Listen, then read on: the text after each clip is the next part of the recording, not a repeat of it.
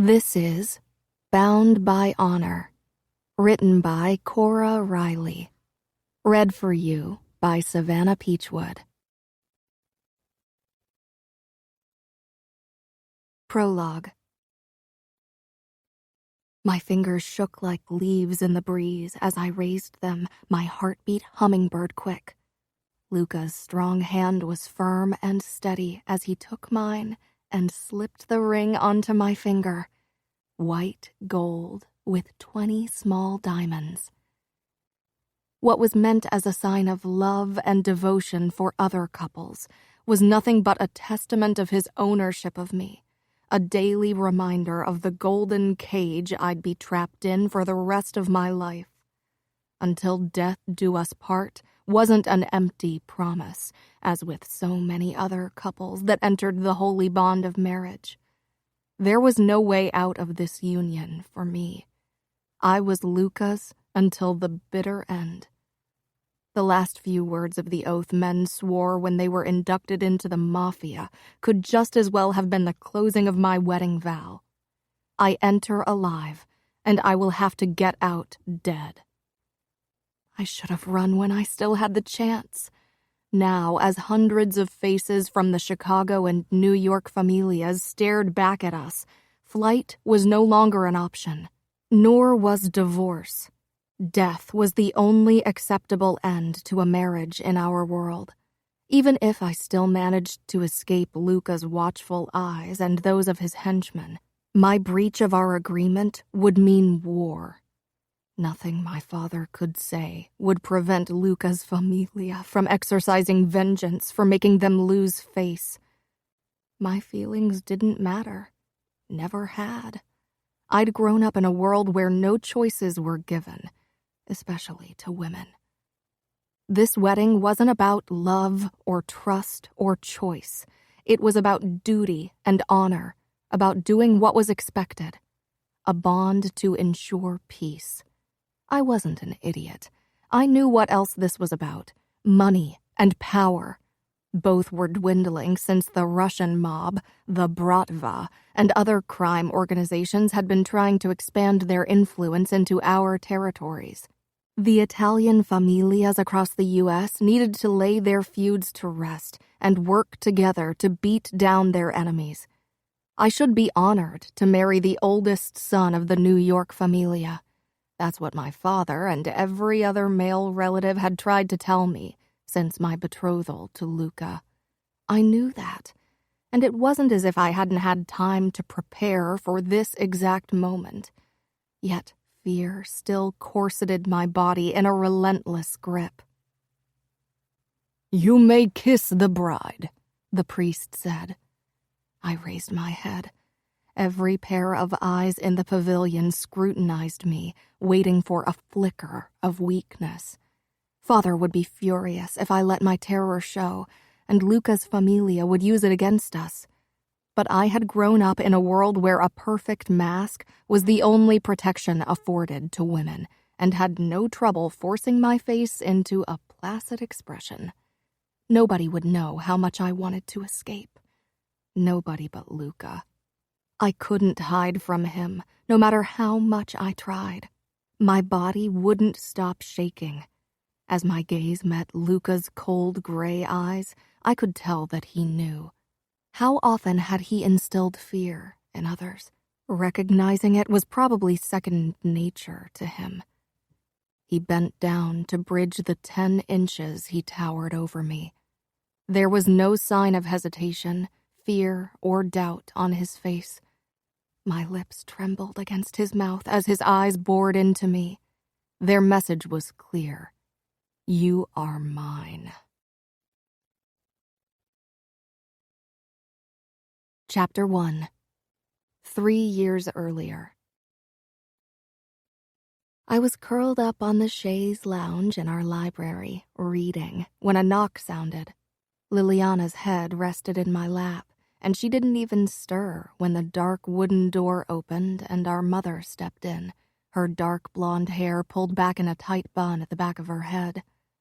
Mother was pale, her face drawn with worry. "Did something happen?" I asked. She smiled, but it was her fake smile. "Your father wants to talk to you in his office." I carefully moved out from under Lily's head and put it down on the chaise. She drew her legs up against her body. She was small for an 11-year-old, but I wasn't exactly tall either at 5'4". None of the women in our family were. Mother avoided my eyes as I walked toward her. Am I in trouble? I didn't know what I could have done wrong. Usually Lily and I were the obedient ones. Gianna was the one who always broke the rules and got punished. "Hurry, don't let your father wait," Mother said simply. My stomach was in knots when I arrived in front of Father's office. After a moment to stifle my nerves, I knocked. "Come in." I entered, forcing my face to remain carefully guarded. Father sat behind his mahogany desk in a wide black leather armchair. Behind him rose the mahogany shelves, filled with books that Father had never read, but they hid a secret entrance to the basement and a corridor leading off the premises. He looked up from a pile of sheets, gray hair slicked back. "Sit." I sank down on one of the chairs across from his desk and folded my hands in my lap, trying not to gnaw on my lower lip. Father hated that. I waited for him to start talking. He had a strange expression on his face as he scrutinized me. "The Bratva and the Triad are trying to claim our territories. They are getting bolder by the day. We're luckier than the Las Vegas familia, who also has to deal with the Mexicans. But we can't ignore the threat the Russians and the Taiwanese pose any longer." Confusion filled me. Father never talked about practicalities to us. Girls didn't need to know about the finer details of the mob business. I knew better than to interrupt him. "We have to lay our feud with the New York familia to rest and combine forces if we want to fight the Bratva." Peace with the familia? Father and every other member of the Chicago outfit hated the familia.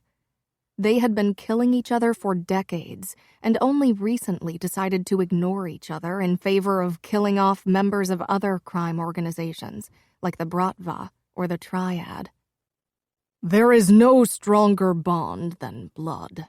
At least the familia got that right." I frowned. "Born in blood, sworn in blood. That's their motto." I nodded, but my confusion only grew. "I met with Salvatore Vitiello yesterday." Father met with the Capo dei Capi, the head of the New York mob? A meeting between New York and Chicago hadn't taken place in a decade, and the last time it hadn't ended well. It was still referred to as Bloody Thursday. And Father wasn't even the boss. He was only the consigliere, the advisor to Fiore Cavallero, who ruled over the outfit, and with it organized crime in the Midwest. "We agreed that for peace to be an option, we had to become family." Father's eyes bored into me, and suddenly I didn't want to hear what else he had to say. "Cavallero and I determined that you would marry his oldest son, Luca, the future Capo di Capi of the familia."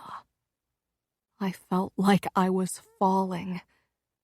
Why me? "Vitiello and Fiore have talked on the phone several times in the last few weeks, and Vitiello wanted the most beautiful girl for his son. Of course, we couldn't give him the daughter of one of our soldiers. Fiore doesn't have daughters, so he said you were the most beautiful girl available." Gianna was just as beautiful, but she was younger. That probably saved her. "There are so many beautiful girls," I choked out. I couldn't breathe. Father looked at me as if I were his most prized possession. "There aren't many Italian girls with hair like yours. Fiore described it as golden," Father guffawed. "You are our door into the New York familia." "But, Father, I'm 15. I can't marry." Father made a dismissive gesture. "If I were to agree, you could. What do we care for laws?" I gripped the armrests so tightly my knuckles were turning white, but I didn't feel pain. Instead, numbness was working its way through my body. "But I told Salvatore that the wedding would have to wait until you turn 18. Your mother was adamant you be of age and finish school. Fiore let her begging get to him." So the boss had told my father the wedding had to wait. My own father would have thrown me into the arms of my future husband at this very moment. My husband. A wave of sickness crashed over me. I knew only 2 things about Luca Vitiello. He would become the head of the New York mob once his father retired or died, and he got his nickname, the Vice, for crushing a man's throat with his bare hands. I didn't know how old he was. My cousin, Bibiana, had to marry a man 30 years her senior. Luca couldn't be that old if his father hadn't retired yet. At least, that's what I hoped. Was he cruel? He'd crushed a man's throat. He'll be the head of the New York mob. "Father," I whispered, "please don't force me to marry that man." Father's expression tightened. "You will marry Luca Vitiello. I shook hands on it with his father, Salvatore. You will be a good wife to Luca, and when you meet him for the engagement celebrations, you'll act like an obedient lady." "Engagement?" I echoed. My voice sounded distant, as if a veil of fog covered my ears. "Of course. It's a good way to establish bonds between our families, and it'll give Luca the chance to see what he's getting out of the deal. We don't want to disappoint him." "When?" I cleared my throat, but the lump remained. "When is the engagement party?" "August. We haven't set a date yet." That was in 2 months. I nodded numbly. I loved reading romance novels, and whenever the couples in them married, I'd pictured how my wedding would be. I'd always imagined it would be filled with excitement and love. Empty dreams of a stupid girl. So I'm allowed to keep attending school? What did it even matter if I graduated? I would never go to college, never work. All I'd be allowed to do was to warm my husband's bed. My throat tightened further and tears prickled in my eyes, but I willed them not to fall. Father hated it when we lost control. "Yes, I told Vitiello that you attended an all-girls Catholic school, which seemed to please him." Of course it did. Couldn't risk my getting anywhere near boys. "Is that all?" "For now." I walked out of the office as if in a trance. I'd turned 15 4 months ago. My birthday had felt like a huge step toward my future, and I'd been excited. Silly me. My life was already over before it even began. Everything was decided for me. I couldn't stop crying. Gianna stroked my hair as my head lay in her lap. She was 13, only 18 months younger than me. But today, those 18 months meant the difference between freedom and a life in a loveless prison. I tried very hard not to resent her for it. It wasn't her fault. "You could try to talk to Father again. Maybe he'll change his mind," Gianna said in a soft voice. "He won't. Maybe Mama will be able to convince him."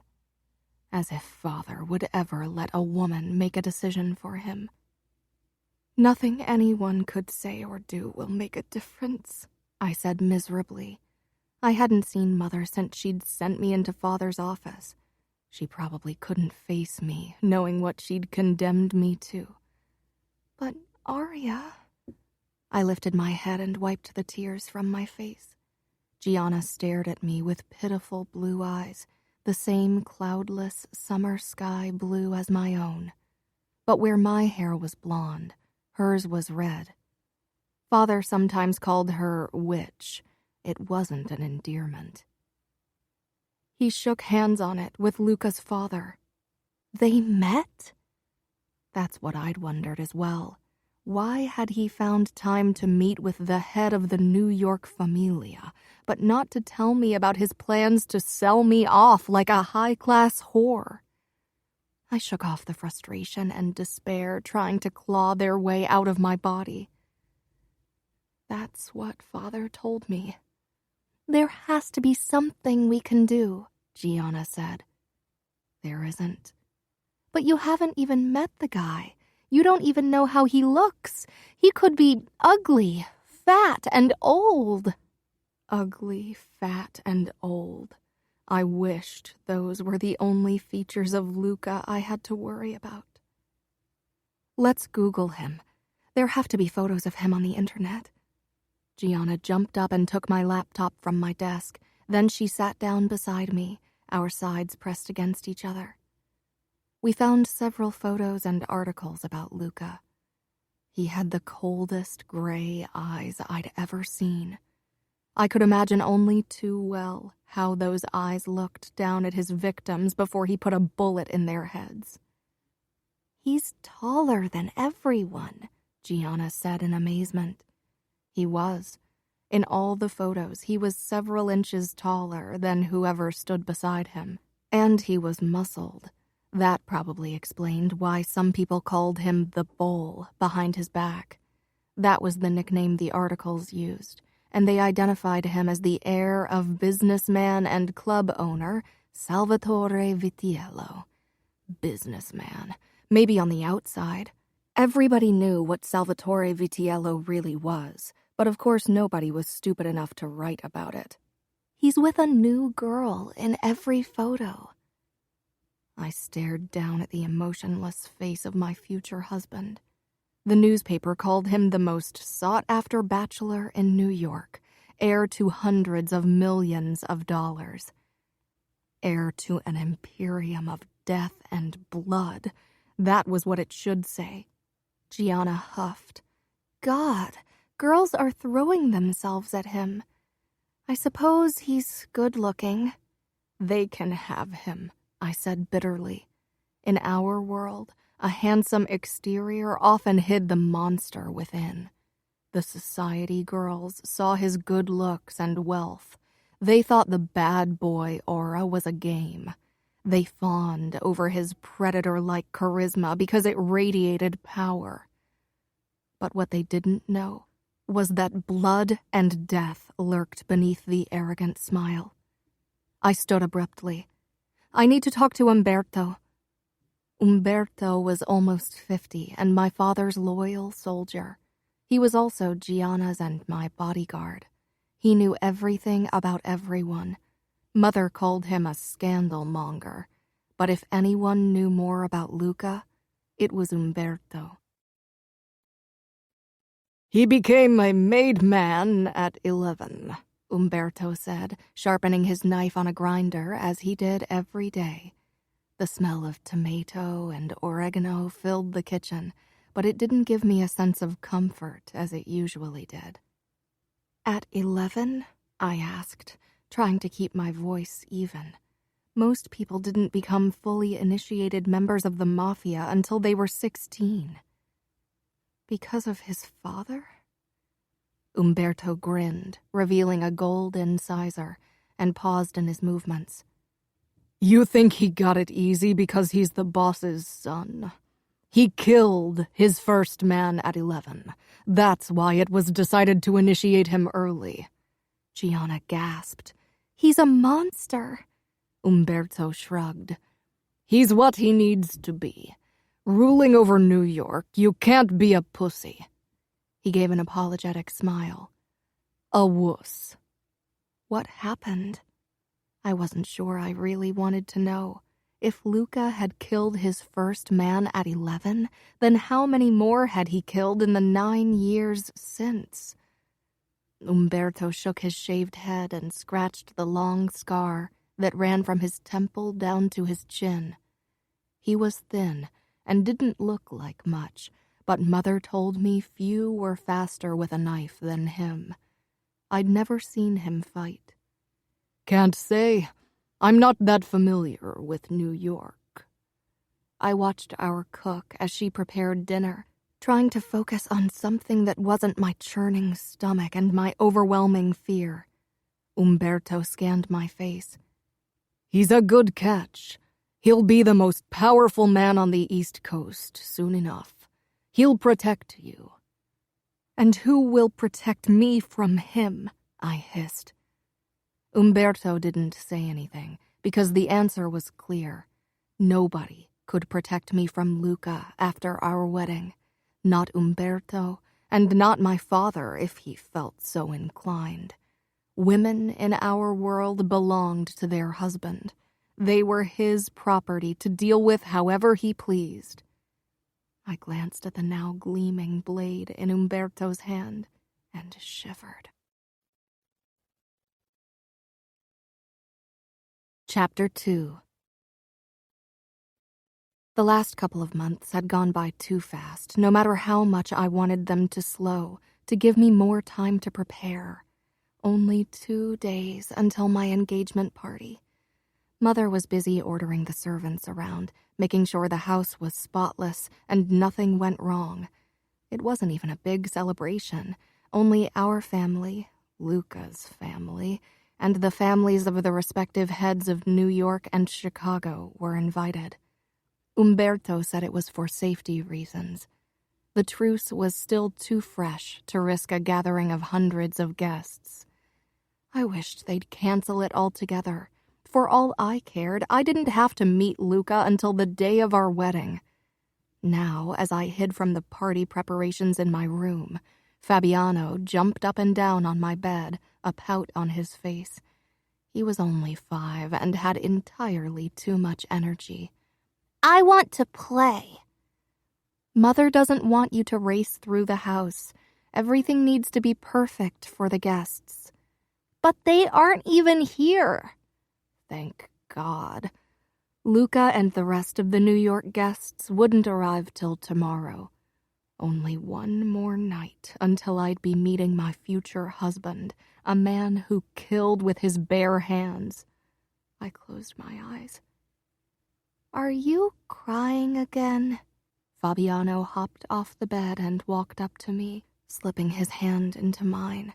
His dark blonde hair was a mess.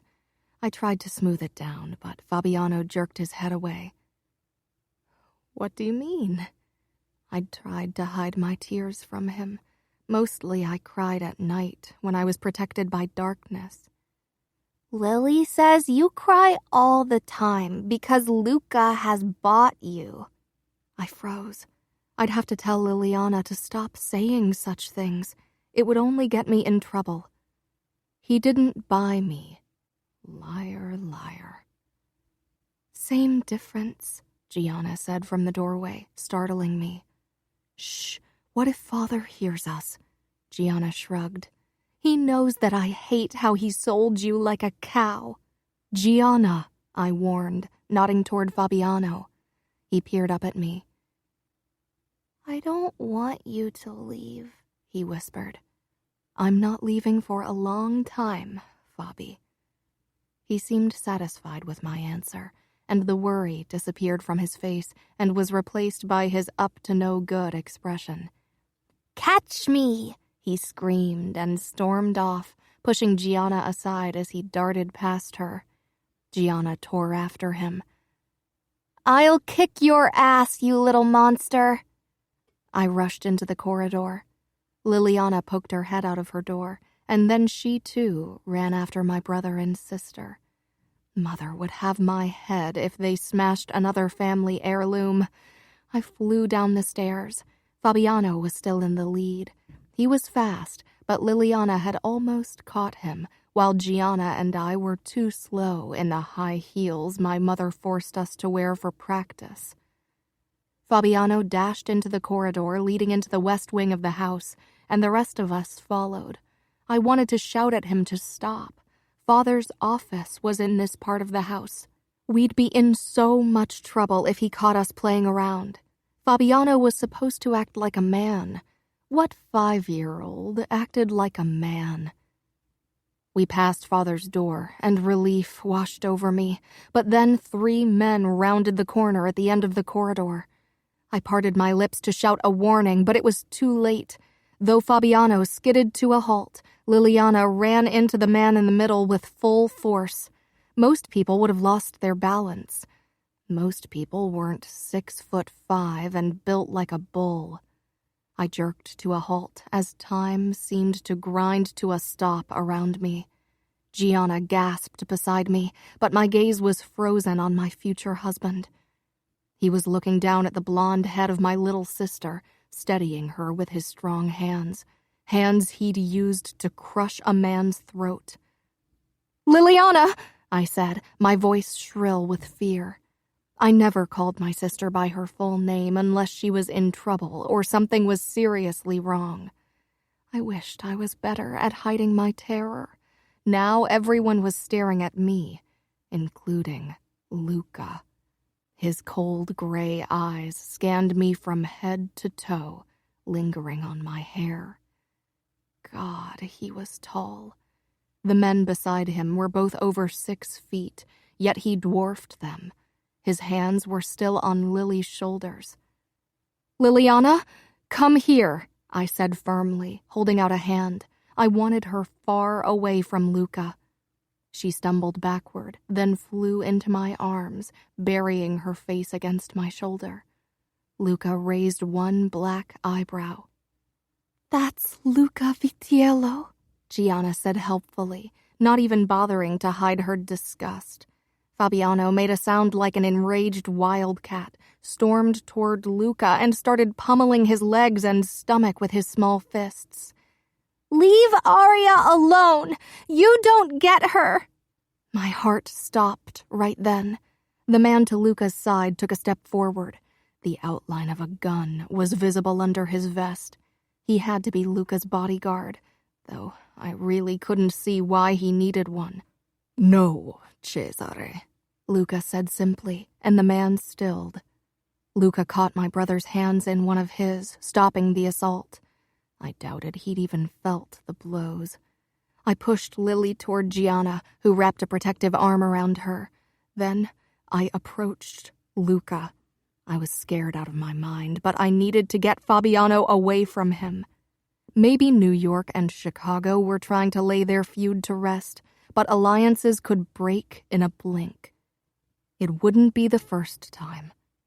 Luca and his men were still the enemy. "What a warm welcome we get. That's the infamous hospitality of the outfit," said the other man with Luca. He had the same black hair, but his eyes were darker. He was a couple of inches shorter than Luca and not as broad, but they were unmistakably brothers. "Matteo," Luca said in a low voice that made me shiver. Fabiano was still snarling and struggling like a wild animal, but Luca held him at arm's length. "Fabiano," I said firmly, gripping his upper arm. "It's enough. That's not how we treat guests." Fabiano froze, then gazed up at me over his shoulder. "He's not a guest. He wants to steal you away, Aria." Matteo chuckled. "This is too good. I'm glad Father convinced me to come." "Ordered you," Luca corrected, but he didn't take his eyes off of me. I couldn't return his gaze.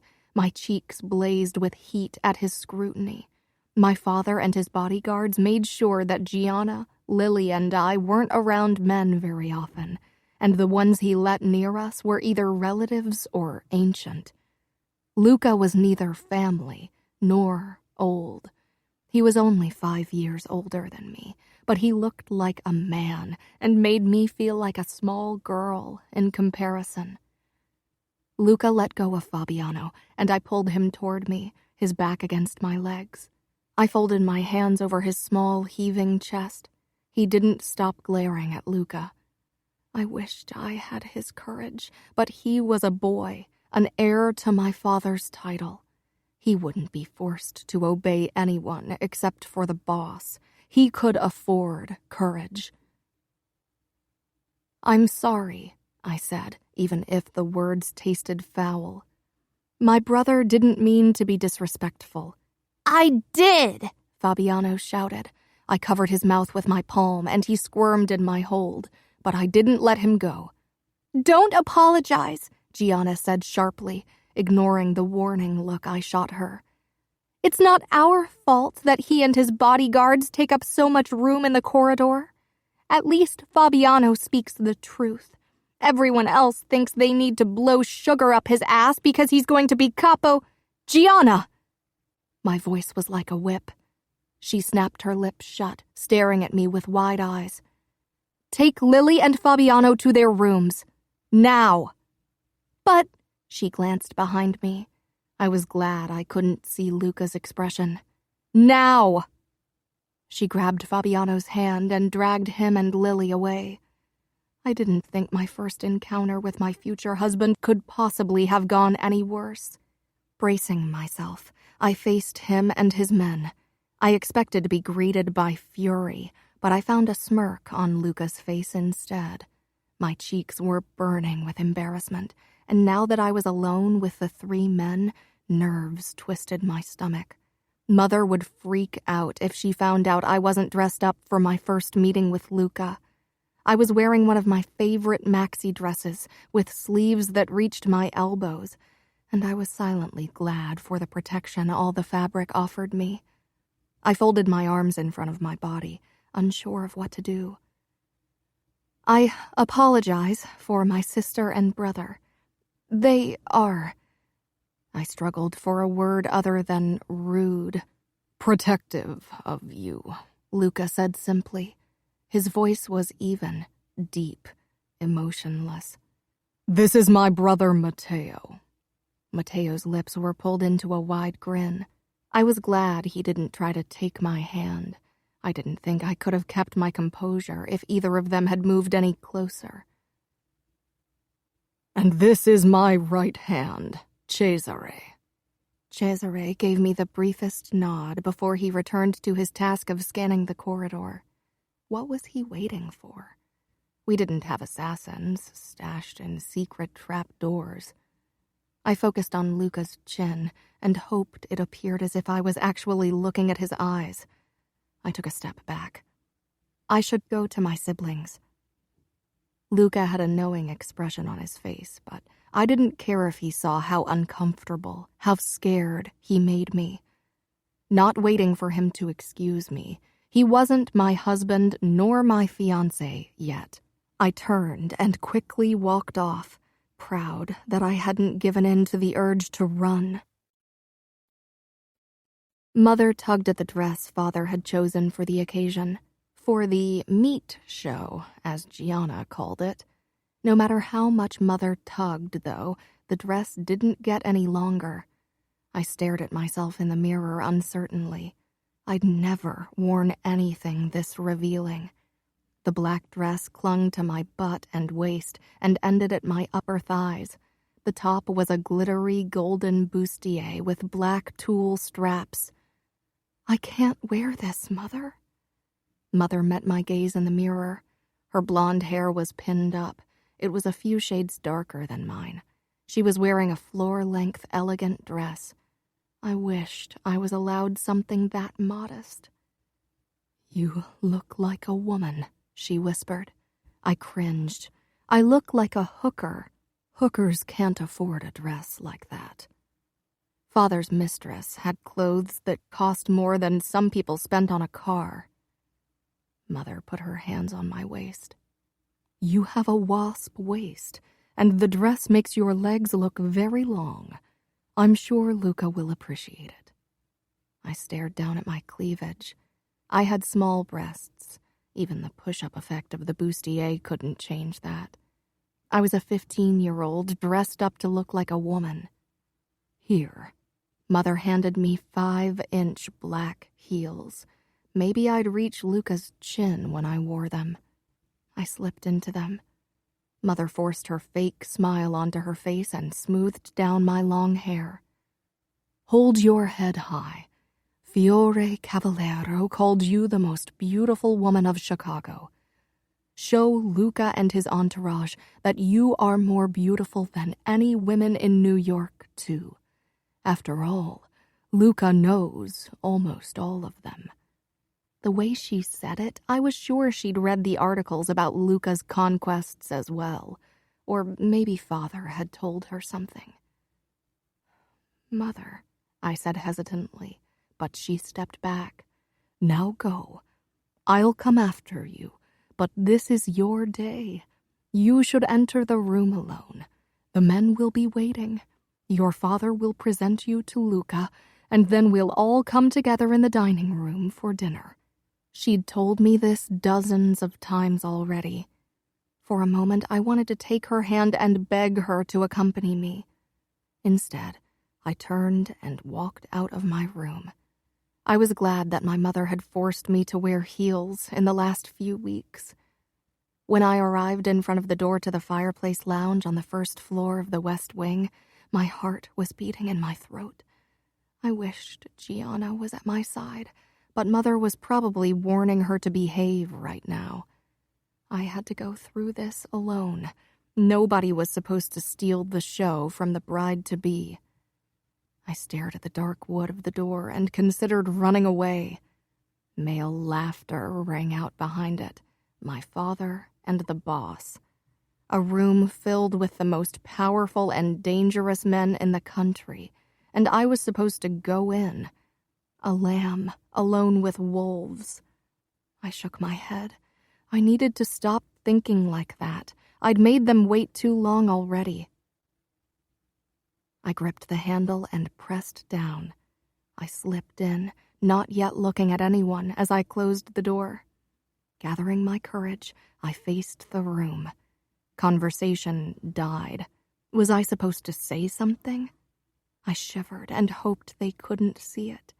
My father looked like the cat that got the cream. My eyes sought Luca, and his piercing stare rendered me motionless. I held my breath. He put down a glass with a dark liquid with an audible clank. If nobody said something soon, I'd flee the room. I quickly scanned the faces of the gathered men. From New York, there were Matteo, Luca, and Salvatore Vitiello, and 2 bodyguards, Cesare and a young man I didn't know. From the Chicago outfit, there were my father, Fiore Cavallero, and his son, the future head, Dante Cavallero, as well as Umberto and my cousin, Raffaele, whom I hated with the fiery passion of 1,000 suns. And off to the side stood poor Fabiano, who had to wear a black suit like everyone else. I could see that he wanted to run toward me to seek solace, but he knew what Father would say to that.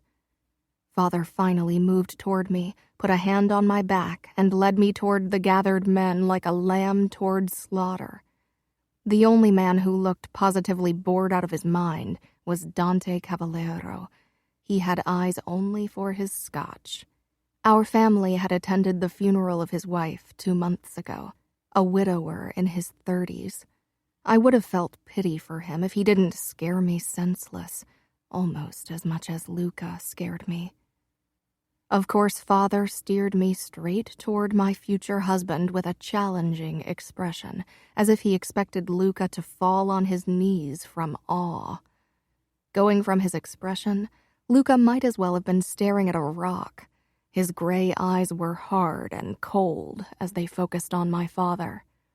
This is my daughter, Aria. Apparently, Luca hadn't mentioned our embarrassing encounter. Fiore Cavallero spoke up. I didn't promise too much, did I? I wished the ground would open and swallow me whole. I had never been submitted to so much attention. The way Raffaele looked at me made my skin crawl. He'd been initiated only recently and had turned 18 2 weeks ago. Since then, he'd been even more obnoxious than before. "You didn't," Luca said simply. Father looked obviously put off. Without anyone noticing, Fabiano had snuck up behind me and slipped his hand into mine. Well, Luca had noticed and was staring at my brother, which brought his gaze entirely too close to my naked thighs. I shifted nervously, and Luca looked away. "Maybe the future bride and husband want to be alone for a few minutes," Salvatore Vitiello suggested. My eyes jerked in his direction, and I didn't manage to hide my shock fast enough. I was sure Luca had noticed, but he didn't seem to care. My father smiled and turned to leave. I couldn't believe it. "Should I stay?" Umberto asked. I gave him a quick smile, which disappeared when my father shook his head. "Give them a few minutes alone," he said. Salvatore Vitiello actually winked at Luca. They all filed out until only Luca, Fabiano, and I were left. "Fabiano!" came my father's sharp voice. "Get out of there now!" Fabiano reluctantly let go of my hand and left, but not before sending Luca the deadliest look a 5-year-old could manage. Luca's lips quirked. Then the door closed, and we were alone. What had Luca's father's wink meant? I peeked up at Luca. I had been right. With my high heels, the top of my head grazed his chin. He looked out the window, not sparing me a single glance. Dressing me up like a hooker didn't make Luca any more interested in me. Why would he be? I'd seen the women he dated in New York. They would have filled out the bustier better. "Did you choose the dress?" I jumped, startled that he'd spoken. His voice was deep and calm. Was he ever anything but? "No," I admitted. "My father did." Luca's jaw twitched. I couldn't read him, and it was making me increasingly nervous. He reached into the inside of his jacket, and for a ridiculous second, I actually thought he was pulling a gun on me. Instead, he held a black box in his hand. He turned toward me, and I stared intently at his black shirt. Black shirt, black tie, black jacket. Black like his soul. This was a moment millions of women dreamed of. But I felt cold when Luca opened the box. Inside sat a white gold ring with a big diamond in the center, sandwiched between 2 marginally smaller diamonds. I didn't move. Luca held out his hand when the awkwardness between us reached its peak. I flushed and extended my hand. I flinched when his skin brushed mine.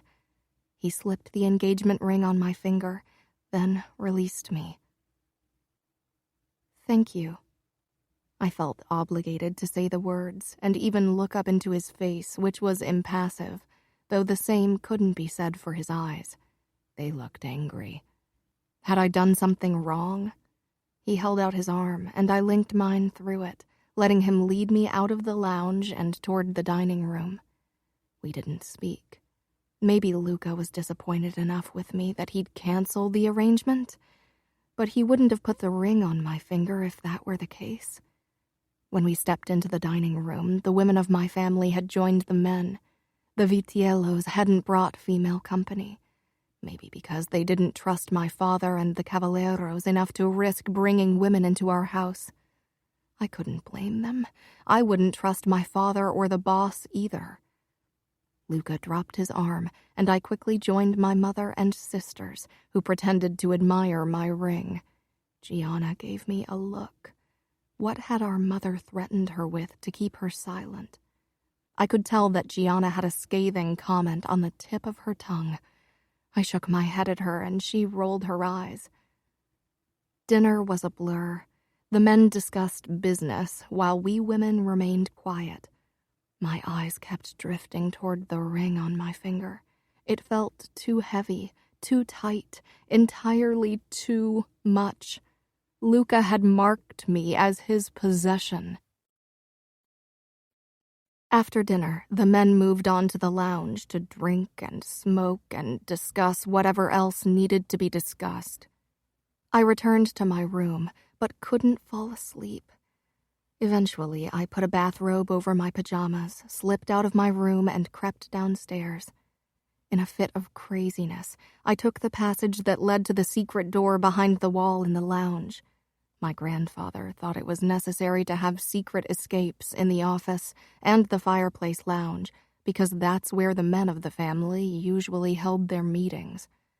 I wondered what he thought would happen to the women after the men had all fled through the secret passage. I found Gianna with her eyes pressed against the peephole of the disguised door. Of course, she was already there. She whirled around, eyes wide, but relaxed when she spotted me. "What's going on in there?" I said in a bare whisper, worried the men in the lounge would overhear us. Gianna moved to the side so I could peer through the second peephole. "Almost everyone's already gone. Father and Cavallero have details to discuss with Salvatore Vitiello. It's only Luca and his entourage now." I squinted through the hole, which gave me a perfect view of the chairs crowded around the fireplace. Luca leaned against the marble ledge of the fireplace, legs casually crossed, a glass of scotch in his hand. His brother, Matteo, lounged in an armchair beside him, legs wide apart, and that wolfish grin on his face. Cesare and the second bodyguard they'd called Romero during dinner sat in the other armchairs. Romero looked to be the same age of Matteo, so around 18. Barely men by society's standard, but not in our world. "It could have been worse," Matteo said, grinning. He might not have looked quite as deadly as Luca, but something in his eyes told me he was only able to hide it better. "She could have been ugly, but holy fuck, your little fiancé is a vision. That dress, that body, that hair and face," Matteo whistled. It seemed as if he was provoking his brother on purpose. "She's a child," Luca said dismissively. Indignation rose in me, but I knew I should be glad that he didn't look at me like a man looked at a woman. "She didn't look like a child to me," Matteo said, then clucked his tongue. He nudged the older man, Cesare. "What do you say? Is Luca blind?" Cesare shrugged with a careful glance at Luca. "I didn't look at her closely." "What about you, Romero? You got functioning eyes in your head?" Romero glanced up, then quickly looked back down to his drink. Matteo threw his head back and laughed. "Fuck, Luca. Did you tell your men you'd cut their dicks off if they looked at that girl? You aren't even married to her." "She's mine," Luca said quietly, sending a chill down my back with his voice, not to mention his eyes. He looked at Matteo, who shook his head. "For the next 3 years, you'll be in New York and she will be here. You can't always keep an eye on her. Or do you intend to threaten every man in the outfit? You can't cut off all of their dicks. Maybe Scuderi knows of a few eunuchs who can keep watch over her." "I'll do what I have to," Luca said, swirling the drink in his glass. "Cesare, find the 2 idiots who are supposed to guard Aria." The way my name rolled off his tongue made me shiver. I didn't even know I had 2 guards now. Umberto had always protected me and my sisters. Cesare left immediately and returned 10 minutes later with Umberto and Raffaele, both looking butthurt that they'd been summoned like dogs by someone from New York. Father was a step behind them. "What's the meaning of this?" Father asked. "I want to have a word with the men you chose to protect what's mine." Gianna huffed beside me, but I pinched her. Nobody could know we were listening in on this conversation. Father would throw a fit if we revealed the position of his secret door. They are good soldiers, both of them. Raffaele is Aria's cousin, and Umberto has worked for me for almost 2 decades. I'd like to decide for myself if I trust them, Luca said. I held my breath. That was as close to an insult as he could get without actually speaking against my father openly. Father's lips thinned, but he gave a curt nod. He remained in the room. Luca stepped up to Umberto. I hear you are good with the knife. The best, Father interjected. A muscle in Luca's jaw twitched. Not as good as your brother, as rumor has it, Umberto said with a nod toward Matteo, who flashed him a sharp grin. But better than any other man in our territory, Umberto admitted eventually. Are you married? Umberto nodded. For 21 years. That's a long time, Matteo said. Aria must look awfully delicious in comparison to your old wife. I stifled a gasp. Umberto's hand twitched an inch toward the holster around his waist. Everyone saw it. Father watched like a hawk, but didn't interfere. Umberto cleared his throat. I've known Aria since her birth. She is a child. She won't be a child for much longer, Luca said. She will always be a child in my eyes, and I'm faithful to my wife. Umberto glared at Matteo. If you insult my wife again, I'll ask your father for permission to challenge you in a knife fight to defend her honor, and I'll kill you. This would end badly. Matteo inclined his head. You could try. He bared his white teeth. But you would not succeed. Luca crossed his arms, then gave a nod. I think you are a good choice, Umberto. Umberto stepped back, but kept his gaze fixed on Matteo, who ignored him. Luca's eyes settled on Raffaele, and he dropped whatever civility had cloaked the monster within until that point. He moved so close to Raffaele that my cousin had to tilt his head back to return the stare. Raffaele tried to keep his expression arrogant and self-confident, but he looked like a Chihuahua pup attempting to impress a Bengal tiger. He and Luca might as well have been 2 different species. He's family. Are you honestly going to accuse him of having an interest in my daughter?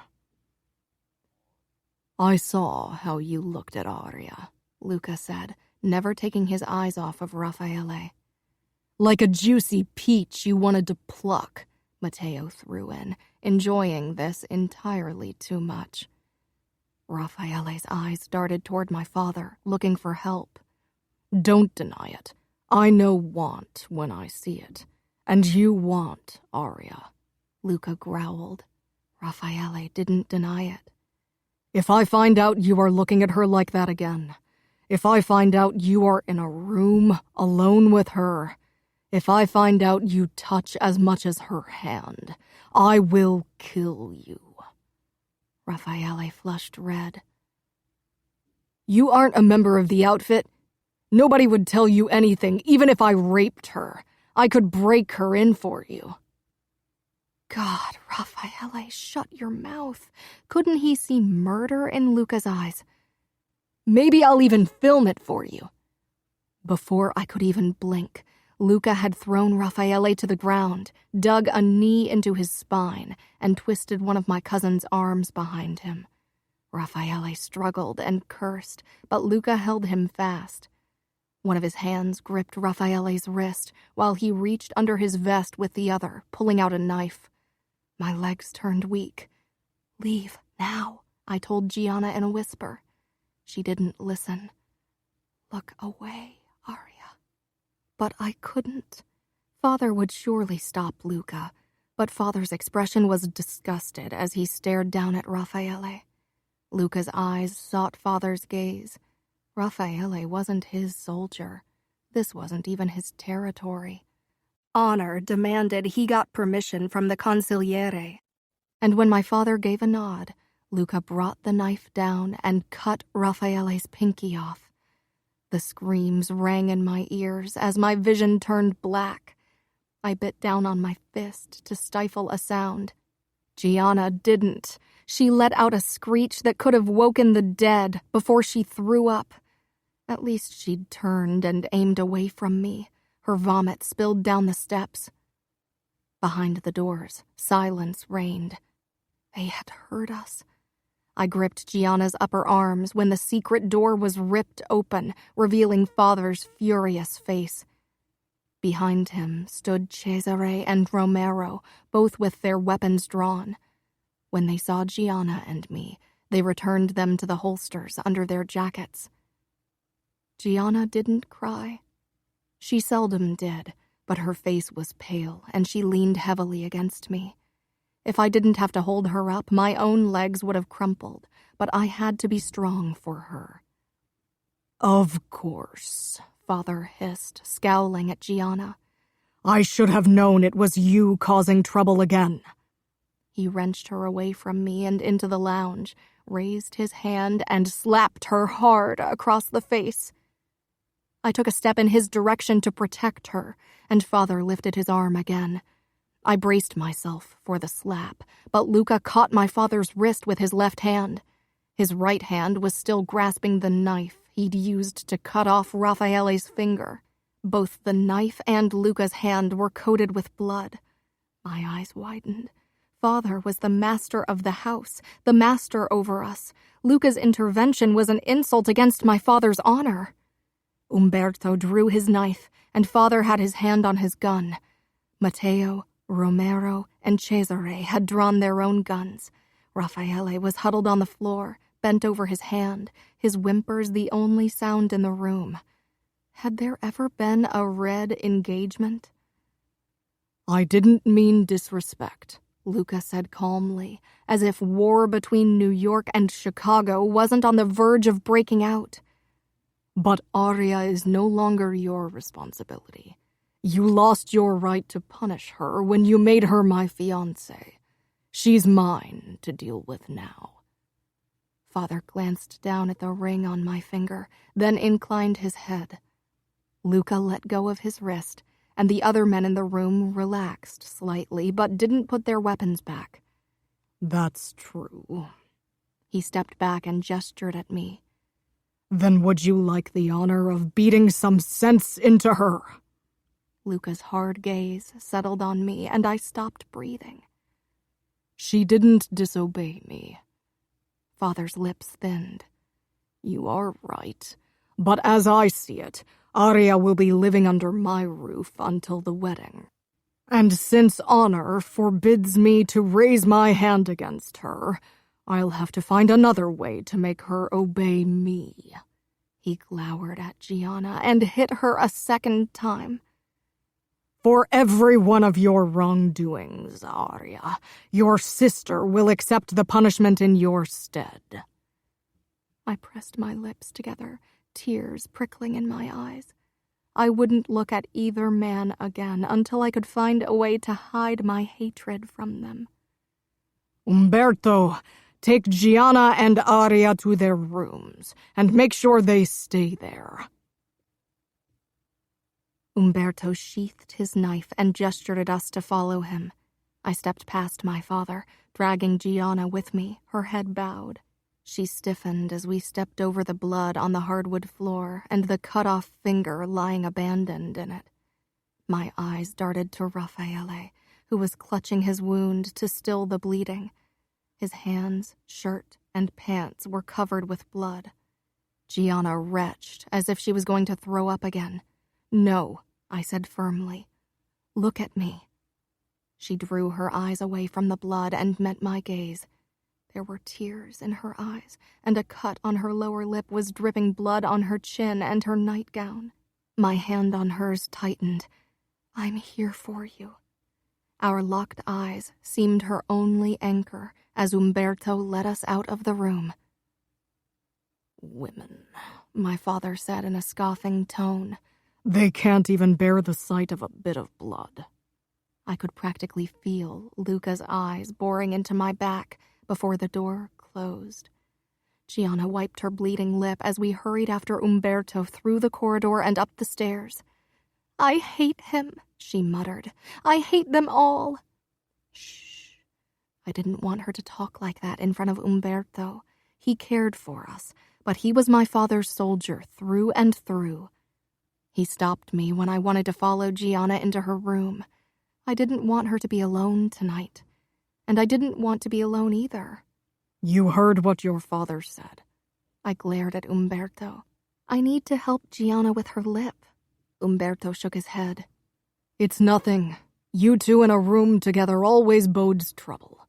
Do you think it's wise to irk your father any more tonight?" Umberto closed Gianna's door and gently pushed me in the direction of my room next to hers. I stepped in, then turned to him. A room full of grown men watches a man beat a helpless girl. That's the famous courage of made men. Your future husband stopped your father. From hitting me, not Gianna. Umberto smiled like I was a stupid child. Luca might rule over New York, but this is Chicago, and your father is consigliere.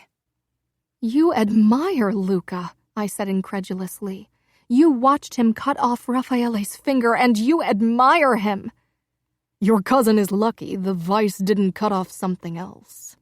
Luca did what every man would have done. Maybe every man in our world. Umberto patted my head like I was an adorable kitten. Go to sleep. Will you be guarding my door all night to make sure I don't sneak out again? I challenged him. Better get used to it. Now that Luca's put a ring on your finger, he'll make sure you're always guarded. I slammed the door shut. Guarded. Even from afar, Luca would be controlling me. I'd thought my life would go on as it used to until the wedding, but how could it when everyone knew what the ring on my finger meant? Raffaele's pinky was a signal, a warning. Luca had made his claim on me and would enforce it in cold blood. I didn't extinguish the lights that night, worried the darkness would bring back images of blood and cut off limbs. They came anyway. Chapter 3. My breath clouded as it left my lips. Even my thick coat couldn't protect me from Chicago's winter. Snow crunched under my boots as I followed Mother along the pavement toward the brick building, which harbored the most luxurious wedding store in the Midwest. Umberto trailed closely behind, my constant shadow. Another of my father's soldiers made up the rear, behind my sisters. Revolving brass doors led us into the brightly lit store, and the owner and her 2 assistants immediately greeted us. "Happy birthday, Ms. Scuderi," she said in her lilting voice. I forced a smile. My 18th birthday was supposed to be a day for celebration. Instead, it only meant I was another step closer to marrying Luca. I hadn't seen him since that night he'd cut off Raffaele's finger.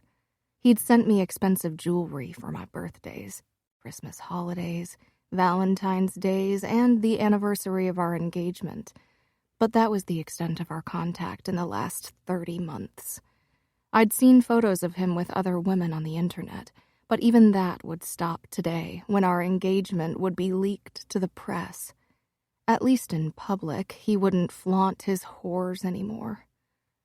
I didn't kid myself into thinking he wasn't still sleeping with them, and I didn't care. As long as he had other women to screw, he'd hopefully not think about me in that way. "Only 6 months until your wedding, if I'm correctly informed," the shop owner piped. She was the only person who looked excited. No surprise, really. She would make a lot of money today. The wedding that marked the final union of the Chicago and the New York Mafia was supposed to be a splendid affair. Money was irrelevant. I inclined my head. 166 days until I had to exchange one golden cage for another. Gianna gave me a look that made it clear what she thought of the matter, but she kept her mouth shut. At 16 and a half, Gianna had finally learned to rein in her outbursts. Mostly. The shop owner led us into the fitting room. Umberto and the other man stayed outside the drawn curtains. Lily and Gianna plopped down on the plush white couch, while Mother began browsing the wedding gowns on display. I stood in the middle of the room. The sight of all the white tulle, silk, gossamer, and brocade, and my knowledge of what it stood for, corded up my throat. I'd be a married woman soon. Quotes about love decorated the walls of the fitting room. They felt like a taunt, considering the harsh reality that was my life. What was love but a silly dream? I could feel the eyes of the shop owner and her assistants on me, and squared my shoulders before I joined my mother. Nobody could know that I wasn't the happy bride-to-be, but a pawn in a game of power. Eventually, the shop owner approached us and showed us her most expensive gowns. "What kind of gown would your future husband prefer?" she asked pleasantly. "The naked kind," Gianna said, and my mother shot her a glare. I flushed, but the shop owner laughed as if it was all too delightful. "There's time for that on the wedding night, don't you think?" she winked. I reached for the most expensive dress in the collection, a dream of brocade. The bustier was embroidered with pearls and silvery threads forming a delicate flower pattern. "Those are platinum threads," the shop owner said. That explained the price. "I think your groom will be pleased with your choice." Then she knew him better than I did. Luca was as much a stranger to me today as he had been almost 3 years ago. The wedding would be held in the vast gardens of the Vitiello mansion in the Hamptons. Everyone was already abuzz with the preparations. I hadn't set foot into the house or even the premises yet, but my mother kept me up to date, not that I'd asked her to. The moment my family had arrived in New York a few hours ago, my sisters and I had huddled together in our suite in the Mandarin Oriental Hotel in Manhattan. Salvatore Vitiello had suggested we live in one of the many rooms in the mansion until the wedding in 5 days, but my father had declined. 3 years of tentative cooperation, and they still didn't trust each other. I was glad. I didn't want to set foot into the mansion until I had to. Father had agreed to let me share a suite with Lily and Gianna, so he and Mother had a suite for themselves. Of course, a bodyguard was stationed in front of all 3 doors to our suite. "Do we really have to attend the bridal shower tomorrow?" Lily asked. Her bare legs swung over the backrest of the sofa. Mother always said Nabokov must have had Liliana in mind when he wrote Lolita. While Gianna provoked with her words, Lily used her body for that. She'd turned 14 in April, a child who flaunted her tentative curves to get a rise out of everyone around us. She looked like the teen model, Tilan Blondo, only her hair was a bit lighter and she didn't have a gap between her front teeth. It worried me. I knew it was her way of rebelling against the gilded cage that was our life, but while Father's soldiers regarded her flirting with amusement, there were others out there who would love to misunderstand it. "Of course we have to," Gianna muttered. "Aria is the happy bride, remember?" Lily snorted. "Sure." She sat up abruptly. "I'm bored. Let's go shopping." Umberto wasn't enthused about the suggestion. Even with another of my father's bodyguards at his side, he claimed it was almost impossible to keep us under control. Eventually, he relented, as he always did. We were shopping in a store that sold sexy, rocker chick-like outfits that Lily desperately wanted to try on, when I got a message from Luca. It was the first time he'd contacted me directly, and for a long time I could only stare at my screen. Gianna peered over my shoulder in the dressing room. "Meet me at your hotel at 6, Luca. How nice of him to ask." "What does he want?" I whispered. I'd hoped I wouldn't have to see him until August 10th, the day of our wedding. "Only one way to find out," Gianna said, checking her reflection. I was nervous.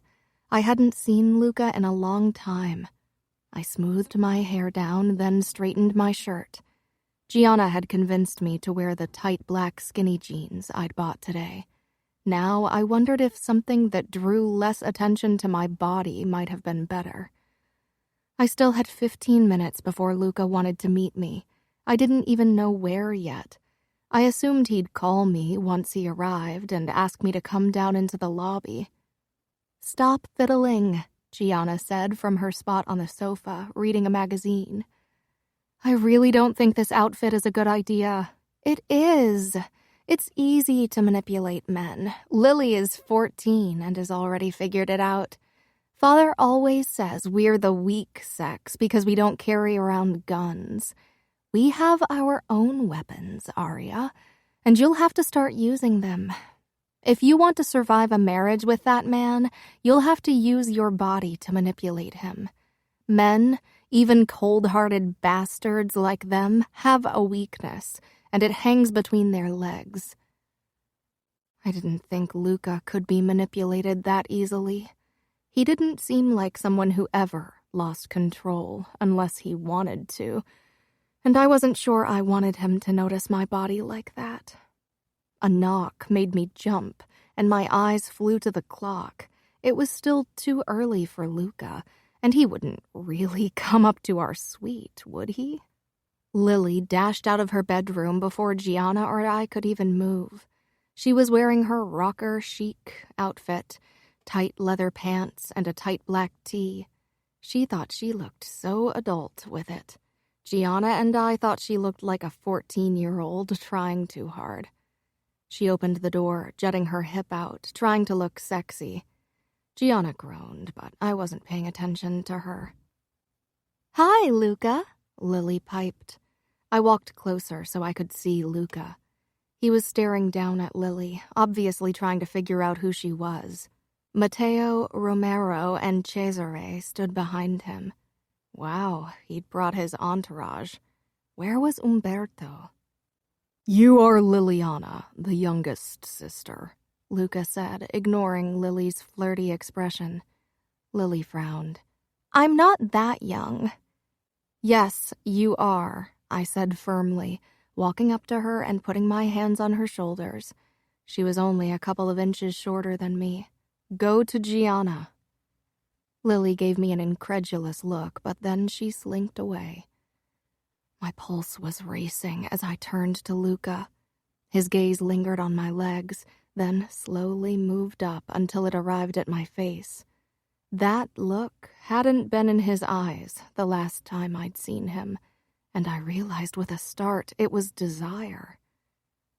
"I didn't know we'd meet in my suite," I said, then realized I should have greeted him or at least tried to sound less rude. "Are you going to let me in?" I hesitated. Then I stepped back and let the men walk past me. Only Cesare stayed outside. He closed the door, even though I would have preferred to keep it ajar. Matteo sauntered over to Gianna, who quickly sat up and gave him her nastiest look. Lily, of course, smiled at him. "Can I see your gun?" Matteo grinned at her, but before he could reply, I said, "No, you can't." I could feel Luca's eyes on me, lingering on my legs and butt again. Gianna gave me an "I told you so" look. She wanted me to use my body.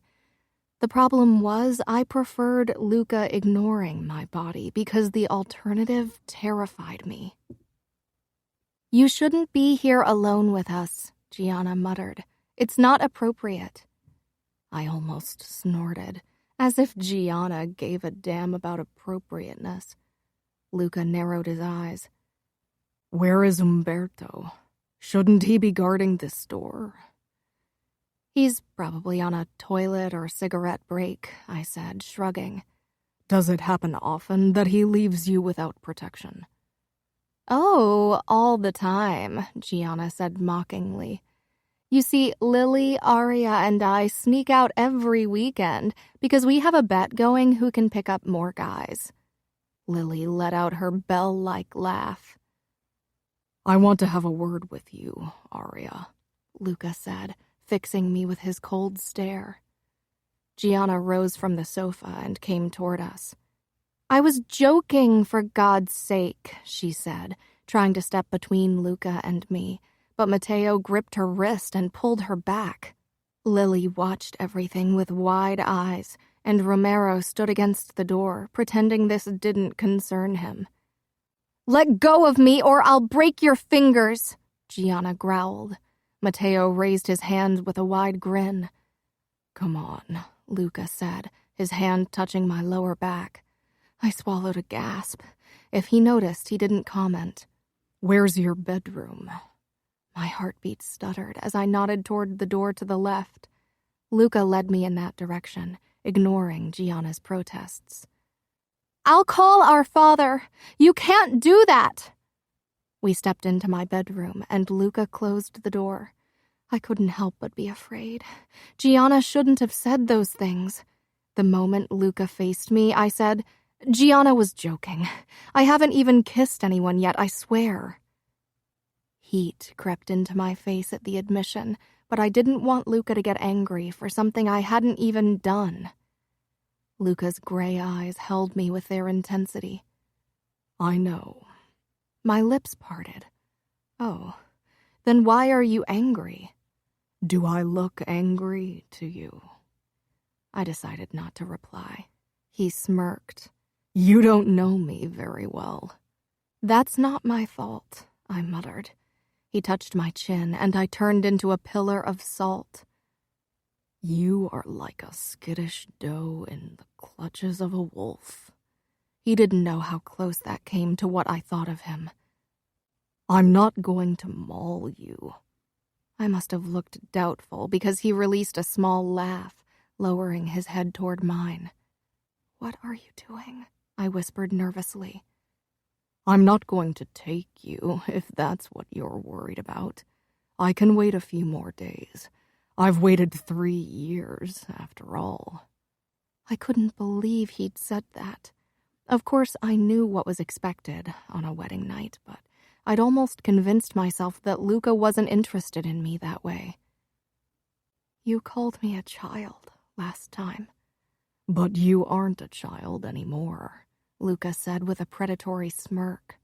His lips were less than an inch from mine. You're making this really hard. I can't kiss you if you look at me like that. Then maybe I should give you that look on our wedding night, I challenged. Then maybe I'll have to take you from behind so I don't have to see it. My face fell, and I stumbled away, my back colliding with the wall. Luca shook his head. Relax, I was joking, he said quietly. I'm not a monster. Aren't you? His expression hardened, and he straightened, drawing up to his full height again. I regretted my words, even though they were the truth. I wanted to discuss the matter of your protection with you, he said in an emotionless, formal voice. Once you move into my penthouse after the wedding, Cesare and Romero will be responsible for your safety. But I want Romero at your side until then.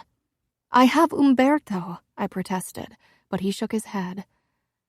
Apparently, he's taking too many toilet breaks. Romero won't leave your side from now on. Will he watch me when I shower, too? If I want him to. I raised my chin, trying to quench my anger. You would let another man see me naked? You must really trust Romero not to take advantage of the situation. Luca's eyes blazed. Romero is loyal. He leaned close. Don't worry. I'll be the only man to ever see you naked. I can't wait." His eyes traveled over my body. I crossed my arms over my chest and averted my eyes.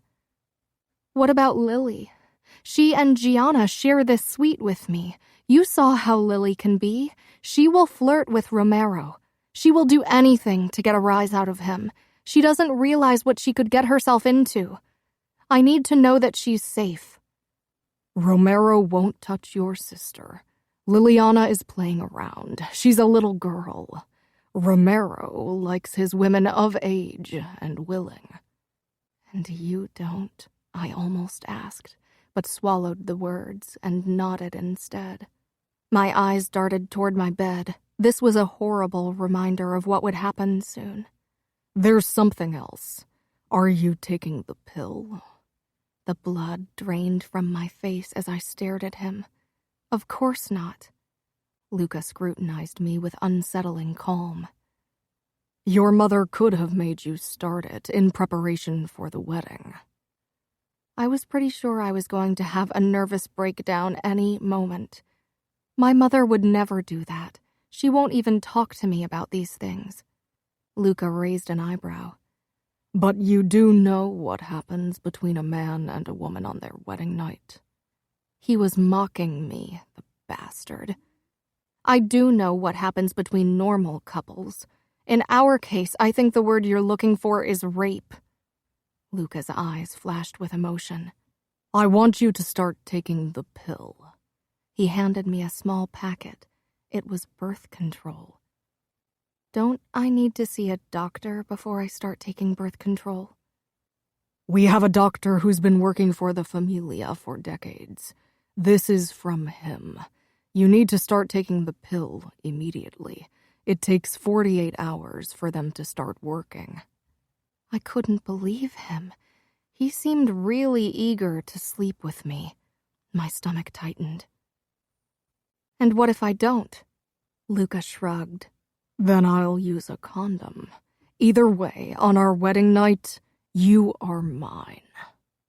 He opened the door and gestured for me to move. As if in a trance, I walked into the living area of the suite. I hadn't meant to make him angry, but now it was too late. It probably wasn't the last time anyway. Umberto stood beside Gianna and Lily, looking annoyed. He frowned at Luca. "What are you doing here? You should pay better attention in the future and keep your breaks to a minimum," Luca told him. "I was gone for only a few minutes, and there were guards in front of the other doors." Gianna smirked. Matteo's eyes were locked on her. "What are you looking at?" she snapped. Matteo leaned forward. "At your hot body." "Then keep looking," she gave a one-shoulder shrug. "Because that's all you'll ever get to do with my hot body." "Stop it," Umberto warned. I wasn't looking at him, but at Matteo, who had a calculating expression on his face. "Romero will take over the watch duty until the wedding," Luca said. Umberto opened his mouth, but Luca raised a hand. "It's done." He turned to Romero, who straightened at once. They walked a few steps away from us. Gianna pressed up to me. "What does he mean?" "Romero is my new bodyguard. He just wants to control you."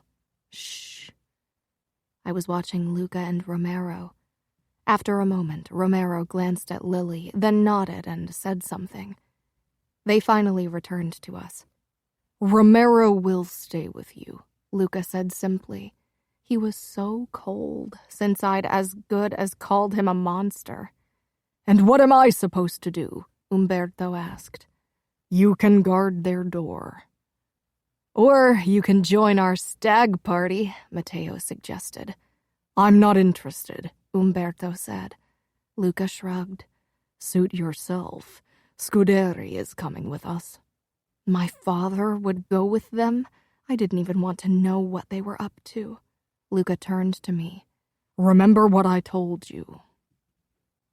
I didn't say anything, only clutched the pill packet in my hand. Without another word, Luca and Matteo left. Romero held the door open. You can leave too, he told Umberto, who glared but walked out after a moment. Romero shut the door and locked it. Gianna gaped. You can't be serious. Romero leaned against the door, arms clasped in front of him. He didn't react. Come, Gianna. I pulled her with me toward the couch and plopped down. Lily was already kneeling on the armchair, watching Romero with rapt attention. Gianna's eyes flitted down to my hand. What's this? Birth control? Don't tell me that asshole gave it to you just now so he can screw you on your wedding night. I pressed my lips together. You aren't going to take them, right? I have to. It won't stop Luca if I don't. He'll only be angry. Gianna shook her head, but I gave her a pleading look. I don't want to argue with you. Let's watch a movie, okay? I really need the distraction. After a moment, Gianna nodded. We picked out a random movie, but it was difficult to focus with Romero guarding us. Are you going to stand there all night? I asked eventually. You're making me nervous. Can't you sit down at least? He moved toward the vacant armchair and sank down. He shrugged off his jacket, revealing a white shirt and a holster holding 2 guns and a long knife. Wow, Lily breathed. She stood and walked over to him. He kept his attention on the door. She stepped in his way, and he had no choice but to look up at her. She smiled, then quickly slipped into his lap, and he tensed. I leaped off the sofa and wrenched her off him. Lily, what's the matter with you? You can't act like that. One day a man is going to take advantage of you. Many men had trouble understanding that provocative clothes and actions didn't mean a woman was asking for it. Romero straightened in the chair. He won't hurt me. Luca forbade him, right? He could steal your virtue and cut your throat afterward so you can't tell anyone, Gianna said offhandedly. I shot her a glare. Lily's eyes grew wide. I wouldn't, Romero said, startling us with his voice. You shouldn't have said that, Gianna muttered. Now she's going to fawn over you. Lily, go to bed, I ordered, and she did under loud protest. I'm sorry, I said. She doesn't know what she's doing. Romero nodded. Don't worry, I have a sister her age.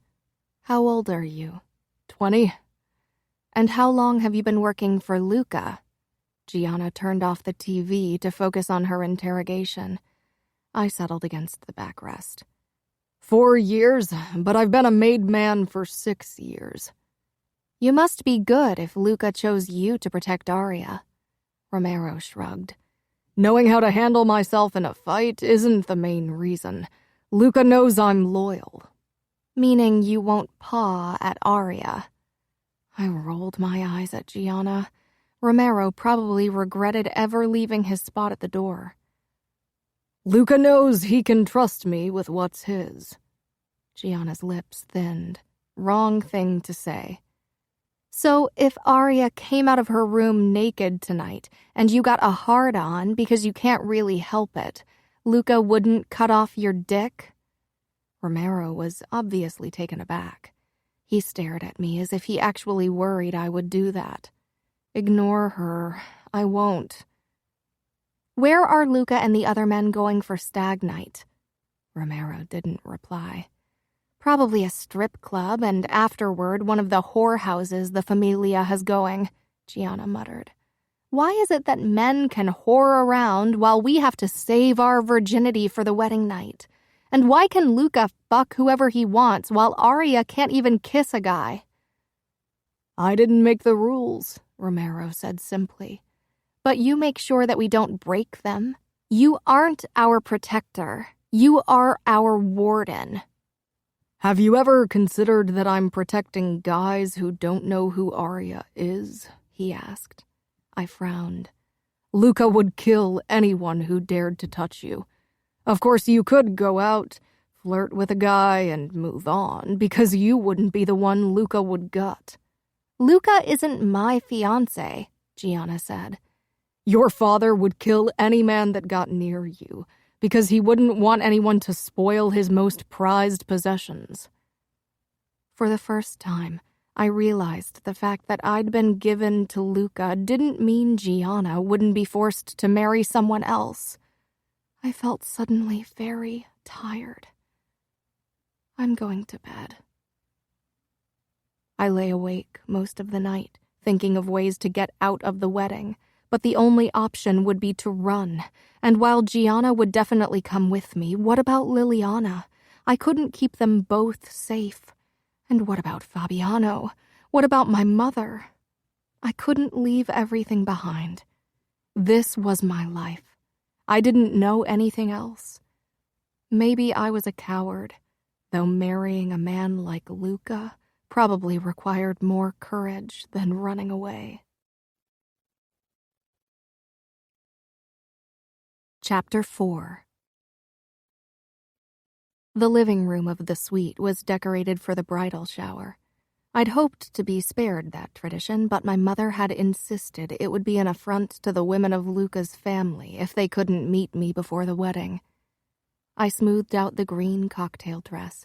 It was a color that was supposed to bring good luck. I knew my interpretation of what would be good luck at this point differed widely from Luca's and my father's opinions. Lily wasn't allowed to attend the bridal shower since she was deemed too young, but Gianna had argued her way into staying. Though I worried that there might be another reason behind Mother's agreement. Gianna had turned 17 a few days ago. That meant she was almost old enough to be married off as well. I pushed the thought aside. I could hear Mother and Gianna arguing in the bedroom about what Gianna was supposed to wear when a knock sounded at the suite door. It was a bit early. The guests weren't supposed to arrive for another 10 minutes. I opened the door. Valentina stood in front of me, Umberto behind her. She was my cousin, but 5 years older than me. Her mother and my mother were sisters. She smiled apologetically. I know I'm early. It's okay, I said, stepping back so she could walk in. Umberto sat back on the chair outside my door. I really liked Valentina, so I didn't mind spending some time alone with her. She was tall and graceful, with dark brown, almost black hair, and eyes that were the darkest green imaginable. She wore a black dress with a pencil skirt that reached her knees. Her husband, Antonio, had died 6 months ago, and my wedding would be the first time that she'd wear something other than black. Sometimes widows, especially older women, were expected to wear mourning attire for a year after their husband's death, but Valentina was only 23, Luca's age. I caught myself wishing her husband had died sooner so she could have married Luca, and then I felt horrible. I shouldn't be thinking like that. Romero hovered beside the window. Could you please wait outside? A bridal shower is no place for a man. He tilted his head, then walked out without another word. Your husband sent you his own bodyguard? Valentina asked. He isn't my husband yet. No, you're right. You look sad, she said with a knowing expression as she sank down on the sofa. Champagne, soft drinks, and an array of finger food were set up on a table behind it. I swallowed. So do you. And I felt immediately stupid for saying something like that. My father wants me to remarry, she said, twisting her wedding band. My eyes widened. So soon? Not right away. Apparently he's already talking to someone. I couldn't believe it. Can't you say no? You were already married. But it was a childless marriage, and I'm too young to stay alone. I had to move back in with my family. My father insisted on it to protect me. We both knew that code. Women always needed protection from the outside world, especially if they were of a marriageable age. I'm sorry, I said. It is what it is. You know that as well as I do. I laughed bitterly. Yeah. I saw your future husband when I visited the Vitiello mansion with my parents yesterday. He's imposing. Terrifying, I added quietly. Valentina's expression softened, but our conversation was cut short when Mother and Gianna came out of the bedroom, and soon after that more guests arrived. The gifts were everything from lingerie and jewelry to certificates for a day at a luxury spa in New York. The lingerie was the worst, though, and when I opened the gift from Luca's stepmother, Nina, I had trouble keeping a straight face. I lifted the barely there white nightgown and smiled tightly. The entire middle was see-through, and it was so short it wouldn't even cover much of my legs. Beneath it, in the gift box, was an even smaller piece of clothing, white lace panties that would reveal most of my butt and were held together by a bow in the back. A chorus of appreciative murmurs came from the women around me. I gaped at the lingerie. Gianna tipped her finger inconspicuously against her temple. "This is for your wedding night," Nina said with a calculating glint in her eyes. "I bet Luca will love unwrapping you. We need to please our husbands. Luca will certainly expect something this daring." I nodded. "Thank you." Had Luca set his stepmother up to give this to me? I wouldn't put it past him, not after he'd gotten birth control for me. My stomach twisted with worry, and it only got worse when the women started talking about their wedding nights. "I was so embarrassed when it was time for the presentation of the sheets," Luca's cousin Cosima stage whispered. "The presentation of the sheets?" I asked. Nina's smile was patronizing when she said, "Didn't your mother explain it to you?" I glanced at my mother, who pressed her lips together, 2 red blotches appearing on her cheeks. "It's a Sicilian tradition that the familia has proudly upheld for generations," Nina explained, eyes fixed on my face. "After the wedding night, the women of the groom's family come to the bridal pair to collect the sheets they spent the night on. Then those sheets are presented to the fathers of the bride and the groom, and whoever else wants to see proof that the marriage has been consummated and that the bride was pure." Cosima giggled.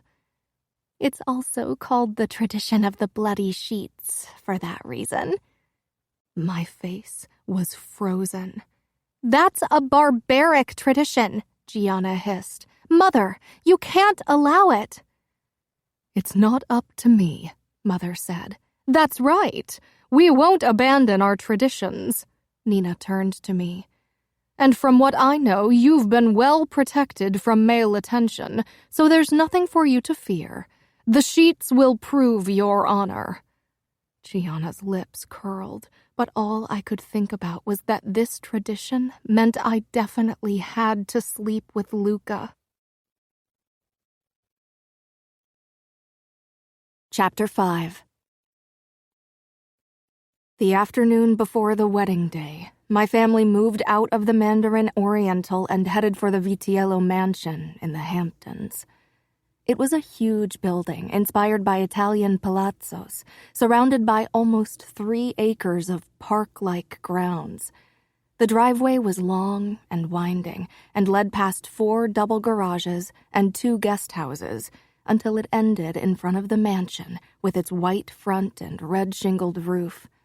White marble statues stood at the base of the double staircase leading up to the front door. Inside, coffered ceilings, white marble columns and floors, and a view of the bay and the long pool through the panoramic windows took my breath away. Luca's father and stepmother led us toward the 2nd floor of the left wing, where our bedrooms were situated. Gianna and I insisted on sharing a room. I didn't care if it made us look immature. I needed her at my side. From the window, we could watch how the workers began setting up the huge pavilion that would serve as church tomorrow. Beyond it, the ocean churned. Luca wouldn't arrive until the next day, so we couldn't cross paths by accident before the wedding, which would mean bad luck. I honestly didn't know how I could experience any more bad luck than I already had. "Today's the day," Mother said with fake cheer. I dragged myself out of bed. Gianna pulled the blankets over her head, grumbling something about it being too early. Mother sighed. "I can't believe you shared a room like 5-year-olds. Someone had to make sure Luca didn't sneak in, Gianna said from beneath the blanket. Umberto patrolled the corridor. As if he would protect Arya from Luca, Gianna muttered, finally sitting up. Her red hair was a mess. Mother pursed her lips. "Your sister doesn't need protection from her husband."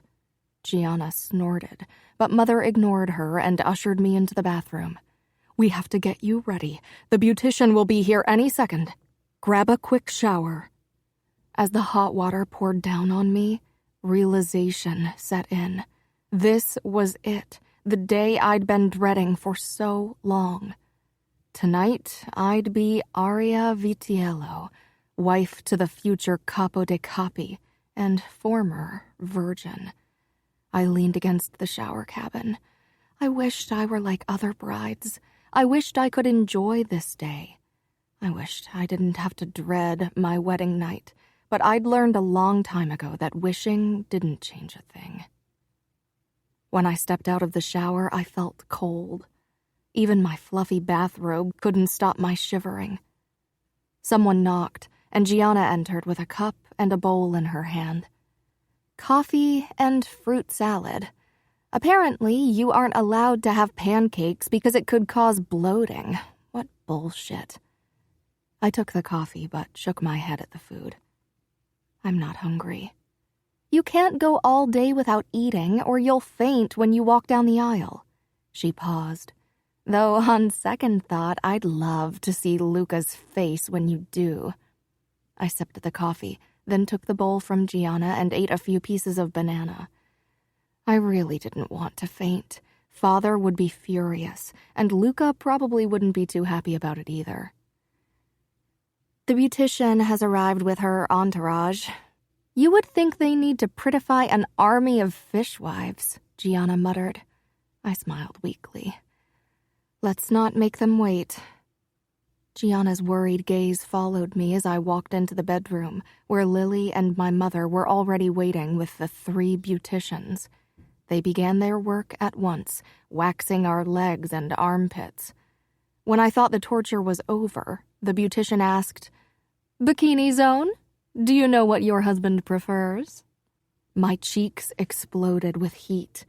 Mother actually looked at me for an answer, as if I knew the first thing about Luca and his preferences, especially concerning body hair. Maybe we could call one of his whores, Gianna suggested. Mother gasped. "Gianna!" Lily looked clueless about the whole situation. She might have been the queen of flirting, but that was all.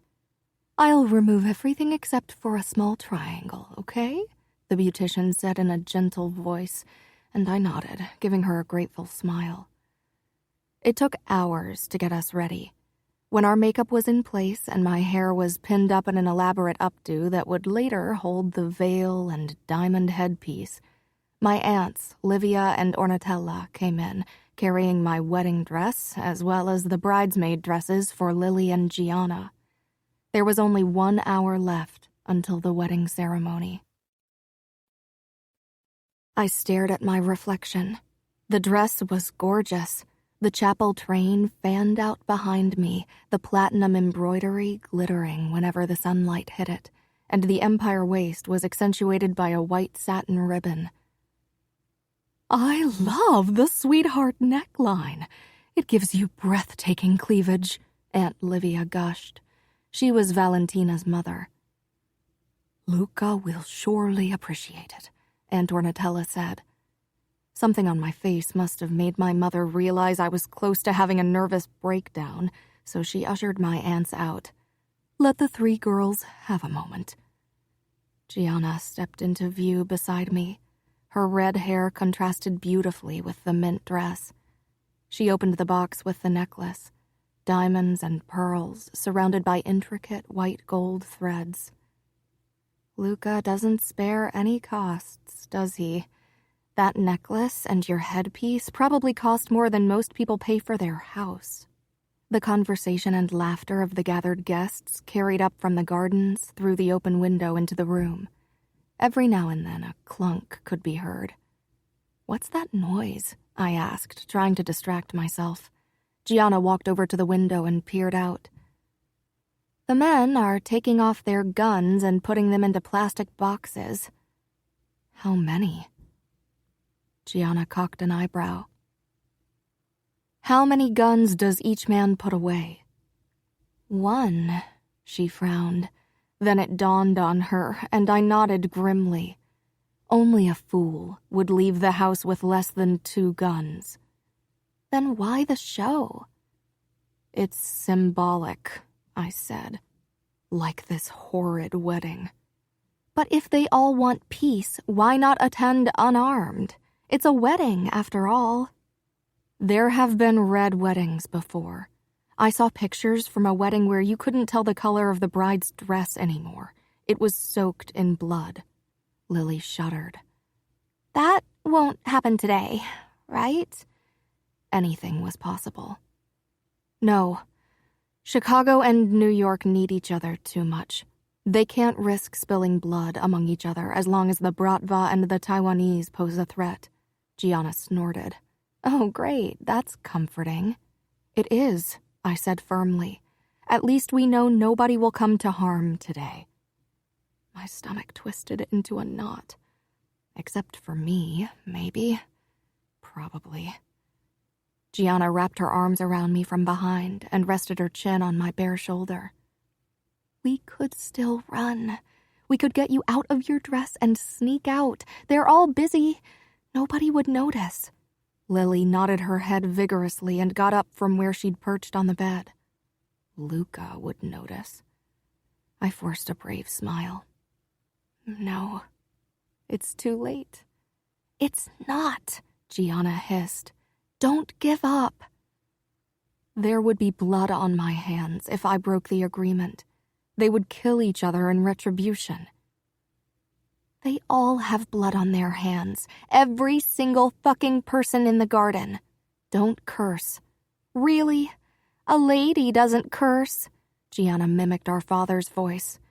"Where did behaving like an obedient little lady get you?" I looked away. She was right. It had brought me straight into the arms of one of the deadliest men in the country. "I'm sorry," Gianna whispered. "I didn't mean it." I linked our fingers. "I know. And you are right. Most of the people in the garden have blood on their hands and would deserve to die. But they are our family, the only one we've got. And there are innocents like Fabiano." "Fabiano will have blood on his hands soon enough," Gianna said bitterly. "He'll become a killer." I didn't deny it. Fabiano would start his initiation process at 12. If what Umberto had said was true, Luca had killed his first man at 11. But he's innocent now, and there are other children out there as well, and women. Gianna fixed me with a hard look in the mirror. "Do you really believe that any one of us is innocent?" Being born into our world meant being born with blood on your hands. With every breath we took, sin was engraved deeper into our skin, born in blood, sworn in blood, like the motto of the New York Familia. No. Gianna smiled grimly. Lily walked over to the bed and picked up my veil attached to the headpiece. I bent my knees so she could fix it atop my head. She gently smoothed it out. "I wish you were marrying for love. I wish we could giggle about your wedding night. I wish you didn't look so fucking sad," Gianna said fiercely. The silence between us stretched. Lily eventually nodded toward the bed. "Is this where you'll sleep tonight?" My throat tightened. "No. Luca and I will spend the night in the master bedroom. I didn't think I'd get much, if any, sleep. A knock sounded, and I squared my shoulders, putting on my outside face. Bibiana and Valentina stepped in, followed by Mother. "Wow, Aria, you are gorgeous. Your hair looks like spun gold," Valentina said. She was already wearing her bridesmaid dress, and the mint color looked gorgeous with her dark hair.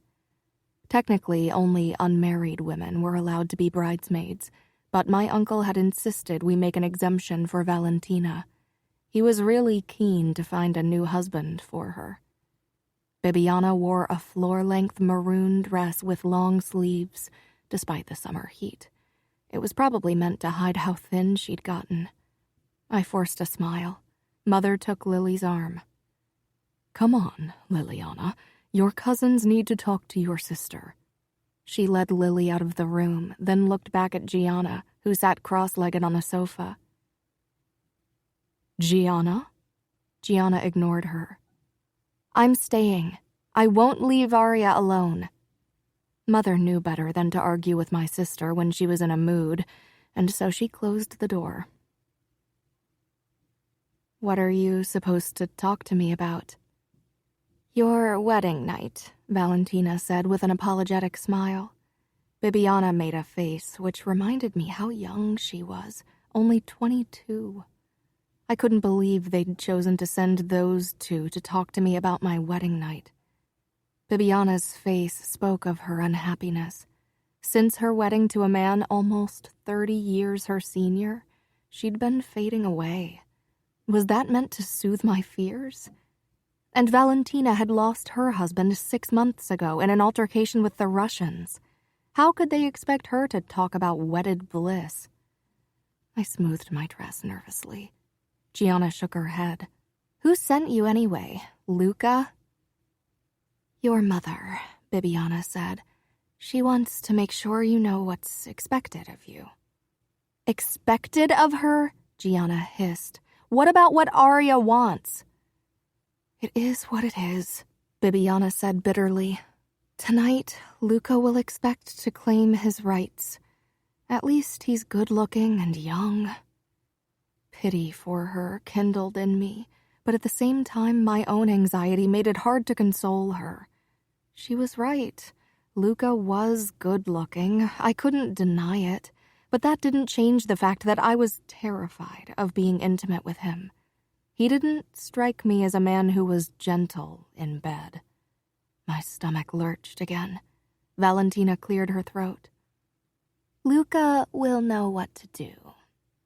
You just lie on your back and give him what he wants," Bibiana added. "Don't try to fight him. That will only make it worse." We all stared at her, and she looked away. Valentina touched my shoulder. "We're not doing a good job of consoling you. Sorry. I'm sure it'll be all right." Gianna snorted.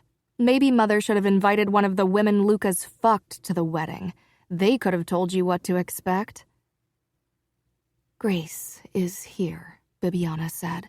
Then she turned red and stammered, "I mean, that's only a rumor.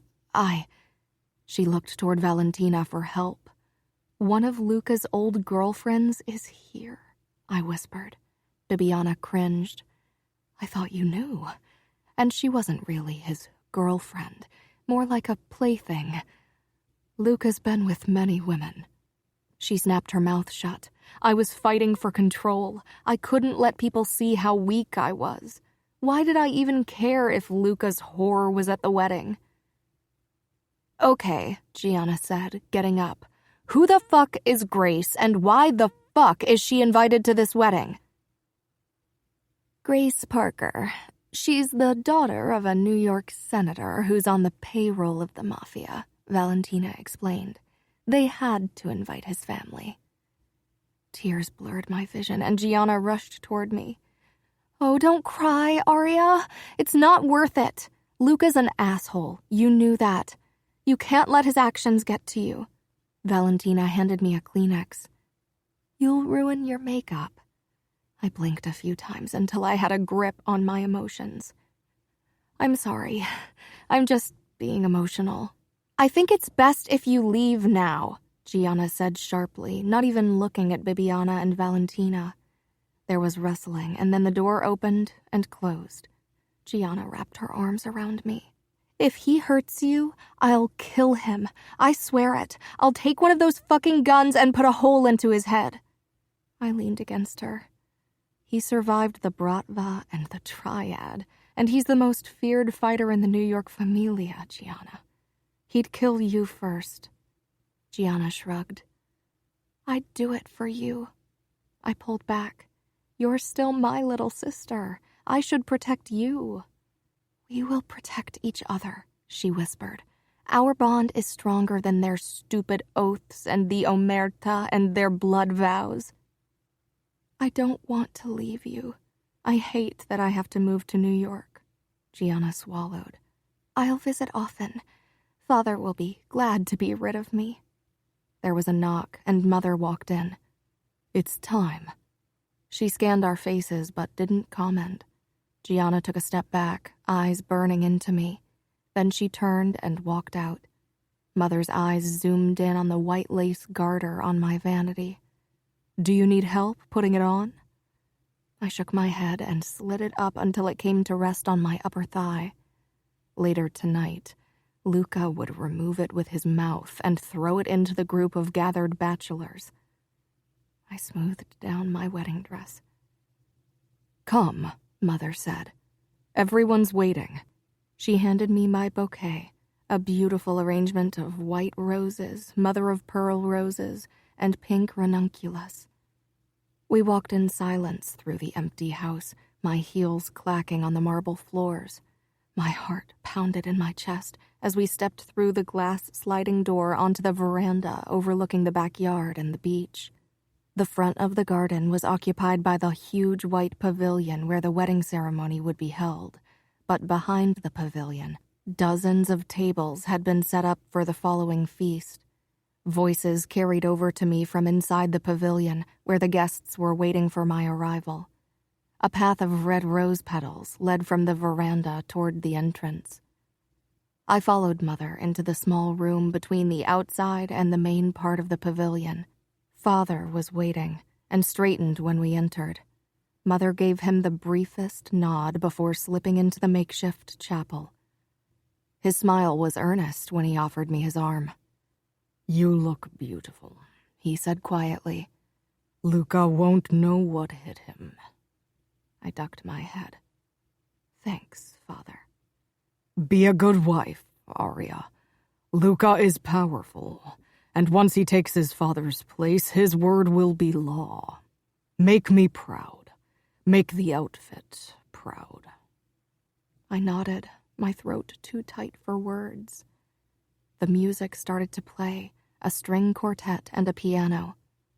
Father lowered my veil. I was glad for the extra layer of protection, no matter how thin. Maybe it would hide my expression from afar.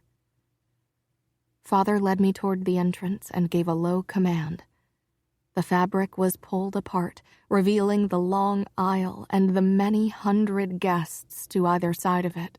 My eyes were drawn to the end of the aisle where Luca stood, tall and imposing in his charcoal suit and vest with the silver tie and the white shirt.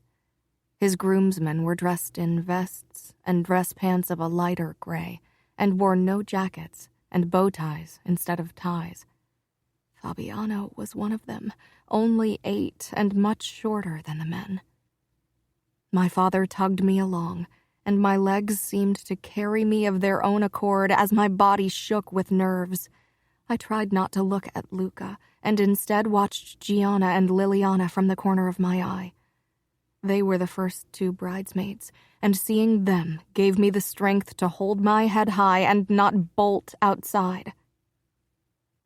White rose petals covered my path and were squashed under my shoes, kind of symbolic in itself, though I was sure it wasn't meant to be. The walk down the aisle took forever, and yet it was over too soon. Luca extended his hand, palm upwards.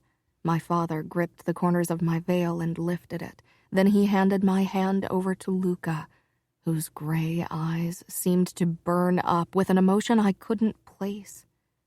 Could he feel me shaking? I didn't meet his gaze. The priest in his white frock greeted us, then the guests, before he began his opening prayer. I tried not to pass out. Luca's grip was the one thing keeping me focused. I had to be strong. When the priest finally came to the closing lines of the gospel, my legs could barely hold me up. He announced the rite of marriage, and the guests all rose from their chairs. Luca and Arya, the priest addressed us. Have you come here freely and without reservation to give yourselves to each other in marriage? Will you love and honor each other as man and wife for the rest of your lives? Lying was a sin, but so was killing. This room breathed sin. Yes, Luca said in his deep voice, and a moment later my own yes followed. It came out strong and firm. Since it is your intention to enter into marriage, join your right hands and declare your consent before God and his church. Luca clasped my hands. His were hot against my cold skin. We faced each other, and I had no choice but to look up into his eyes. Luca spoke first. I, Luca Vitiello, take you, Arya Scuderi, to be my wife.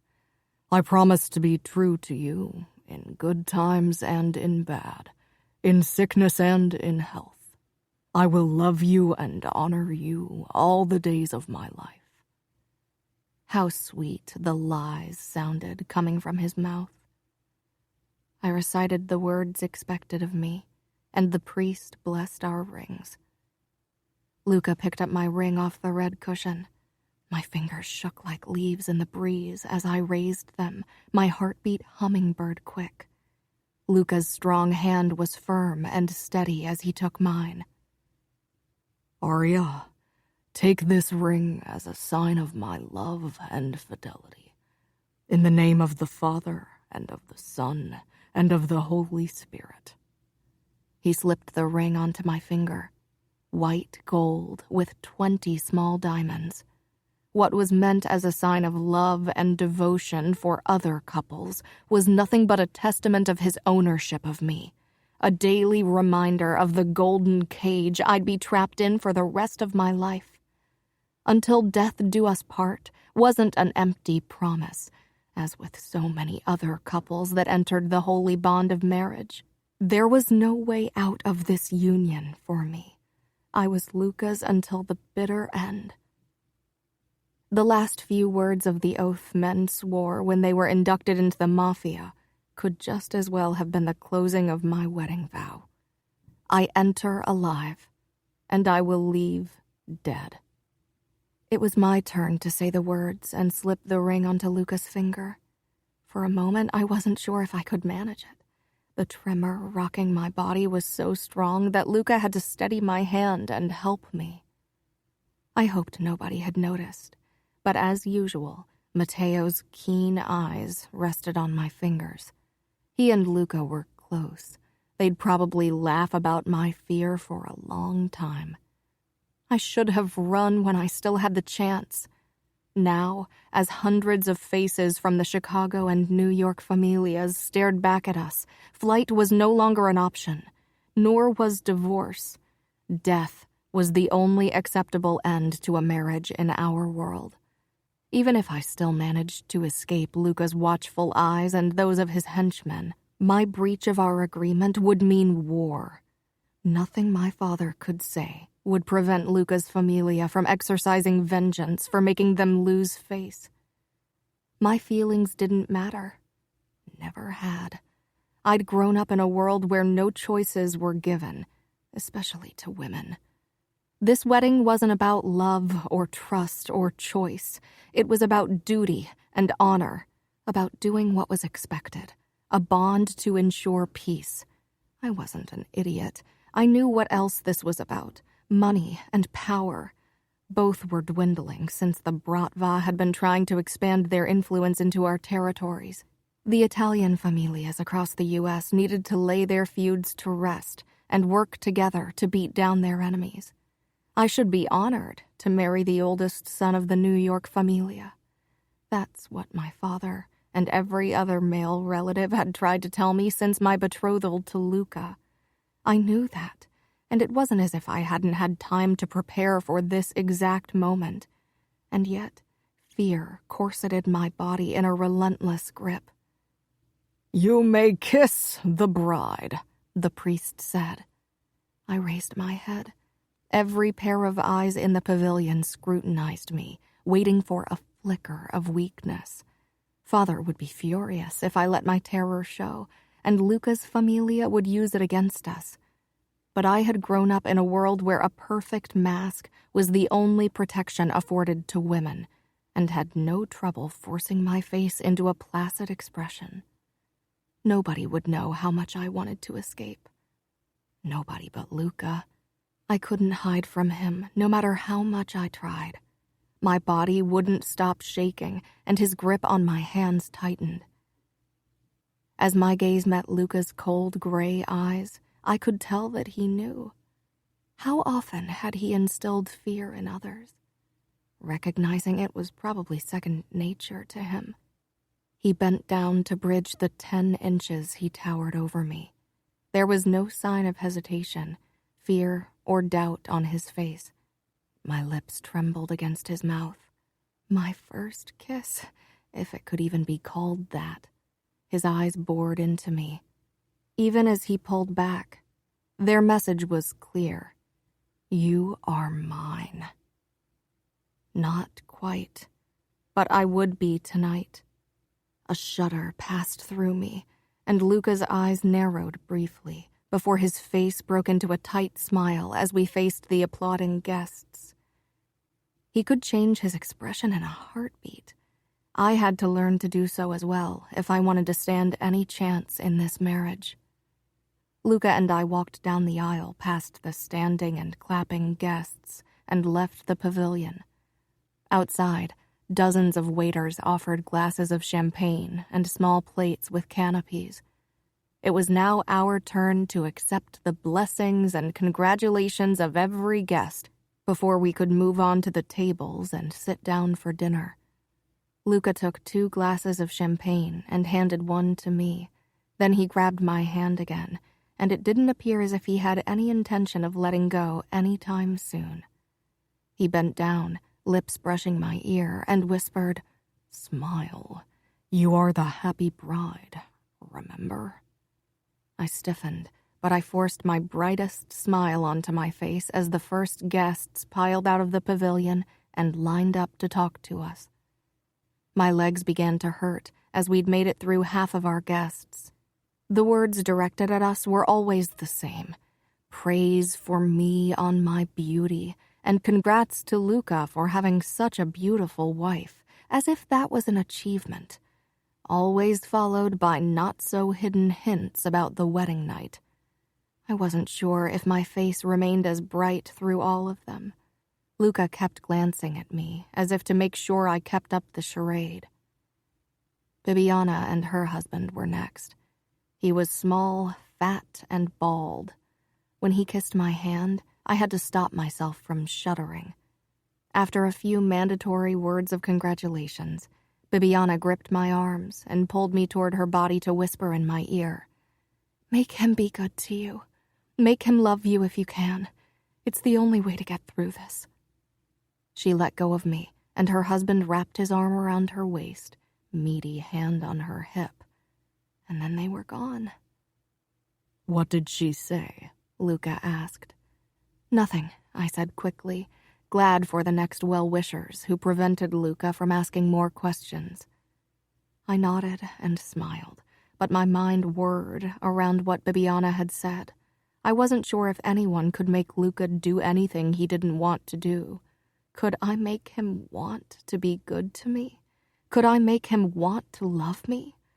Was he even capable of such an emotion? I risked a glance up at him as he talked to a soldier of the New York mob. He was smiling. Feeling my eyes on him, he turned, and for a moment our gazes locked.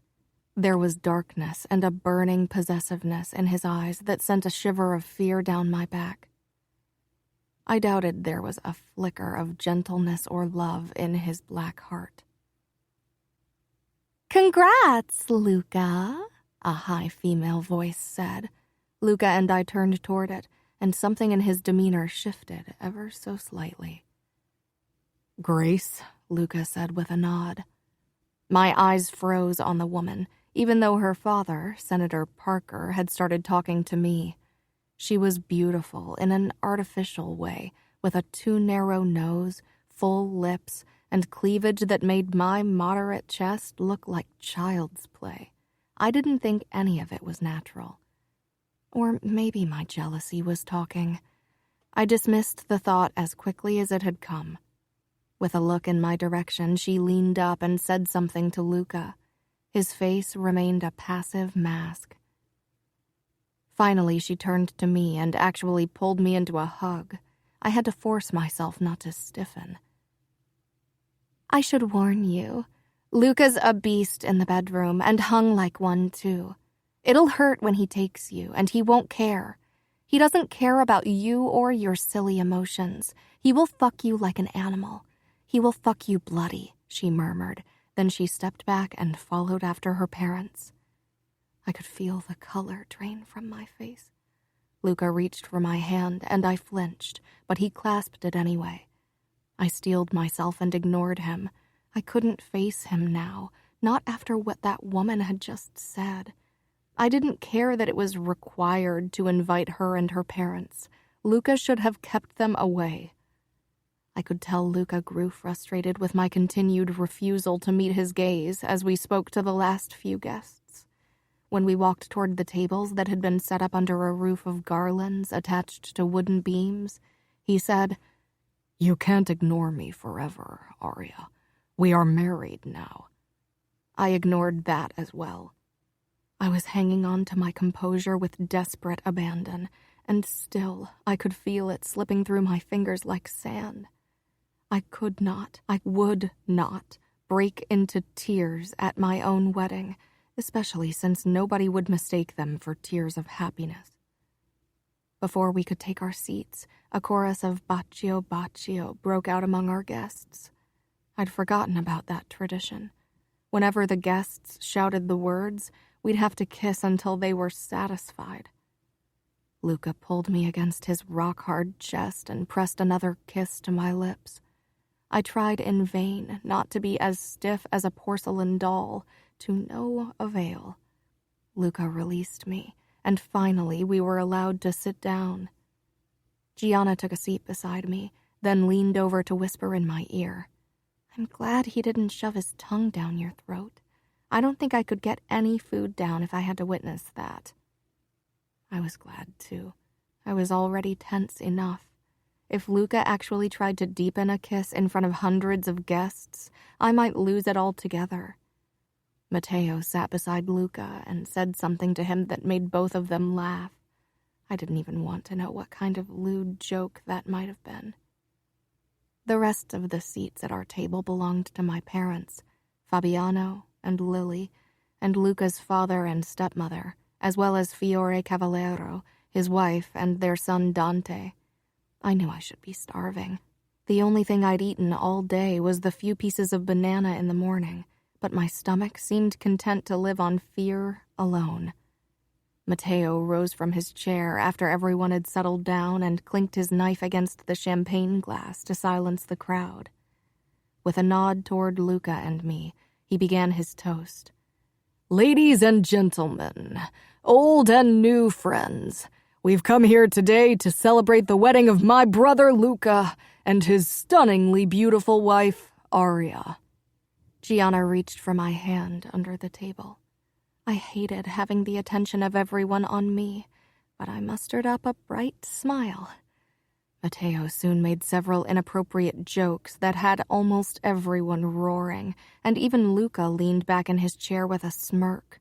which seemed to be the only form of smile he allowed himself most of the time. After Matteo, it was my father's turn.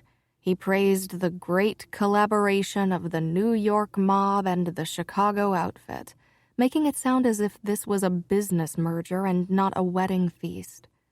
Of course, he also dropped a few hints that it was a wife's duty to obey and please her husband. Gianna clutched my hand so tightly by then that I was worried it would fall off. At last, it was Luca's father's turn to toast us. Salvatore Vitiello wasn't quite as impressive, but whenever his eyes settled on me, I had to stifle a shiver. The only good thing about listening to the toast was that nobody could call Baccio Baccio, and that Luca's attention was focused elsewhere. That reprieve was short-lived, however. The servers began piling the tables with antipasti, everything from veal carpaccio, vitello tonnato, and mozzarella di bufala, to an entire leg of Parma ham, over a selection of Italian cheeses, octopus salad, and marinated calamari, as well as green salads and ciabatta. Gianna grabbed a piece of bread and tore into it, then said, "I wanted to make a toast as your bridesmaid, but Father forbade it. He seemed worried I would say something to embarrass our family." Luca and Matteo glanced our way. Gianna hadn't bothered lowering her voice and pointedly ignored Father's death glare. I tugged at her arm. I didn't want her to get in trouble. With a huff, she filled her plate with antipasti and dug in. My plate was still empty. A server filled my glass with white wine, and I took a sip. I'd already drunk a glass of champagne. That, combined with the fact that I hadn't eaten much all day, made me feel slightly foggy. Luca put a hand on mine, preventing me from taking another gulp. "You should eat." If I hadn't felt the eyes of everyone at the table on me, I'd have ignored his warning and downed the wine. I grabbed a slice of bread, took a bite, then put the rest onto my plate. Luca's lips tightened, but he didn't try to coax me into eating more, not even when soup was served, and I let it go back untouched. They served lamb roast for the main course. The sight of the whole lambs made my stomach turn, but it was traditional. The cook rolled a rotisserie table toward us, since we had to be served first. Luca, as the husband, got the first slice, and before I could decline, he told the cook to give me a slice as well. The center of the table was loaded with roasted rosemary potatoes, truffled mashed potatoes, grilled asparagus, and much more. I forced a bite of lamb and potato into my mouth before I set down my cutlery. My throat was too tight for food. I washed it down with another gulp of wine. Luckily, Luca was busy talking to the men at the table about a club the Russians had attacked in New York. Even Dante Cavallero, the future boss of the outfit, looked almost animated when he talked about business. A band started playing when dinner was over, the signal that it was time for the obligatory dance. Luca stood, holding out his hand. I let him pull me to my feet, and at once, Baccio Baccio rang out again. Gianna narrowed her eyes and searched the guests, as if she was thinking of attacking the culprit who'd started the chanting. When Luca tugged me toward him, I stumbled against his chest as dizziness caught up with me. Luckily, nobody noticed because Luca's arms around me held me firm. His eyes pierced mine as he lowered his lips and brushed them against mine. The band played faster and faster, urging us to finally enter the dance floor. The tables had been set up in circles around it. Luca kept his arm around my waist as he led me toward the center. To everyone around us, it looked like a loving embrace, but it was the only thing keeping me upright. Luca pulled me against his chest for the waltz, and I had no choice but to rest my cheek against it. I could feel a gun under his vest. Even the groom couldn't come to his wedding unarmed. For the first time, I was glad for Luca's strength. He had no trouble keeping me on my feet during the dance. When it ended, he leaned down. "Once we're back at the table, you'll eat. I don't want you to pass out during our celebration, and much less during our wedding night." I did as he asked and forced down a few more bites of now cold potato and meat. Luca's alert gaze kept checking on me while he talked to Matteo. The dance floor was filled with other people now.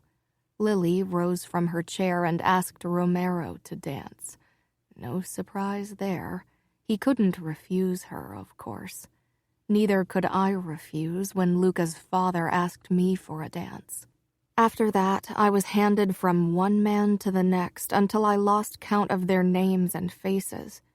All through it, Luca's eyes followed my every move, even when he danced with the women of our families. Gianna, too, couldn't escape the dance floor. I caught her dancing with Matteo at least 3 times, and her face grew more sullen by the minute. "May I?" I startled at the distantly familiar voice that sent a thrill of fear through my body. Dante Cavallero took the place of whomever I'd danced with before. He was tall, albeit not as tall as Luca and not as muscled. "You don't look impressed with the festivities." "Everything's perfect," I said mechanically. "But you didn't choose this marriage." I gaped at him. His dark blonde hair and blue eyes gave him a look of cold efficiency, while Luca radiated fierce brutality. Different sides of the same coin. In a few years, the East Coast and Midwest would tremble under the judgment of these 2 men. I snapped my mouth shut. "It's an honor." "And your duty. We all have to do things we don't want to. Sometimes it might seem as if we don't have any choice at all." "You are a man. What do you know about not having a choice?" I said harshly, then stiffened and ducked my head. "I'm sorry. That was out of turn."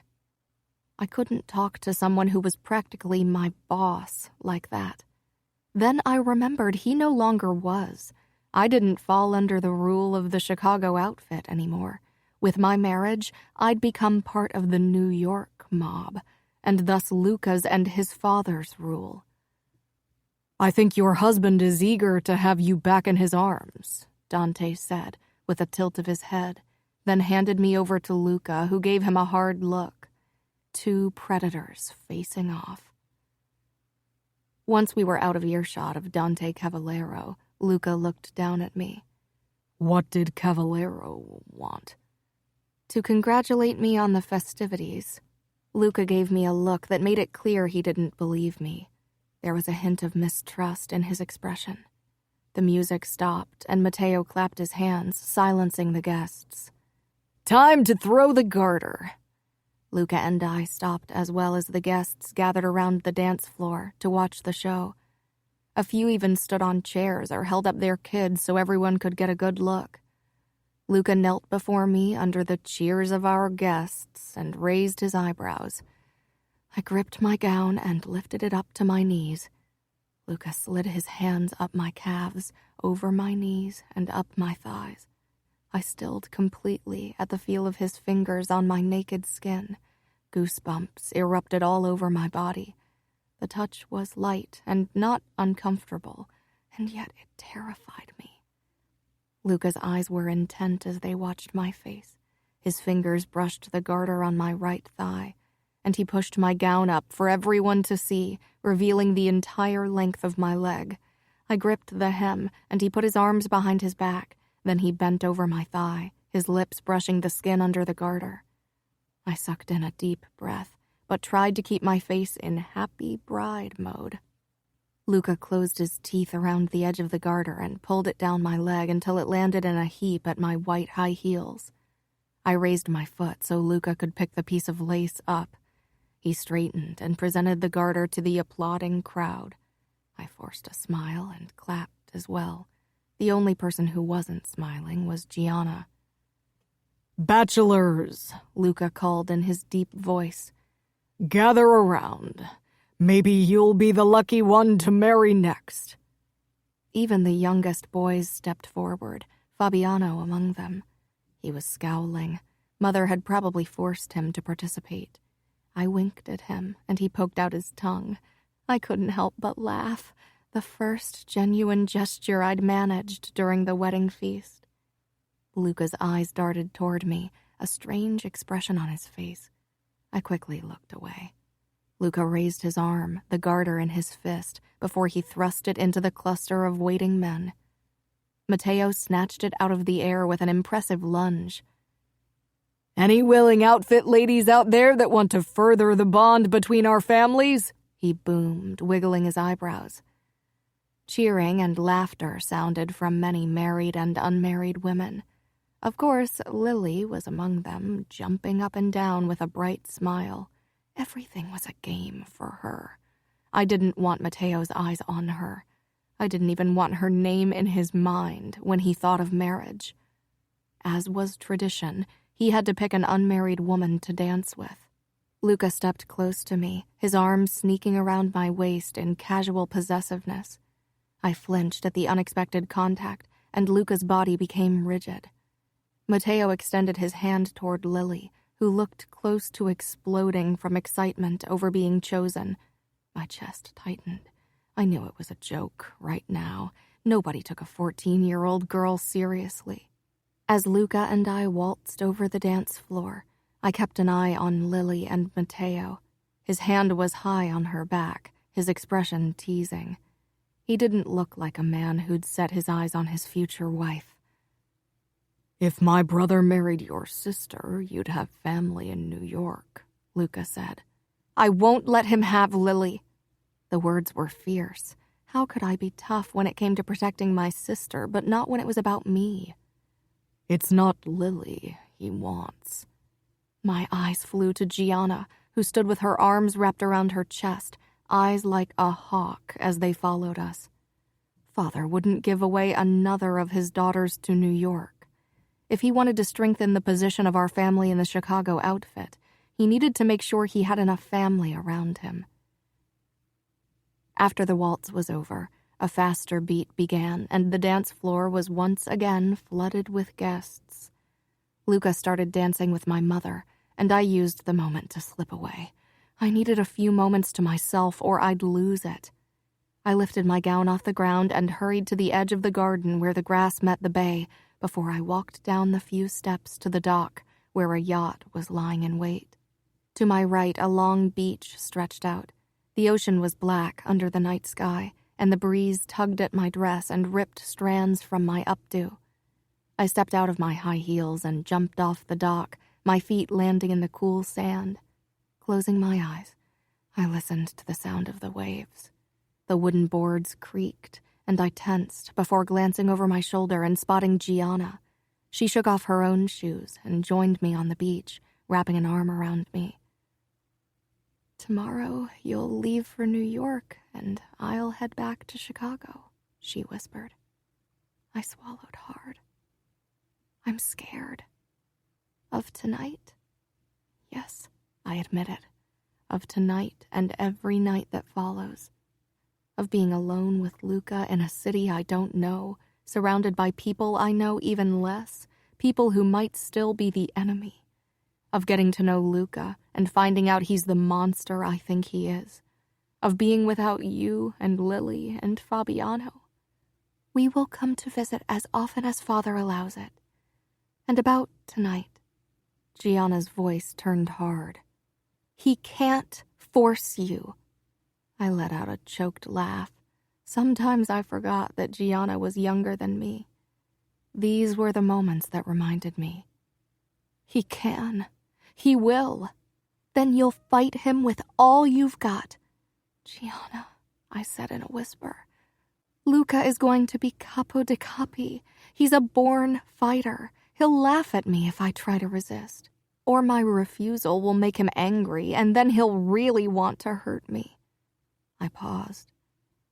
Bibiana told me I should give him what he wants, that I should try to make him be good to me, try to make him love me. Stupid Bibiana, what does she know? Gianna glared at me. Look at her, the way she cowers in front of that fat fool, how she lets him touch her with his sausage fingers. I'd rather die than lie under a man like that. Do you think I can make Luca love me? Gianna shook her head. Maybe you can make him respect you. I don't think men like him have a heart to be capable of love. Even the most cold-hearted bastards have a heart.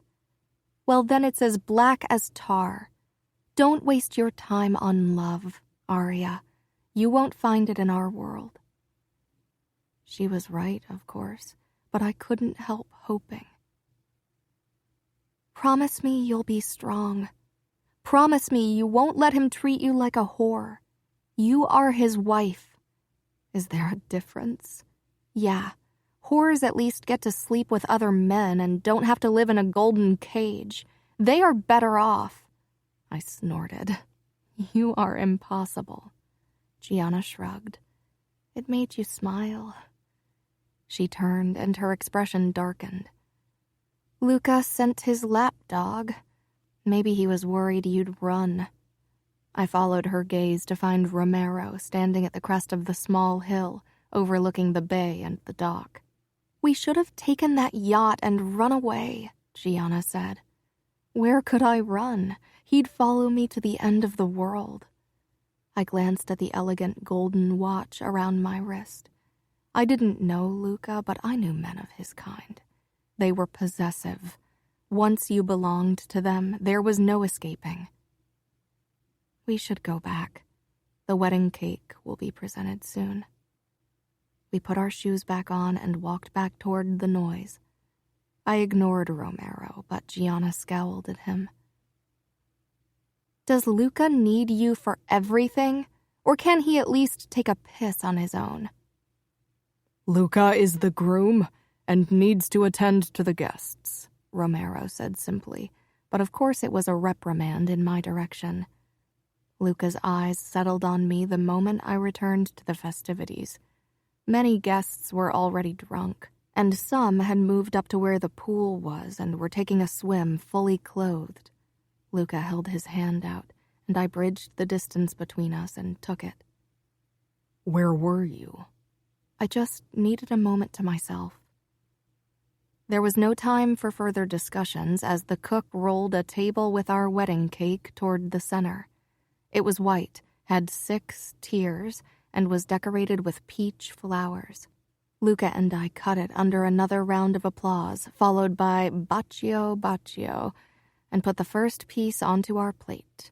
Luca picked up a fork and fed me a bite as a sign that he'd provide for me, and I then fed him a piece as a sign that I'd take care of him as a good wife was supposed to. It was close to midnight when the first shouts rang out that suggested Luca and I retire to the bedroom. You wed her, now bed her, Matteo shouted, throwing his arms up and bumping into a chair. He'd drunk his fair share of wine, whiskey, grappa, and whatever else he could get his hands on.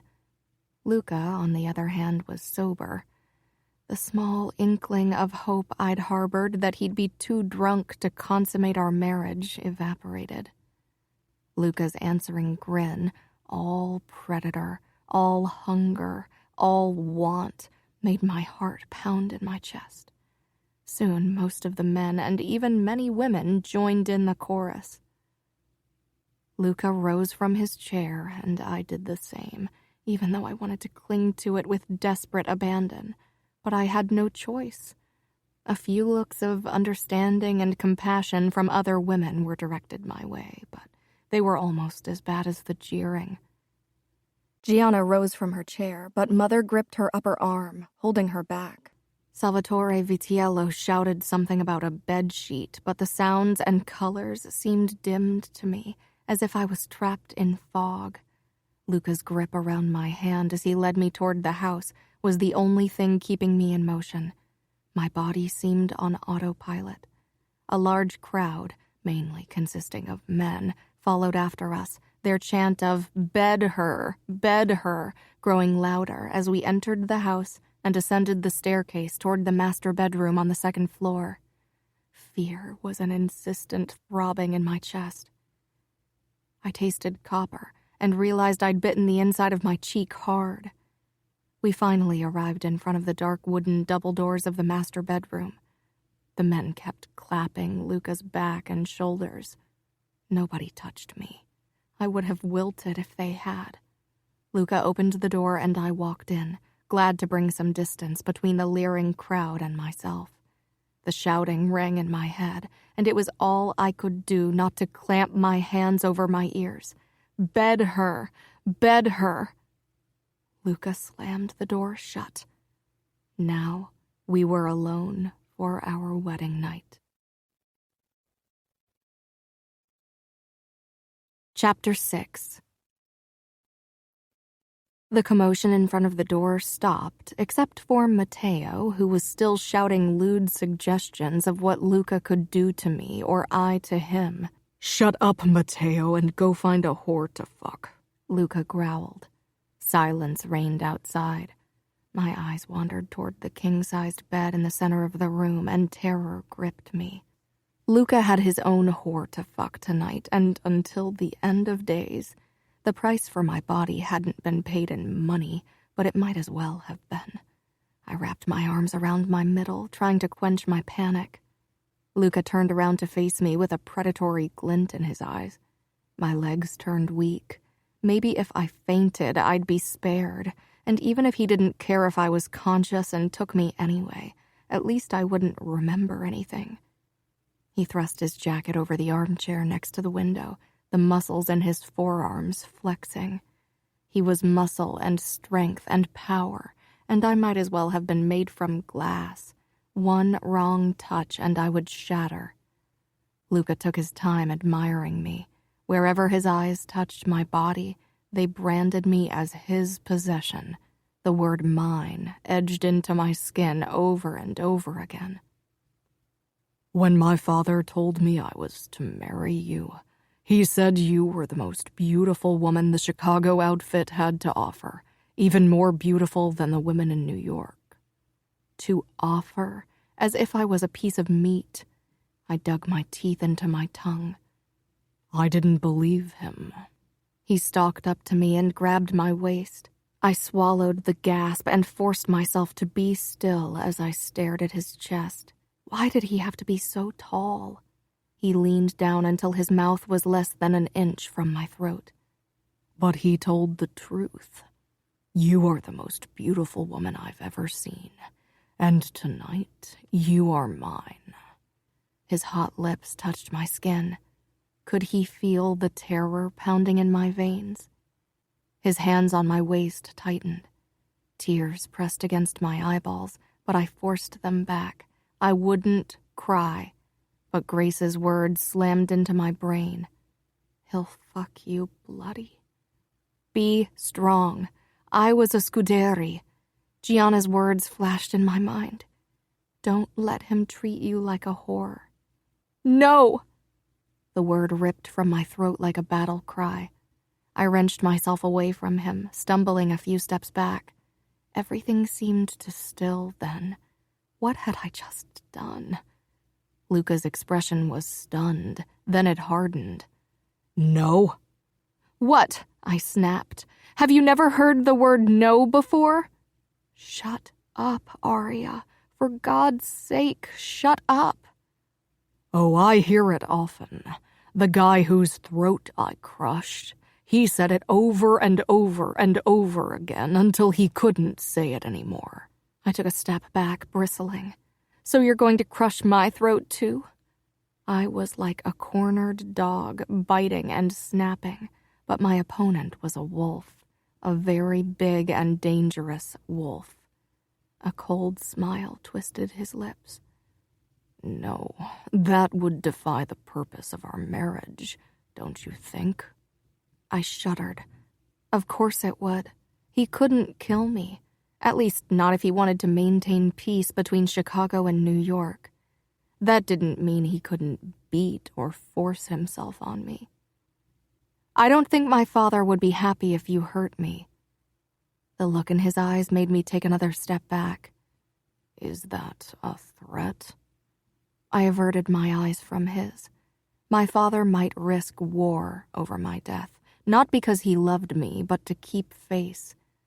But definitely not over a few bruises or rape. For my father, it wouldn't even be rape. Luca was my husband, and my body was his to take whenever he wanted. No, I said softly. I hated myself for being submissive, like a bitch bowing to her alpha, almost as much as I hated him for making me do it. But you deny me what's mine, I glared. Damn being submissive.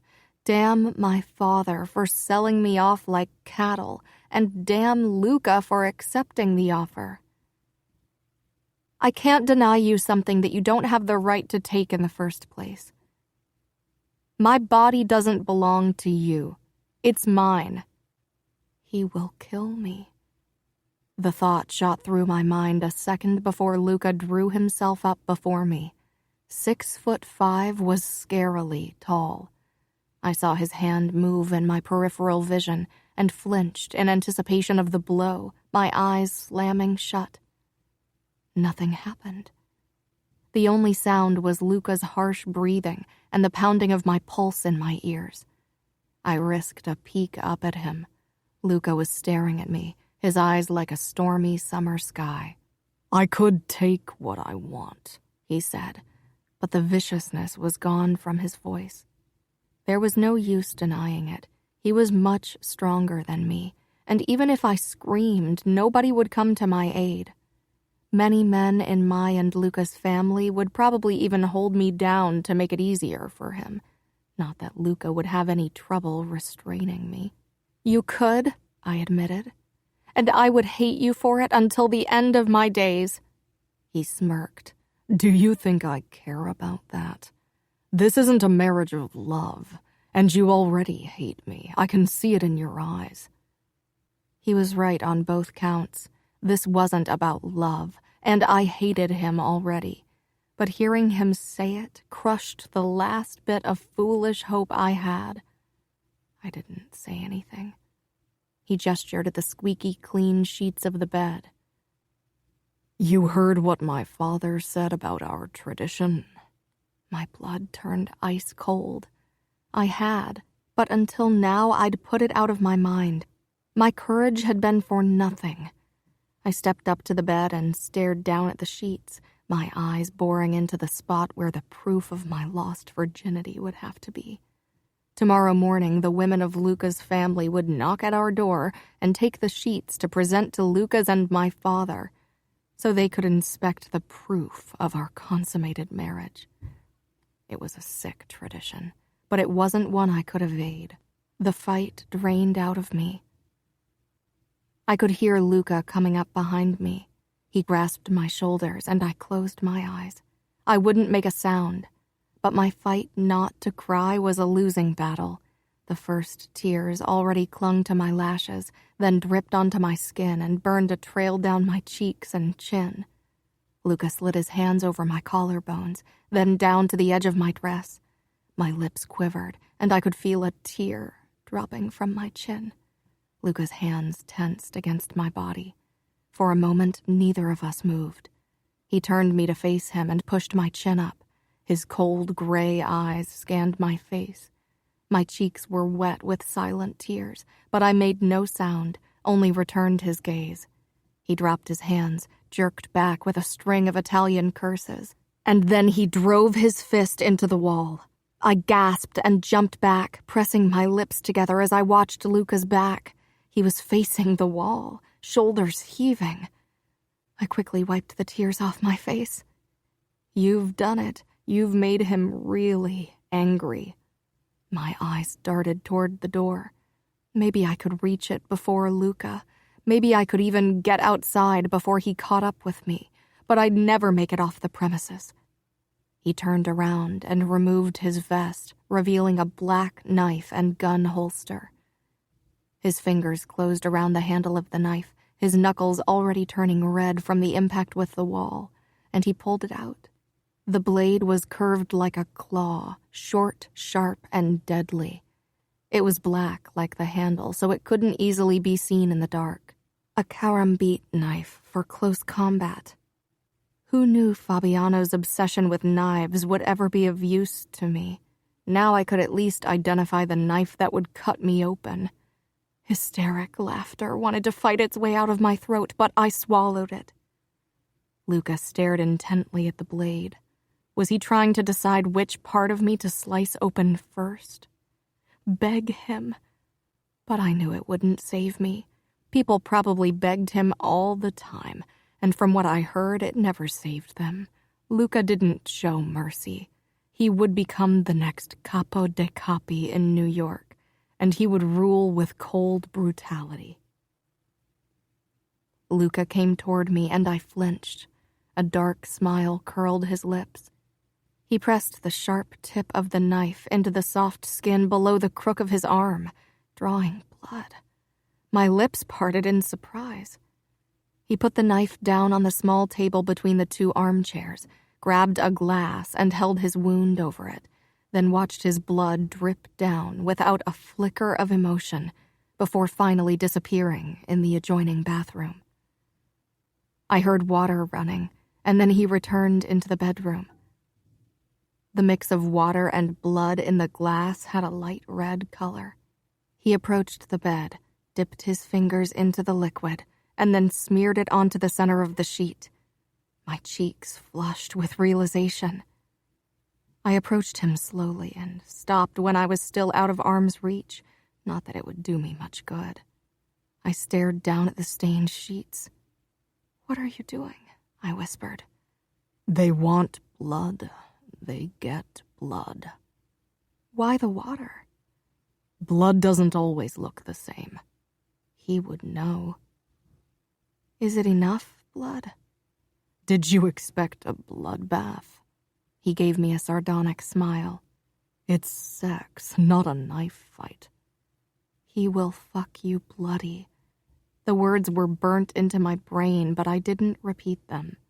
Just how many virgins have you taken to know about this, and how many of them came willingly into your bed?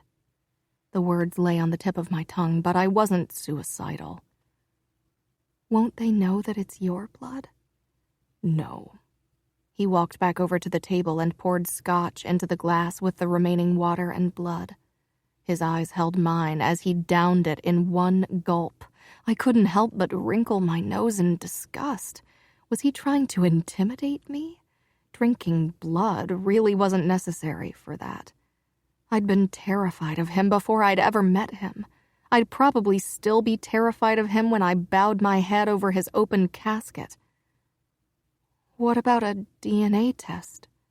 He laughed. It wasn't exactly a joyful sound. They will take me by my word. Nobody will doubt that I've taken your virginity the moment we were alone. They won't, because I am who I am. "Yes, you are. Then why did you spare me?" Another thought to never leave my lips. But Luca must have been thinking the same, because his dark brows drew together as his eyes roamed the length of my body. I stiffened and took a step back. No, he said in a low voice. I froze. That is the 5th time you've shied back from me tonight. He set down the glass and took the knife in his hand. Then he advanced on me. Did your father never teach you to hide your fear from monsters? They give chase if you run. Maybe he expected me to contradict his claim to be a monster, but I wasn't that good a liar. If there were monsters, the men in my world were among them. When he arrived in front of me, I had to tilt my head back to look him in the face. That blood on the sheets needs a story, he said simply as he brought the knife up. I flinched, and he murmured, That's 6 times. He hooked the blade under the edge of the bodice of my wedding dress and slowly moved the knife down. The fabric gave way until it finally pooled at my feet. The blade never once touched my skin. It's tradition in our family to undress the bride like this. His family had many disgusting traditions. Finally, I stood before him in my tight white corset with its laces in the back and my panties with the bow over my butt. Goosebumps covered every inch of my body. Luca's gaze was like fire on my skin. I drew back. 7, he said quietly. Anger surged through me. If he was tired of me flinching away from him, then maybe he should stop being so intimidating. Turn around. I did as he ordered, and the sharp intake of his breath made me regret it instantly. He moved closer, and I felt a gentle tug on the bow that was holding my panties up. A present to unwrap. How could any man possibly resist? The words of Luca's stepmother popped unwantedly into my head. I knew that below the bow, the top of my butt would be exposed. Say something to distract him from that stupid bow over your butt. You already bled for me, I said in a shaky voice, and then almost inaudibly, please don't. My father would be ashamed of my open display of weakness, but he was a man. The world was his for the taking. Women were his for the taking. And we women were always supposed to give without protest. Luca didn't say anything, but his knuckles brushed the skin between my shoulder blades as he raised the knife to my corset. With a hiss, the fabric came apart under the blade. I brought my hands up before that barrier of protection could fall as well, and pressed the corset against my chest. Luca wrapped his arm across my chest possessively, trapping my arm under his, and gripped my shoulder, pressing me against him. I gasped when something hard poked me in the lower back. That wasn't his gun. Heat flooded my cheeks and fear gripped my body. His lips brushed my ear. Tonight, you beg me to spare you, but one day you're going to beg me to fuck you. No. Never, I swore to myself. His breath was hot against my skin, and I closed my eyes. Don't think, because I don't claim my rights tonight, that you aren't mine, Arya. No other man will ever have what belongs to me. You are mine. I nodded, but he wasn't done yet.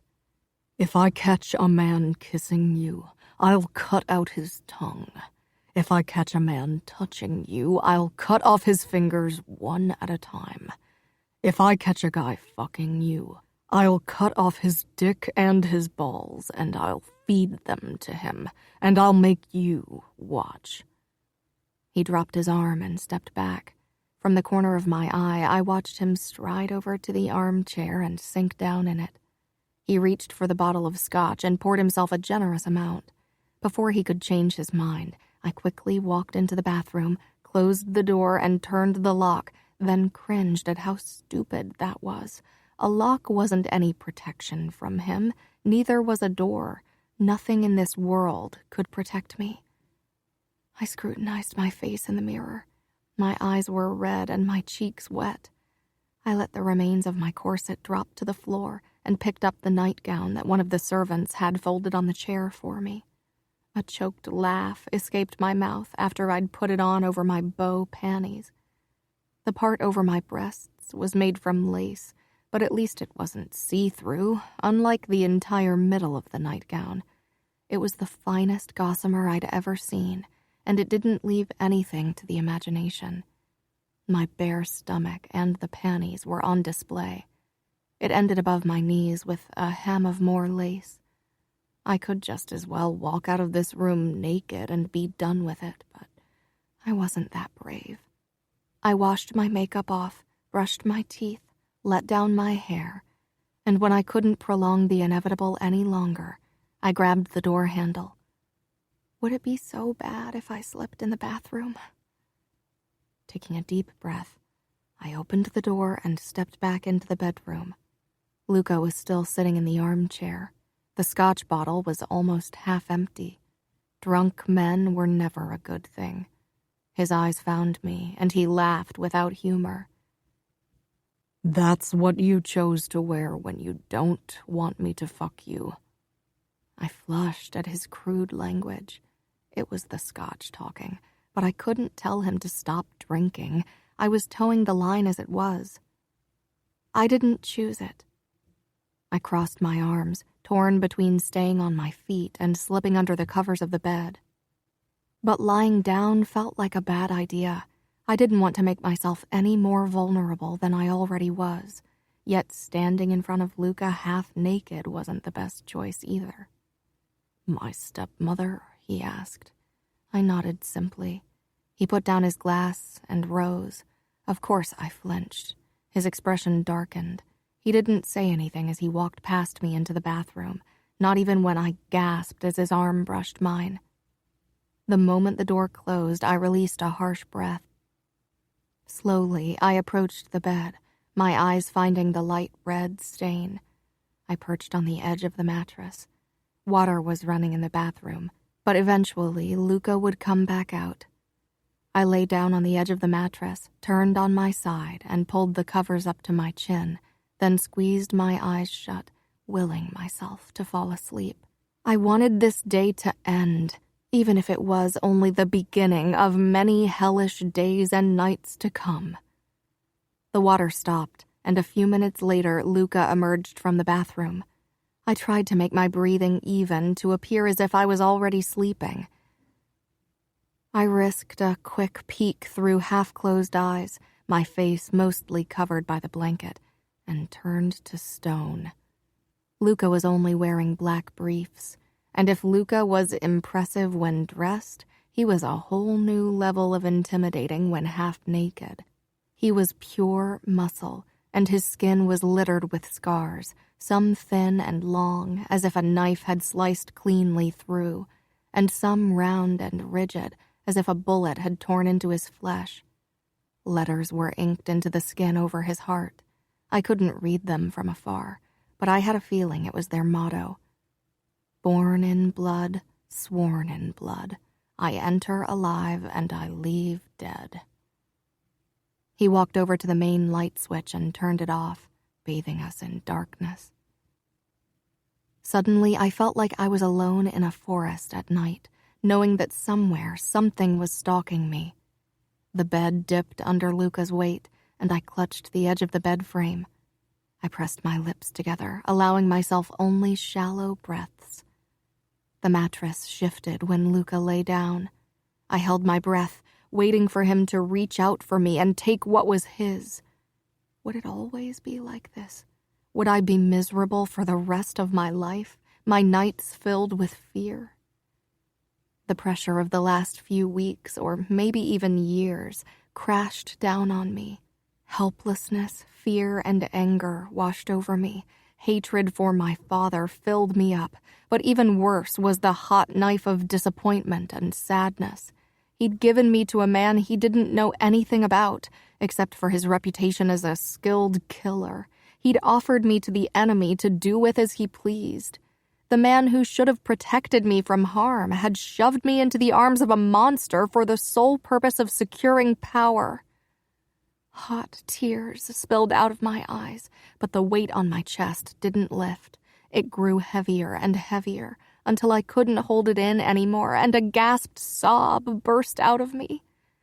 "Get yourself under control, Arya."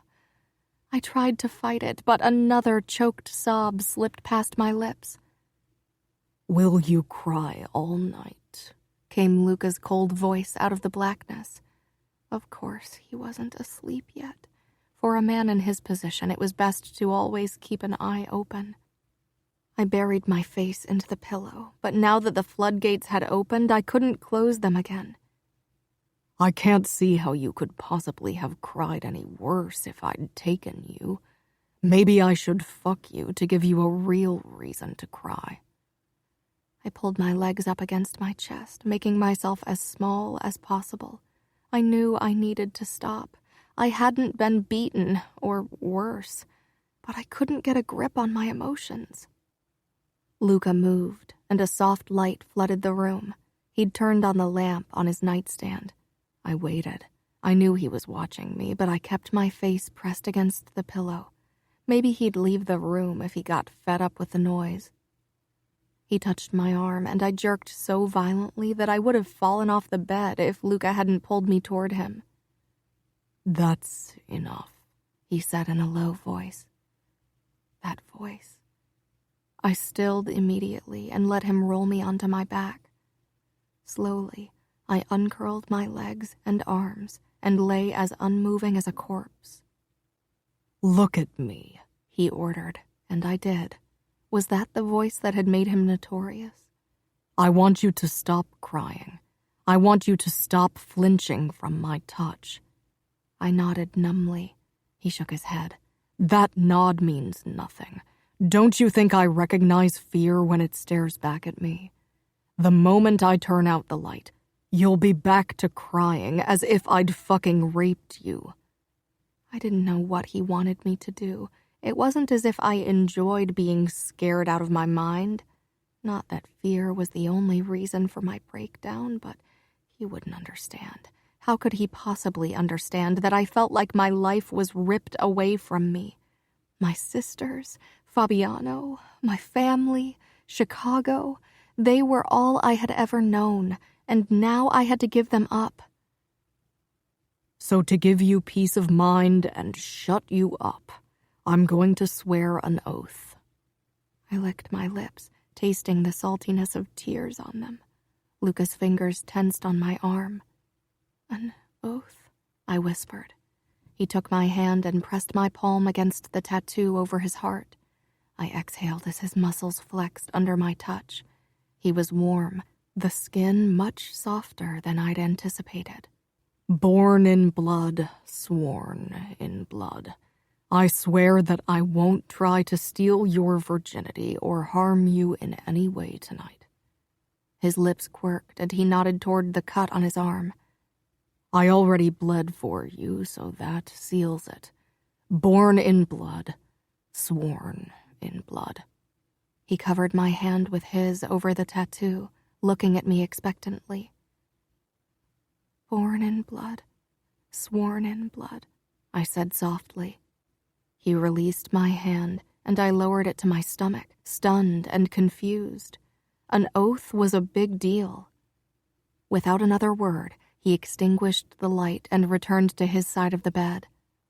I listened to his rhythmic breathing, knowing that he wasn't asleep. I closed my eyes. He wouldn't break his oath. Chapter 7. Sunlight hit my face. I tried to stretch, but an arm was thrown over my waist and a firm chest pressed against my back. It took me a moment to remember where I was and what had happened yesterday, and then I stiffened. "Good, you're awake," Luca said in a voice that was gruff with sleep. Realization hit me. Luca, my husband. I was a married woman, but Luca had kept his promise. He hadn't consummated the marriage. I opened my eyes. Luca's hand gripped my hip, and he turned me on my back. He was propped up on one elbow as his eyes took in my face. I wished I knew what he was thinking. It was strange to be in bed with a man. I could feel Luca's heat, even though our bodies weren't touching. In the sunlight, the scars on his skin were somehow less prominent than last night, but his muscles were just as impressive. I wondered how they'd feel to the touch. He reached up and took a strand of my hair between 2 fingers. I held my breath, but he released it after a moment, his face becoming calculating. "It won't be long until my stepmother, my aunts, and the other married women of my family knock at our door to gather up the sheets and carry them into the dining room, where, undoubtedly, everyone else is already waiting for the fucking spectacle to begin." A blush spread over my cheeks, and something in Luca's eyes changed. Some of the coldness replaced by another emotion. My eyes found the small cut on Luca's arm. It hadn't been deep and was already scabbing. Luca nodded. "My blood will give them what they want. It'll be the foundation of our story, but we'll be expected to fill in the details. I know I'm a convincing liar, but will you be able to lie to everyone's face, even your mother's, when you tell them about our wedding night? Nobody can know what happened. It would make me look weak." His lips tightened with regret. Regret for having spared me and gotten himself in the position of depending on my lying skills. Weak because you didn't want to rape your wife, I whispered. Luca's fingers on my hip tightened. I hadn't even realized they were still there. Make him want to be good to you. Bibiana's words flitted through my mind. Luca was a monster. There was no doubt about it. He couldn't be anything else in order to survive as a leader in our world. But maybe I could make him keep the monster in chains when he was with me. It was more than I'd hoped for when he'd led me toward the bedroom last night. Luca smiled coldly. Weak for not taking what was mine for the taking. The tradition of bloody sheets in the Sicilian Mafia is as much a proof of the bride's purity as of the husband's relentlessness. So what do you think it will say about me that I had you lying half-naked in my bed, vulnerable and mine, and yet here you are untouched as you were before our wedding? Nobody will know. I won't tell anyone. Why should I trust you? I don't make a habit of trusting people, especially people who hate me. I rested my palm against the cut on his arm, feeling his muscles flex beneath my touch. It felt as if I were touching stone. How was it possible that muscles could be unyielding like bone? Make him be good to you. Make him love you. I don't hate you. He narrowed his eyes, but it was mostly the truth. I would have hated him if he had forced himself on me. I certainly hated what marriage to him meant for me, but I didn't know him well enough for real hate. Maybe it would come with time. And you can trust me because I am your wife. I didn't choose this marriage, but I can at least choose to make the best out of our bond. I have nothing to gain from betraying your trust, but everything to gain by showing you that I'm loyal. There was a flicker of something, maybe respect, in his expression. The men waiting in that dining room are predators. They prey on the weak, and they've been waiting more than a decade for a sign of weakness from me. The moment they see one, they'll pounce. But your father... If my father thinks I'm too weak to control the familia, he'll gladly let them tear me apart. What kind of life was it to have to be strong all the time, even around your closest family? At least I had my sisters and my brother, and even to some extent my mother and people like Valentina. Women were forgiven weakness in our world. Luca's eyes were hard. Maybe this would be the moment he'd decide it really wasn't worth the risk and take me. But when his gaze finally settled back on my face, the darkness was at bay. What about Matteo? I trust Matteo, but Matteo is hot-headed. He'd get himself killed trying to defend me. It was strange talking to Luca, to my husband, like this, almost like we knew each other. Nobody will doubt me, I said. I'll give them what they want to see. Luca sat up, and my eyes were drawn to the tattoo over his heart, then took in the muscles of his chest and stomach. My cheeks heated when I met his gaze. You should be wearing more than this pitiful excuse for a nightgown when the harpies arrive. I don't want them to see your body, especially your hips and upper thighs. It's better when they wonder if I left marks on you, he said. Then he smirked. But we can't hide your face from them. He bent over me, and his hand came toward my face. I squeezed my eyes shut, flinching. This is the second time you thought I was going to hit you, he said in a low voice. My eyes flew open. I thought you said... I trailed off. What? That everyone expects you to have bruises on your face after a night with me? I don't hit women. I remembered when he'd stopped my father from slapping me. He'd never raised his hand against me. I knew many men in the Chicago outfit had a strange code of rules they followed. You couldn't stab a man in the back, but you could cut his throat that way, for example. I wasn't sure what made one better than the other. Luca seemed to have his own rules as well. Crushing someone's throat with your bare hands was acceptable. Hitting your wife was not. How am I supposed to believe you can convince everyone we've consummated our marriage when you keep flinching away from my touch? Believe me, the flinching will make everyone believe the lie even more, because I definitely wouldn't have stopped flinching away from your touch if you'd taken what's yours.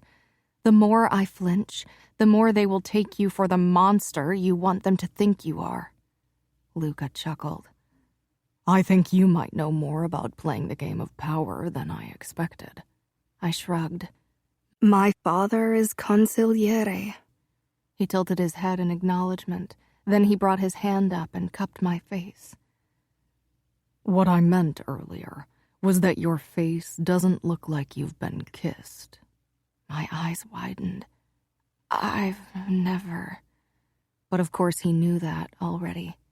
His lips collided with mine, and my palms came up against his chest, but I didn't push him away. His tongue teased my lips, demanding entrance. I gave in and hesitantly touched my tongue to his. I wasn't sure what to do and looked at Luca wide-eyed, but he took the lead as his tongue and lips ravished my mouth. It was strange allowing that sort of intimacy, but it wasn't unpleasant. I lost track of time as he kissed me, demanding and possessive, his hand warm against my cheek. His stubble rubbed against my lips and skin, but the friction made me tingle instead of bothering me. I could feel the restrained strength as his body pressed against me. Eventually, he pulled back, eyes dark with desire. I shivered, not only from fear. Insistent knocking sounded, and Luca swung his legs out of bed and stood. I sucked in a breath at the sight of the bulge in his briefs. He smirked. A man is supposed to have a boner when he wakes up beside his bride, don't you think? They want a show, they'll get a show. He nodded toward the bathroom. Now go and grab a bathrobe. I quickly leaped out of the bed with its stained bedsheet and hurried into the bathroom, where I grabbed the long white satin bathrobe and put it over my nightgown before I picked up the remnants of my corset that I'd dropped last night. When I stepped back into the bedroom, I watched Luca putting his gun and knife holster on over his naked chest, donning another knife strap with a longer hunting knife onto his forearm, covering the small cut, and repositioning his stiffness so it was even more obvious. My cheeks hot, I moved further into the room and threw the corset down beside my ruined wedding dress. Luca was a magnificent sight with his tall frame, muscles, and holster, not to mention the bulge in his pants. A hint of curiosity filled me. How did he look without the underwear? I leaned against the wall beside the window and wrapped an arm around myself, suddenly worried that someone would realize Luca hadn't slept with me. These were all married women. Would they see something wasn't right? I braced myself when he opened the door wide, standing before the gathered women in all his half-naked glory. There were gasps, giggles, and even a few muttered Italian words, which might have been prayers or curses. They were spoken too fast and quiet for me to hear. I had to stifle a snort. "We've come to collect the sheets," Luca's stepmother said in what was barely hidden glee. Luca stepped back, opening the door wider.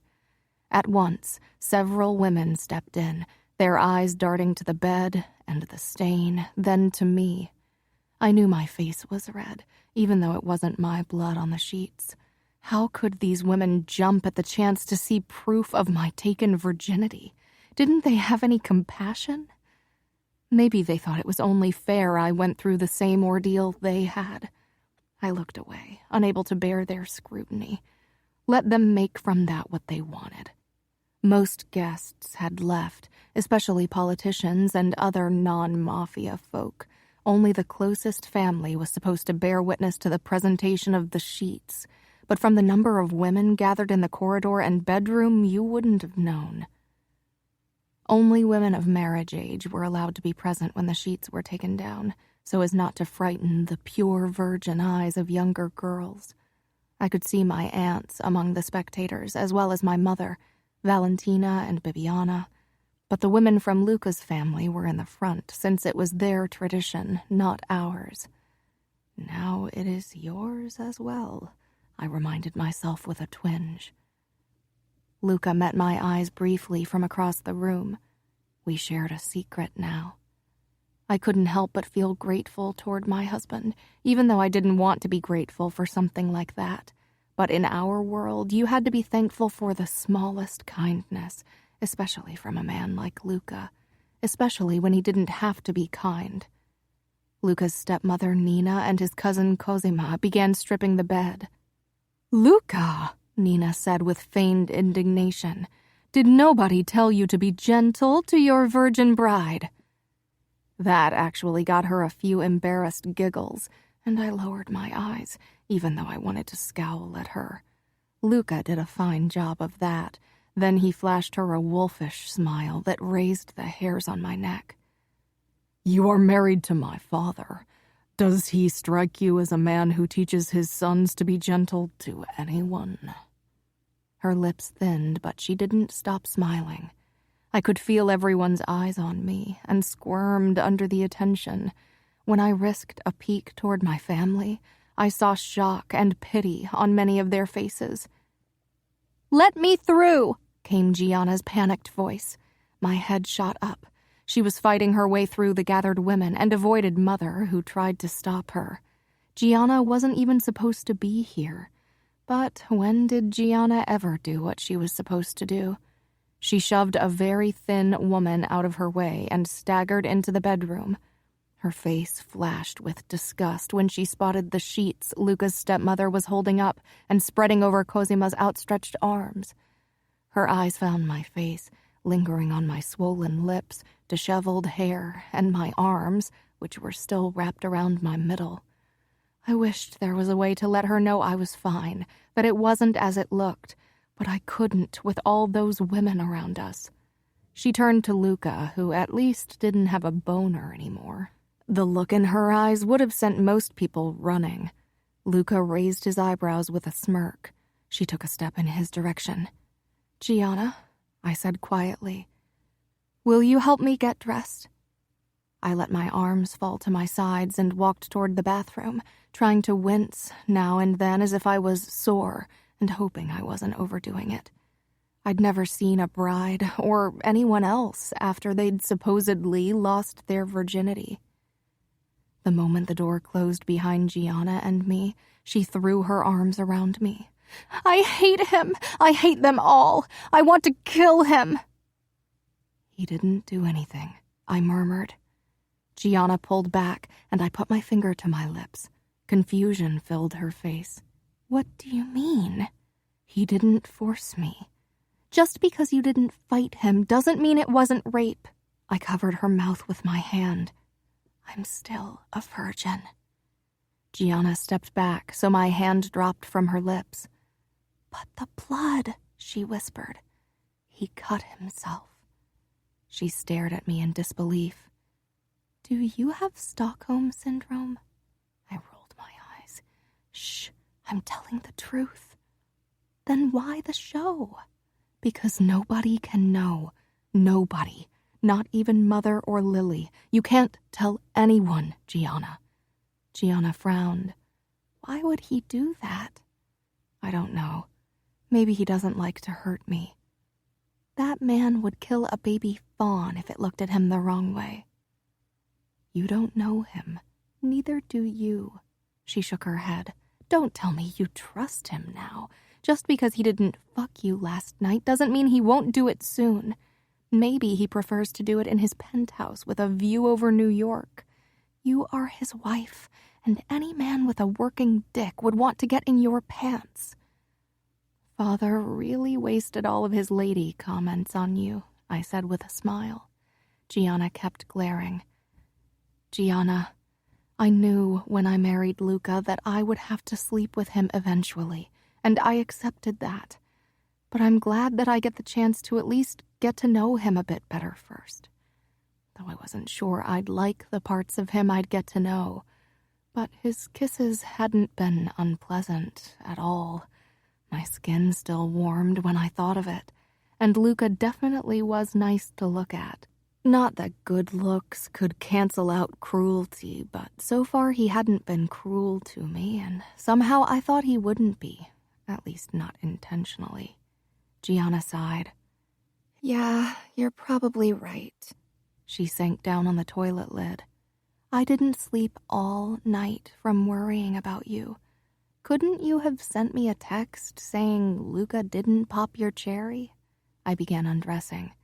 Sure, and then Father or Umberto would check your mobile and see it, and I'd be doomed.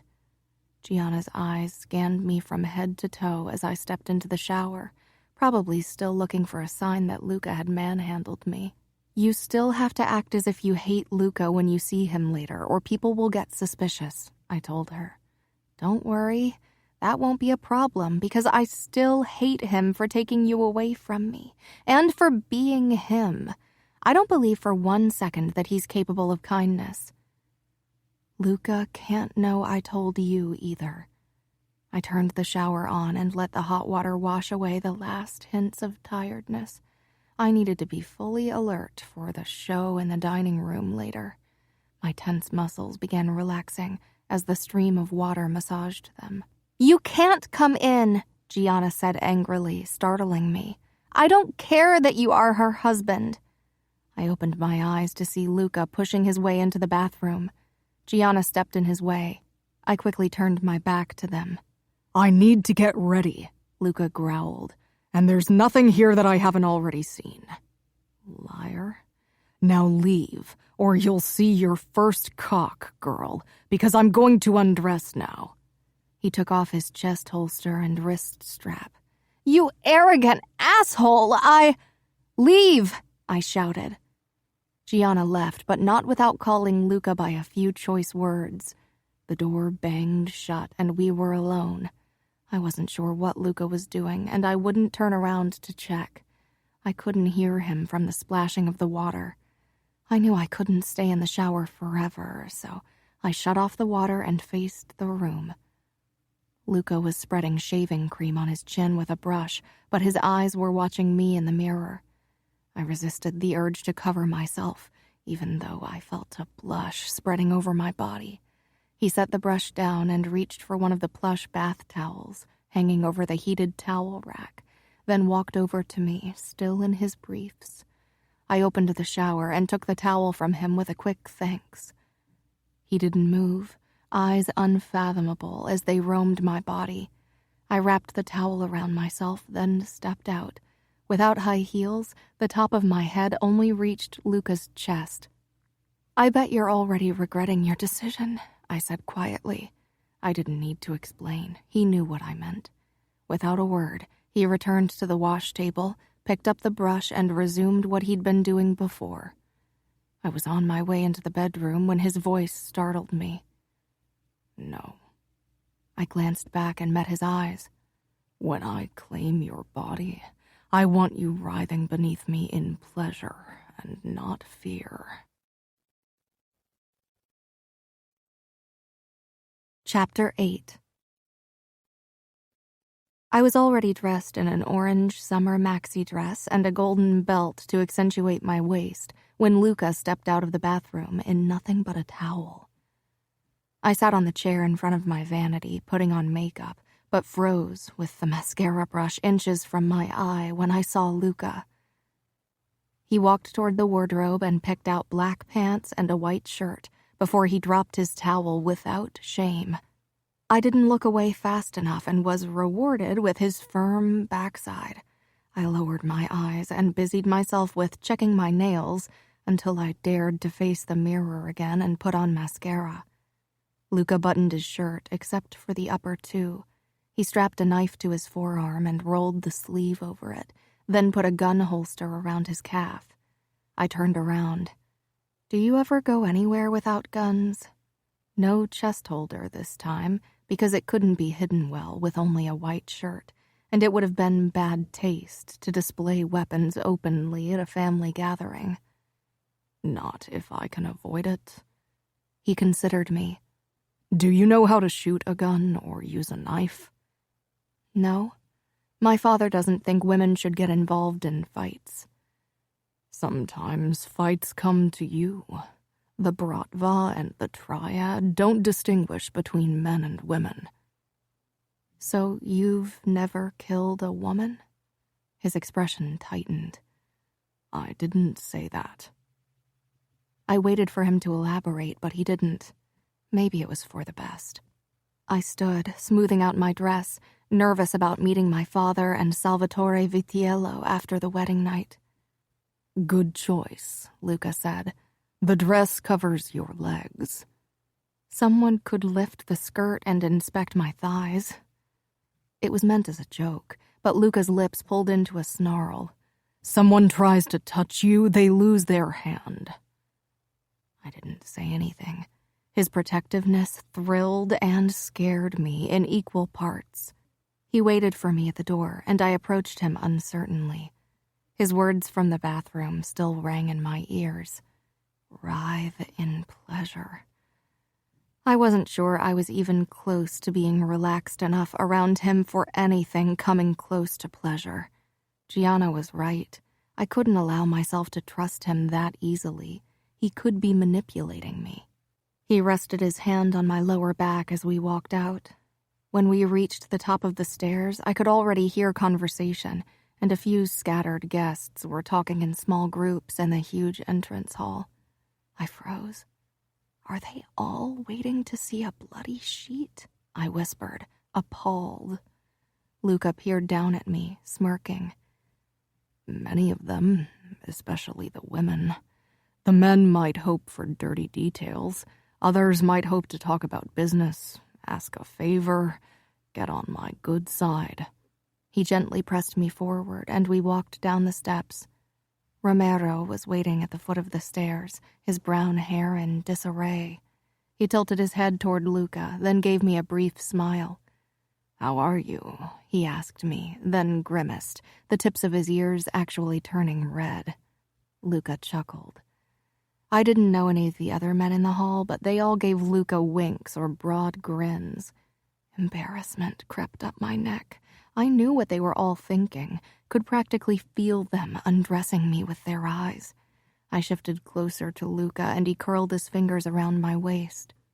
"Matteo and the rest of your family are in the dining room, poring over the sheets, as if they could read them like tea leaves," Romero confirmed, then gave me an apologetic look. He didn't seem to suspect anything.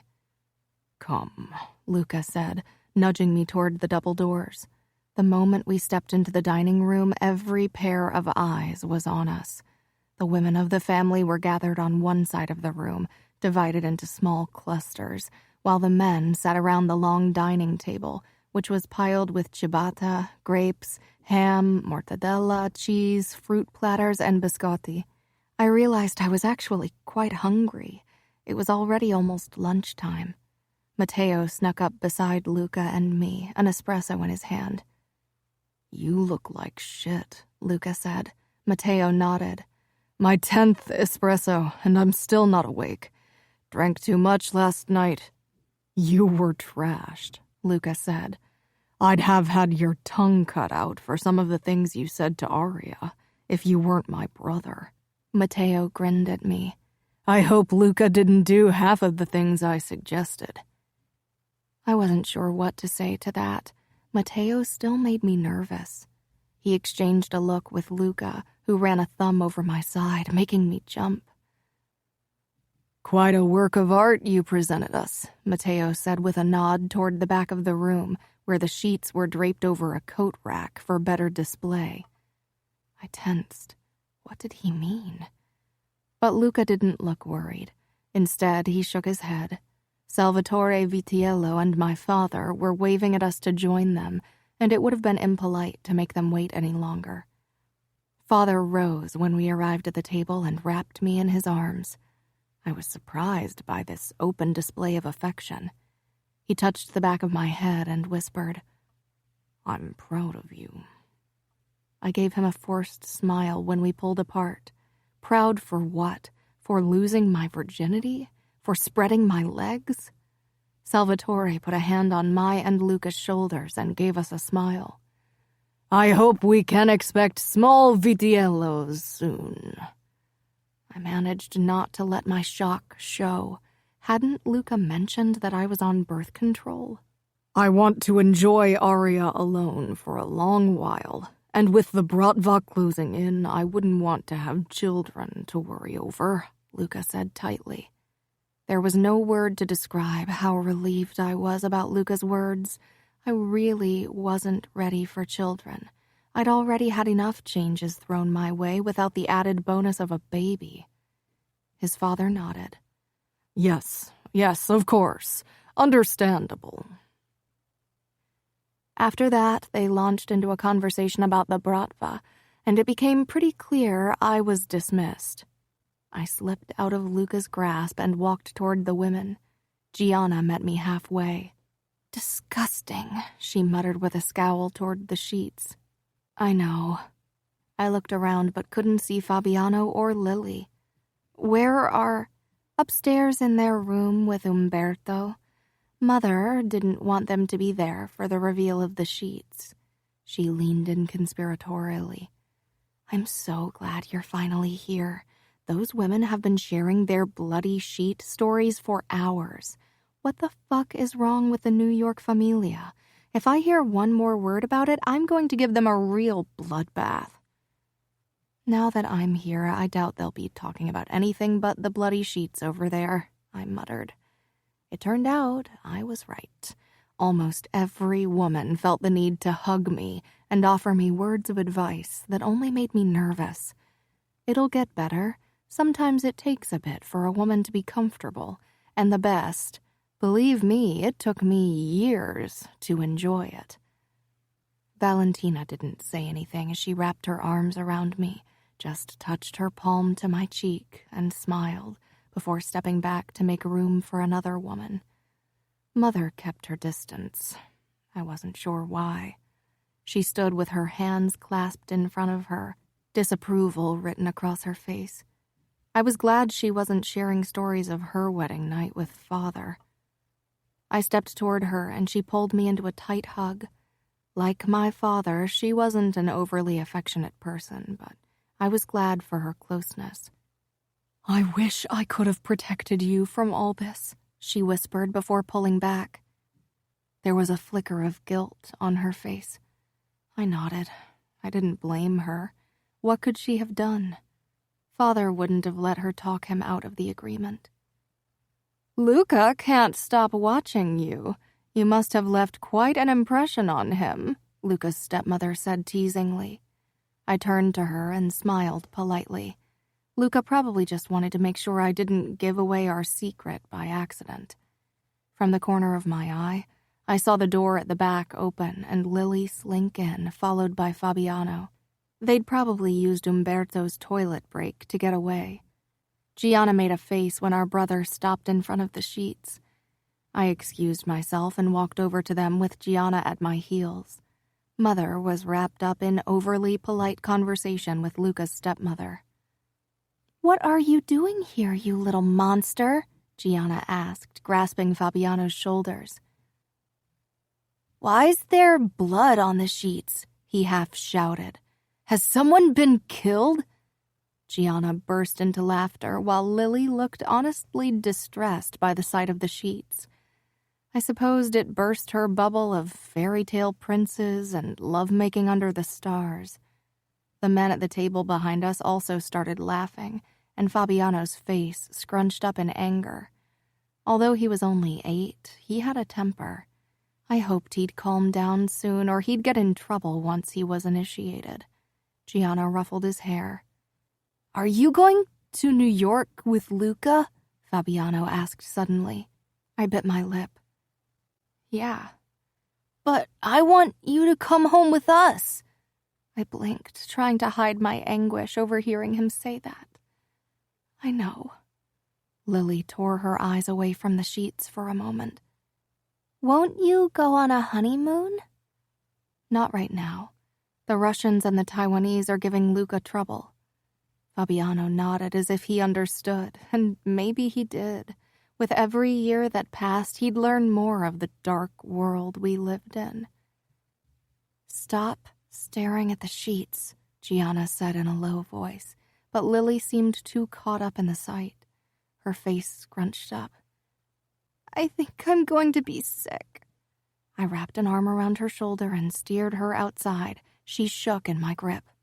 Hold it back, I ordered, as we half ran out of the room, everyone's eyes following us. We stumbled into the hall. Where's the bathroom? This mansion had too many rooms. Romero motioned us to the end of the hall and opened a door, then closed it when we were inside. I held Lily's hair as she threw up in the toilet bowl, then made her sit down on the ground. I wiped her face with a wet towel and a bit of soap. I still feel strange. Put your head between your knees. I crouched before her. What's the matter? She gave a small shrug. I'll get you some tea. I straightened. Don't let Romero see me like this. Romero isn't... I trailed off. Lily obviously had a crush on him. It was futile, but I could at least allow her that small fantasy when the sight of the sheets had already distressed her so much. I'll keep him out, I promised instead, and slipped out of the bathroom. Romero and Luca waited in front of it. Is your sister okay? Luca asked. Was he actually concerned or only polite? The sheets made her queasy. Romero's expression darkened. They shouldn't allow young girls to witness something like that. It'll only scare them. He glanced at Luca as if catching himself, but Luca waved dismissively. You are right. Lily needs some tea. I can get it for her and stay with her so you can return to your guests, Romero suggested. I smiled. That's nice, but Lily doesn't want you to see her. Romero frowned. Is she scared of me? You sound like that isn't a possibility, I said with a laugh. You are a soldier of the Mafia. What's not to be scared of? I decided not to play with him anymore and lowered my voice. But that's not it. Lily has a major crush on you and doesn't want you to see her like that. That and I didn't want any of Luca's men alone with Lily until I knew them better. Luca grinned. Romero, you still got it. Capturing the hearts of 14-year-old girls left and right. Then he turned his attention to me. But we have to return. The women will be mortally offended if you don't give them all your attention. I'll take care of Lily, Gianna said, appearing in the hall with Fabiano. I smiled. Thanks, I said as I brushed her hand in passing. The moment I was back in the dining room, the women flocked around me again, trying to extract more details from me. I pretended to be too embarrassed to speak about it, which I would have been if it had taken place, and only gave them vague answers. Guests eventually started to leave, and I knew it would soon be time to say goodbye to my family and embark on my new life. Fabiano pressed his face against my ribs almost painfully, and I stroked his hair, feeling him tremble. Father was watching with a disapproving frown. He thought Fabiano was too old to show emotions like that, as if a boy couldn't be sad. They would have to leave for the airport soon. Father needed to return to Chicago to conduct business as usual. I wished they could have stayed longer, but Luca and I would leave for New York today as well. Fabiano sniffed, then pulled back, looking up at me. Tears pressed against my eyes, but I held them back.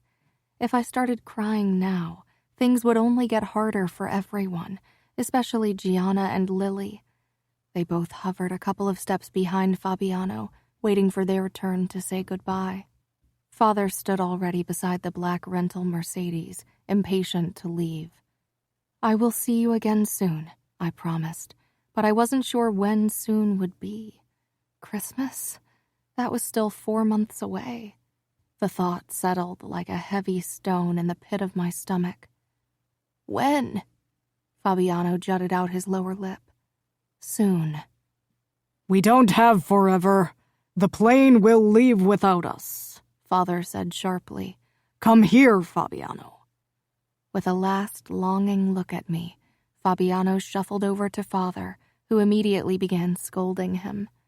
My heart felt so heavy, I wasn't sure how it could remain in my chest without crushing my ribs. Luca pulled up behind the Mercedes in his steel gray Aston Martin Vanquish and got out, but my attention shifted to Lily, who threw her arms around me, and after a moment Gianna joined in the hug. My sisters, my best friends, my confidants, my world. I couldn't hold back the tears anymore. I never wanted to let them go. I wanted to take them with me to New York. They could live in our apartment, or even get their own. At least then I'd have someone whom I loved and who loved me back. I'm going to miss you so much, Lily whispered between hiccuped sobs. Gianna didn't say anything. She only pressed her face into the crook of my neck and cried. Gianna, who almost never cried. My strong, impulsive Gianna. I wasn't sure how long we held on to each other, and I didn't care who saw this open display of weakness. Let them all see what true love meant. Most of them would never experience it. We have to leave, Father called. Gravel crunched. I lifted my face.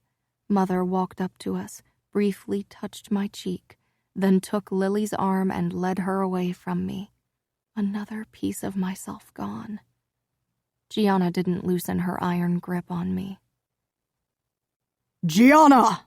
Father's voice was like a whip. She raised her head, eyes red, her freckles standing out even more. We locked gazes, and for a moment neither of us said anything. Call me every day, every single day, Gianna said fiercely. Swear it. I swear, I choked out. Gianna, for Christ's sake, do I have to come get you? She backed away from me slowly, then she whirled around and practically fled into the car. I walked a few steps after them as their car drove down the long driveway. Neither of my sisters turned around. When they finally turned a corner and were gone, I was strangely relieved. I cried for myself for a while, and nobody interrupted me. Yet I knew I wasn't alone, at least not in the physical sense. When I finally turned around, Luca and Matteo stood on the steps behind me. Luca stared at me with a look I didn't have the energy to read. He probably thought me pathetic and weak.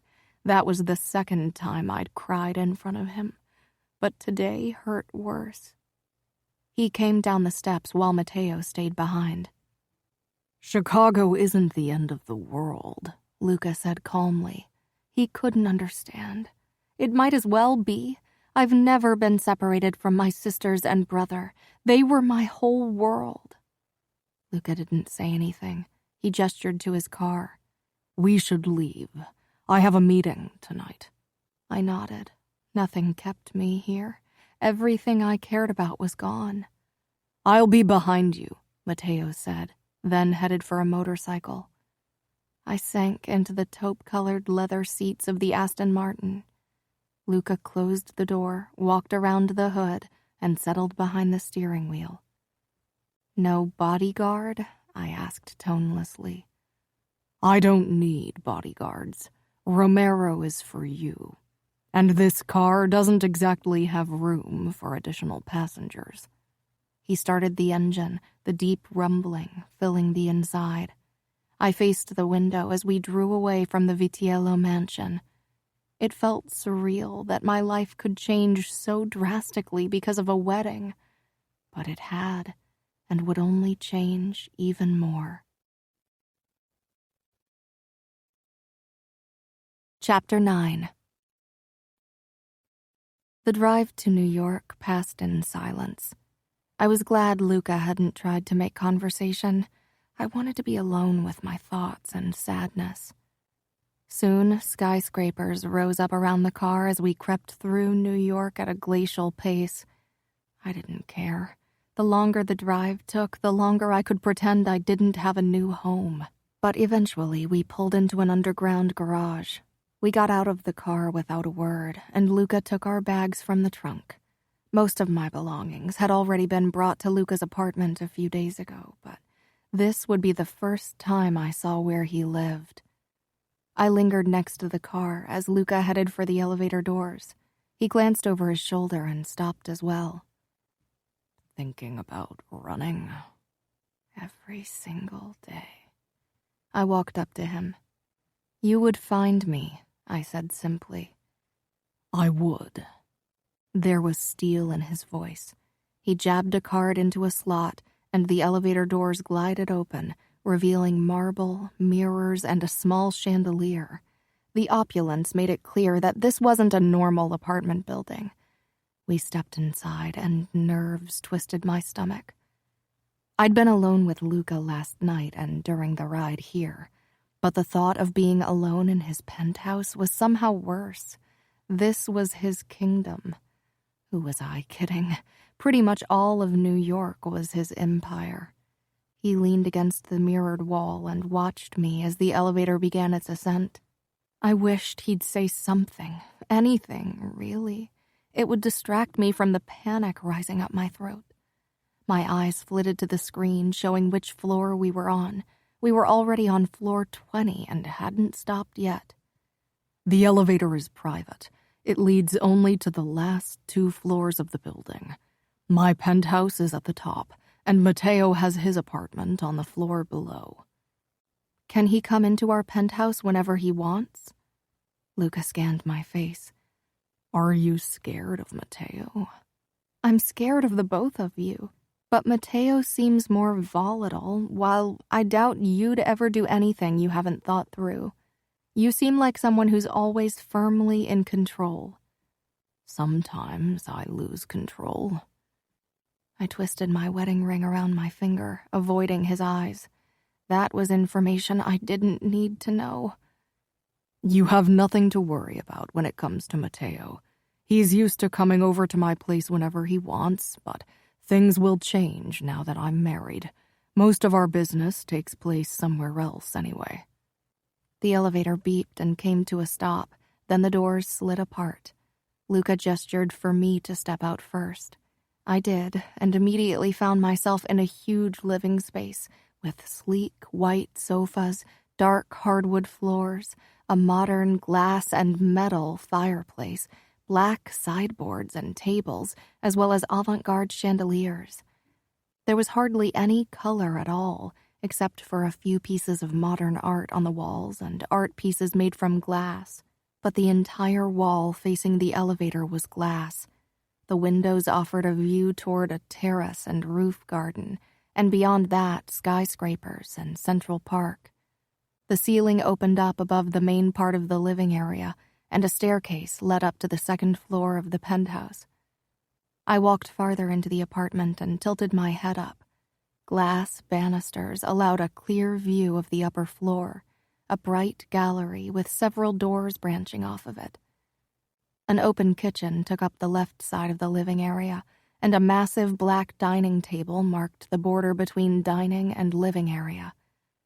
I could feel Luca's eyes on me as I took everything in, approaching the windows and peering out. I'd never lived in an apartment. Even a roof garden didn't change the fact that it was a prison that rose high above the city streets. Your things are in the bedroom upstairs. Mariana wasn't sure if you wanted to put them away yourself, so she left them in your suitcases. Who's Mariana? Luca came up behind me. Our gazes met in the reflection in the window. She's my housekeeper. She's here a couple of days per week. I wondered if she was also his mistress. Some men in our world actually dared to insult their wives by bringing their whores into their own home. How old is she? Luca's lips twitched. "Are you jealous?" He rested his hands on my hips, and I tensed. He didn't pull away, but I could see anger crossing his face. But I also noted that he didn't answer my question. I stepped out of his hold and headed for a glass door leading out onto the roof garden. I turned to Luca. "Can I go outside?" His jaw was tight. He wasn't stupid. He had noticed how quickly I'd shaken off his touch. "This is your home now, too." It didn't feel that way. I wasn't sure it ever would. I opened the door and stepped outside. It was windy, and distant honking carried up from the streets below. White lounge furniture took up the terrace, but beyond it a small, well-kept garden stretched out toward a glass barrier. There was even a square, in-ground jacuzzi big enough for 6 people. 2 sun chairs were set up beside it. I strode toward the edge of the garden and let my gaze wander over Central Park. It was a beautiful view. "You're not thinking about jumping, are you?" Luca asked, gripping the banister beside me. I tilted my face up to him, trying to gauge if this was his attempt at humor. He looked serious. "Why would I kill myself?" "Some women in our world see it as their only way to gain freedom. This marriage is your prison." I appraised the distance between the roof and the ground. Death was certain, but I'd never considered killing myself. Before doing that, I'd run. I wouldn't do that to my family. Lily, Fabi, and Gianna would be heartbroken. Luca nodded. I couldn't read his expression, and it was driving me crazy. "Let's go back inside," he said, putting a hand on my lower back and steering me into the apartment. He closed the door, then turned back to me. "I have a meeting in 30 minutes, but I'll be back in a few hours. I want to take you to my favorite restaurant for dinner." "Oh," I said, surprised. "Like a date?" The corners of Luca's mouth twitched, but he didn't smile. "You could call it that. We haven't been on a real date yet." He wrapped an arm around my middle and pulled me against him. I froze, and the lightness disappeared from his eyes. "When will you stop being afraid of me?" "You don't want me to be afraid of you?" I'd always thought it would make his life easier if I was terrified of him. Would make it easier to keep me in check. Luca's dark brows drew together. "You are my wife. We'll spend our lives together. I don't want a cowering woman at my side." That really surprised me. Mother loved Father, but she also feared him. "Are there people out there who don't fear you?" "A few," he said, before lowering his head and pressing his lips against mine. He kissed me without hurry until I relaxed under his touch and parted my lips for him. I raised my arm and hesitantly touched the back of his neck, my fingers brushing his hair. My other hand pressed against his chest, enjoying the feel of his muscles. He pulled away. "I have half a mind to cancel this fucking meeting." He rubbed his thumb over my lips. "But there's still more than enough time for this later." He glanced at his watch. "I really need to go now. Romero will be here when I'm gone. Take your time to look around and make yourself comfortable." With that, he headed for the door and left. For a moment, I stared at the door, wondering if anyone would stop me if I walked out of this building. Instead, I moved toward the staircase and walked up to the 2nd floor. Only one of the white doors was ajar, and I pushed it open. The master bedroom opened up before me. As with the living area, an entire wall was made up of windows overlooking New York. The king-sized bed was facing them. I wondered how it would be to watch the sunrise from bed. The wall behind the bed was upholstered with black fabric. At the end of the room, a doorway led into a walk-in closet, and to its right I could see a freestanding bathtub through the glass wall separating the bedroom from the bathroom. I walked toward it. Even from the bathtub, you could watch the city. Despite the glass wall, the wash basins and the shower weren't visible from the bedroom, and the toilet was in its own small room. "Arya?" I gasped. My heart pounded in my chest as I slowly followed the voice and found Romero on the gallery carrying my bags. "I didn't mean to startle you," he said when he saw my face. I nodded. "Where do you want me to put your bags?" I'd forgotten Luca had dropped them on the sofa. "I don't know. Maybe the walk-in closet?" He strode past me and set the bags down on a bench in the closet. My 3 suitcases, as well as 2 moving boxes, were beside it. "Do you know if I need to dress up for tonight? Luca said he wants to take me to his favorite restaurant, but he didn't tell me if it has a dress code." Romero smiled. "No, definitely no dress code." "Why? Is it a KFC?" I'd actually never eaten at a KFC. Father and Mother would have never taken us to a place like that. Gianna, Lily, and I had once convinced Umberto to take us to a McDonald's, but that was the extent of my experience with fast food joints. "Not really. I think Luca wants to surprise you." I doubted that. "Maybe I should unpack then." I gestured at my suitcases. Romero kept a careful distance from me. He was nice, but professional. "Do you need help?" I really didn't want Romero to touch my underwear. "No, I'd prefer to be alone." Compassion filled Romero's face before he turned and left. I waited until I was certain that he was back downstairs before I opened the first box. On top was a photo of me with Gianna, Lily, and Fabi. I cried for the 3rd time in less than 24 hours. I'd seen them only this morning, so how could I already feel so alone? When Luca came home almost 5 hours later, I'd changed into a skirt and a flimsy, sleeveless blouse. Despite my best efforts, my eyes were still slightly red from crying. There was a limit to what makeup could do. Luca noticed immediately, his gaze lingering on my eyes, then darting to the photo of my family on the nightstand. "I wasn't sure which was your side. I can move it to the other nightstand if you want," I say. "No, it's okay." Exhaustion was written plainly on his face. "Was the meeting okay?" Luca looked away. "Let's not talk about it. I'm starving." He held out his hand, and I took it and followed him to the elevator. He was tense and barely said a word as we rode in his car.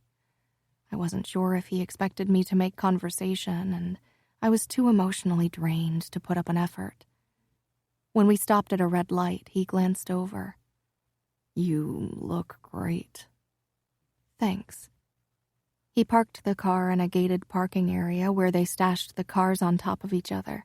Then we headed down a street with small restaurants, offering everything from Indian cuisine to Lebanese and sushi. He stopped at a Korean restaurant and held the door open for me. Stunned, I walked into the crowded, narrow dining room. Small tables were set closely together, and a bar at the front offered alcoholic beverages with labels I couldn't even read.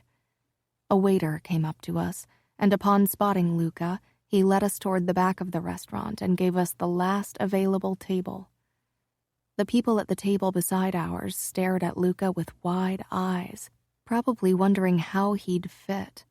I took the seat on the bench running the entire length of the room, and Luca folded himself into the chair across from me.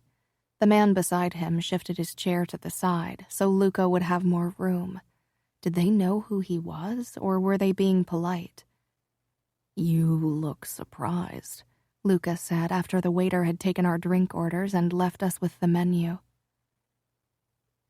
"I didn't think you'd go for Asian food, considering everything."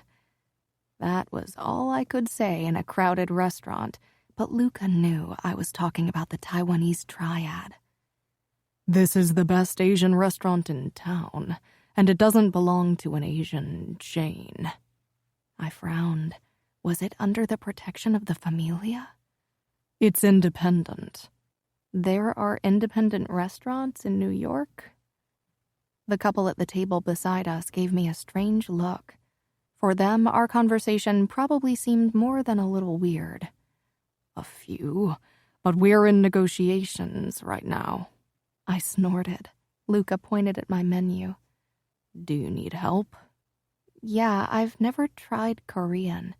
The marinated silk tofu and the bulgogi beef are delicious.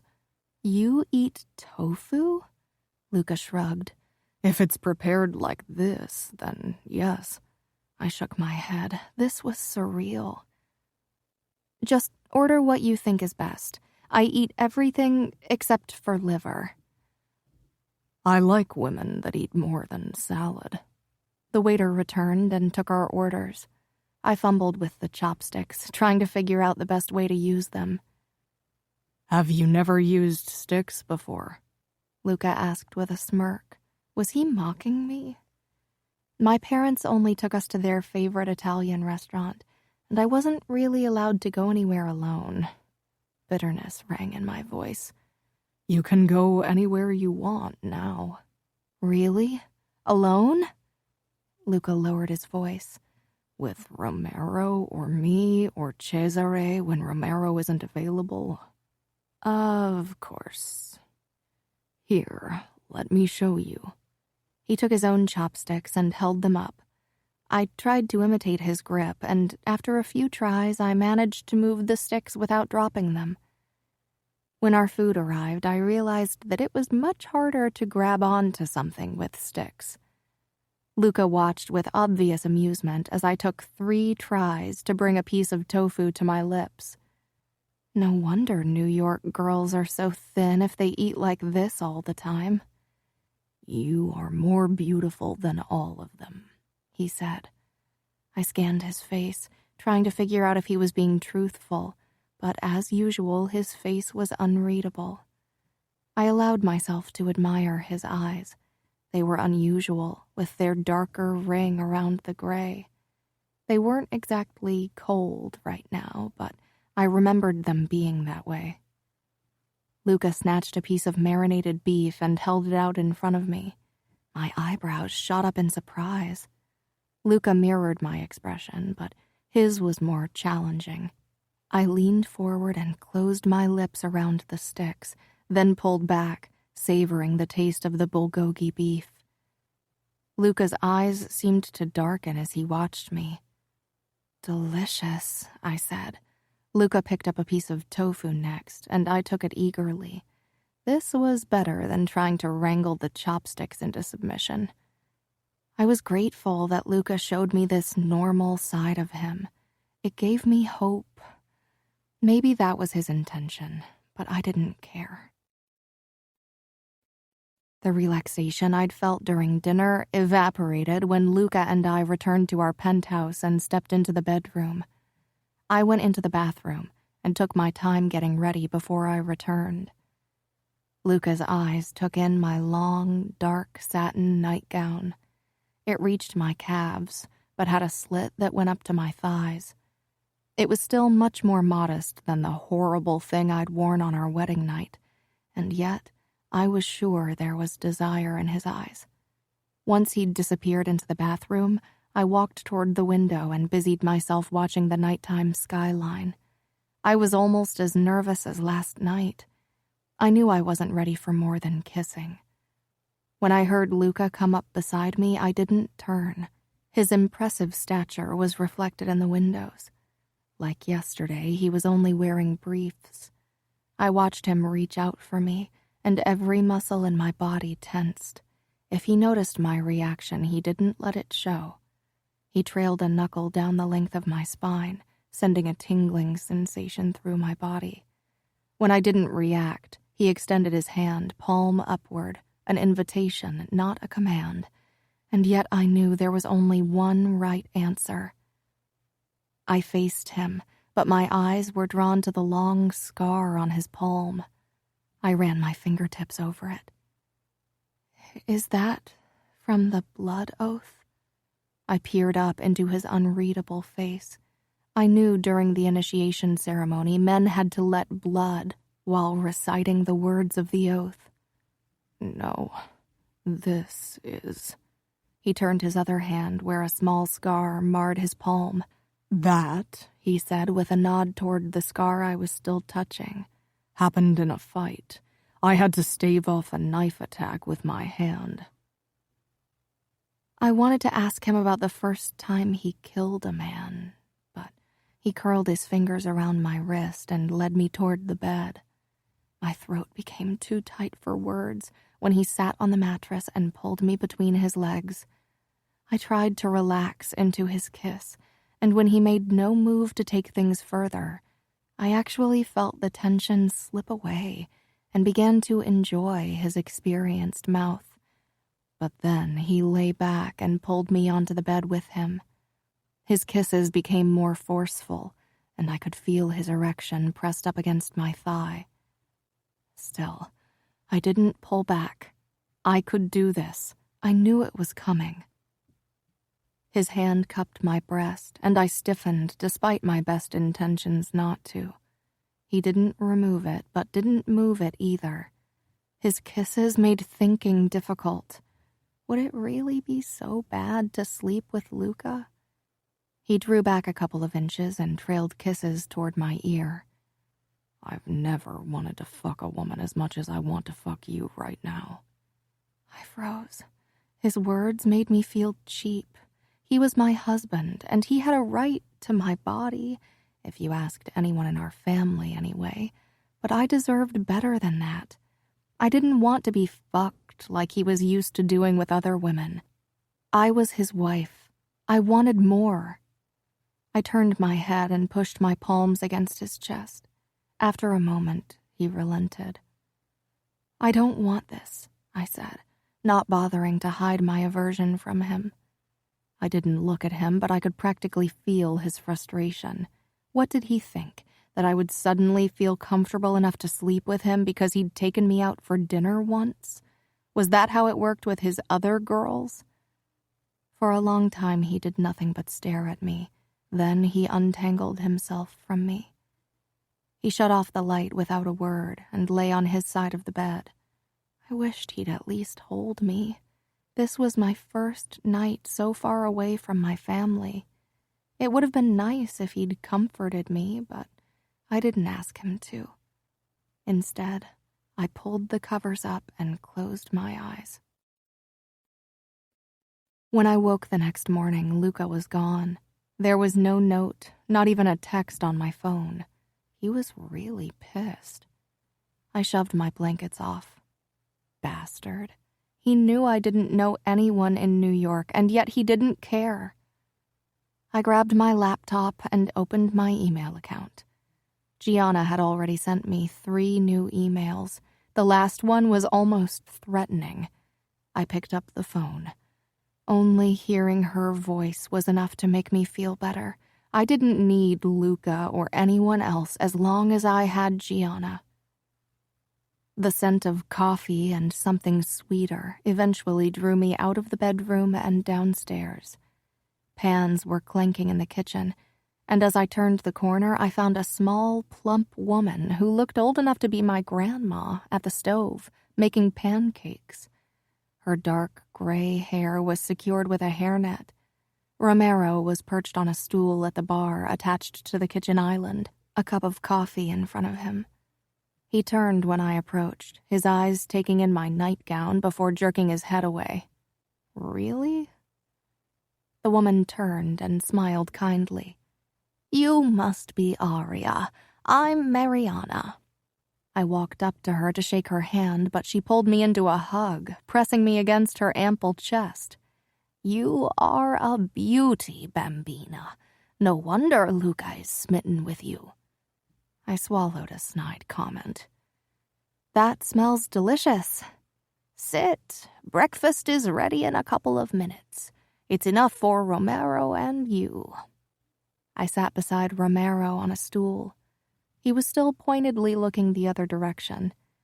What's your problem? I'm not naked, I said when I couldn't take it anymore. Mariana laughed. The boy is worried Luca finds out he ogled his girl." I shook my head, annoyed. If Romero insisted on being a coward, he'd have to eat with closed eyes. I wasn't putting a bathrobe on because I needed a bodyguard in my own home. I was already dozing off when Luca came home that night. While he'd spent his day outside doing God knows what, I was a prisoner in this stupid penthouse. The only people who kept me company were Mariana and Romero, but she'd left after preparing dinner, and Romero wasn't exactly the most communicative companion. I watched as Luca emerged from the bathroom, freshly showered. He barely acknowledged me. Did he think I cared? When he lay down beside me and extinguished the lights, I said into the darkness, "Can I walk through the city tomorrow?" "As long as you take Romero with you," was his short reply. I swallowed my hurt and frustration. When he'd taken me to his favorite restaurant, I'd thought he'd try to make this marriage work, but it had only been a ploy to get me into bed. And now he punished me with the silent treatment. But I didn't need him, never would. I listened to his rhythmic breathing, pretending to be asleep. Shortly before I drifted off to sleep, the mattress shifted as he left the bed. Part of me wanted to stop him, but I remained silent. I awoke in the middle of the night from a nightmare. Luca's arm was wrapped around me, my body spooned by his. I could have pulled away, but his closeness felt too good. A part of me still wanted this marriage to work. I missed Gianna and Lily so much, it was almost a physical thing. Romero tried to be invisible, but he was always there. "Do you want to go shopping?" I almost laughed. Did he think shopping made everything better? Maybe that worked for some people, but definitely not for me. No, but I'd like to grab something to eat. Gianna sent me an email with a few restaurants she wants to try when she visits. I'd like to go to one of them today. Romero looked uncertain for an instant, and I exploded. "I asked Luca for permission a couple of nights ago, so you don't have to worry. I'm allowed to leave this prison." He frowned. "I know. He told me." This was ridiculous. I left him standing in the middle of the living area and hurried up the stairs to the bedroom. I quickly changed into a nice summer dress and sandals, then grabbed my bag and sunglasses before heading back down. Romero hadn't moved from his spot. Why couldn't he pretend he was something other than my bodyguard? "Let's go," I ordered. If he wanted to act like my bodyguard, I'd treat him that way. Romero pulled a jacket over his shirt to hide his holster, then pushed the elevator button. We didn't talk during the ride down. This was actually the first time I saw the lobby of the apartment building. It was sleek, black marble, modern art, white high-gloss counter behind which a middle-aged receptionist in a black suit sat. He inclined his head toward Romero before his eyes zoomed in on me with obvious curiosity. "Good day, Mrs. Vitiello," he said in an overly polite voice. I almost stumbled at hearing him call me that. It was easy to forget I wasn't a Scuderi anymore. After all, my husband never seemed to be present. I nodded in acknowledgement, then quickly rushed outside. Heat blasted against my body as I left the air-conditioned building. Summer in the city. Nothing to be excited about. The smell of exhaust and garbage seemed to carry through the streets like fog. Romero was a step behind me, and I wondered how he could bear the heat in his outfit. "I think we need to take a taxi," I said, as I stepped toward the curb.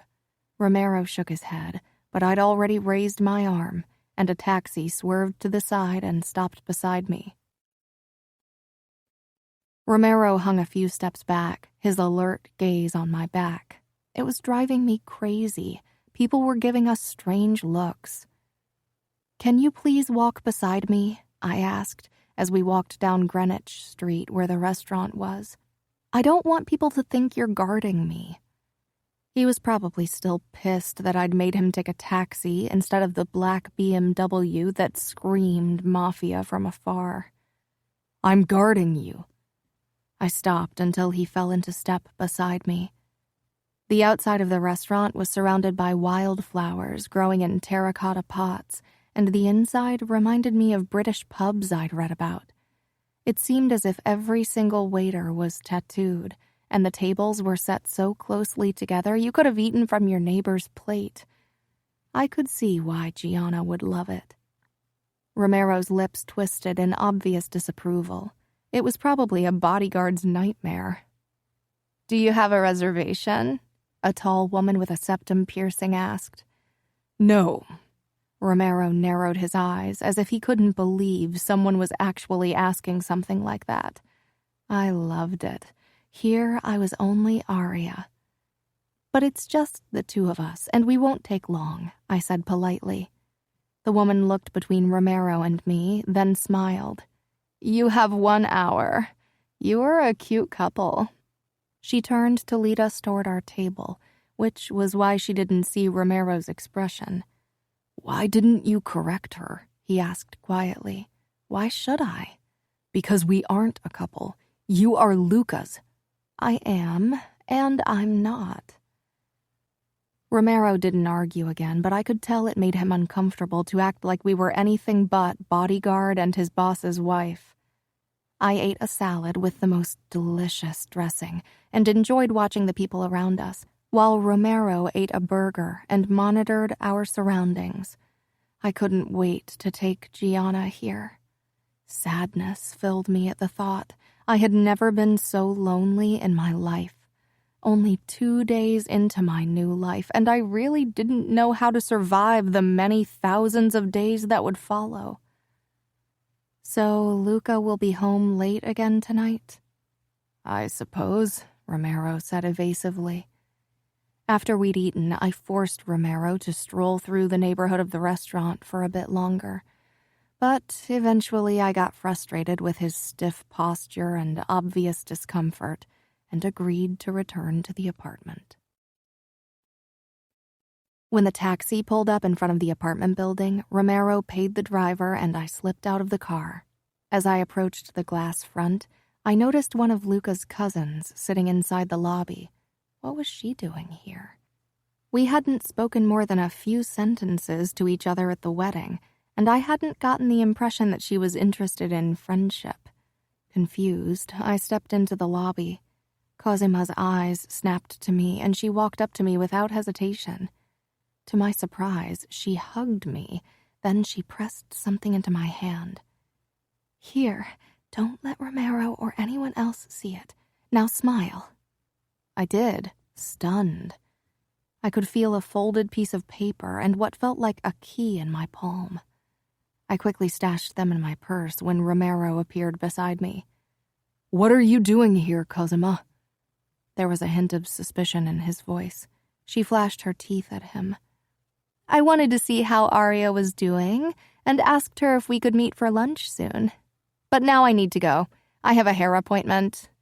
She gave me a warning look, then she walked out, high heels clacking on the marble floor. Romero was watching me. What did she say? What she told you, I said, raising my chin. I want to go up now. He wanted me to act like his boss, so he couldn't expect me to open up to him.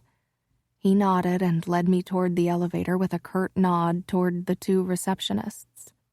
The moment we entered the penthouse, I excused myself and headed into the guest bathroom.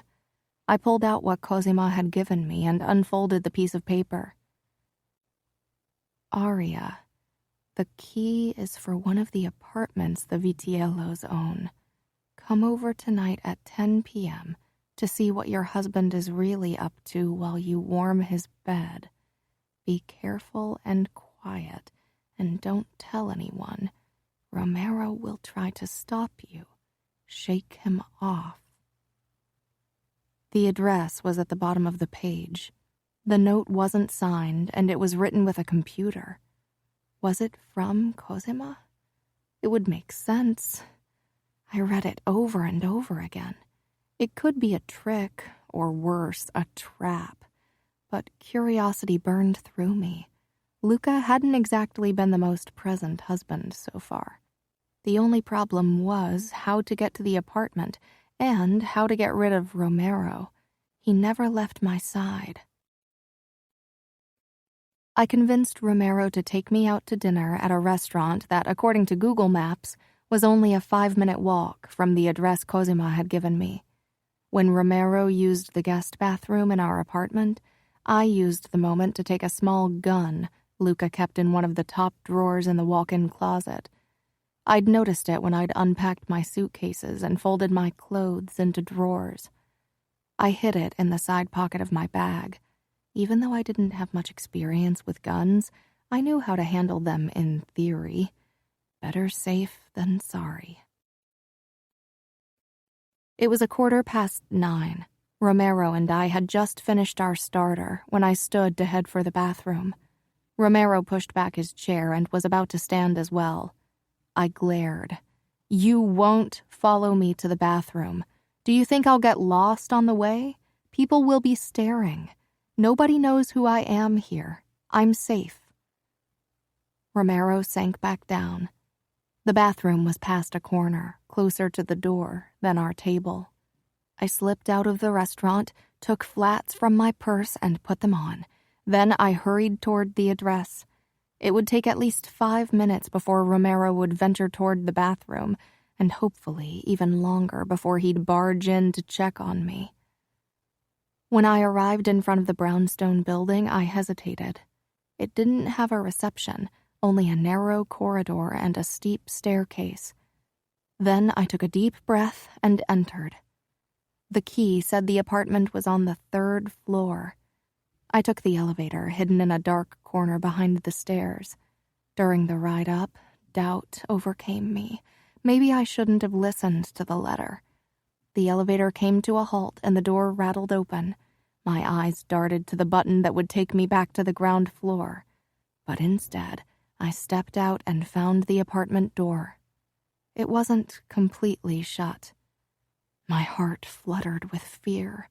This seemed like a really bad idea, but curiosity was stronger than worry. I pushed the door open and peered in. The living room was dark and empty, but light was coming from somewhere else. I rested my hand on the gun in my purse, then crept further in, but froze when I heard a woman cry out. "Yes, harder!" Dread settled in me as I followed the voice. I had heard it before. The light was spilling out of an open door. I stopped in front of it, hesitating. I could still turn around and pretend I'd never received the letter. Another moan drifted out of the room, and I peeked inside. Heat rushed up my face, then seemed to drain out of my body completely. Grace Parker was on her knees and forearms on the bed, while Luca fucked her from behind. The slaps of his body hitting her ass filled the silence, only occasionally disrupted by her encouraging cries and moans. Luca's eyes were closed as his fingers dug into her hips, and he rammed into her over and over again. Grace turned her head to meet my eyes and smiled triumphantly. Bile traveled up my throat. So this was what Luca had been up to the last 2 nights. For a crazy moment, I considered taking the gun out and throwing it at her head. I wouldn't shoot her, even if I wanted to. I wasn't a mobster. I wasn't Luca. My shoulders slumped, and I took a step back. I needed to get away.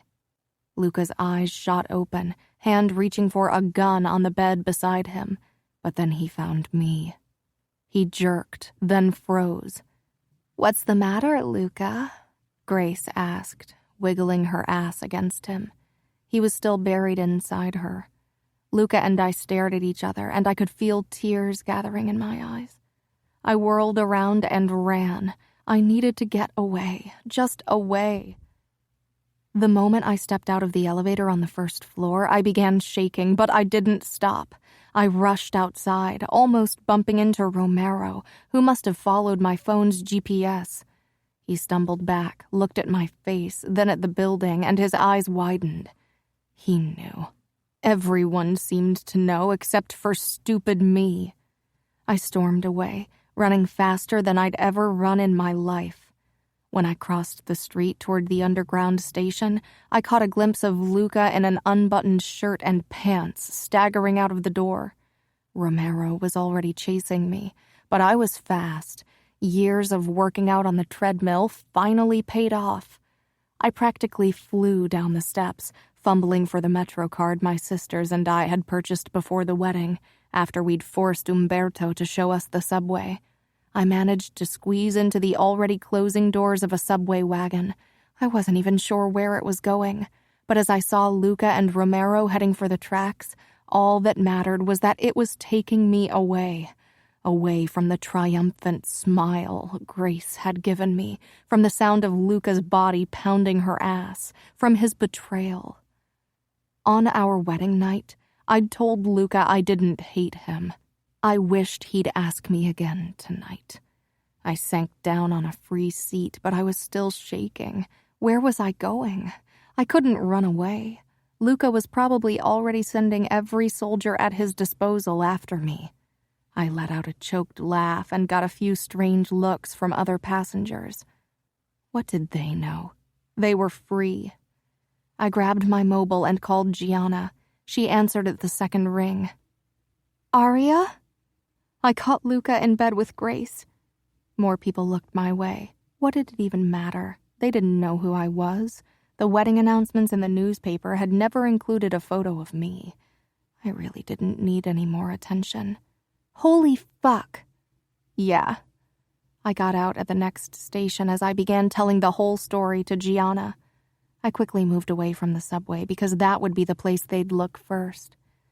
Eventually, I landed in a loud and dark place where burgers and beer were sold. I ordered a Coke and a burger, though I had no intention of eating or drinking. Where are you now? Gianna asked. Somewhere, I don't even know. In a restaurant, sort of. Be careful. I didn't say anything. Are you crying? I was. Again, I stayed silent. Don't. Not when I'm not around to console you and kick Luca's fucking ass. I knew he was an asshole. Fucking bastard. You haven't slept with him yet, right? No, I haven't. That's probably why he's off cheating on me. Don't you dare blame yourself, Aria. Any decent man would have kept his dick in his pants or used his hand. The burger and Coke arrived, and I thanked the waitress, who lingered beside my table for a couple of seconds, her gaze focusing on my tears. I gave her a smile, and she finally took the hint and left. What will you do now? Are you thinking of coming back home? Do you really think Father will let me leave Luca because he cheated on me? Father has had a mistress for years. Nor would Luca allow it.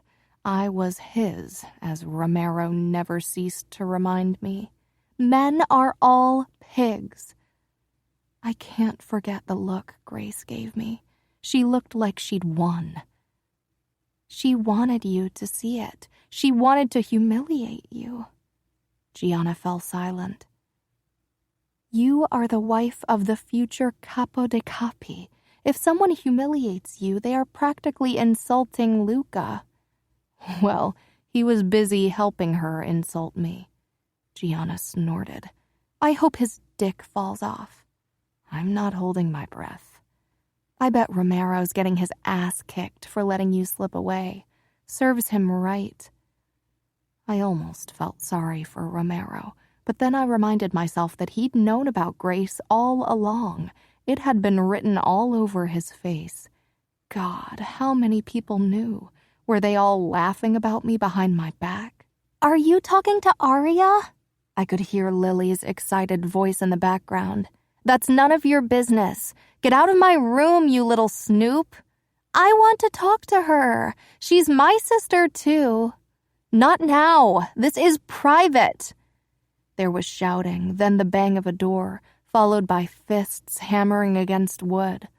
My heart swelled with warmth, and I smiled. This had been my life not too long ago. Now I only had a cheating husband to return to. "So what now?" Gianna asked eventually. "I honestly don't know."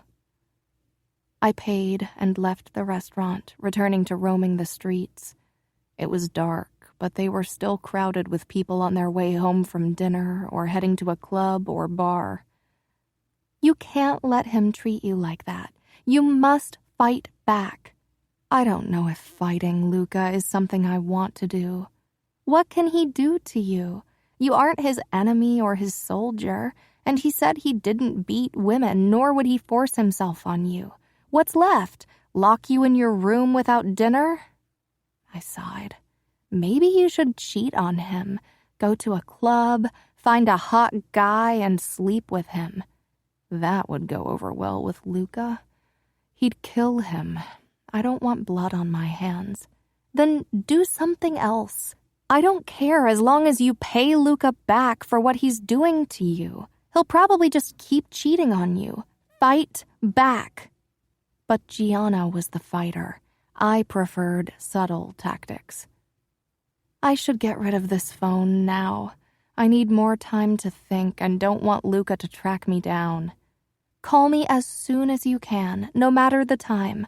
If I don't hear from you tomorrow morning, I don't care who I have to take down to fly to New York. Okay, love you.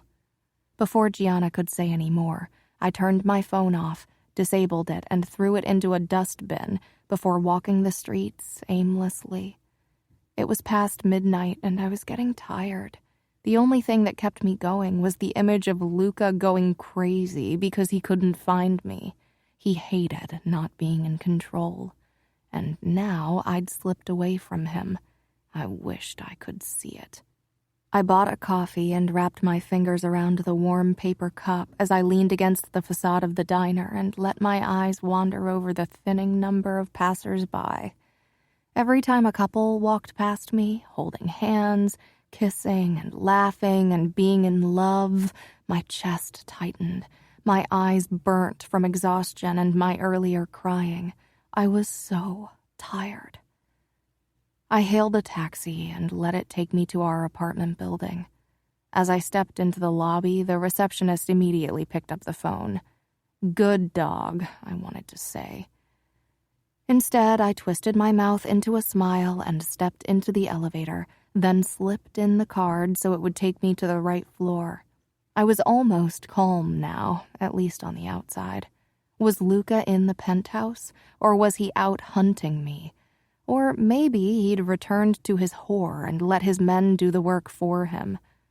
When I'd woken with Luca's arms around me, or when he'd kissed me, I'd let myself believe that maybe I could make him love me.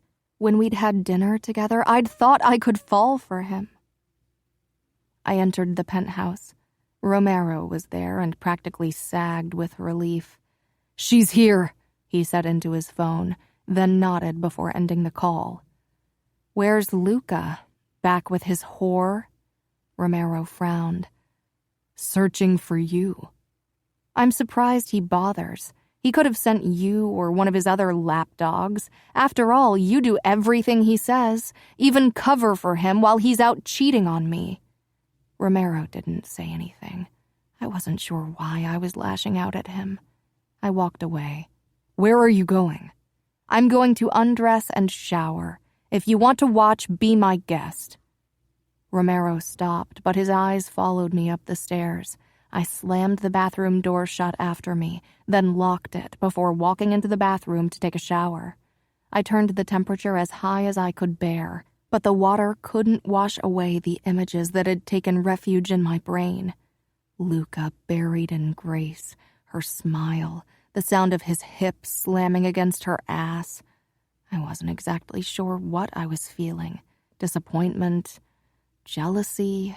I hadn't chosen Luca, but he was my husband. I wanted him to be faithful to me. I wanted him to want only me. I wanted to be enough. There was banging at the bedroom door when I got out of the shower. I wrapped a towel around myself and slowly walked out of the bathroom into the bedroom. "Arya, let me in." There was anger in his voice. He was angry? I dropped the towel and slipped a silk nightgown over my body. "I'm going to kick in the door if you don't let me in." "I'd like to see you do it. Maybe you'll dislocate a shoulder." "Arya, open the fucking door." I was too tired to keep playing with him. I wanted this day to be over. I wanted sleep to magically take away my memory. I unlocked the door, then turned and walked back to the bed. The door flew open, banging against the wall, and Luca stormed in. He grasped my arm, and fury burned through me. How dare he lay hands on me after gripping that whore's ass with them? "Don't touch me!" I shrieked, wrenching out of his grip. He was panting, eyes wild with emotion. His hair was a mess, and his shirt wasn't buttoned properly. Matteo stood in the doorway, Romero and Cesare a few steps behind. "Where have you been?" he said in a low voice. He reached for me again, and I stumbled back. "No! Don't ever touch me again! Not when you use those same hands to touch your whore!" His face became very still. "Out, everyone. Now." Matteo turned, and he and the other two men disappeared from view. "Where have you been?" "I wasn't cheating on you, if that's what you're worried about. I would never do that. I think faithfulness is the most important thing in a marriage, so you can calm yourself now. My body is still only yours." I practically spat the last few words. "I only walked around the city." "You walked around New York at night, alone?" I stared into his eyes, hoping he could see how much I hated him for what I'd seen, how much it hurt to know he respected me so little. "You have no right to be angry with me, Luca. Not after what I saw today. You cheated on me," Luca snarled. "How can I be cheating when we don't have a real marriage? I can't even fuck my own wife. Do you think I'll live like a monk until you decide you can stand my closeness?" That arrogant pig. He and my father had made sure I didn't even talk to other men until my wedding to Luca. God forbid! How dare I expect my husband to be faithful to me? How dare I hope for this small decency in a monster? "I'm not a monster. I've treated you with respect." "Respect?" My voice rose higher. "I caught you with another woman. Maybe I should go out, bring a random guy back with me, and let him fuck me in front of your eyes. How would that make you feel?" Suddenly, he flung me on the bed and was on top of me, my arms pinned above my head. Pushing through the choking fear, I said, "Do it. Take me so I can really hate you." His eyes were the most terrifying thing I'd ever seen. His nostrils flared. I turned my face away and closed my eyes. He was breathing harshly, his grip on my wrists too tight. My heart pounded against my ribcage as I lay unmoving beneath him. He shifted and pressed his face into my shoulder, releasing a harsh breath. "God, Arya." I opened my eyes.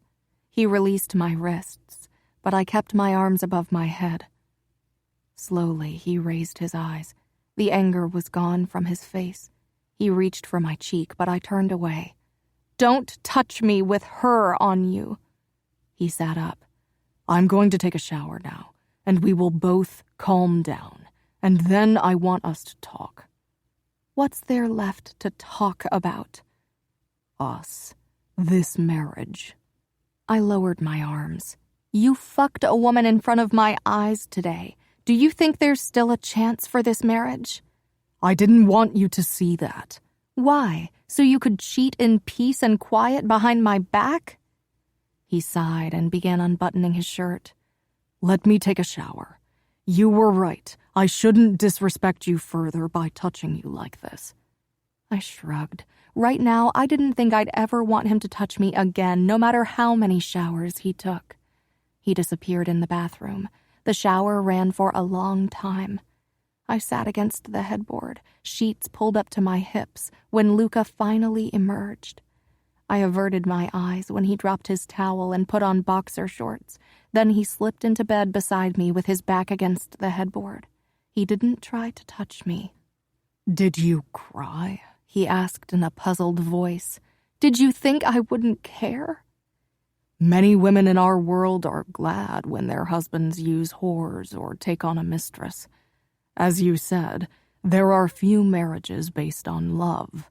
If a woman can't stand her husband's touch, she won't mind him having affairs to satisfy his needs." I scoffed. His needs. "I'm not a good man, Arya. I never pretended otherwise. There are no good men in the Mafia." My eyes rested on the tattoo over his heart.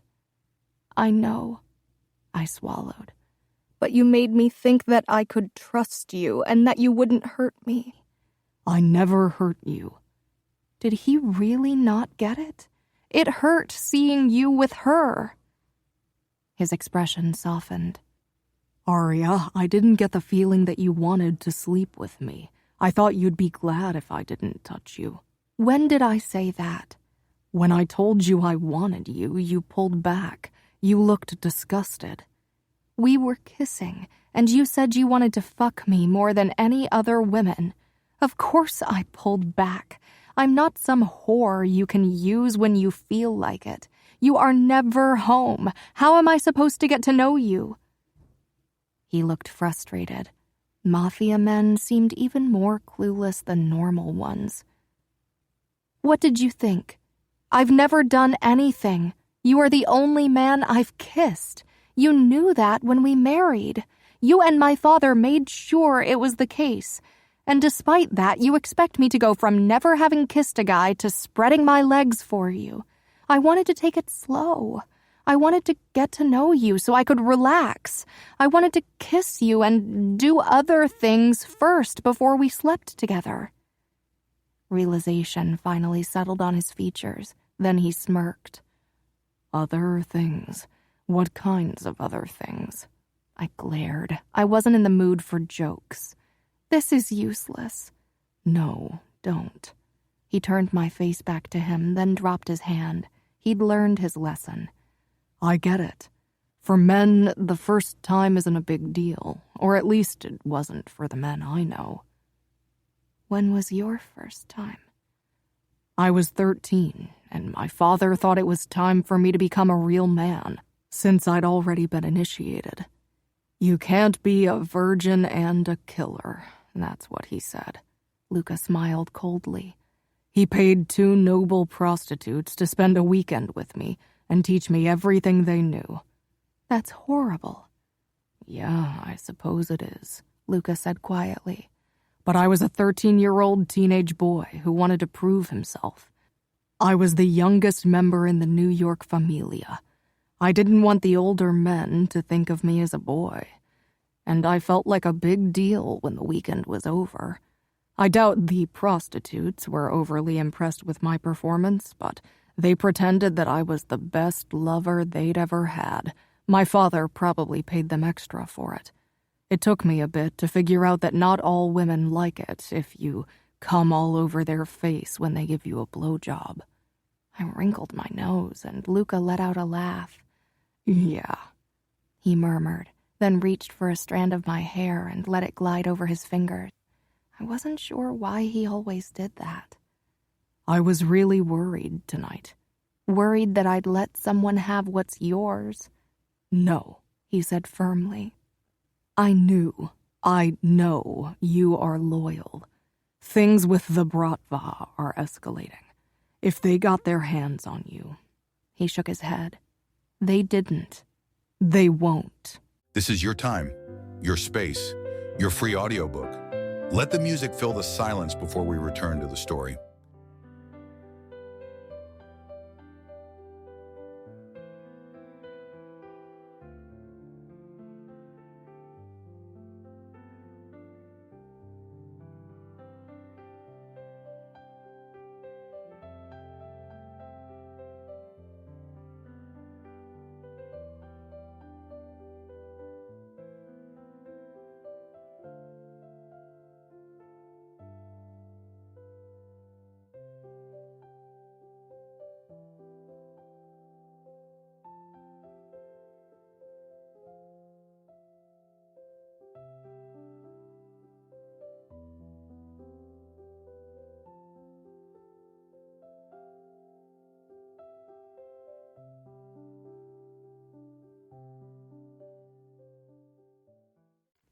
I shifted away from his hand that had moved on from my hair to my throat. I didn't want his touch. He sighed.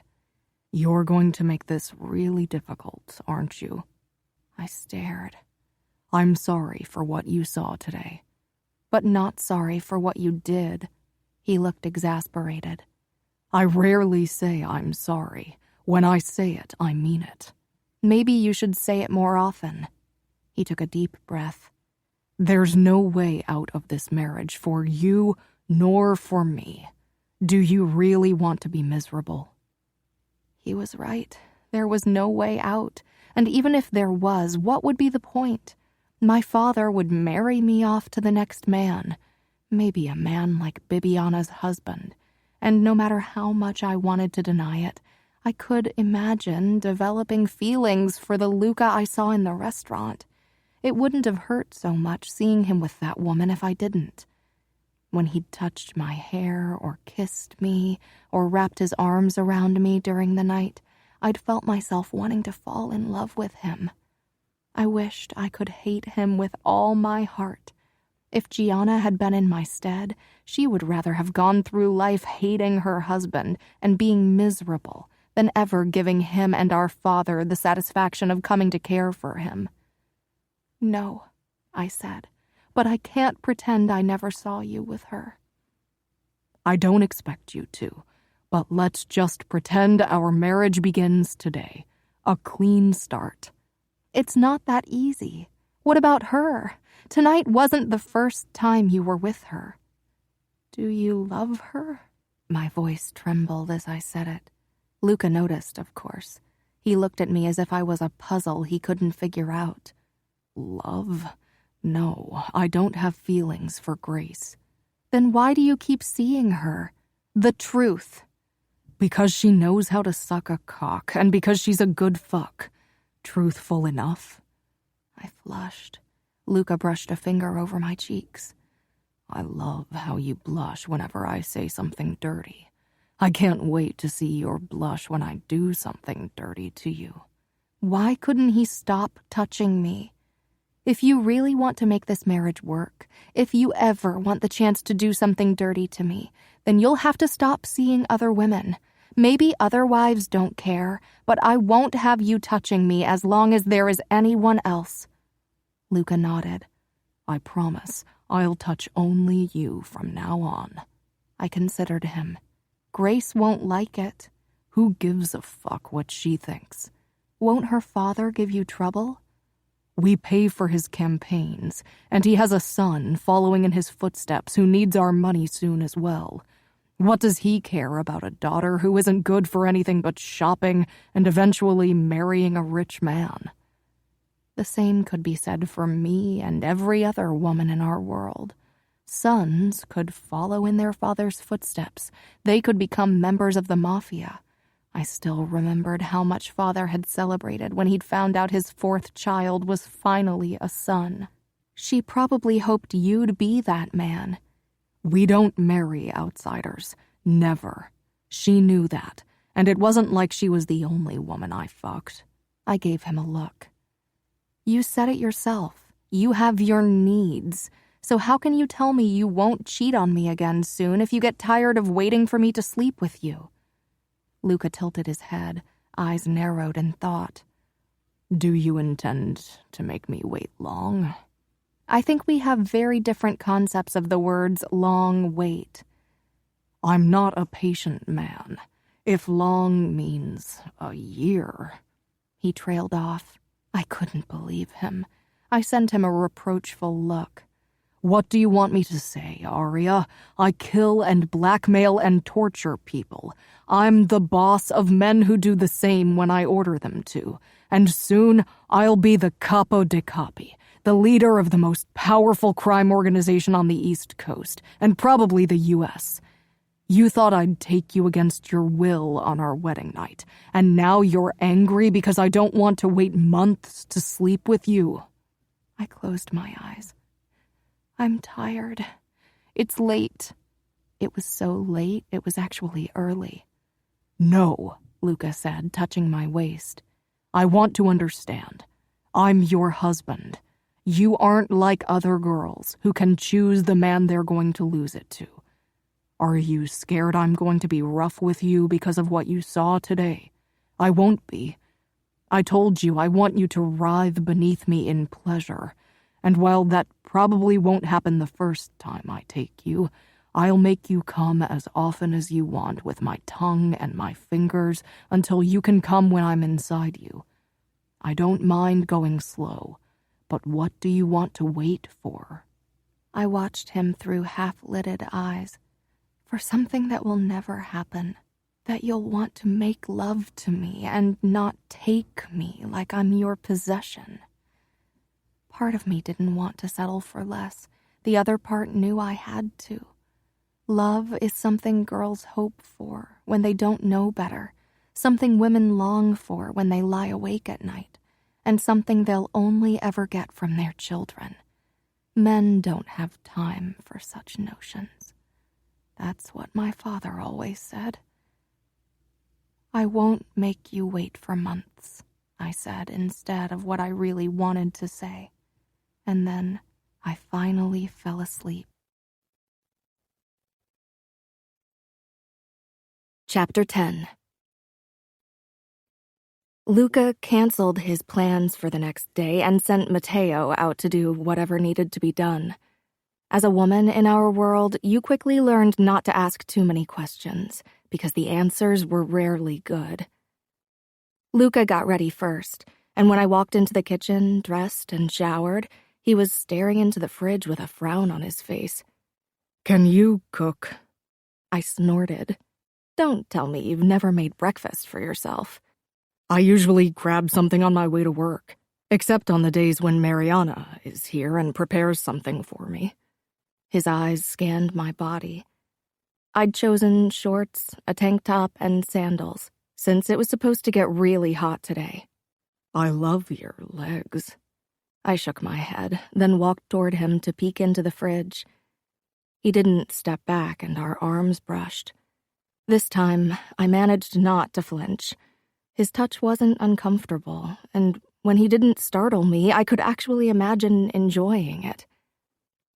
The fridge was well stocked.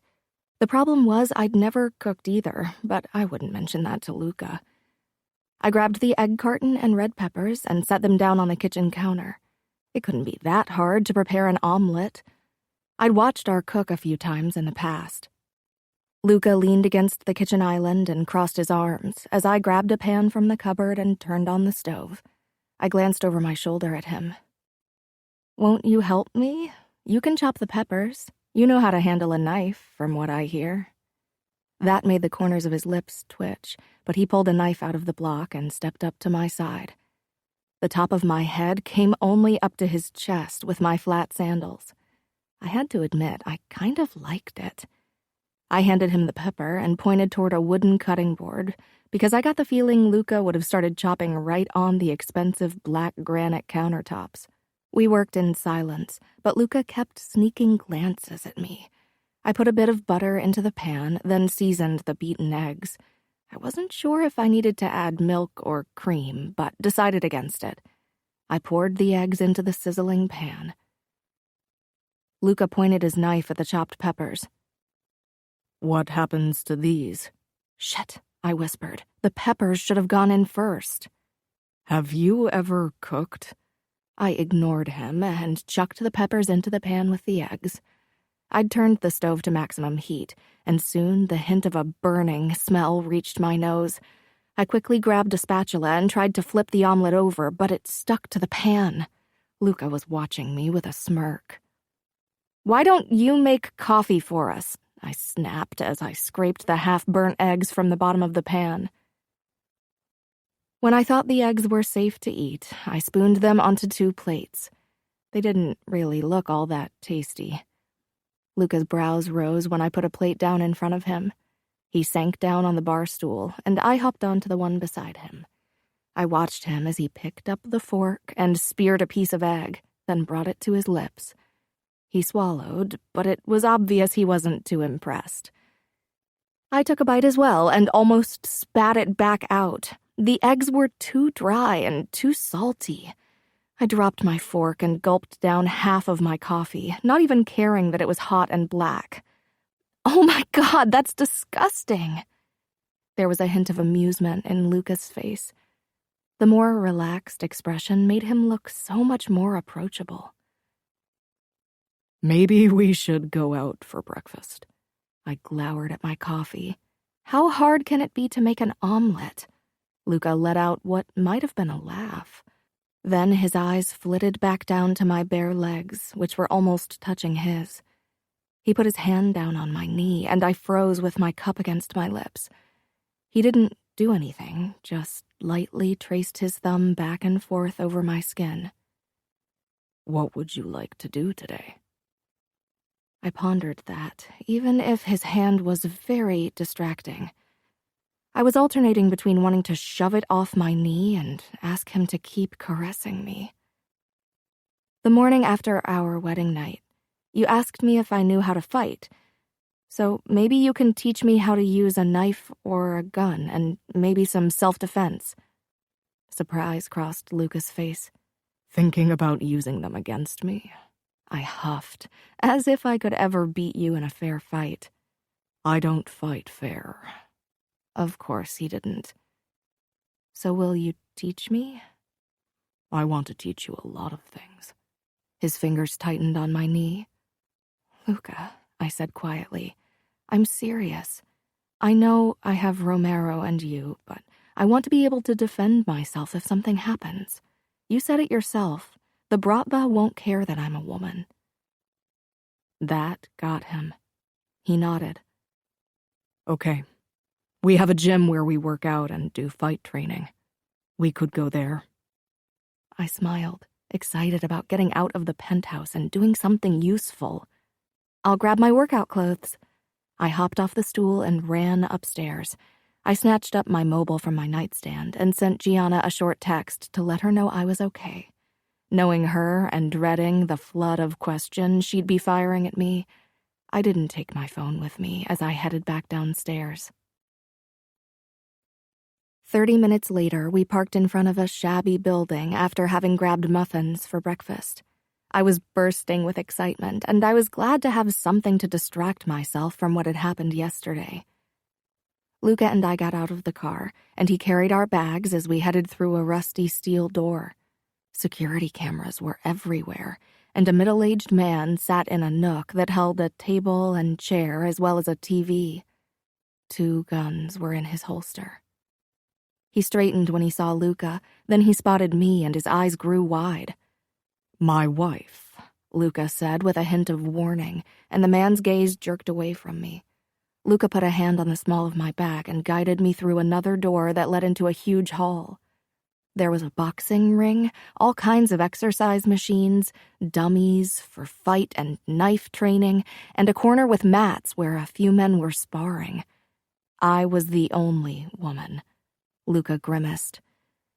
Our changing rooms are men only. We don't usually have female visitors. I know you'll make sure nobody sees me naked. You bet I will.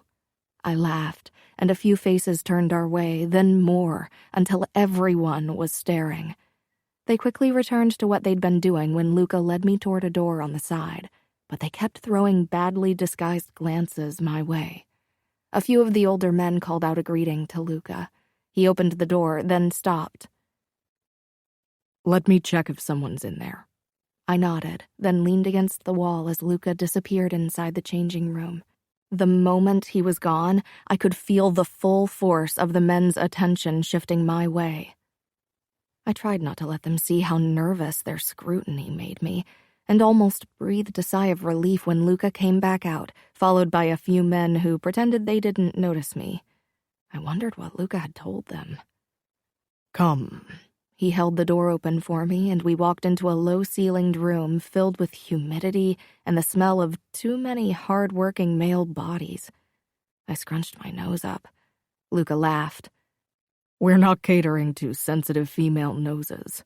I grabbed my bag from him and walked toward a locker.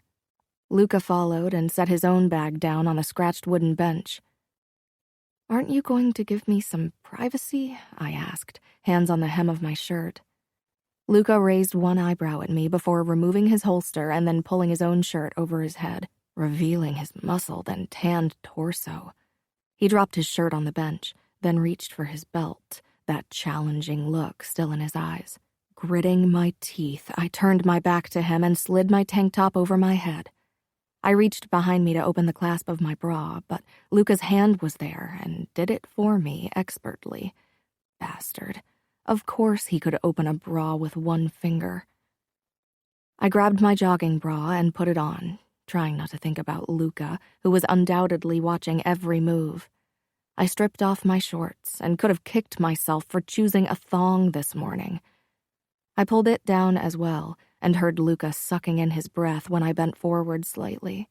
My cheeks blasted with heat, realizing what kind of view I'd just given him. I snatched a pair of the plain black panties I always wore when I worked out on the treadmill. Then I put my jogging shorts on over them and turned back around to Luca. He'd put on black sweatpants and an ultra-tight white shirt that showcased his spectacular body. There was a bulge in his pants, all because of my butt. That's what you're wearing for self-defense lessons. I looked down at myself. I don't have anything else. This is what I wear when I go jogging. The shorts were tight and ended high up on my thighs, but I didn't like too much fabric when I ran. You realize I'll have to kick every guy's ass who looks at you the wrong way, right? And looking like that, my men will have a hard time not looking at you the wrong way. I shrugged. It's not my job to make them control themselves. Just because I'm wearing revealing clothes doesn't mean I'm inviting them to look. If they can't behave themselves, that's their problem. Luca led me out of the changing room and toward the sparring mats. The men there immediately backed away, pointedly not looking at me. I followed Luca toward a display of knives. His eyes scanned them, then he chose one with a long, smooth blade and handed it to me. He didn't take one for himself. He positioned himself across from me, looking utterly relaxed. He must have known everyone was watching us, but he acted as if he couldn't care less. This wasn't private. He had to put up a show for his men. Attack me, but try not to cut yourself. Won't you get a knife, too? Luca shook his head. I don't need one. I'll have yours in a minute. I narrowed my eyes at his self-assured tone. He was probably right, but I didn't like him saying it. So, what am I supposed to do? Try to land a hit. If you manage to cut me, you win. I want to see how you move. I took a breath and tried to forget the men watching me. I tightened my grip on the knife, then I dashed forward. Luca moved fast. He dodged my jab, grabbed my wrist, and whirled me around until my back collided with his chest. You don't have my knife yet, I gasped out.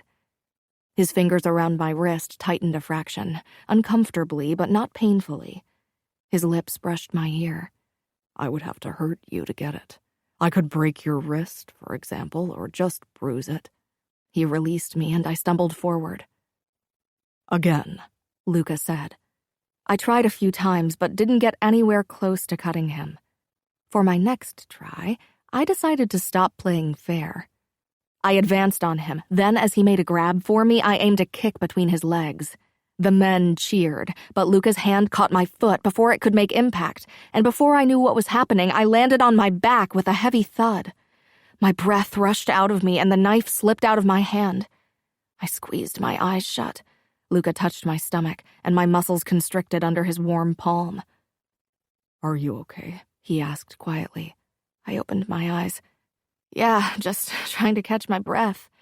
Then I scanned the crowd.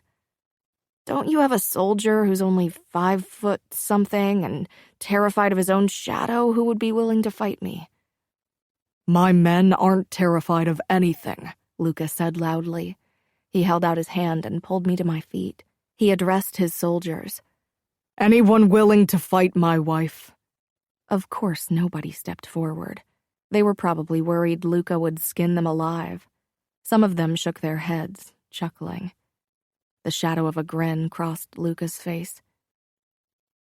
You'll have to fight me. A few more attack attempts later, I was out of breath and annoyed by my inability to hurt Luca the tiniest bit. But then a chance offered itself. He held me against his body, and his upper arm was close to my face, so I turned and bit him. He was so startled, he actually released me, and I tried to jab him with the knife, but he gripped my wrist. "Did you bite me?" he asked as he stared at my teeth marks on his bicep. "Not hard enough. There isn't even blood," I said. Luca's shoulders twitched once, then again. He was fighting laughter. Not the effect I'd intended when I bit him, but I had to admit I loved the sound of his deep chuckle. "I think you've done enough damage for one day," he said. We grabbed something to eat on our way home, then settled on the rattan sofa on the roof terrace with a glass of wine. "I'm surprised," I said eventually. Luca and I sat close together, almost touching, and his arm was thrown over the backrest behind me, but so far he had held back.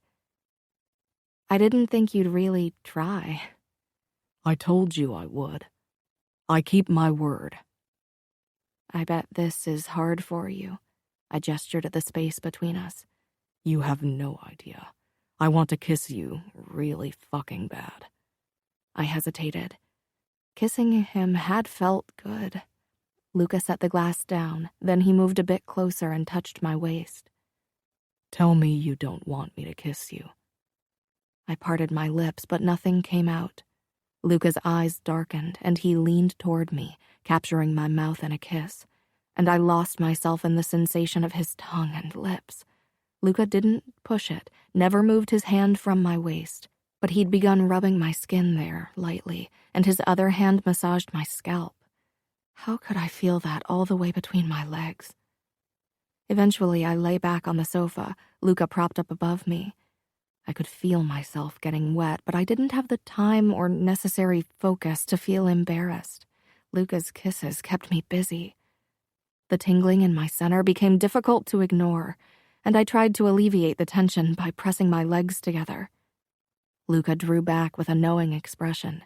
Heat rose into my cheeks. "I could make you feel good, Arya," he murmured, his hand on my waist tightening. "You want to come, don't you?" Oh my God, yes. I'd overheard girls in school go into detail about how amazing it could be, but I'd never managed to make myself feel anything close to what they'd described. My body was screaming for it. "I'm fine. Thank you." Luca choked on a laugh. "You are so stubborn." He didn't say it in a mean way. His lips came down on mine again, and I could tell he gave it his all, determined to break my resolve. And a few times I got close. I was throbbing between my legs, but I wouldn't give in, not so soon. I had more control than that. That night, I fell asleep with Luca's arms around me and his erection an insistent presence against my upper thigh. Maybe we really could make this marriage work. Chapter 11. When I woke the next morning, I was alone in bed. I sat up, disappointed that Luca hadn't woken me. I slipped out of bed when he came into the bedroom from the hallway, already dressed in black, with a chest holster that held 2 knives and 2 guns, and who knew how many more holsters on the rest of his body with more weapons. "Are you leaving already?" He grimaced. "The Bratva got one of ours. They left him in tiny pieces around one of our clubs." "Somebody I know?" I asked with dread. Luca shook his head. "Will the police get involved?" "Not if I can help it." Luca cupped my face. "I'll try to be home early, okay?" I nodded. He lowered his head, watching me the entire time to see if I would pull back. His lips brushed over mine. I opened my mouth for him and sank into the kiss, but it was over too quick. I watched his back as he left. Then I picked up the phone and called Gianna. "I thought you'd never call," was the first thing out of her mouth. I smiled. "I haven't even showered yet, and it's only 8 in Chicago. You can't have been awake for long." "You didn't call yesterday, and all I got was a short text. I was sick with worry. I couldn't sleep because of you. I hate that we are so far apart, and I can't see for myself if you're okay. Are you okay?" "Yes, I am." I told her about my conversation with Luca and how we'd spent yesterday together. "How noble of him to agree to not cheat on you again and actually try to make the marriage work. Give that man flowers." "He isn't a good man, Gianna. There are no good men in our world. But I think he really wants to try. And I want it too." "Why don't you ask him if I can come visit for a few days? I don't have school for another 2 weeks, and I'm bored out of my mind without you. We could spend a couple of days at the beach in the Hamptons and go shopping in Manhattan." "What about Father? Did you ask him?" "He told me to ask you and Luca." "I will ask him. I don't think he'll mind. It's not like he's home very often at the moment. Most days I'm alone with Romero." "Why don't you ask Luca if you can go to college? You've got perfect grades. You would have no trouble getting into Columbia." "What for?" "I won't ever be allowed to work. It's too dangerous." "You could help Luca with his clubs. You could be his secretary or whatever. You'll go crazy if you stay in that penthouse all the time." "Don't worry, I'll be fine," I said, even though I really wasn't sure. Gianna had a point. "I will talk to Luca about your visit. Now I really need to take a shower and grab something to eat." "Call me as soon as possible. I need to book a flight." I smiled. "I will. Stay out of trouble." "You too." I hung up. Then I got ready and dressed in a breezy summer dress. It was sunny outside, and I wanted to walk through Central Park. When I stepped into the living room, Romero was sitting at the dining room table with a cup of coffee in front of him. "Was Luca very angry with you?" I asked as I walked past him toward the huge open kitchen. Homemade carrot cake set on the counter, and I could hear Mariana humming somewhere. She was probably cleaning. Romero got up, took his cup, and leaned against the kitchen island. "He wasn't happy? You could have been killed. I'm supposed to protect you." "What's Luca doing today?" Romero shook his head. "What is he doing? I want to know details. Why is he taking so many guns with him?" "He, Matteo, and a few others are going to find the guys who killed our man, and then they're going to get revenge." That sounds dangerous. A hint of worry filled me. Revenge was never the end of things. The Bratva would take revenge in turn for Luca's revenge. It was a never-ending cycle. "Luca and Matteo have been doing this for a long time. They are the best, and so are the men with them. And instead of being in on the fun, you have to babysit me." Romero gave a shrug, then he smiled. "It's an honor." I rolled my eyes. "I'd like to go jogging in Central Park." "Will you try to run away again?" "Why would I? There's nowhere I can run. And I doubt you'll let me escape again. You look fit enough." Romero straightened. "Okay." I could tell that he was still suspicious of my motives. I put on my shorts, a tank top, and my running shoes, then went back out. Romero had changed into sweatpants and a t-shirt.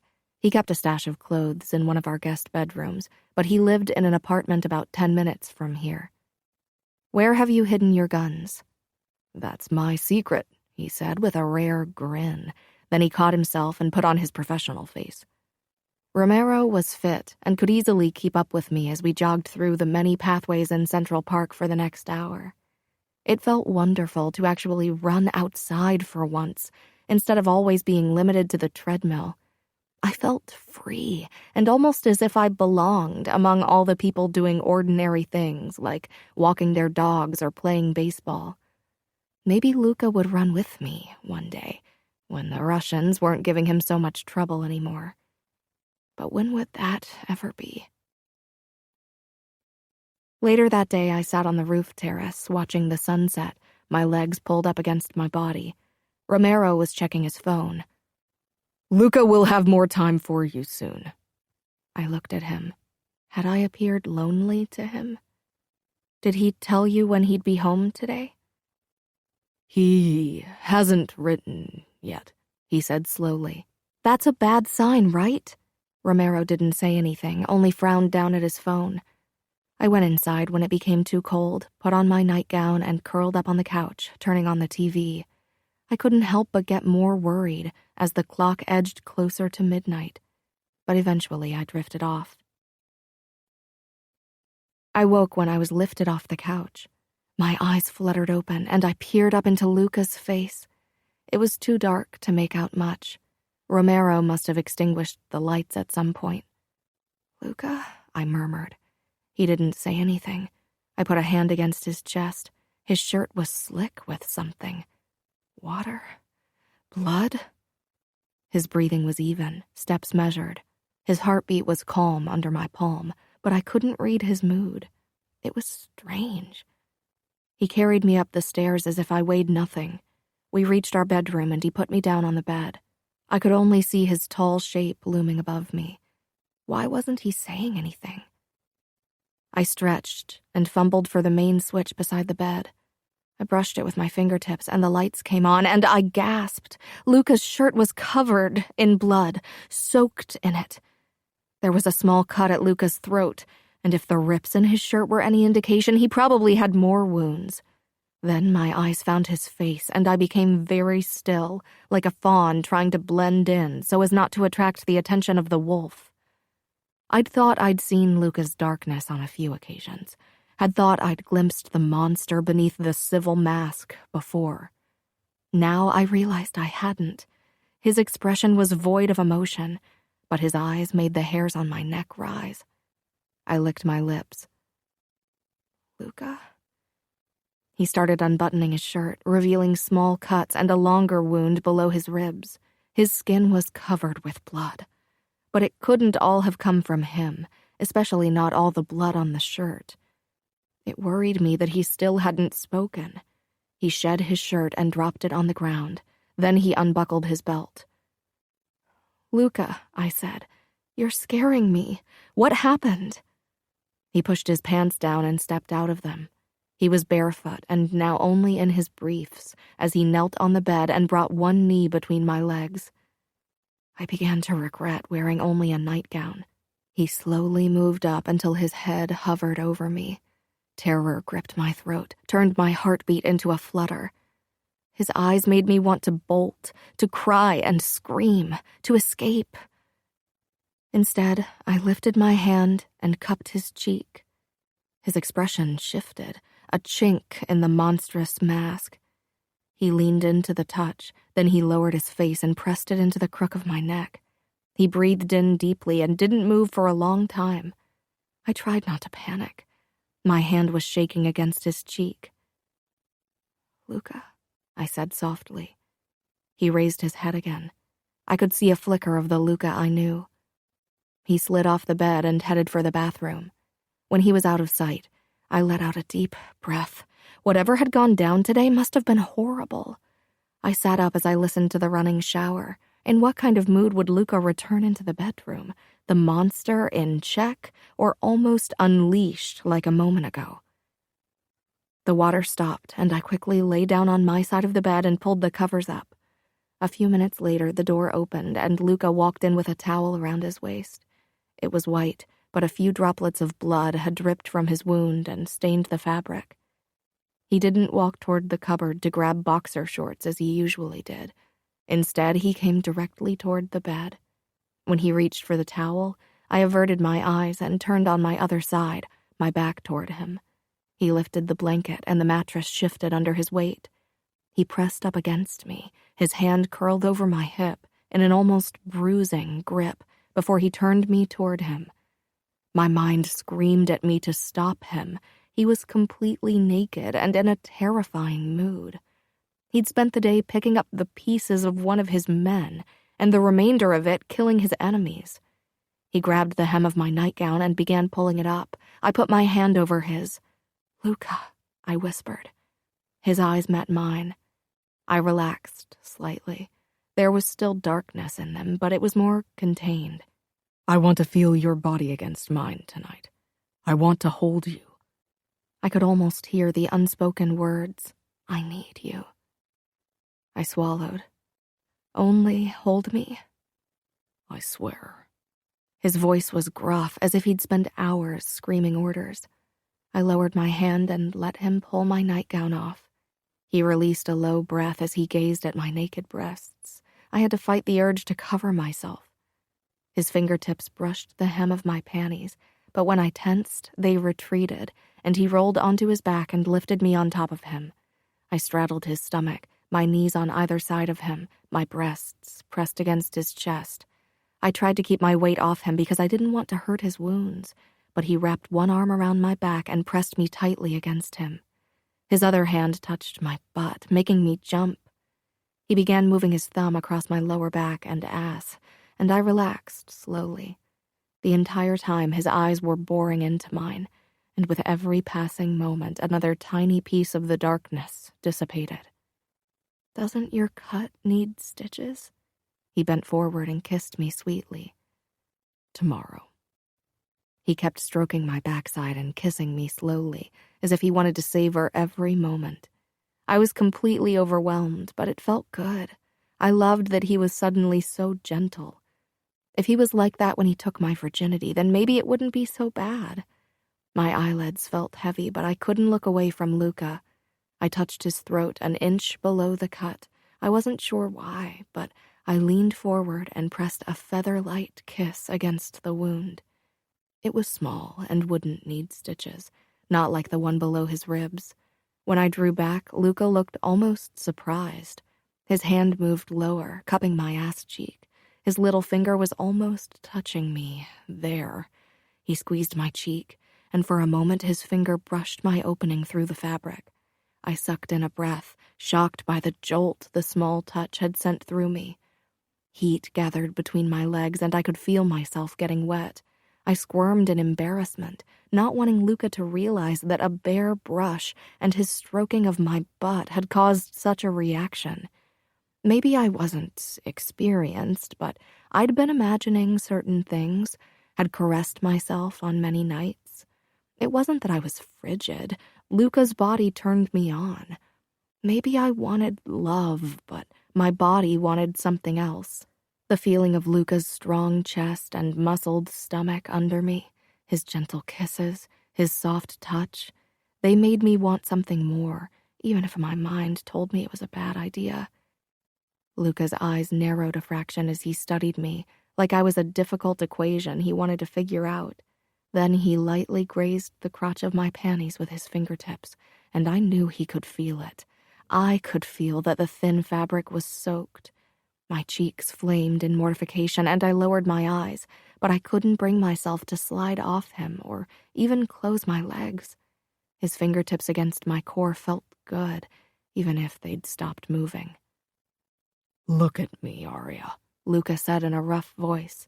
I peered into his eyes, even as my face felt close to exploding from shame. "Are you embarrassed because of this?" He traced a finger over my wet panties. My pelvis arched, and I exhaled harshly. I couldn't say anything. My lips parted as small sounds that weren't quite moans slid out. Luca moved his finger up and down, gently, teasingly, and small shivers of pleasure slithered through my body. I'd always thought that passion and orgasms came as a forceful wave, leaving nothing in their wake, something almost intimidating. But this was like a slow trickling, a deliciously sweet tension mounting to something bigger. I quivered on top of Luca, my fingers clinging to his shoulders. He never sped up his stroking, but the pleasure rose with every brush. His eyes bored into mine as he slid 2 fingers over my opening, then between my folds, and pressed down on my clit. How could this feel so intense? He wasn't even touching my skin. I gasped and trembled as sparks of pleasure shot through my body. I buried my face against Luca's neck as I clung to him. His finger rubbed my clit through my panties, slower and slower, until he simply rested his hand possessively over my folds. Luca pressed his face into my hair. "God, you're so wet, Arya. If you knew how much I want you right now, you'd run away." He laughed darkly. "I can almost feel your wetness on my cock. I didn't say anything, only tried to calm my breathing. Luca's heartbeat was strong and fast beneath my cheek. He shifted, and his length briefly brushed my inner thigh. He felt hot and hard. "Do you want me to touch you?" I said in the quietest whisper. I was half scared and half excited about seeing him naked and actually touching him. I wanted to lay my claim on him, wanted to make him forget about the women of his past. Luca's hand on my back tightened, and he drew in a deep breath, his chest expanding under me. "No," he growled, and I lifted my head in confusion and a little hurt. Some of it must have showed because Luca smiled grimly. "I'm not quite myself yet, Arya. There's too much darkness on the surface, too much blood and anger. Today was bad." He shook his head. "When I came home today and found you lying on the sofa, so innocent and vulnerable and mine." Something flickered in his eyes, some of the darkness he'd mentioned. "I'm glad you don't know the thoughts that ran through my head then. You are my wife, and I swore to protect you, if necessary, even from myself." "You think you'd lose control?" I whispered. "I know it." "Maybe you underestimate yourself." I trailed my fingers over his shoulders. I wasn't sure if I was trying to convince him or myself. He had scared me, there was no denying it, but he had snapped out of it. "Maybe you trust me too much." He ran a finger over my spine, sending a new wave of tingling toward my core. "When I lay you down on the bed like a sacrificial lamb, you should have run."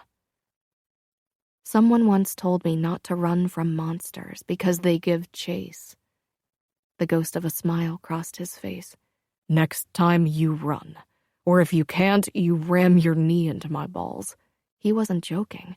"If I'd done that today, you would have lost control. The only reason you didn't was because I treated you like my husband, not a monster." He traced my lips with his thumb, then brushed my cheek. "You are far too beautiful and innocent to be married to someone like me, but I'm too much of a selfish bastard to ever let you go. You are mine, forever." "I know," I said, then lowered my cheek back to his chest.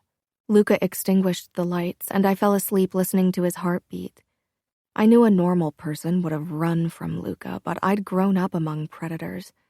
Decent, normal guys with jobs that didn't involve breaking laws were a foreign species to me. And deep down, a primal part of me couldn't imagine being with someone who wasn't an alpha like Luca. It thrilled me to know that a man like him could be gentle with me. It thrilled me that he was mine and I was his. The sky was only just turning gray over New York's skyline when I woke the next morning. I was still lying on Luca's chest, my naked breasts pressed against his hot skin, but I'd slid down his body overnight, and his stiff length was pressed against my leg. I shifted carefully and peered up into Luca's face.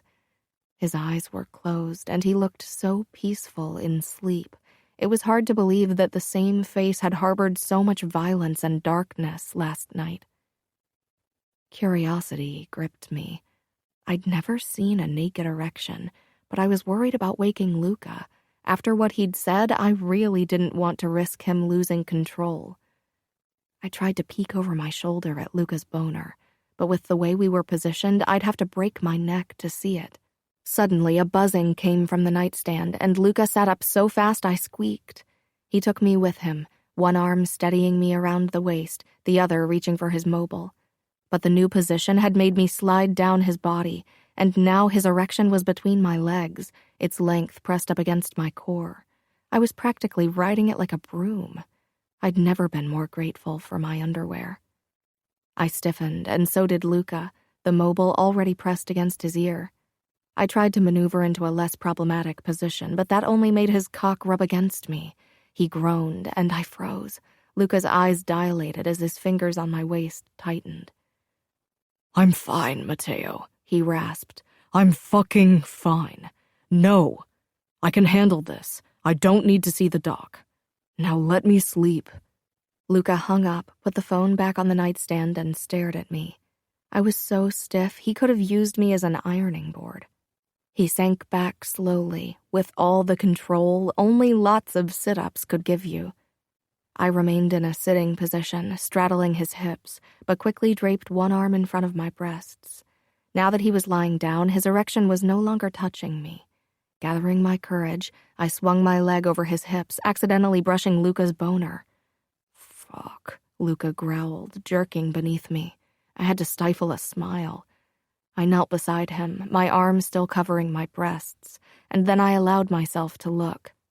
Wow, I had nothing to compare him to, but I couldn't imagine he could be any bigger. He was long and thick and circumcised. Gianna had won her stupid bet. "You're going to be the death of me, Arya," Luca said in a low voice.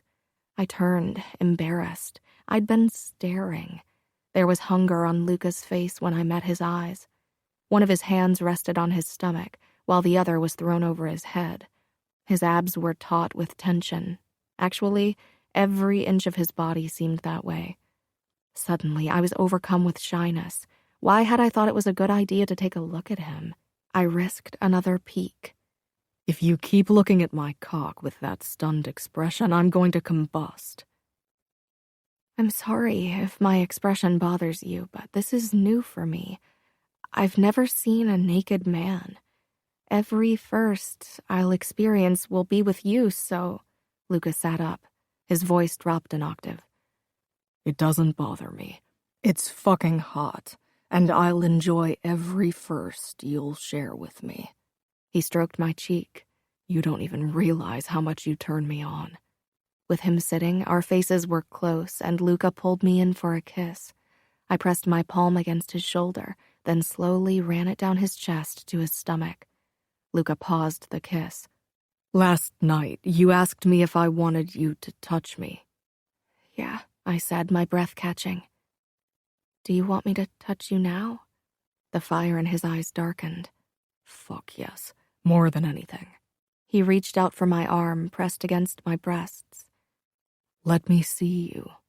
He curled his fingers around my wrist, but didn't pull. I hesitated. He'd seen them yesterday, but now I felt more exposed. Slowly, I eased my arm down. I sat very still as Luca's eyes roamed over me. "I know they're not big." "You're fucking beautiful, Arya." I didn't know what to say.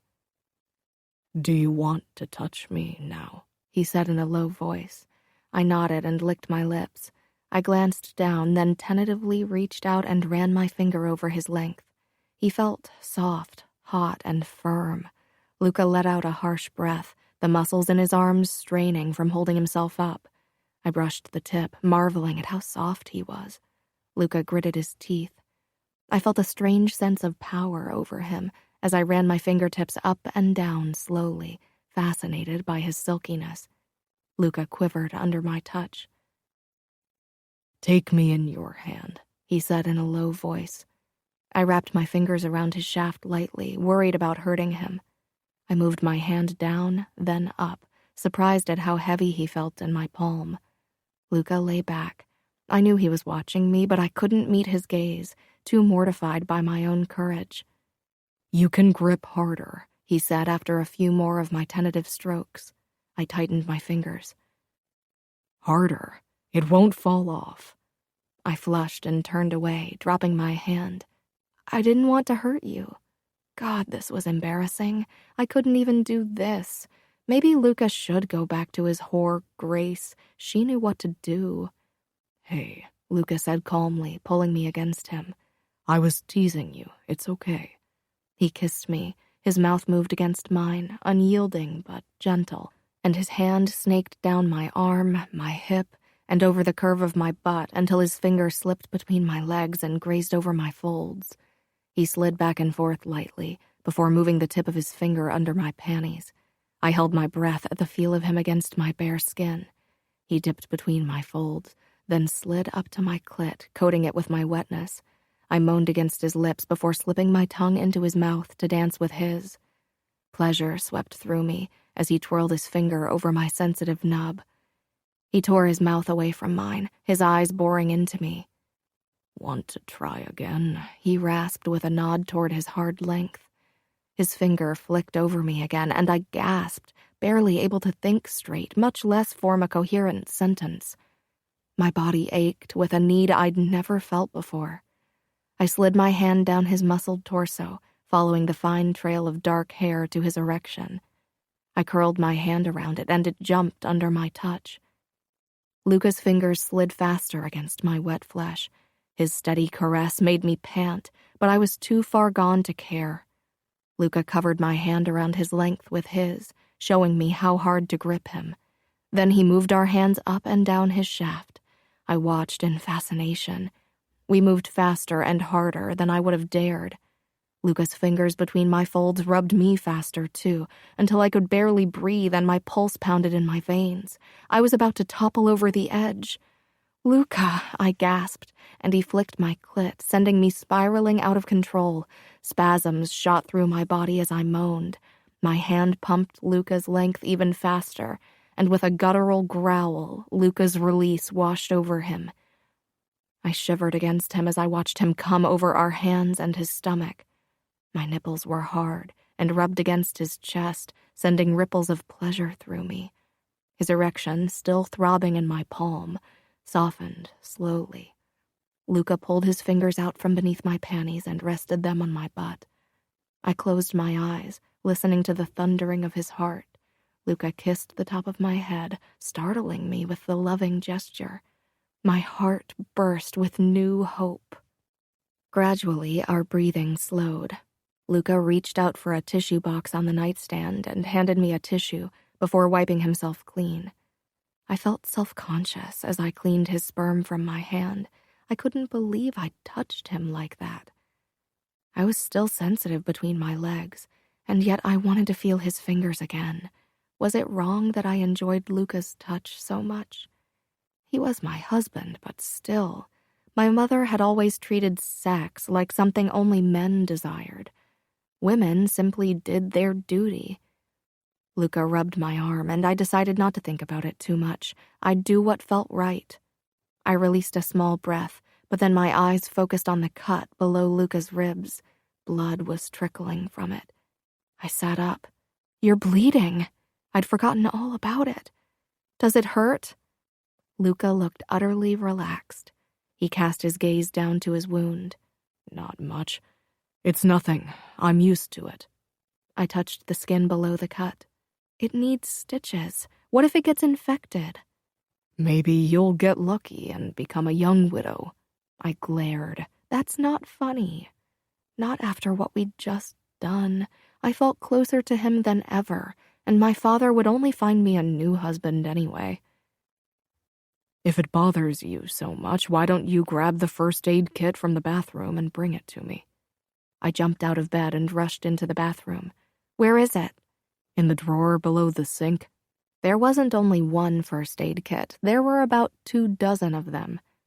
I picked one and returned to the bedroom, but before I joined Luca in bed, I grabbed my nightgown from the ground and put it on. Luca sat against the headboard, still gloriously naked.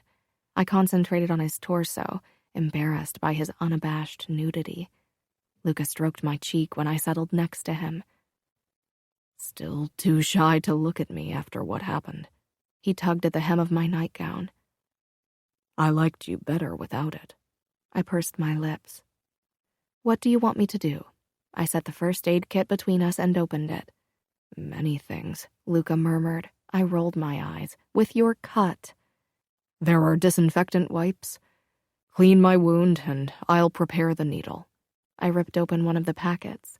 The overpowering smell of disinfectant clogged my nose. I pulled the wipe out, unfolded it, and dabbed it against the cut. Luca twitched but didn't make a sound. "Does it burn?" "I'm fine," he said simply. "Wipe harder." I did, and though he jerked a few times, he never told me to stop. Eventually, I threw the wipe into the trash and leaned back. Luca pierced his skin with the needle and began stitching himself up, his hands steady and sure.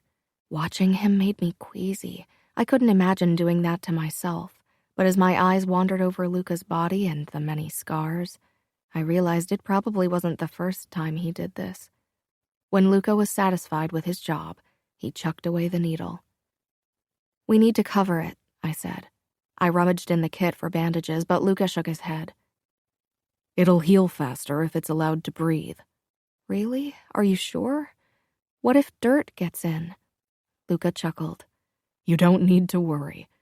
This won't be the last time I'll come home injured." Was I worried? Yes, and I didn't like the thought of him taking his health so lightly. Luca opened his arms. "Come." "Don't you have to leave?" I glanced at the clock. It was only 8, but on most days Luca had been gone by then. "Not today. The Bratva is dealt with for the moment. I'll have to be in one of the Familia's clubs in the afternoon." I smiled slightly. I couldn't help it. Glad I didn't have to be alone all day again. I snuggled against Luca's side and he wrapped his arm around me. "I didn't expect you to look so happy," he said quietly. "I'm lonely." I hated how weak that made me sound, but it was the truth. Luca's fingers on my arm tightened. "I have a few cousins you could hang out with. I'm sure they'd enjoy going shopping with you." "Why does everyone think I want to go shopping?" "Then do something else. Have a coffee or go to a spa or I don't know." "I still have a spa certificate that I got at my bridal shower." "See? If you want, I can ask a few of my cousins." I shook my head. "I'm not too keen on meeting with another one of your cousins after what Cosima did." "What did she do?" He grew rigid beneath me. I drew back, looking at Luca. Then I realized I'd never told him how I'd found him in bed with Grace, and after all the confusion of the last few days, he'd never asked. He'd probably had more than enough on his plate with the Bratva. "She gave me the letter that led me to you and Grace." Saying her name made my stomach turn again, and unwanted memories resurfaced. I sat up, away from Luca's warmth. I drew my legs up against my chest, overwhelmed by all that had happened. Luca pushed himself into a sitting position and pressed a kiss against my shoulder. "Cosima gave you a letter that told you to go to the apartment." His voice was tight with barely controlled anger. I nodded, then swallowed before I dared to speak. "And a key. It's still in my bag." "That fucking bitch," he growled. "Who?" "Both of them. Grace and Cosima. They're friends. Grace must have put Cosima up to this. That cunt." I flinched away from the fury in his voice. He let out a harsh breath and sneaked an arm around my waist, pulling me against his chest and burying his face in my hair. "Grace wanted to humiliate me. She looked really happy when I found you." "I bet," he said. "She's a fucking rat, trying to humiliate a queen. She's nothing." Wow, he was furious. And I couldn't help but feel schadenfreude toward Grace. "How did she react when you told her that you couldn't see her anymore?" He was silent. I tensed. "You promised you wouldn't see her or other women again." My voice shook, and I tried to pull away from him, but he held me fast. Had he lied to me? I couldn't believe I'd believed him. Couldn't believe I'd let him touch me there and actually touched him in turn. "I did, and I won't. But I didn't talk to Grace. Why should I? I don't owe her an explanation, just like I don't owe a fucking explanation to the other sluts I fucked." His body might have been made from stone, he was so tense. I wanted to believe him. He grabbed my chin between his thumb and index finger and tilted my face around until I was looking at him. "You are the only one I want. I'll keep my promise, Arya." "So you won't see her again?" "Oh, I will see her again to tell her what I think about her little stunt." "Don't." He frowned. "I don't want you to talk to her again. Let's just forget her." I could see that he didn't want to forget. "Please." He exhaled, then nodded. "I don't like it, but if that's what you want." "It is," I said decidedly. "Let's not even talk about her anymore. Pretend she doesn't exist." Luca lifted his hand and rubbed his thumb over my lower lip. "Your lips are too fucking kissable." I ducked my head to hide my pleased smile. "There's something I wanted to talk to you about," I said. More bad news? "Well, I guess that depends on your viewpoint. I want Gianna to visit me. Her school doesn't begin for another 2 weeks, and I miss her." It's been only a few days since you saw her. "I know. Where would she stay? I don't know, maybe in our guest room? We had 3 of them on the lower floor of the penthouse." Your sister is a major pain in the ass. I gave him a pleading look. How about a deal? He said in a husky voice. Nerves fluttered in my stomach. "A deal?" Don't look so nervous. Luca smiled sardonically. I'm not going to ask you to sleep with me so you can see your sister. I'm not that big of an asshole. "No," I teased, and he slammed his lips against me in a kiss that sent lightning sensations all the way down to my toes. No, he said against my lips. But I'd like to explore your body. I raised my eyebrows. "What do you mean?" Tonight, I'll try to be home early from the meeting at the club, and I want us to soak in the jacuzzi for a bit, and then I want you to lie back and let me touch you and kiss you wherever I want. He licked my ear. You'll love it. I parted my lips in surprise. This was moving way faster than I'd thought it would, than I thought it should. Luca must have seen the uncertainty in my expression, because he slipped his hand between my legs and pressed the heel of his palm against my clit over the fabric of my panties. I bucked and let a moan slip out before I could stop myself. God, this was ridiculous. This was what happened when you were forced to live abstinent for so long. You like this, Arya. I know you do. Admit it. He pressed harder, and I jerked against him. "Yes," I gasped out. He moved his palm slowly over me, sending spikes of pleasure through my body. "Don't stop." "I won't," he said, nibbling my throat. "So will you let me have my way with you tonight? I won't do anything you don't want." I wasn't even sure what I wanted right now, except for Luca not to stop what he was doing with his hand. I would have promised him anything in that moment. "Yes." He increased the pressure on my clit and suckled at my throat, then flicked his tongue over my collarbone, and I exploded. Luca kissed me below my chin before pulling back with a smirk. Once I came down from my high, I needed to figure out a way to balance the power between us. He wanted me more than I wanted him. I was sure about it. I needed to take advantage of it. I rested my forehead against his shoulder. "So can I call Gianna and tell her to buy plane tickets?" Luca chuckled. "Sure, but remember our deal." His phone buzzed on the nightstand. He picked it up. "For fuck's sake, Matteo, what now?" I pulled back. Luca got up and began pacing the bedroom, completely naked. "We've got his back. I won't let another fucking restaurant go to the Russians." Yeah, I'll be ready in 30 minutes. He flung his phone on the nightstand. "I'll have to talk to the owner of a restaurant chain." "Okay," I said, trying to hide my disappointment. "Call your sister and tell her she can come, and I'll be back in time for dinner, okay? I have a few takeout menus in the kitchen. Order whatever you want." He leaned down and kissed me. "Let Romero take you to a museum or something like that." 15 minutes later, he was gone, and I was left with my doubts. How could I have agreed to his deal? Because I loved the pleasure he gave me. Why not enjoy it? Maybe I would have to live without love, but that didn't mean I would have to be miserable. Gianna was ecstatic when I called to tell her she could visit. I didn't tell her about the deal. I couldn't talk about something like that on the phone, or ever. I knew she wouldn't approve of me giving in to Luca so quickly. As promised, Luca was home early. I was incredibly nervous.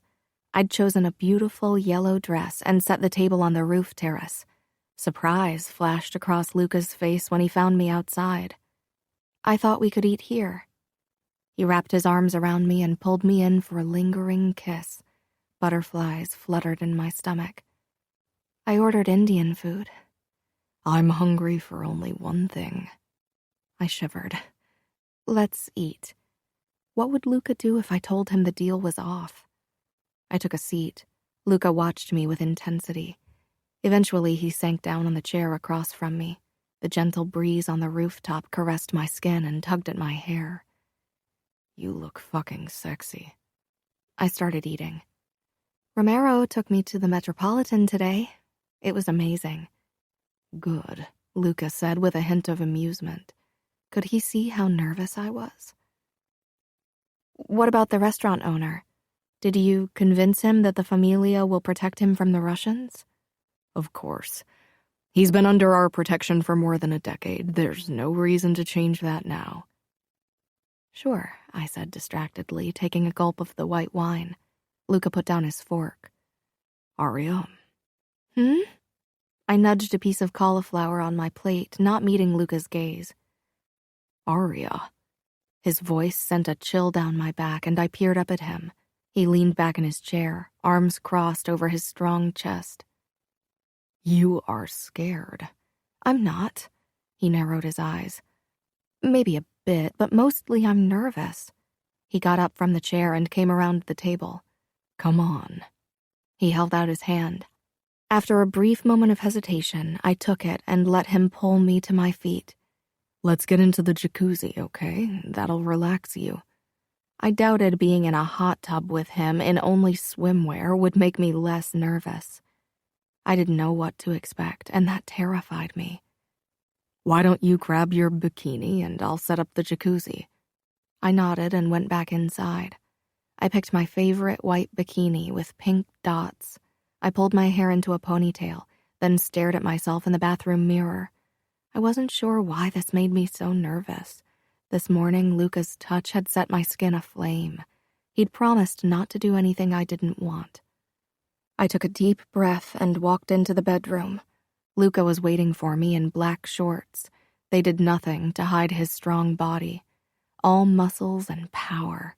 His eyes traveled over me, then he slipped a hand over my hip. You are perfect, he said in a low voice.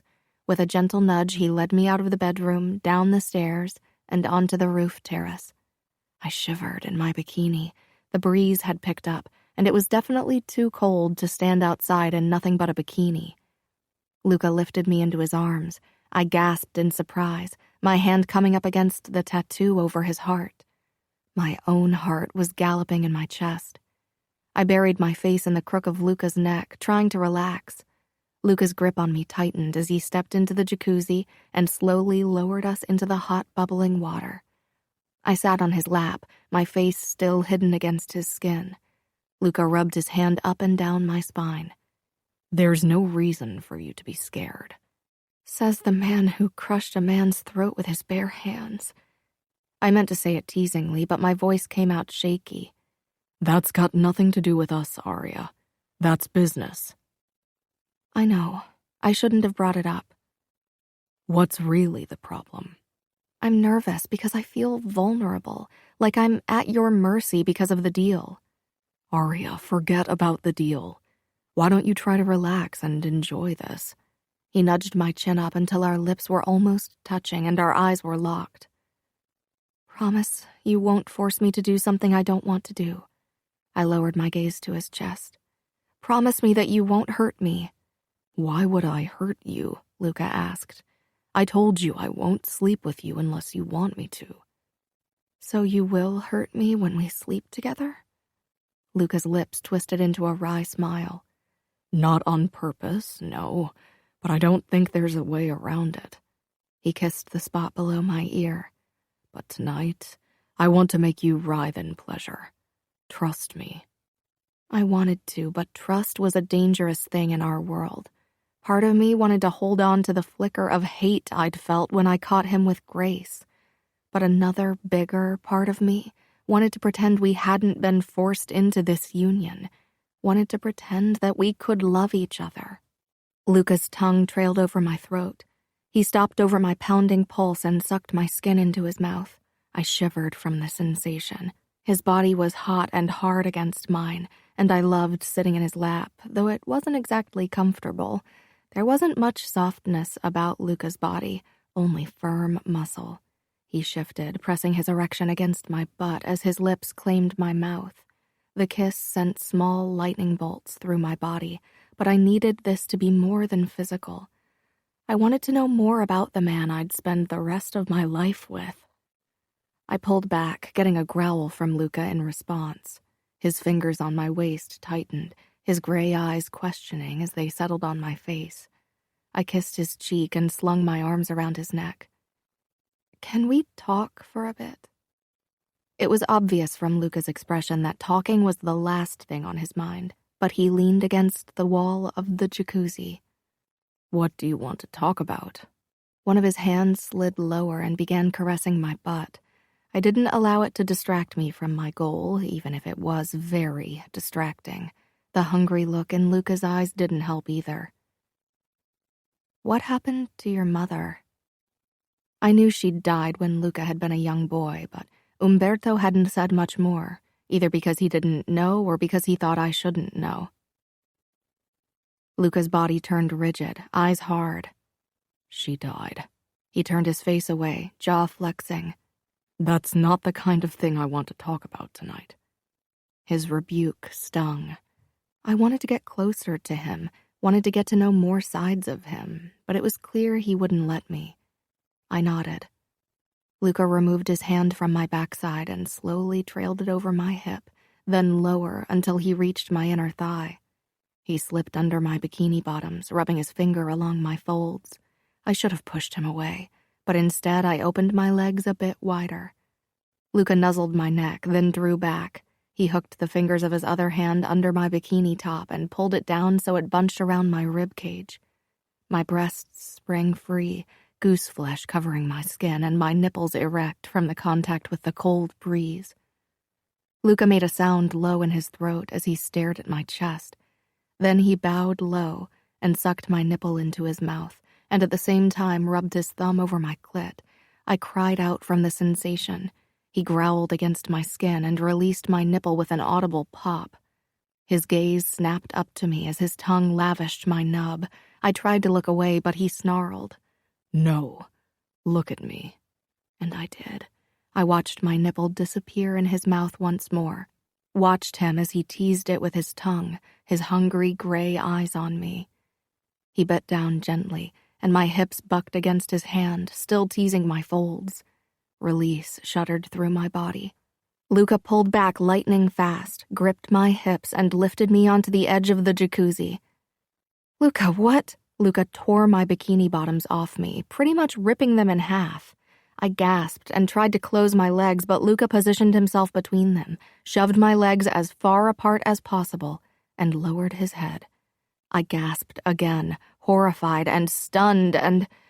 oh God, Luca ran his tongue all the way from my opening up to my clit. "Fuck yes," he growled.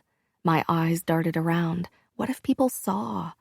Only part of the jacuzzi was encompassed by a screen, but Luca sucked my outer lips into his mouth, and I didn't care anymore. "Look at me," he ordered against my folds, the feel of his breath against my heated flesh making me shudder. I peered down, my skin burning with embarrassment and arousal as I met his gaze. His eyes locked on mine. He slowly slid his tongue between my folds. I moaned. "You are mine," he said harshly. He licked me again, more firmly but even slower. "Say it." "I'm yours," I said breathlessly. His thumbs parted me even further, revealing my small pink nub. He released a low breath, a smirk curling his lips. I wanted him to touch me there, wanted nothing more. He leaned forward, eyes on me, and circled his tongue around my nub. I whimpered, my hand shooting out and grabbing Luca's hair. I came violently, shuddering and crying out, writhing against Luca's lips. He didn't stop. He was relentless. I threw my head back, staring up at the night sky. Luca didn't tell me to look at him this time, but I could hear everything he was doing, how he sucked and licked, how he hummed with approval, how he blew against my heated flesh, then licked again. My entire body was aflame, shaking. I couldn't take much more, but Luca pushed his tongue into me, and I came, my muscles clenching around him. I squeezed my eyes shut, my back arching off the cold marble. I was so wet. How could anyone be so wet? The sounds of Luca lapping at me were so wrong, but they aroused me like nothing ever had. Luca pulled his tongue out as the last spikes of my orgasm wrecked me. Before I knew what was happening, I felt his finger against my opening, and he slid it almost all the way in. The intrusion was foreign and unexpected. I jerked and gasped from the pain. My body became rigid as I tried to catch my breath. I'd never even used tampons because they were too uncomfortable and because my mother worried I might accidentally rupture my hymen. Fuck, you're so fucking tight, Arya. I flattened my palms against the jacuzzi rim, trying to relax. Water sloshed as Luca moved out of the water to lean over me, his fingers still in me. I bit my lip but didn't look at him. Hey, he said in a rough voice. I met his gaze. I should have entered more slowly, but you were so wet. I nodded but didn't say anything. I couldn't get over the feeling of his finger inside me. It didn't move, but it was there, filling me.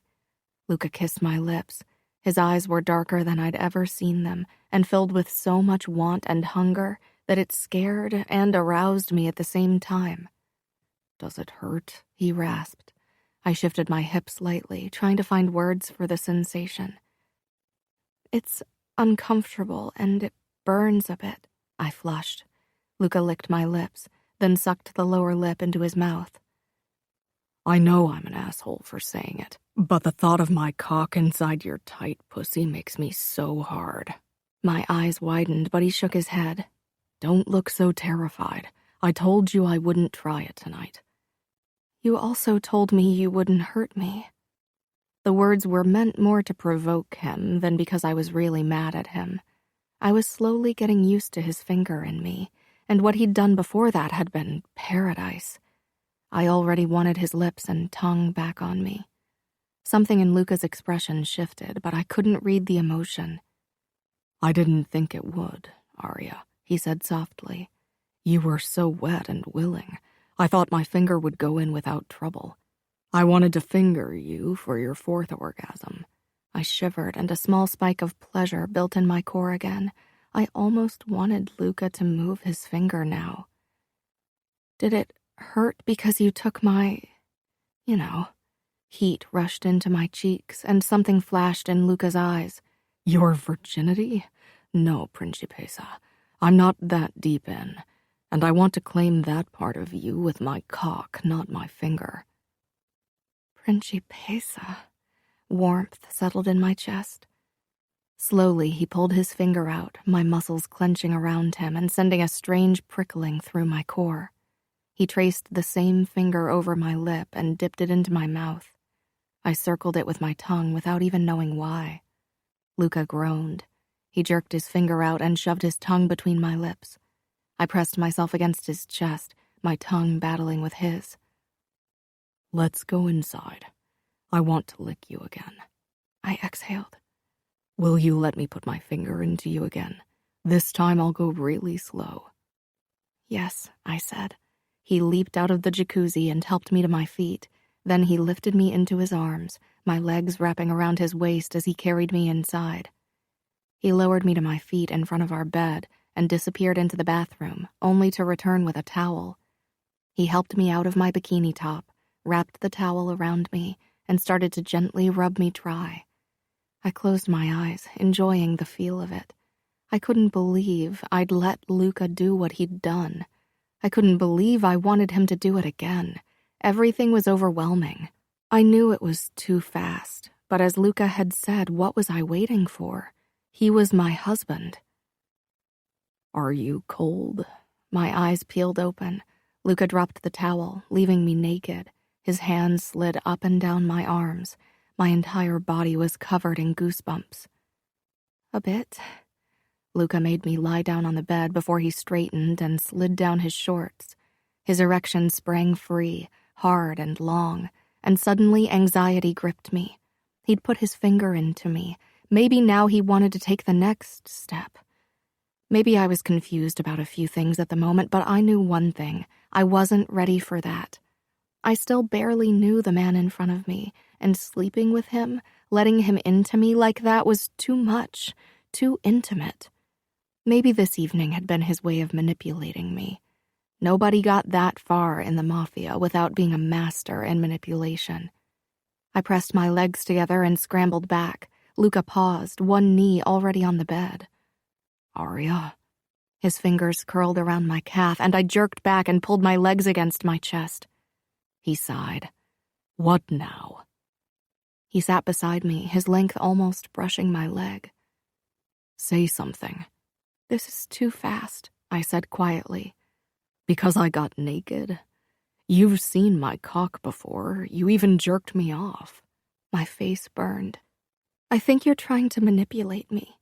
If I gave you the chance, you'd go all the way today." "You bet I would, but I can't see what manipulation has to do with it," he said with a hint of anger in his voice. "I want you. I never lied to you about that. I'm going to take whatever you are willing to give, and you were willing in the jacuzzi." "Not about the finger," I snapped, suddenly getting angry too. "Maybe you'll try the same with sex." I knew it sounded ridiculous. Luca actually laughed. He leaned very close. "That won't work. My cock won't slide in that easily, believe me, and it will hurt a lot more." I flinched, remembering what Grace had said at our wedding. "He'll fuck you bloody." Luca released a harsh breath. "I shouldn't have said that. I didn't mean to scare you." I watched him over my legs. He ran his knuckles lightly down my side. The hard set of his lips loosened. "Tell me that you enjoyed what I did to you on the roof." Luca murmured. There was a hint of need in his voice, maybe even vulnerability. "Yes," I said breathlessly. He leaned closer, his lips on my ear. "What did you enjoy the most? My tongue fucking you? Or when I ran my tongue all the way over your pussy? Or when I sucked your clit?" Oh God, I was getting wet again. Luca's deep voice vibrated through my body. "I don't know." "Maybe I need to show you again." Luca pushed against my ankles, pressing them against me until there was enough room for his hand to slip between them and my upper thighs. He cupped me with his palm. I was about to lie down to make it easier for him, but he shook his head. "No," he rasped. "Stay like that." His fingers began to move against my folds, teasing, circling, rubbing. I rested my chin on my knees, breathing heavily. Luca kissed my ear and wrapped an arm around my shoulder, pulling me against his side. It was strange, sitting up with my legs pressed against my chest as he touched me, but it felt incredibly good. Luca's erection rubbed against my outer thigh, his breathing hot against my ear. "Relax," he said in a low voice. There was a gentle pressure against my opening. I peered down between my legs. Luca teased me with his little finger. He dipped the tip in, then circled my opening before entering me again, sliding a bit deeper every time he did. "Look at me."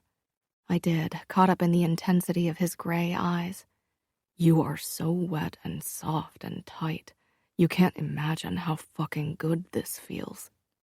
His length slid along my outer thigh again, his lips pressed against mine, his tongue demanding entrance. His finger slipped into me, this time all the way. It was only his little finger, but I was thrilled. He began moving it inside me, and I gasped into his mouth, jerking my hips, needing more. He pumped in and out slowly, his thumb rubbing my clit. I could feel pleasure building again, and I moved my pelvis in sync with his finger. He pulled his hand away, eliciting a sound of protest from me. Luca laughed, a deep rumbling in his chest. He knelt in front of me and pushed my legs apart, then he looked up at me. He traced his index finger over my folds, then rubbed my opening with it, never looking away from my face. He pushed the tip in. My muscles clenched, and I released a low breath. It didn't hurt, and I relaxed. Slowly, he started sliding in and out, moving a bit deeper every time, like he'd done with his little finger. His mouth closed over my clit. I whimpered, my legs falling wider apart. My pleasure was mounting scarily fast as Luca worked me with his finger and lips. With a cry, I tumbled over, my legs shaking, hips bucking. My fingers clutched the blanket as I shattered into pieces. Luca removed his finger, kissed my belly button, then lay down beside me, his erection red and glistening. I reached out, spreading the droplet of liquid that had trickled out all over his tip. Luca growled, his abs flexing. "I want your mouth on me," he said in a low voice. I froze, my hand on him stilling. It seemed only fair after what he'd just done, but I had no clue how to actually go down on him. Blowjob was a pretty confusing name, because I knew I wasn't supposed to blow on his erection, but sadly I wasn't exactly sure what to do. And what if I didn't like it? I remembered his words about Grace, that she knew how to suck a cock.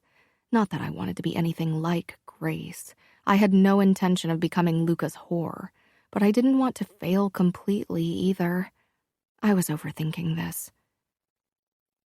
"Is this because you don't want to or because you don't know how?" Luca asked calmly, but I could tell he had trouble keeping the tension out of his voice. He'd given me several orgasms. He was probably bursting. "You can jerk me off like last time," he said when I stayed silent. His hand brushed a strand of blonde hair away from my face, his gray eyes questioning. "No, I think I want to do it." "You think?" Amusement tinged Luca's voice. "But..." "What if I don't like it?" Luca shrugged, but it was obvious from his expression that he didn't like the idea. "Then you don't. I won't force you." I nodded and brought my face a bit closer to his erection, which hadn't softened at all during our conversation. Luca tensed in anticipation, his fingertips against my scalp twitching.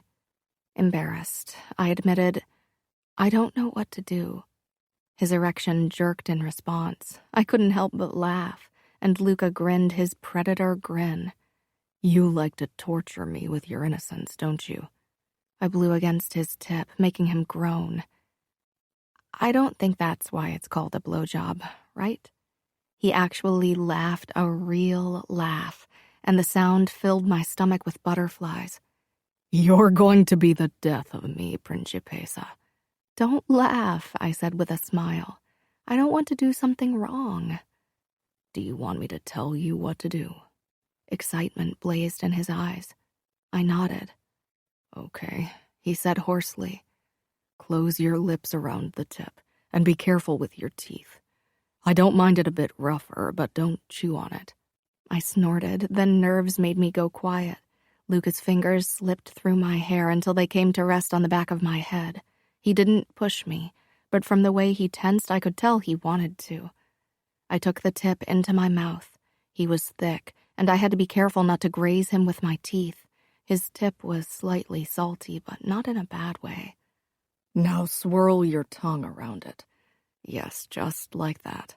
He watched me, his jaw clenched. "Take a bit more of me into your mouth and move your head up and down. Now suck as you move. Yes, fuck." His hips bucked when I was as far as I could take him, driving his erection even further inside. I gagged and pulled back, coughing. He stroked my hair. "Fuck, sorry." He rubbed his thumb over my lips. "I'll try to stay still." Instead of taking him back into my mouth, I licked him from his base to the tip. He groaned. "Is that okay?" I whispered before doing it again. "Fuck, yes." I took my time licking every inch of him, but especially his tip. I loved the feel of it against my tongue. "This feels really fucking good, but I really want to come." I glanced up uncertainly. I could come when he stroked and licked me gently. Did he need it rougher?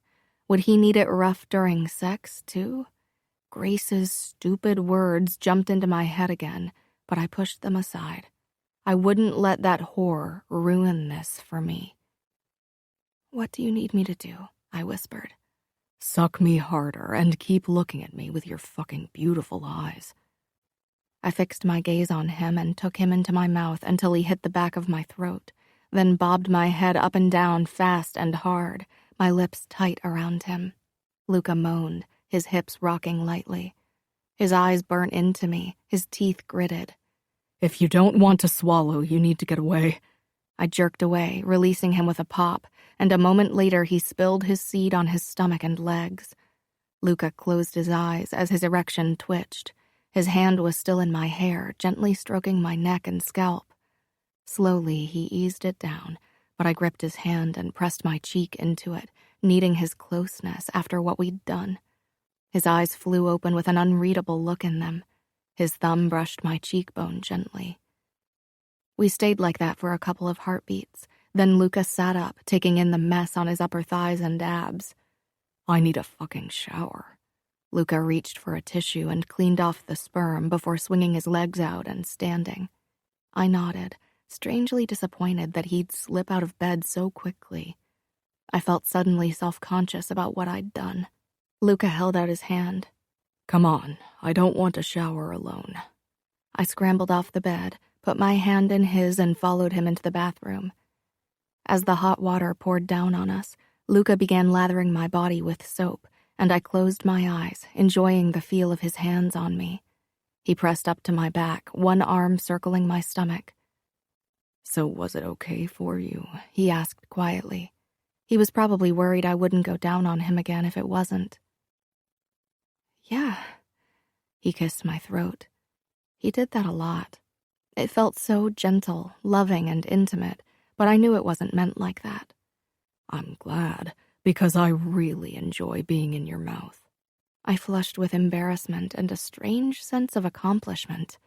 Ridiculous. Are you angry that I didn't, swallow? I bet the women you've been with so far always did. No, I'm not angry. I won't lie, I'd love to come in your mouth, but if you don't want that, it's okay.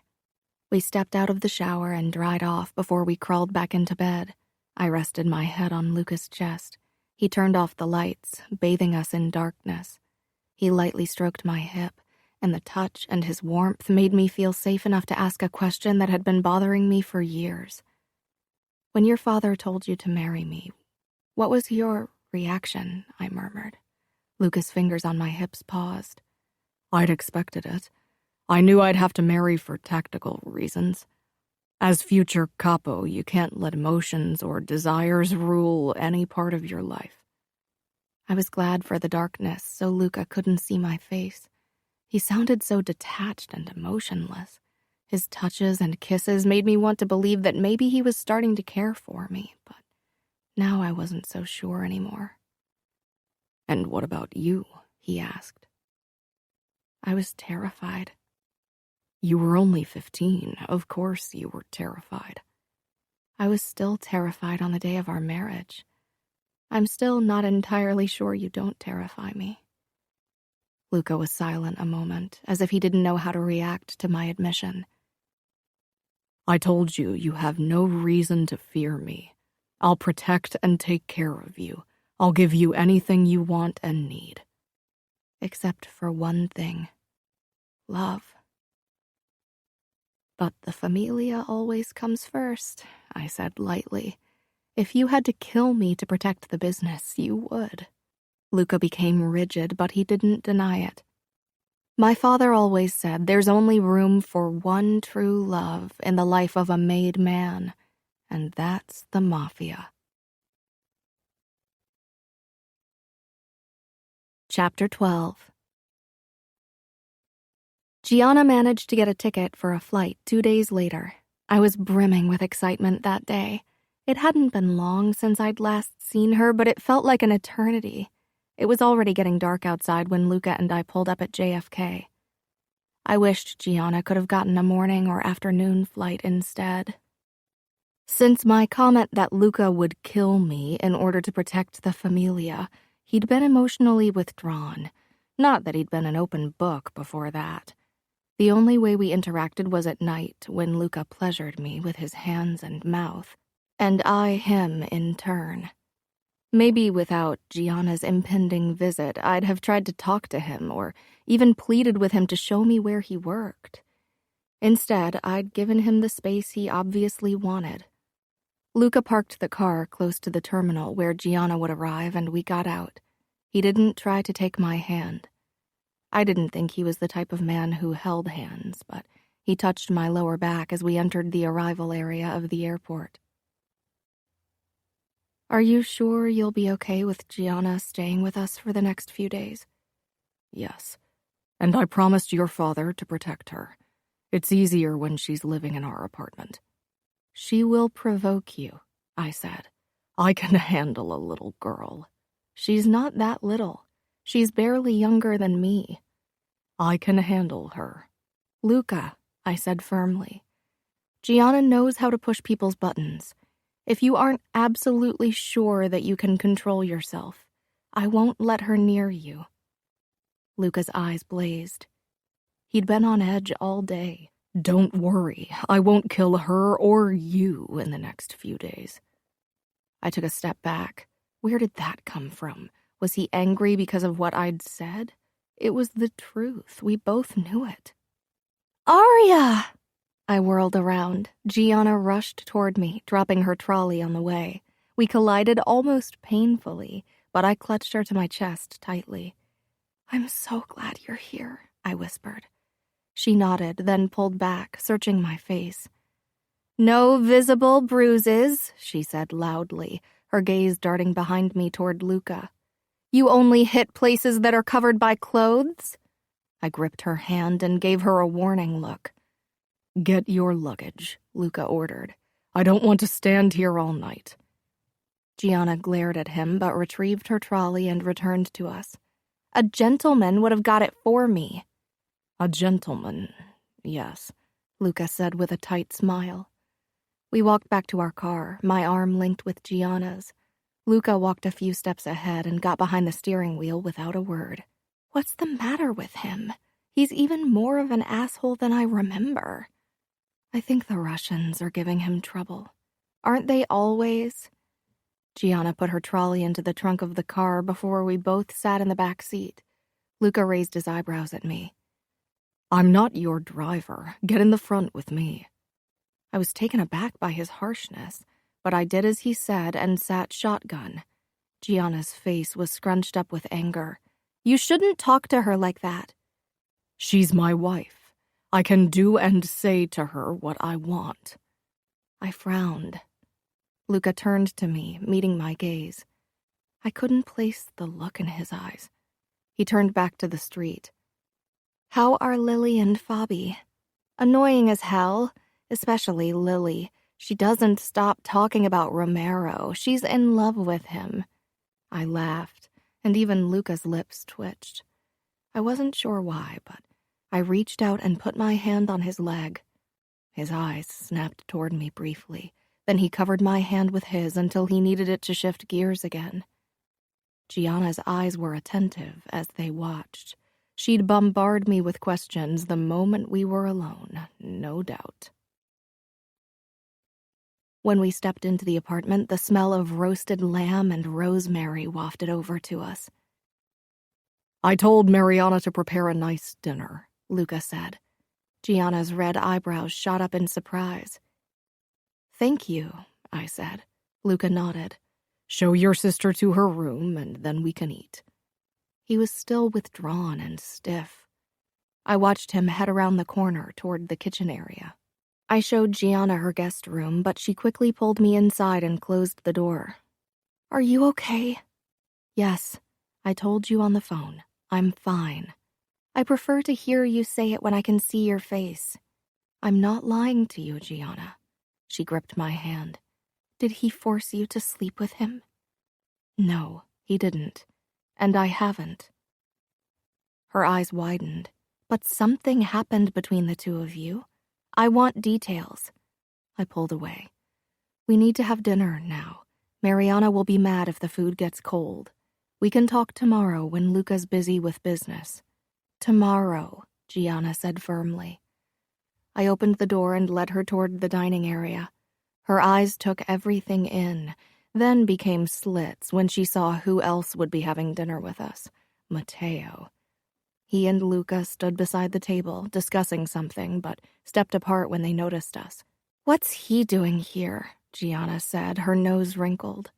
Flashing his shark grin, Matteo walked toward her and gripped her hand to kiss it. Nice to see you again, Gianna. Gianna snatched her hand away. Don't touch me. She needed to stop provoking him. He liked it way too much. Luca and I sat beside each other, and Matteo beside Gianna. I wasn't sure that was the best decision. I glanced at Luca, but his cautious gaze rested on his brother and my sister. Mariana bustled in, serving roast lamb, rosemary potatoes, and green beans. We ate in silence for a while, until Gianna couldn't hold her tongue anymore. "Why did you crush that guy's throat?"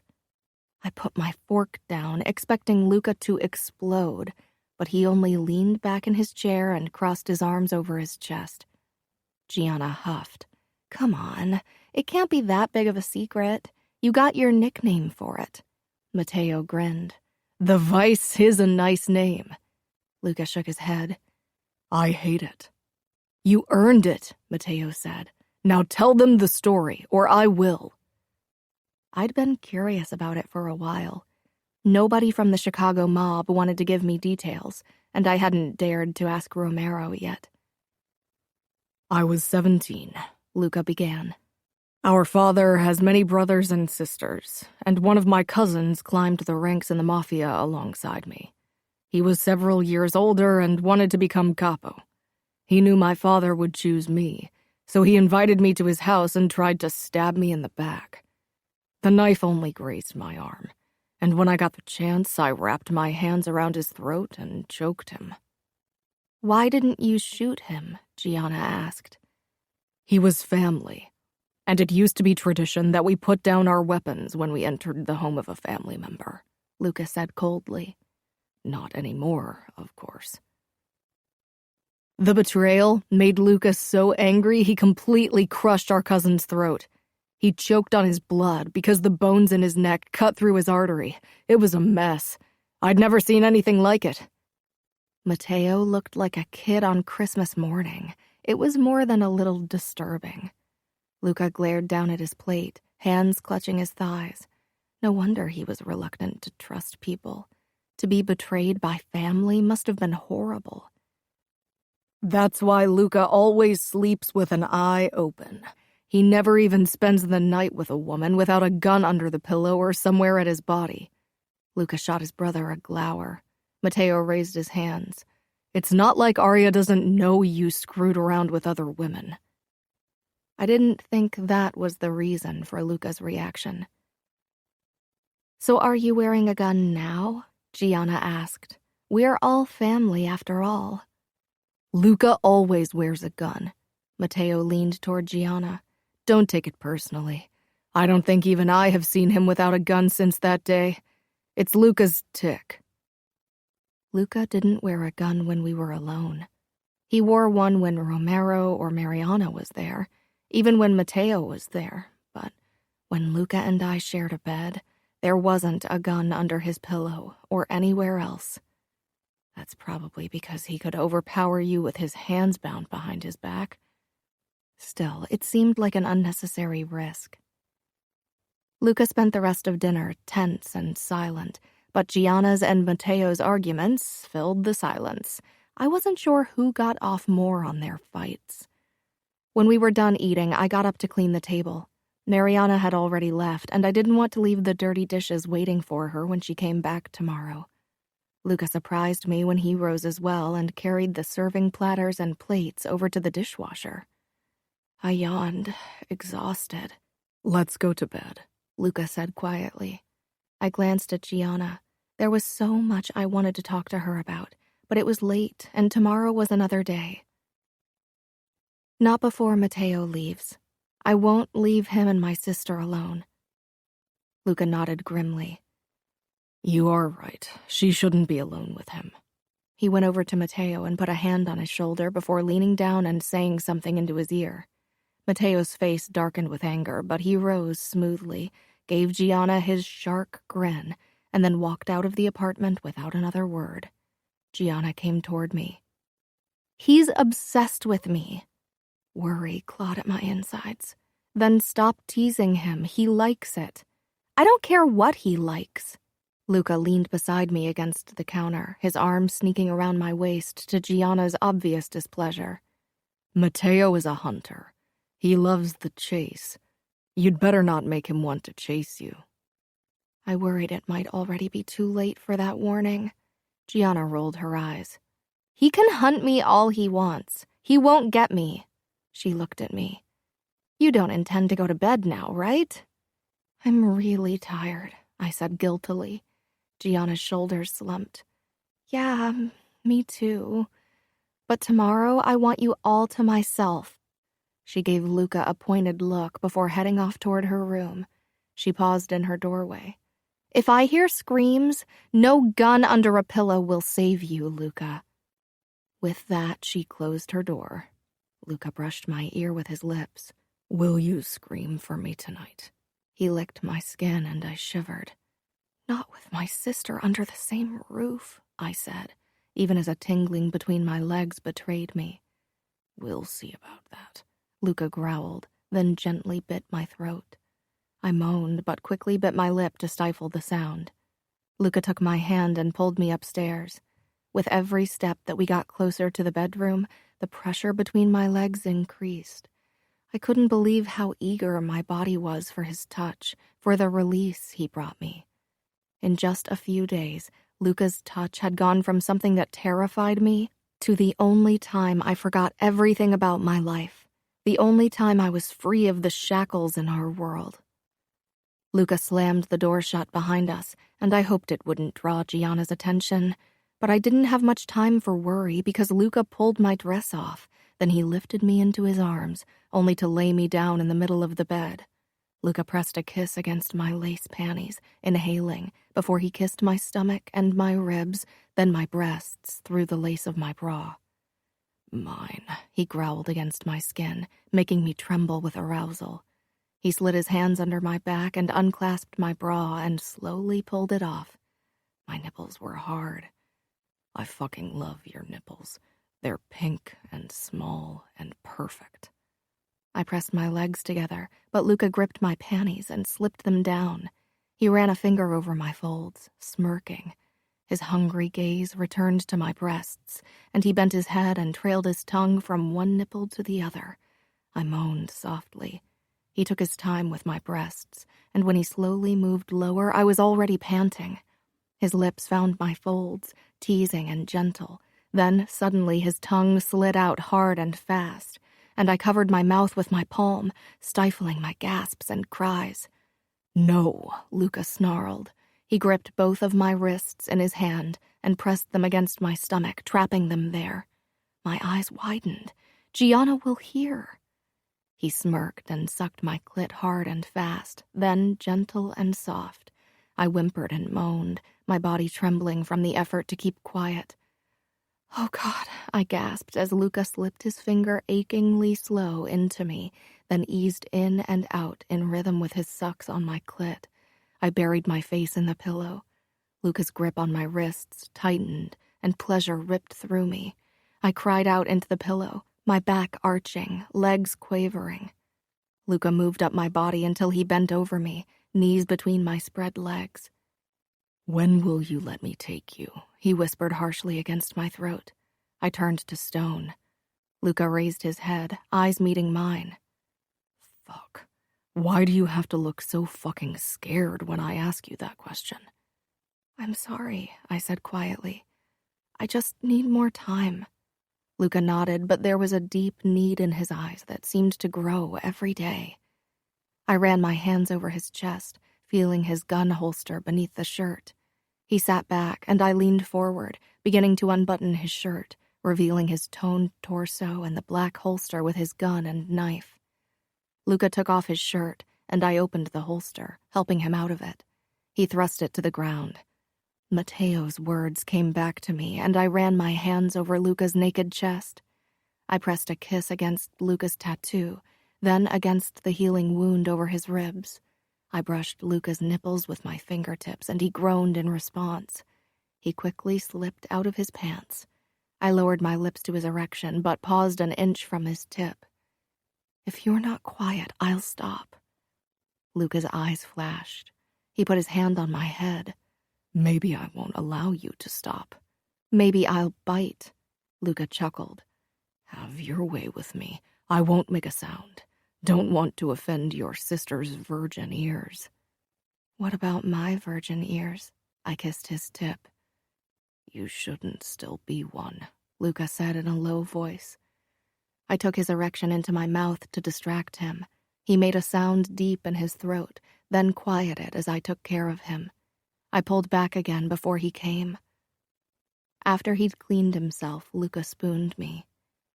I'm sorry for what your cousin did, I said into the darkness. I should have known better than to trust anyone. Trust is a luxury people in my position can't afford. You can trust me, I wanted to say, because he could. No matter how much I tried to fight it, I had fallen for him. Life without trust is lonely. Yes, it is. He kissed the back of my neck. Then we fell silent. Luca was asleep when I woke, his body wrapped around mine, his hardness pressing against my lower back. I untangled myself and slipped into the bathroom. It wasn't late yet, but Gianna was an early riser, and I couldn't wait to spend the day with her. I took a long shower, feeling more awake already. I got out of the shower and wrapped a towel around myself, then went back into the bedroom. Luca sat on the edge of the bed, but got up when I entered. His erection jutted out. I gave him a teasing smile as he curled his fingers over my hip bones. Hard again? He growled. I'm always hard for you. One day my balls are going to explode. I could hear movement somewhere in the apartment, then a curse. Gianna was awake. I should go to her. Oh, no, you won't, Luca rasped. He kissed me possessively, and I stood on my tiptoes to make it easier for him. One kiss couldn't hurt, but the way Luca was grinding himself against me, I knew he wanted more than a kiss. He turned me around and pulled me flush against his chest so his erection pressed into my back. I gasped. We were facing the floor-length mirror across from the bed. Luca gripped the towel and pulled it down, leaving me naked. He kissed my throat, eyes on me through the mirror. His strong hands traveled up my sides and cupped my breasts. He captured my nipples between his forefinger and thumb and twirled them. My lips parted and a soft moan escaped. I could hear Gianna coming up the stairs toward our floor. Oh, God. Luca pinched my nipples, then tugged. I closed my eyes at the delicious sensation that swept through me. He peppered my throat and collarbone with kisses and licks, while his hand slid down the valley between my breasts, over my stomach and between my thighs. Gianna stepped outside of our bedroom. Luca flicked his thumb over my clit, and I bit down on my lip to stop myself from moaning. Arya? Are you awake? Your sister is a fucking nuisance, Luca muttered in my ear, then licked the skin below before sucking it. His index finger slid between my folds, then entered me. I exhaled. But you're so fucking wet, Principessa. A new wave of wetness pooled between my legs. Yes, Luca growled into my ear. His eyes bored into me in the mirror, and I couldn't look away. His fingers slipped in and out of me, spreading my wetness all over my folds. I couldn't believe he was making me watch him fingering me. I couldn't believe how much it turned me on. His fingers pinched my nipple again, harder this time, and I could feel it all the way in my clit. I whimpered. Arya? Gianna hammered against the door. God, she wouldn't stop. I tried to pull away. This was wrong. I couldn't do this with my sister outside of the door. Luca smirked, his grip on me tightening. His second hand moved down and rubbed my clit, while his other kept slipping in and out of me. I was spiraling out of control. His lips crashed down on mine, swallowing my moans as pleasure washed over me. My legs spasmed, and I rocked myself against Luca's hands as I came hard. Luca didn't stop moving his hands, even as I tried to step away. Instead, he pushed against my shoulders until I leaned forward, my hands coming up to support me against the mirror.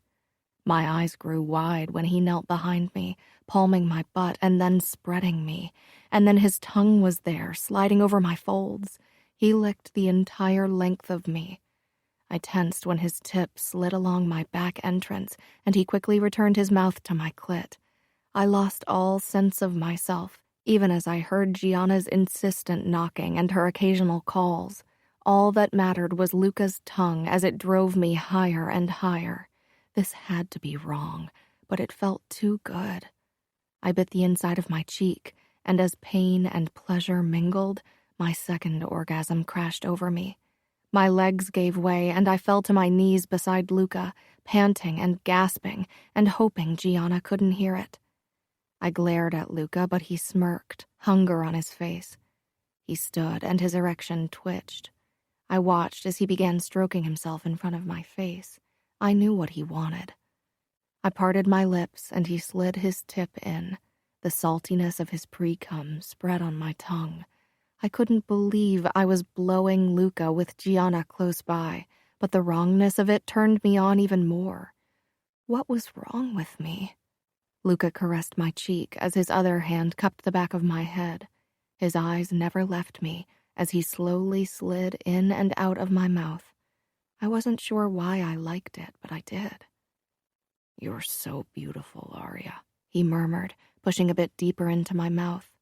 I swirled my tongue around his tip, and he exhaled sharply, so I did it again. Gianna's step receded down the stairs, but I kept sucking Luca, slow and sensually. Luca's hand guided me, a light pressure against my head. I sucked him faster, increasing the pressure of my lips. "Cup my balls." I did. I loved how soft they felt in my palm. Luca rocked his hips faster. "I want to come in your mouth, Principessa," he said harshly. I wasn't sure if that was something I'd like, but Luca didn't mind tasting me down there, so I thought I should at least give it a try. I nodded and sucked him deeper into my mouth. Luca growled, his hips bucking faster. After a few more thrusts, he came in my mouth. I swallowed. It tasted strange and was more than I'd thought it would be, but it wasn't exactly bad. Luca still stroked my cheek as he softened in my mouth. He pulled back, his penis sliding out from between my lips. I swallowed again. Luca grabbed my arm and lifted me to my feet, his mouth crashing down on mine in a fierce kiss. He didn't mind tasting himself on me.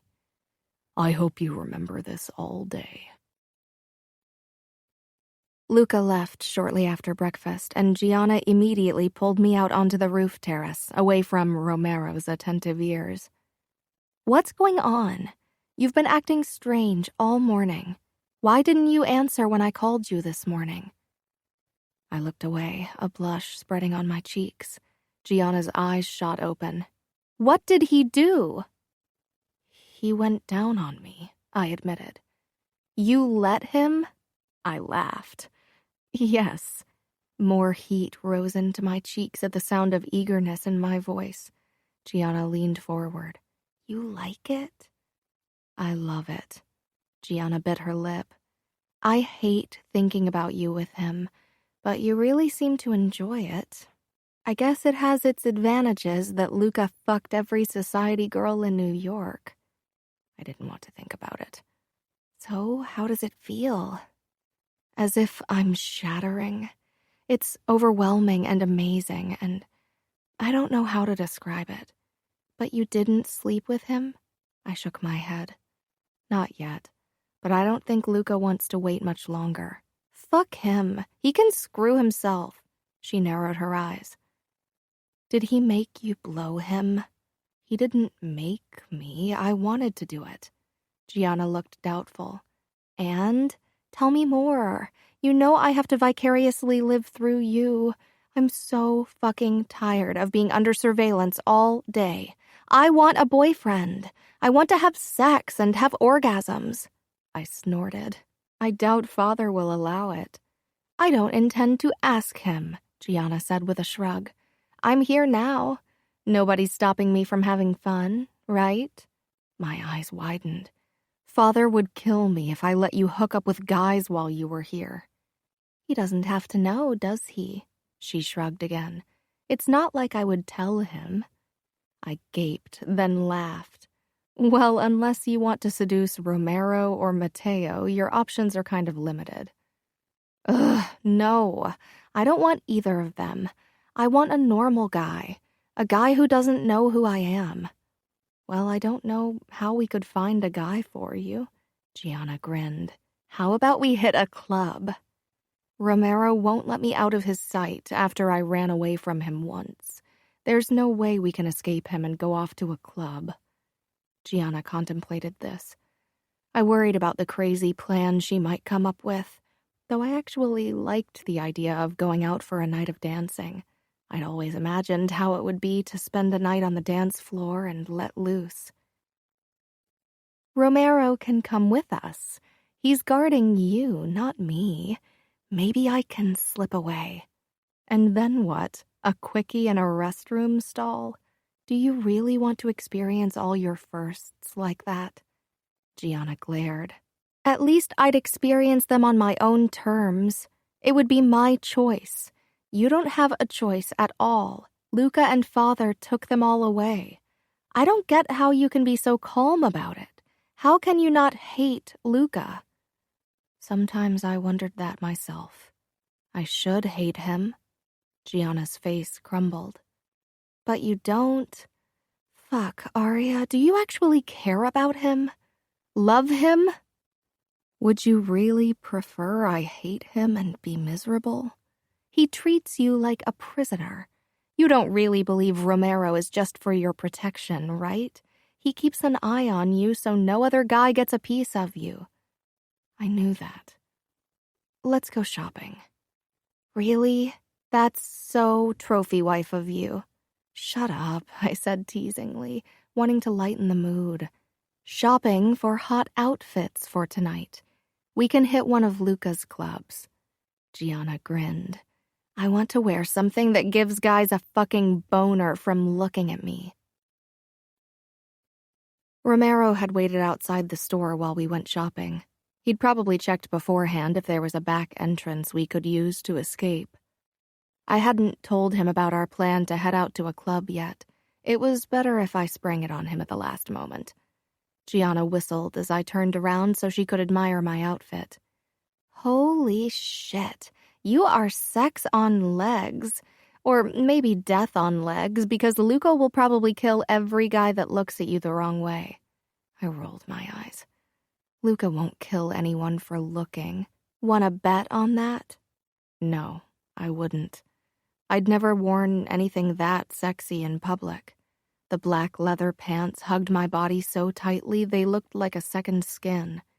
The sheer black sleeveless blouse I'd tucked into my waistband revealed my sparkly push-up bra below. You don't look too shabby either, I said. Gianna jumped up from my bed. You think? She flashed me a seductive smile. She really looked smoking hot in her black shirt and black leather hot pants. You're jailbait. Good thing we didn't have to worry about getting carded. I linked our arms and led her out of the bedroom and down the staircase. Romero was sitting on the sofa, cleaning his knife. His eyes darted up and he stilled completely. His gaze wandered over our bodies. He'd never openly stared at me. Are you checking us out? I couldn't help but tease him. He was always so controlled. This small flicker of humanness was a relief. He stood abruptly, sheathing the knife into its holder. His eyes were again firmly focused on my face. What's going on? There was a hint of strain in his voice. I walked up to him, and he actually tensed as if he thought I would jump him. That almost made me laugh. Gianna and I want to go to Marquis. That was one of the hottest clubs in town. Romero shook his head. That belongs to the Bratva. Oh, what's the hottest club that belongs to the Familia, then? Romero didn't say anything at first. He reached into his pocket and pulled out his phone, probably to call Luca. Something snapped in me then. I couldn't believe he needed to ask Luca permission. I gave Gianna a look and nodded toward Romero, who had started typing. She sidled up to him and actually squeezed his butt. He jumped, and I used the moment to snatch his phone from him. He took a threatening step toward me, eyes blazing with anger. Then he froze. Arya, he said, give it back. I slipped the phone into my waistband. The pants were tight enough that there wasn't a risk of it slipping down. Gianna stepped away from Romero, grinning. "Why don't you shove your hand down Arya's pants and get it? I'll take a pic and send it to Luca." Romero's eyes lingered on the shape of his phone in my pants, but I knew he wouldn't try to get it. "This isn't funny." "No, it isn't. You're right," I said sharply. "I'm an adult. If I tell you to take me to a club, I don't want you to ask my husband for permission. I'm not a child, nor am I his property." "You are Luca's," Romero said calmly. I stepped up to him, so close that I had to tilt my head back. "Gianna and I are going to a club, so unless you want to keep me at gunpoint, you'll drive us there or let us leave alone." Romero's jaw tightened. The look in his eyes made me realize why he was my bodyguard. For the first time, I was reminded that Romero was a killer. "I'll drive you, but you will go to Sphere. It's Luca's." "Is it any good?" Gianna asked. "It's hotter than the fucking marquee." Romero was really pissed. "Take us there, then." He put on his jacket and led us to the elevator. "Luca won't like it," he said. Gianna and I sat in the back as Romero steered the car through traffic. I pulled the phone out and checked what Romero had been writing. "A wants to hit a club. Permission?" He had managed to send it off before I'd snatched it, but Luca's reply had come afterward. "No." My blood boiled. Gianna huffed. "I can't fucking believe his nerve." Romero glanced at us through the rearview mirror. "Did Luca reply?" "Yeah," I said. "He said you should stay close at all times." Romero bought my lie and actually relaxed. Gianna winked. Luca would go through the roof, but I really couldn't bring myself to care. Romero parked the car in a side alley and led us around the building. A long line of partygoers waited in front of the entrance, but Romero ushered us past them. "Hey, you stupid fucker, there's a line!" a guy shouted. Romero stopped, a cold anger replacing his usual calm. "Go ahead," Romero said to us before he turned around to the guy. Gianna gripped my hand and dragged me toward the two bouncers at the front. They were as tall and muscled as Luca. "You don't look old enough to hit a club," the dark-skinned man said. "Is that a problem?" Gianna asked with a flirty smile. The man's eyes moved to something behind me. "Romero," he said with a hint of confusion. "She belongs to the boss, Jorge. This is Aria Vitiello and her sister Gianna Scuderi of the Chicago outfit." Both men stared at me, then stepped back respectfully. "We didn't know she was coming tonight. The boss didn't say anything," Jorge said. Romero grimaced but didn't respond. Instead, he led Gianna and me inside, past the cloakroom tinged in bluish light and a bar area. Behind it, the doors opened to a dark dance floor. Blue and white light flashed, and hip-hop beats blasted toward us. Gianna tugged at my hand, wanting to go in that direction. "We should go to Luca first," Romero said. "He's here?" I asked, surprised. Romero nodded. "The club has several back rooms and a basement where we handle some business." "Why don't you go tell him I'm here while Gianna and I hit the dance floor?" Romero gave me a look. "No chance in hell." "That's your problem, then. Gianna and I are going dancing." Romero grasped my wrist. I tensed. "Let me go right this second," I hissed, and he did, his chest heaving. Gianna and I walked into the club. The beat vibrated under our feet as if the floor had come to life. The club was crowded with writhing bodies. Romero shadowed my sister and me as we squeezed through the throng of dancers toward another bar area. "2 gin and tonics," I said. The barman frowned briefly before noticing Romero. Then he prepared our drinks and handed them to us. Romero leaned over the bar and said something to the man, who nodded and walked around the bar. I knew what it meant. I took a deep gulp of my drink, then set it down and moved onto the dance floor. I let the music claim my body and started writhing to the beat. Gianna grinned widely, throwing her head back. She looked happier than I'd seen her in a long time. She moved her hips and butt, shaking and rotating her hips. I stepped closer and mimicked her motions. Our eyes locked as we lost all sense of everything around us, as we let the beat carry away who we were. I wasn't sure where Romero was, and I didn't care. This felt like freedom. Men were watching us. I didn't return their hungry gazes. It wouldn't be fair to lead them on. Gianna didn't share my restraint. She smiled and flirted, batted her eyelashes, and ran her hands through her hair. A few men started dancing around us.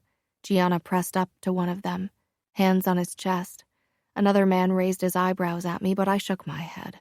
He opened his mouth, then closed it and backed away. I didn't need to look back. I kept dancing because it was obvious who was behind me from the looks of respect from the men around me, from the looks of admiration from the women. Rotating my hips, I thrust my butt out, raised my arms. Firm hands came down on my hips. For a second, I worried they belonged to some suicidal idiot, but they were the big, strong hands I knew. I arched, pressing my butt against a crotch, and smiled. I was wrenched against a muscled body, and Luca's hot breath brushed my ear. "Who are you dancing for?" I tilted my head to stare into his blazing gray eyes. "You. Only you." Luca's expression was hungry, but there was still a hint of anger, too. "What are you doing here?" "Dancing." He narrowed his eyes. I told Romero no. "I'm not your possession, Luca. Don't treat me like one." His fingers on my waist tightened. You are mine, Arya, and I protect what's mine.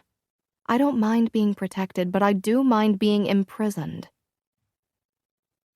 I turned in Luca's arms, catching a glimpse of Gianna in a heated argument with Matteo.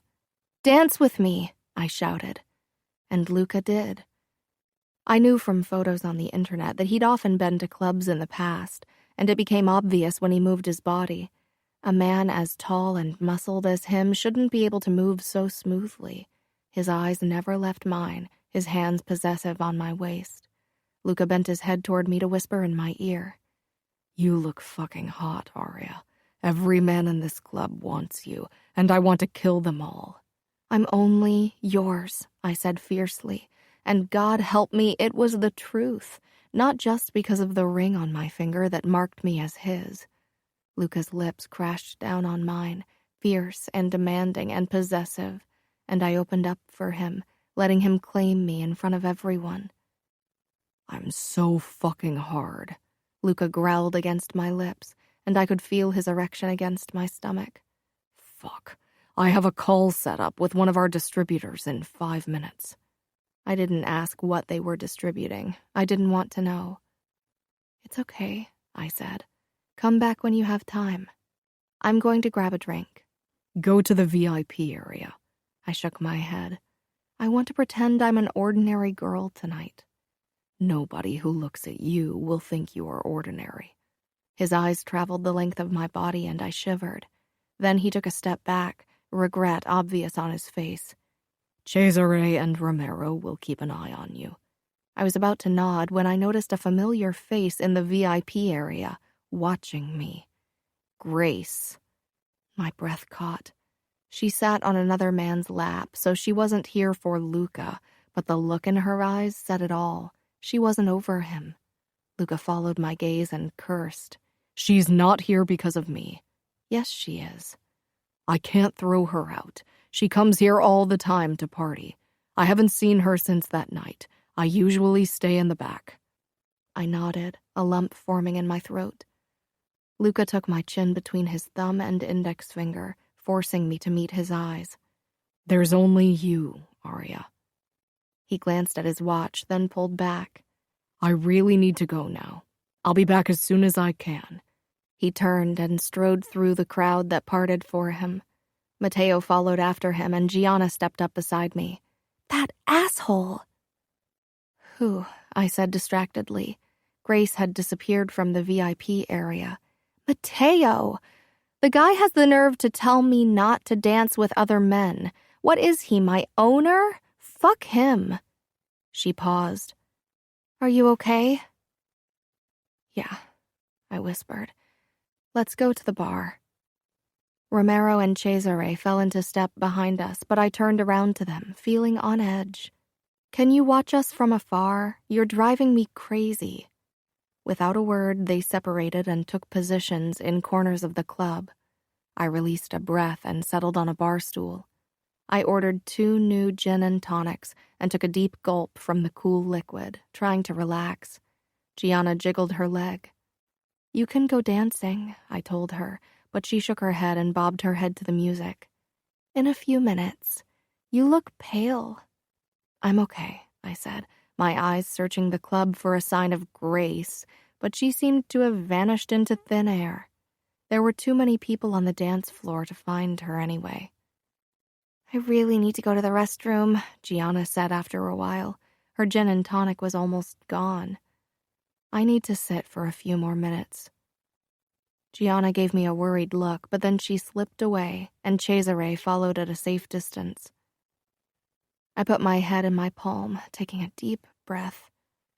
An arm bumped against mine, startling me. I drew back as a man with long blonde hair leaned against the counter beside me.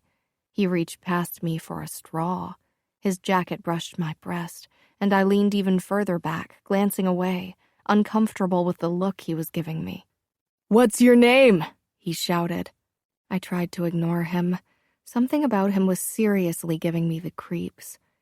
I took a sip from my drink and tried to pretend I was busy searching for someone. The man kept leering at me with an ugly smile on his unshaven face. Are you waiting for someone? I turned away, really trying to ignore him and not make a big deal out of this. If I started freaking out, Romero would come over and make a scene. Maybe he was already on his way. My vision started to blur and my stomach gave a lurch. I took another sip from my drink, but it didn't help. I slid off the stool, but my legs were shaky and I felt dizzy. I grabbed the counter behind me. Suddenly, the man's mouth was at my ear, his stale cigarette breath on my face. I'm going to fuck your tight ass. I'll make you scream, bitch. His grip on my arm was crushing as he tried to drag me away from the bar. My eyes found Romero, who was steering toward me, hand under his jacket where his gun and knife were. Impatient with our slow progress, my attacker wrapped an arm around me like a loving boyfriend ready to help his drunk girlfriend out of the club. I'll fuck you like an animal. I'll fuck you, bloody cunt, he rasped into my ear. I stared at him, my limbs heavy, my mouth filled with cotton. I'd heard those exact words not too long ago. I forced my lips into a smile. You are a dead man. Confusion flickered across the man's face a second before it contorted in agony. He released me and my legs gave way, but Cesare caught me, his arm replacing that of the man. My eyes darted around for Gianna. She hovered beside Cesare, face drawn in worry. Romero was close behind my attacker, his knife buried in the man's upper thigh. You will follow us. If you try to run, you'll die. Take her drink, Cesare said to Gianna, but don't drink. Cesare half carried me toward the back of the club and down a flight of stairs. He shouldered open a door and we walked into a sort of office. Matteo rose from his chair. What's going on? Probably roofies, Romero said, giving the man he was holding a good shake. I'll get Luca, Matteo said with a twisted smile. He walked through another door, and a moment later Luca stalked into the room, as tall and impressive as ever. I hung in Cesare's grasp, my face half pressed against his chest. Luca's eyes narrowed, then flitted between me and my attacker. What happened? He snarled. Suddenly he was in front of me, lifting me into his arms. My head lolled against his chest as I gazed up at him. He put me down on the couch. Gianna knelt beside me, gripping my hand. What's happening to her? She cried. Roofies, Romero said again. This sick fuck was trying to drag her outside. Luca drew himself up before my attacker. You put roofies in my wife's drink, Rick. Luca knew that man? Confusion flickered in my hazy mind. Wife? I didn't know she was yours. I didn't. I swear. The man's lower lip was trembling. Luca pushed away Romero's hand and curled his fingers around the handle of the knife still buried in Rick's leg. He twisted, and the man screamed. Romero held him upright by the arms. What did you plan to do to her once you had her outside? Nothing, the man cried. Nothing? So if my men hadn't stopped you, you would have just dropped her off at a hospital? Luca's voice was pleasant, calm, his face devoid of emotion. Gianna's grip on my hand was painful. I swallowed and cleared my throat. I'll fuck your tight ass, I whispered. Luca's head whirled around. Then he was at my side, his face so close to mine I could have kissed him. Maybe it was the roofies, but I really wanted to kiss him senseless in that moment. Wanted to rip his shirt off. Wanted to... What did you say, Aria? I'll fuck your tight ass. I'll make you scream, bitch. I'll fuck you bloody, cunt. That's what he said to me. Luca stared into my eyes, a muscle in his jaw working. Before he could move, Gianna had leaped to her feet and flew at Rick. She hit his face and kicked his groin and struggled ferociously against Matteo's grip as he dragged her away from Rick. You will die, she screamed. Luca straightened and she stopped moving. Let me go, she hissed. You promised to behave? Matteo asked with an amused smile. She nodded, her stare fixed on Rick. Matteo dropped his arms and she straightened her clothes. They will make you bleed, she said coldly. And I hope they will rape your ugly ass with that broomstick over there. Gianna, I rasped. She came over to me and sank down on the edge of the couch, taking my hand again. Matteo didn't take his eyes off her. I'll make him pay, Gianna. No, Luca said firmly. Rick looked ready to burst from relief.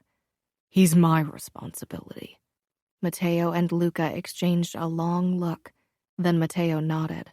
Luca brought his face close to Rick's. You wanted to fuck my wife? Wanted to make her scream?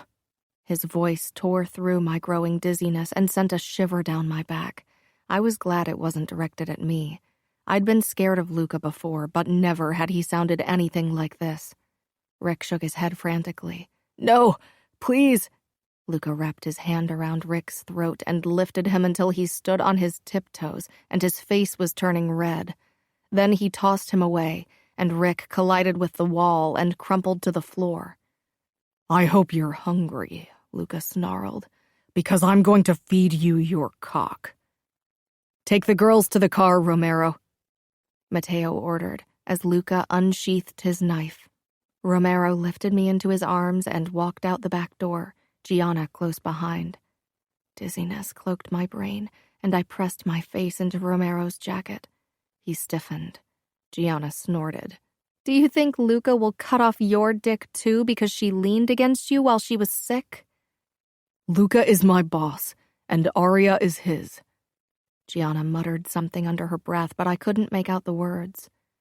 Open the door for me, Romero said, and then I was lying on cool leather. Gianna lifted my head and put it in her lap.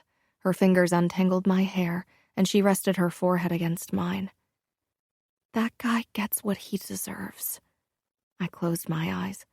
I had condemned a man to his death with my words, my first murder. But what about the girls he would have attacked in the future? They were safe now. Your bodyguard doesn't even dare to wait in a car with us. Luca is a beast. Romero keeps watch, I whispered. Sure. I must have dozed off because suddenly the door was ripped open and Luca spoke. How is she? Holy fuck, Gianna said, voice shrill. You're covered in blood. I opened my eyes but had trouble focusing. Only my shirt, Luca said, annoyance clear in his voice. There was rustling. You have no shame, Gianna said. I'm taking off my shirt, not my fucking pants. Do you ever shut your mouth? Here, boss. Blurrily, I saw Luca putting on a new shirt. Burn that one and take care of everything, Romero. I'll drive. A hand brushed my cheek, and Luca's face hovered over me. Then he was gone, the door closed, and he slipped behind the driver's seat. The car started moving, and my stomach churned. Gianna leaned forward, her head between the seats. You are quite a hunk, you know that? If you weren't married to my sister and not such an asshole, I might consider giving you a go. Gianna, I groaned. When she was scared or nervous or angry, she never stopped talking, and the longer she talked, the more offensive she got. And around Luca, she was constantly angry. What, cat got your tongue? I hear you usually jump everything that doesn't have a dick, Gianna said. Luca still didn't say anything. I wished I could see his face to find out how close to exploding he was. He'd killed a man not long ago. Gianna should really shut up. Gianna sat back, but I knew she wasn't done yet.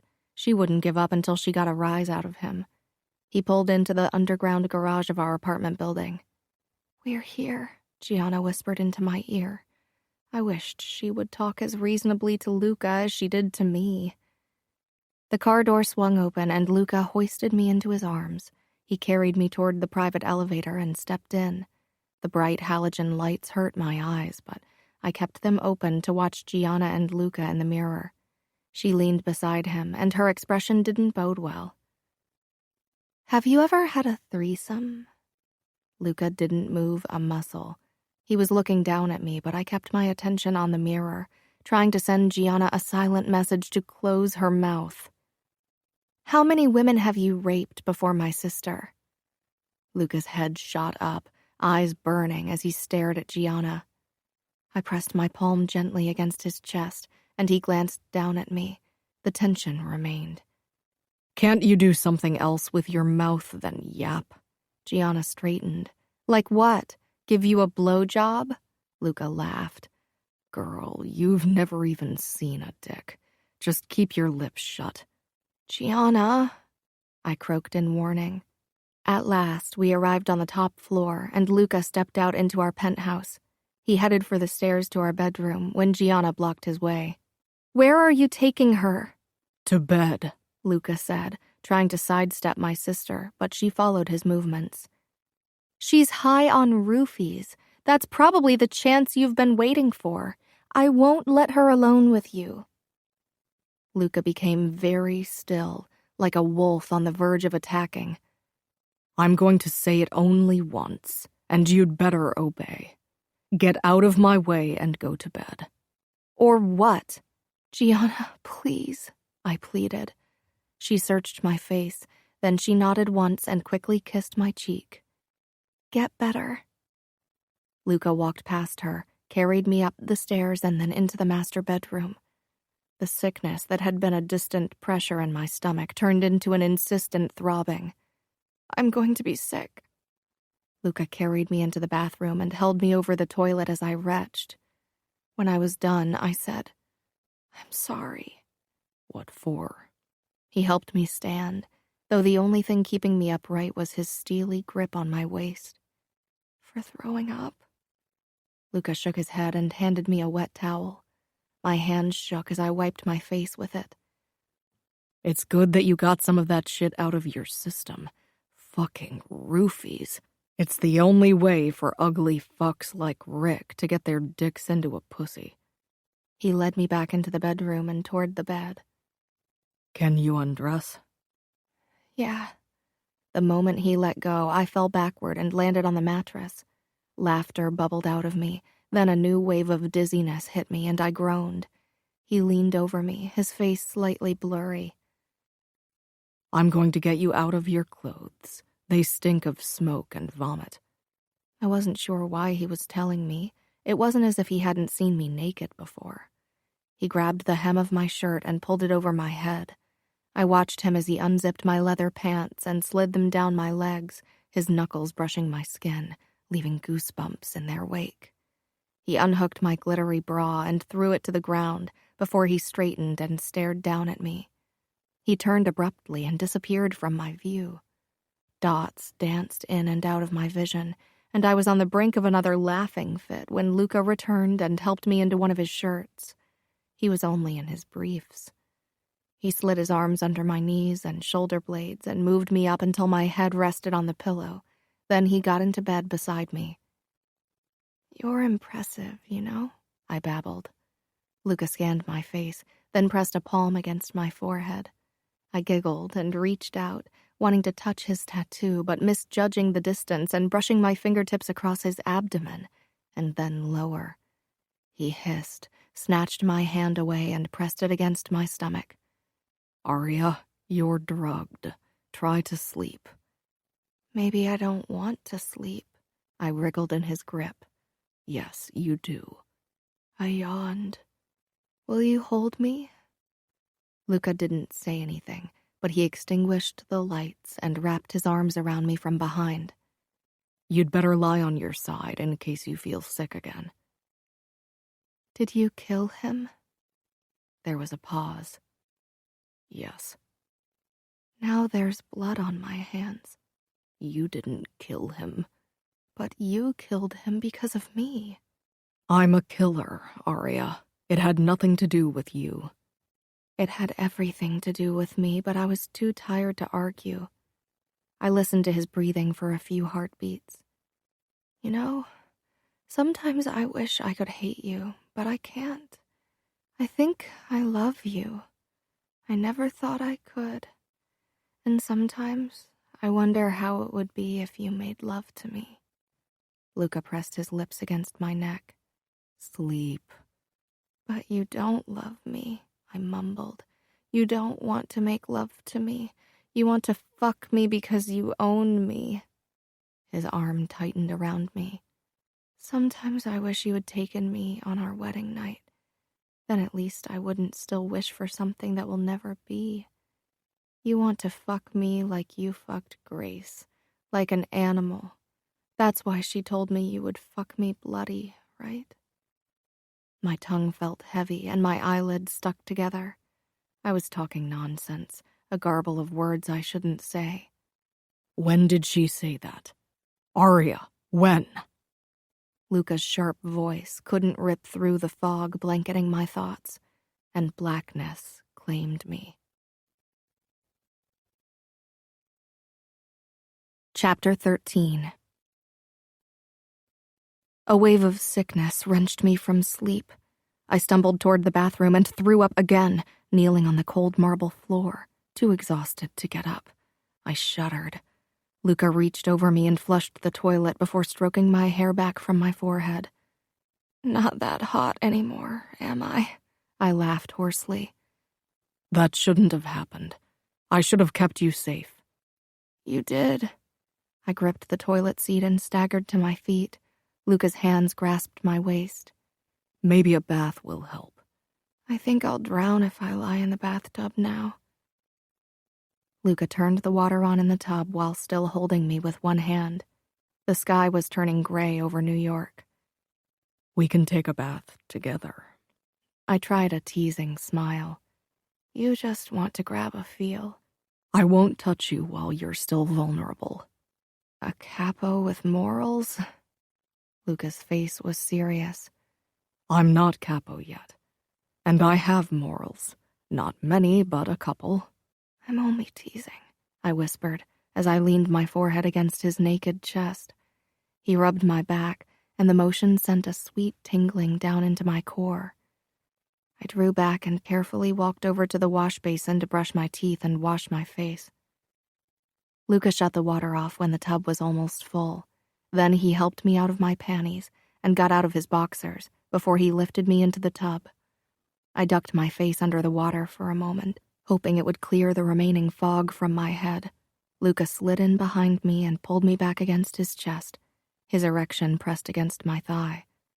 I turned so I was facing Luca, and his length slid between my legs and brushed my entrance. I stiffened. Luca would only have to push his hips upward to enter me. He groaned, gritted his teeth, then he reached between us and pushed his erection back so it rested against my thigh again, and pulled me flat on his torso. Some men would have taken advantage of the situation, I murmured. Luca's jaw clenched. I'm that kind of man, Arya. Don't kid yourself into believing I'm a good man. I'm neither noble nor a gentleman. I'm a cruel bastard. Not to me. I pressed my nose against the crook of his neck, breathing in his familiar musky scent. Luca kissed the top of my head. It's better if you hate me. There's less chance of you getting hurt that way. What had I told him last night when I was out of it? Had I told him I'd fallen in love with him? I couldn't remember. But I don't hate you. Luca kissed my head again. I wished he'd say something. I wished he'd say that he... You mentioned something Grace said to you. His voice was casual, but tension gripped his body. Something about fucking you bloody. Oh, yeah. She said you'd hurt me, fuck me like an animal, fuck me bloody when she talked to me during our wedding reception. Scared me out of my mind. Then I frowned. I think that guy last night almost said the same thing. Before I killed him, he said one of the women who bought dope from him told him you were a skank who needed to be taught a lesson. She gave him cash. I lifted my head. Do you think it was Grace? Luca's eyes were like a stormy sky. I'm sure it was her. The description fits, and who else would have an interest in attacking you? What are you going to do? I can't kill her, even if I want to cut her fucking throat. That would cause too much trouble with her father and brother. I'll have to talk to them, though. Tell them they need to put her on a fucking leash, or there won't be any more money from us. What if they refuse? They won't. Grace has been fucking things up for a long time. They'll probably ship her off to Europe or Asia for rehab or some shit like that. I kissed him, but the tension didn't leave Luca's body. I can't stop thinking about what would have happened if Romero and Cesare hadn't been there, if that fucker had gotten you out of the club. The thought of his dirty hands on you makes me want to kill him again. The thought that he might have... He shook his head. I knew his turmoil wasn't because Luca had emotions for me. He was possessive. He couldn't bear the thought that someone might have gotten his hands on me, that someone might have taken what Luca considered his. Resignation filled me. When Gianna leaves in a few days, you can have me, I whispered against his throat. Luca's hands stilled on my back. He didn't ask me if I was sure. I hadn't expected him to. Luca had said it himself. He wasn't a good man. Gianna and I had spent the last few days trying different cafes and restaurants, talking and laughing and shopping. But today, Gianna had to go back to Chicago. My arms around her were tight as we stood in the departure hall of JFK. Gianna needed to go through security soon, but I didn't want to let her go. Not only because I'd miss her terribly, but also because I was anxious about my promise to Luca. I braced myself and took a step back from Gianna. Visit again soon, okay? She nodded, her lips pressed together. You call me every day. Don't forget. I won't, I promised. She backed away slowly, then turned and headed for the line at security. I waited until she walked through and disappeared from view. Luca stood a few steps behind me. I rushed over to him and pressed my face against him. He stroked my back. I thought we could grab dinner and then have a relaxing evening. He sounded hungry and excited, but not for food. Sounds good, I said with a small smile. Something shifted in Luca's face, but then it was gone. I hadn't eaten much. My stomach was already churning. I didn't want to take any risks. Luca pretended not to notice. He ate what I didn't. When we stepped back into our penthouse, I headed for the liquor cabinet, looking for some liquid courage, but Luca gripped my wrist and pulled me against him. Don't. He lifted me into his arms and carried me upstairs into our bedroom. When he set me down on the edge of the bed, my eyes found his crotch. He was already hard. Nerves twisted my insides. He wanted me. I wouldn't deny him. Not tonight. Luca climbed on the bed, and I lay back, my palms flat against the blanket. His lips found mine, his tongue dipping in, and I relaxed under his skillful mouth. This was good, familiar, comforting. My leg muscles loosened. Luca ripped his mouth away from me and sucked my nipple into his mouth through the fabric of my dress. I cupped his head, letting his experienced ministrations carry away my fear. There was an urgency to his kisses and touches that I'd never felt before. He tugged at my dress and slid it down my body, leaving me in only my panties. He took a moment to admire my body before he moved down and buried his face between my legs, his tongue sliding between my folds over my panties. With a growl, he gripped them and ripped them off, then tossed them away. His mouth was hot and demanding, but too quickly he stopped and thrust a finger into me.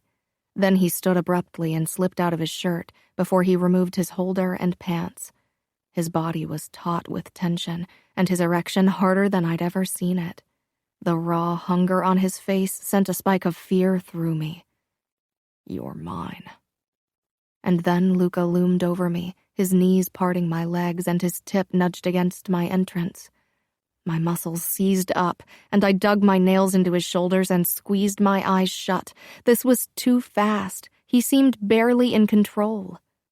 I pressed my face into the crook of his neck, trying to let his smell calm me. Luca didn't move, his erection still only lightly touching my entrance. "Arya," he said in a low voice. "Look at me." I did. His gaze was hunger mixed with something gentler. I tried to focus on the gentle. For a long time we gazed at each other. He closed his eyes and lowered himself so his body was flush with mine. "I'm an asshole," he rasped. He kissed my cheek and my temple. Confusion filled me. Why? God, was that small voice mine? Luca was my husband, and I sounded as if I was terrified. I was terrified, but I should have hidden it better. "You are scared, and I almost lost control. I should know better. I should prepare you properly, and instead I almost shove my cock into you." I don't know what to say. I shifted, and Luca's erection rubbed over my entrance, making me gasp. Luca released a harsh breath, squeezing his eyes shut. When he opened them again, the hunger was contained. He slid down until his head hovered over my breasts, and his abs pressed against my folds. I exhaled at the friction, and Luca's muscles flexed. I could tell he was still on edge. "You are my wife," he said fiercely, as if to remind himself. Then his fingers closed around my nipples, and he tugged at them. I moaned, bucking my pelvis, making my core rub against Luca's abs again. "Stop squirming," Luca ordered, almost pleadingly. He tugged again, and this time I forced myself to stay still, but a moan escaped my lips. Luca's expression was one of concentration and restraint as he tugged and twisted, twirled and rubbed. I arched my back, practically pushing my breasts into his face, and he gladly took me up on my invitation and sucked my nipple into his mouth. I closed my eyes as he suckled one breast while his fingers pinched my other. He shifted and ghosted his fingers over my ribs, my hips, my sides, before his tongue followed the same trail. He bit the skin over my hip bones, then soothed the spot with his tongue. My entire body was on fire, desperate for release. His fingers began massaging my thighs, parting me further as he moved lower. He kissed my mound, then my inner thigh, before biting gently. I gasped and rocked my hips. He slid his hand under my butt and lifted me a few inches. Then he kissed my folds. I whimpered at the soft touch. He kissed me again, his lips moving against my folds. Then he pulled back. My eyes peeled open. He watched me. Then he kissed my opening, and I could feel wetness pool out of me. Luca's thumbs spread my lips for him, and he licked his tongue over my wetness.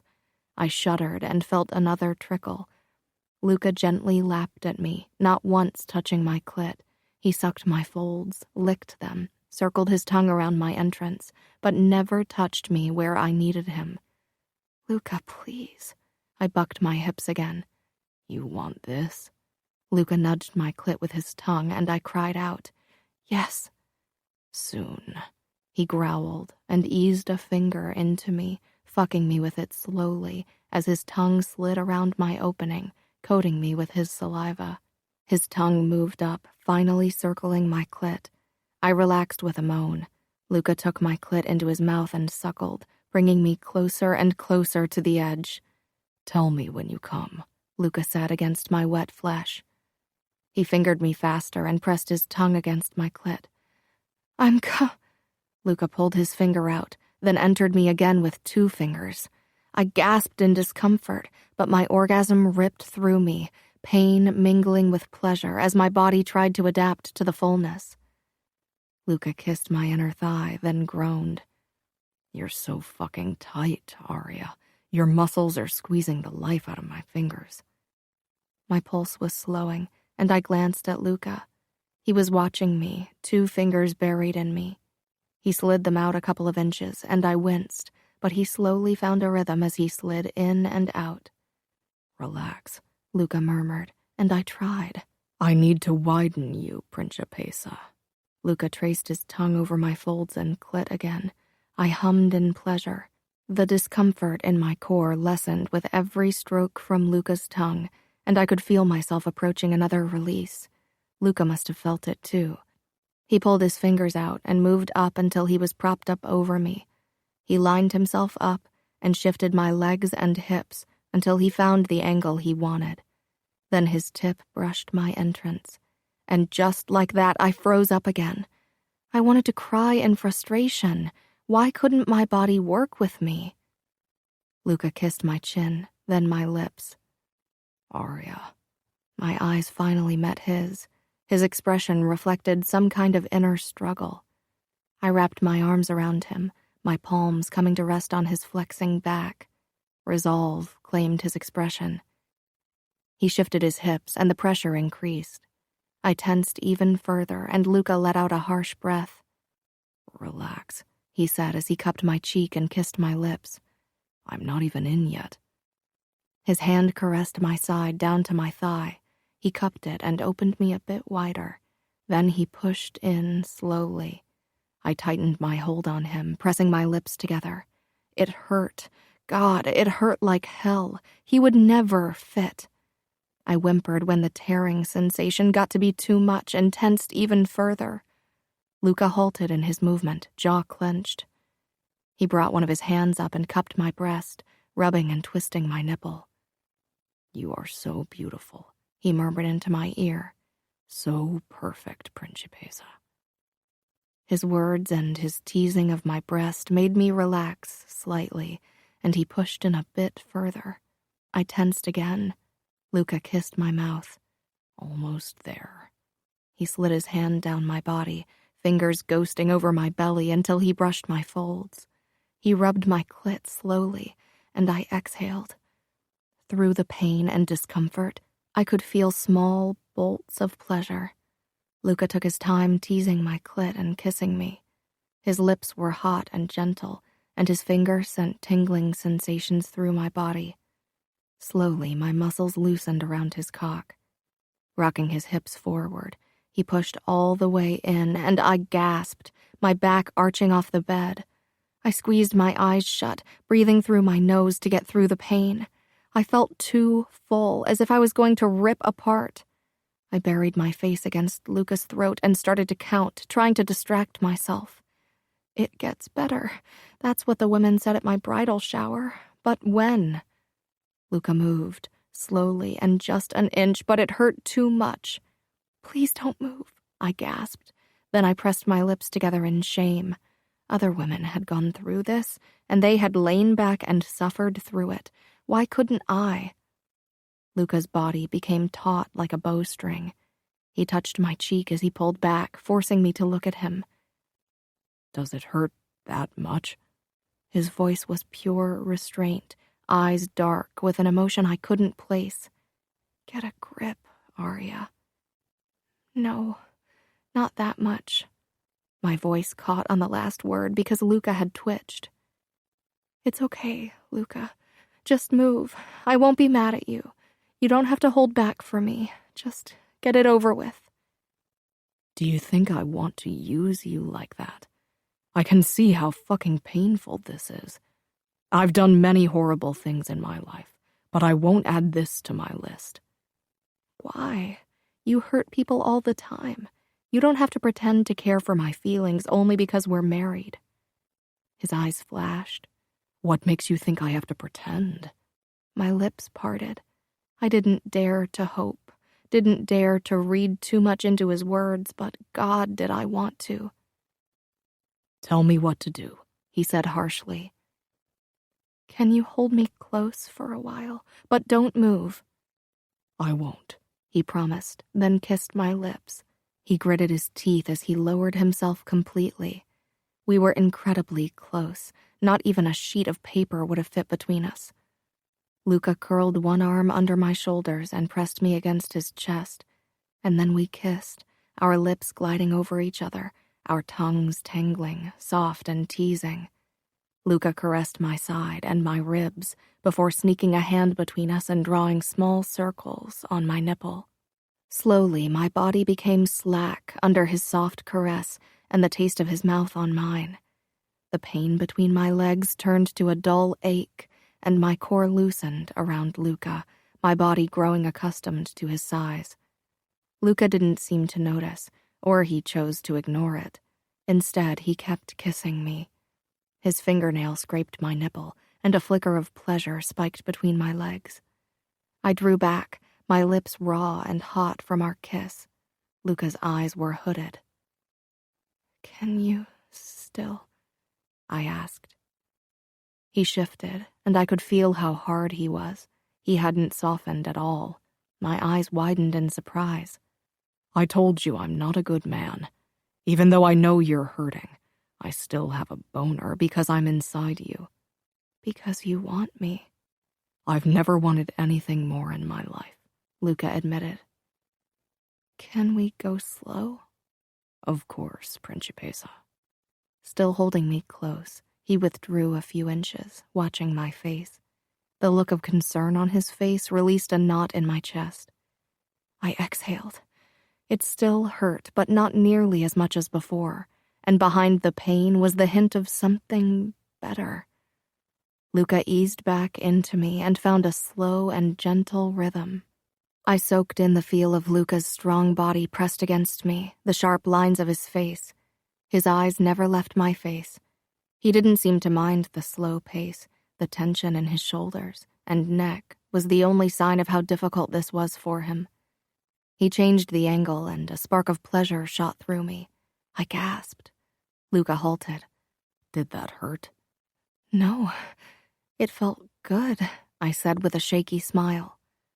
Luca smiled and repeated the motion, sending another tingle through me. He lowered his lips to mine. I wasn't sure how long he kept up the slow rhythm, but I was getting sore, and I knew I wouldn't come. I wasn't even close, despite the occasional flickers of pleasure. Dull pain still covered too much of it. I didn't know how to say what I needed to say. He must have seen something on my face because he said, "Are you okay?" I bit my lip. How long until you? Not long if I go a bit faster. He scanned my face and I nodded. He propped himself up on his elbows and thrust faster and a bit harder, and I pressed my lips together and buried my face against his shoulder, clutching his back. The pain was back, but I wanted Luca to come. Arya, Luca rasped. Keep going. Please, I want you to come. He growled and kept thrusting. His pants came faster. He thrust deeper than before, and I bit down on his shoulder to keep from whimpering in pain. Luca tensed with a groan. Then he shuddered, and I could feel him expand even further in me, filling me up until I was sure I'd come apart. He stopped moving, his lips against my throat. I could feel him softening in me, and I almost breathed a sigh of relief. I held on to Luca, relishing the feel of his quick heartbeat and the sound of his harsh breathing. Luca pulled out and lay down beside me, pulling me into his arms. He brushed back my hair from my sweaty face. I felt something trickling out of me and shifted uncomfortably. I'll get a washcloth. Luca got out of bed to head for the bathroom. Feeling cold without him, I stretched my legs but winced. I sat up and my eyes widened. There was blood smeared on my thighs and the bed mingled with Luca's semen. Luca knelt on the bed beside me. He must have cleaned himself because there wasn't any blood on him. There's much more blood than the fake scene you created during our wedding night. My voice was shaky. Luca nudged my legs apart and pressed the warm, wet washcloth against me. I sucked in a breath. Luca kissed my knee. You were a lot tighter than I thought, he said quietly. He pulled the washcloth away, and I flushed, but he discarded it on the floor without another glance before he pressed his hand against my abdomen. How bad is it? I put my head back on the pillow. Not that bad. How can I complain when you're covered in scars from knife and bullet wounds? We're not talking about me. I want to know how you feel, Arya. On a scale of 1 to 10, how much does it hurt? Now? 5? Luca tensed. He lowered himself beside me, curled an arm around me, and scanned my face. And during? I avoided his eyes. If 10 is for the worst pain I've ever felt, then 8. The truth. 10, I whispered. Luca clenched his jaw. Next time will be better. I don't think I can again so soon. I didn't mean now, he said firmly, kissing my temple. You'll be sore for a while. On a scale of 1 to 10, how fast and hard did you go? The truth. I mimicked his words. 2. 2? I must have looked pretty horrified because Luca rubbed my stomach lightly. We have time. I will go as gentle as you need me to. I can't believe Luca, the vice Vitiello, said gentle, I said teasingly to lighten the mood. Luca smirked. He cupped my face and leaned close. It'll be our secret. Emotions crowded in my chest. Thanks for being gentle. I never thought you would be. Luca laughed, a raw sound. Believe me, nobody's more surprised about this than me. I rolled onto my side, wincing, and snuggled against Luca's shoulder. You've never been gentle to someone? No, he said bitterly. Our father taught Matteo and me that any kind of gentleness was a weakness, and there was never any room in my life for it. Even if the words wanted to get stuck in my throat, I said, what about the girls you were with? They were a means to an end. I wanted to fuck, so I looked for a girl and fucked her. It was hard and fast, definitely not gentle. I mostly fucked them from behind, so I didn't have to look them in the eyes and pretend I gave a shit about them. He sounded cold and cruel. I kissed his tattoo, wanting to banish that part of him again. His arms around me tightened. The only person who could have taught me how to be gentle was my mother. I held my breath. Would he tell me about her now? But she killed herself when I was 9. I'm sorry. I wanted to ask what happened, but I didn't want to push him and make him retreat behind his cold mask. Instead, I cupped his cheek. He looked startled by the gesture, but didn't pull away. I licked my lip, trying to suppress my curiosity. Does it still hurt? He asked suddenly. For a moment, I didn't know what he was talking about. He brushed a hand across my abdomen. Yeah, but talking helps. How does it help? It distracts me. I gathered my courage. Can you tell me more about your mother? My father hit her.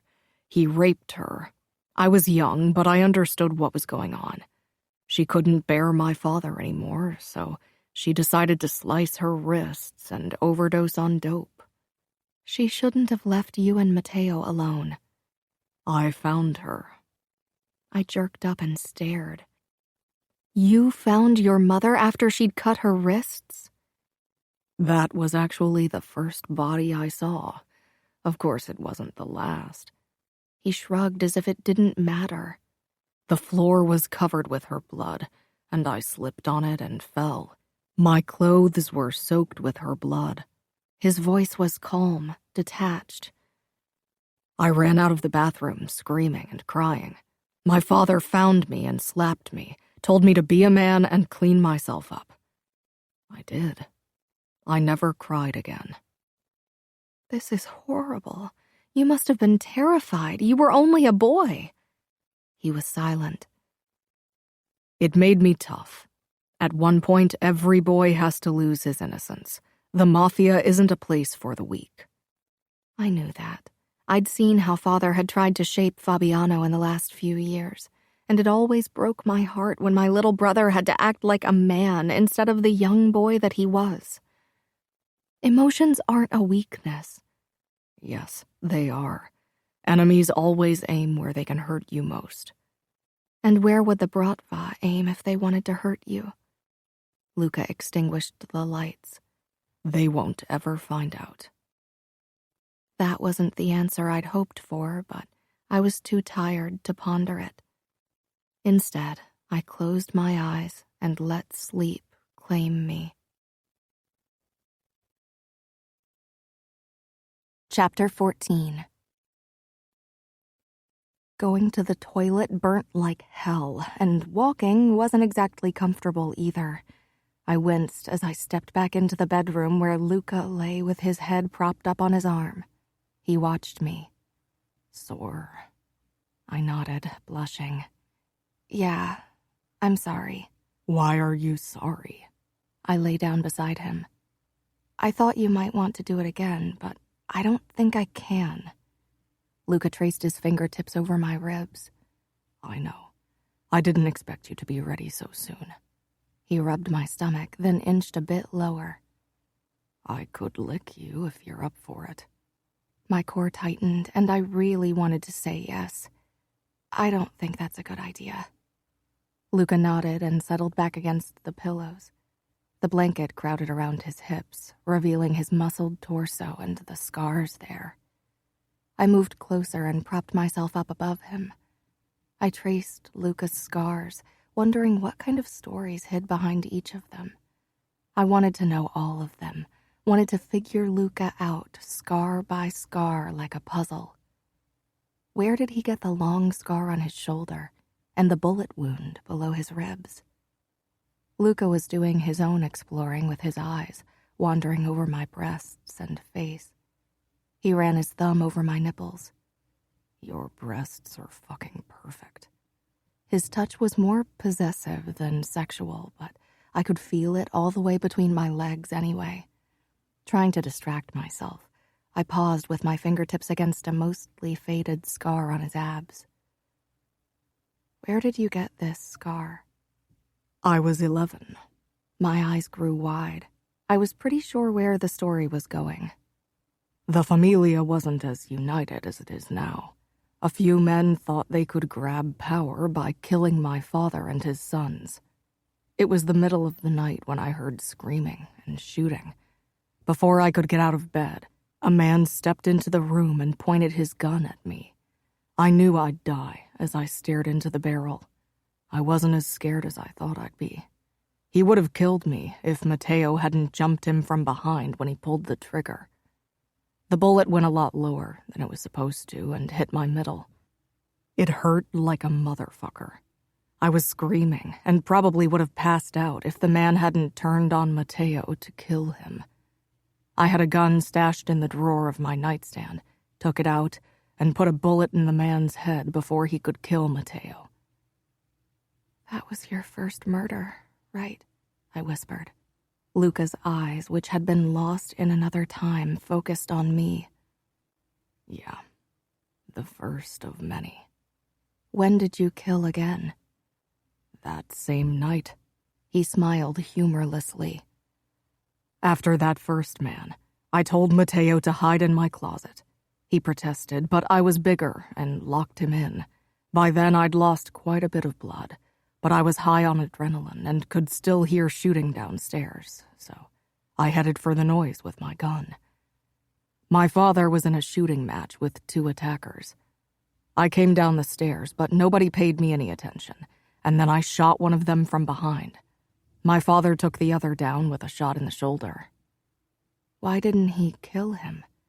He wanted to question him, to find out if there were other traitors in the Familia. So what did he do with the guy while he took you to the hospital? Luca gave me a wry look. I gasped. Don't tell me he didn't take you. He called the doc of the Familia, told me to put pressure on the wound, and went ahead and started torturing the guy for information. I couldn't believe a father would let his child suffer through pain and risk his life so he could gather information. You could have died. Some things need to be treated in a hospital. How could he do that? The Familia comes first. We never take our injured to a hospital. They ask too many questions, and the police get involved, and it's an admittance of weakness. And my father had to make sure the traitor spoke before he got a chance to kill himself.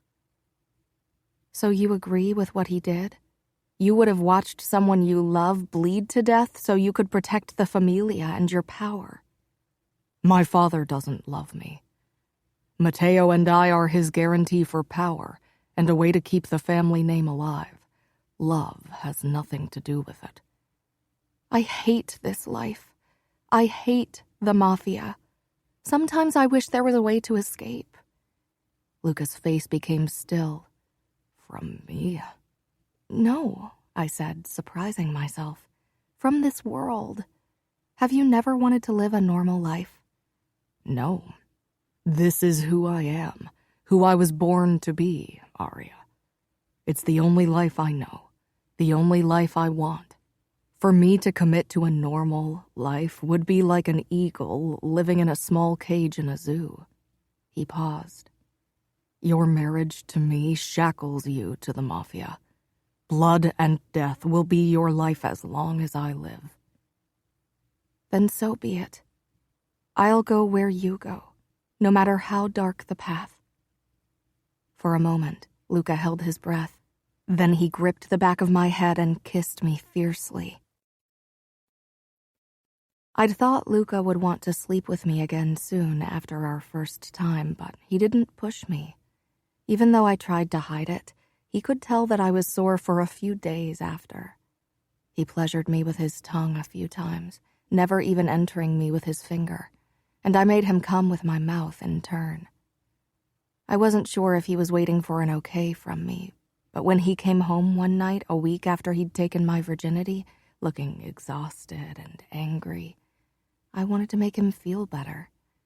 After he'd showered, he stumbled toward the bed in only his boxers, his eyes filled with darkness. "Bad day," I whispered, as he flung himself on the bed beside me. He lay on his back and stared up at the ceiling with empty eyes. "Luca?" I lost 3 of my men today. "What happened?" The Bratva attacked one of our warehouses. His lips thinned, chest heaving. We'll make them pay. Our retribution will make them bleed. "What can I do?" I said softly, my hand stroking his chest. I need you. Okay. I slid my nightgown over my head and pushed down my panties. I knelt beside Luca. He got rid of his boxers, and his erection sprang free. Gripping my hips, he made me straddle his stomach. Nerves twisted my insides. I'd hoped that for my second time, Luca would still be on top. The thought of lowering myself on his length after how much it had hurt last time terrified me. But if Luca needed me, then I could do it. I cried out in surprise when Luca gripped my butt and hoisted me toward his face, so I was hovering over his mouth. He pressed me down, and I screamed out in pleasure, my hands coming up to press against the headboard. This was more intense than anything Luca had ever done to me. His tongue slipped into me deeply, and he massaged my butt with firm fingertips. I peered down into Luca's eyes as he closed his mouth over my clit. I rocked my hips, pressing myself against his mouth. He growled. The vibration sent pleasure through me, and I started rotating my hips, riding Luca's face. I closed my eyes, let my head fall back as Luca fucked me with his tongue again, humming all the while. And then I shattered, rocking against Luca's mouth and screaming his name. Somewhere deep inside, a part of me wanted to be embarrassed, but I was too aroused. When my orgasm subsided, I tried to pull away from Luca's lips, but he held me fast, his eyes burning into me as he licked me with slow strokes. It was too much, but he was relentless. With soft caresses and nudges from his tongue, he slowly built my pleasure up again. My pants came quicker, and I didn't try to escape anymore. Instead, I let Luca move my hips back and forth as he licked me. I was seconds away from my second orgasm. Without warning, he pulled back, and in one fluid motion, he flicked me on my back and knelt between my legs, his erection pressed against my entrance. I tensed up, but Luca didn't enter. He bowed his head so he could suck my nipple into his mouth and rubbed the tip of his erection back and forth over my clit. I mewed helplessly at the sensation. I'd been so close to coming before and could feel myself getting there again. Then he dipped only the tip into my opening. I gasped at the brief pain, but he retreated quickly and slid his slick tip over my clit again. He did this over and over until I was panting and so wet I could hear it. Then he released my nipple and brought his face up to mine. His tip slipped into my opening, but this time he didn't retreat. Slowly, he slid into me all the way, never taking his eyes off me. I bit my lip to stifle a gasp. It wasn't as painful as last time, but still uncomfortable. I felt too stretched, too full. Luca cupped the back of my head and began moving. My breath hitched, despite the slow pace, but Luca didn't falter. He slid in and out at an excruciatingly slow and gentle rhythm until my breath stopped catching in my throat. He sped up, but I clawed his arms, and he slowed again. He lowered his mouth to my ear, his voice low and husky as he spoke. I loved the taste of you, Principessa. I loved how you rode my fucking mouth. I loved my tongue in you. I love your pussy and your tits, and I love that you're all mine. Luca kept up his steady thrusting as he whispered into my ear, and I forgot about the dull pain and moaned. Nothing was sexier than Luca talking dirty to me in his deep baritone. Through the discomfort, I could feel an orgasm building as Luca's low voice washed over me. He sneaked his hand between us and found my clit, rubbing frantically as he thrust into me. His movements sped up a bit, and I whimpered from both pain and pleasure.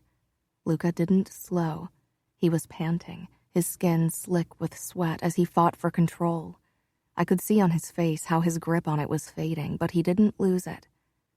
I moaned as he slid deeper into me than before. Pleasure radiated through my body. Come for me, Arya, he rasped, increasing the pressure on my clit. Another spike of pleasure mixed with pain slammed through me, and I fell apart, gasping and moaning as my orgasm rocked my body. Luca growled and thrust harder. I clung to him, fingers digging into his shoulders as he approached his own peak. With a guttural groan, Luca tensed above me, and I could feel him release into me. I moaned at how full and stretched I felt. Luca kept thrusting until I could feel him soften. He pulled out, but stayed on top of me, his weight supported on his forearms. Was I too rough? He asked thickly. No, it was okay. I didn't dare ask how much harder he could go.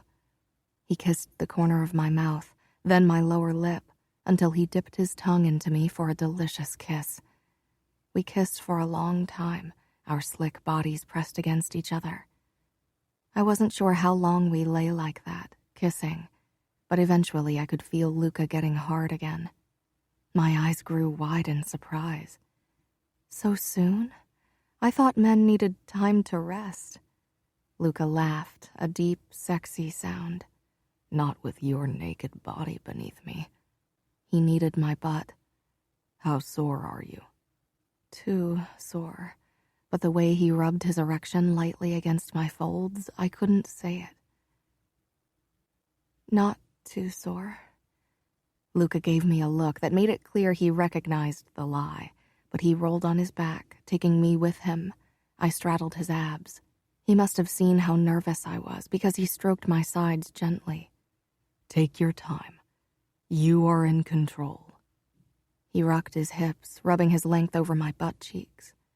I want you in control, I admitted. Luca's eyes darkened. Don't say something like that to a man like me. But he gripped my hips and positioned me above his erection. From this vantage point, he looked even bigger. He rubbed his tip in small circles over my clit as his other hand trailed up toward my breast and cupped it. He lined himself up with my opening before grabbing my hips and slowly guiding me down. When he was almost all the way in, I paused, catching my breath. I lay my palms flat against his chest as I tried to get used to the new position. He felt bigger, and my muscles clenched tightly around his erection. Luca gritted his teeth. He ran his hands up my torso and cupped my breasts again, twirling my nipples between his fingers. I moaned and made small rocking motions with my hips. Luca pressed his thumb against my clit and flicked. Then, as I moaned, he pushed me all the way down to the base of his erection. I cried out in surprise more than pain and froze, exhaling slowly to adjust to the feeling of utter fullness. Aria, Luca rasped. I met his gaze. A hint of uncertainty flickered in his eyes. I forced my lips into a smile. Give me a moment. He nodded, his hands resting lightly on my waist as he watched me. I released another breath, then shifted my hips experimentally. There was a twinge, but there was also pleasure. Help me, I whispered, gazing at him through my lashes. He clasped my waist, his fingers splaying across my butt, and guided me into a slow rhythm of rocking and rotating. It was exhilarating to feel the strength of his body beneath my hands, to feel his pectoral muscles flex under my fingertips. But even better was the look in his eyes as he watched me on top of him. The hunger and admiration mixed with another emotion I didn't dare to guess. Luca's chest heaved under my palms, his breath coming faster as he started thrusting upwards, driving himself into me harder and faster. His thumb flicked back and forth over my clit as he drove into me. I cried out. Luca gripped my hips in a bruising grip and thrust faster. I threw my head back, riding through my orgasm as I felt Luca tense and release into me with a low moan. I shivered helplessly on top of him as I came down from my high. I slumped forward on Luca's chest and pressed my lips to his. His heart pounded against my breasts. He slung his arms around my back and pressed me against him tightly. I won't lose you, he growled, startling me. You won't. The Bratva is closing in. How can I protect you? Why would the Bratva have any interest in me? You will find a way. Chapter 15. A couple of weeks had passed, and sex got better every time we did it. I had a feeling Luca was still holding back quite a bit, but I didn't mind.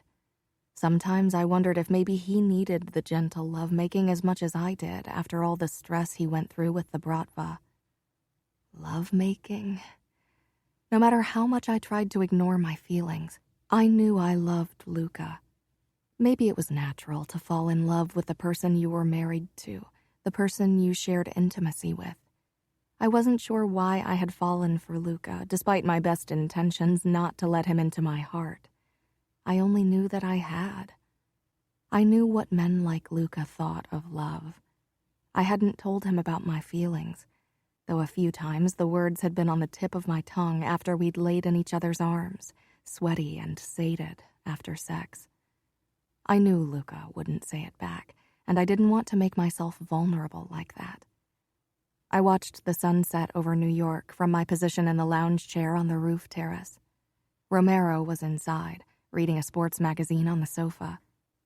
A few times I'd considered asking Luca to stop Romero's constant presence. Nothing could happen to me in our penthouse, but then I couldn't go through with it. I would have felt more alone without Romero in the apartment, even if we didn't talk all that much. Mariana only came in around lunchtime to clean and prepare lunch and dinner, and Luca was gone most days.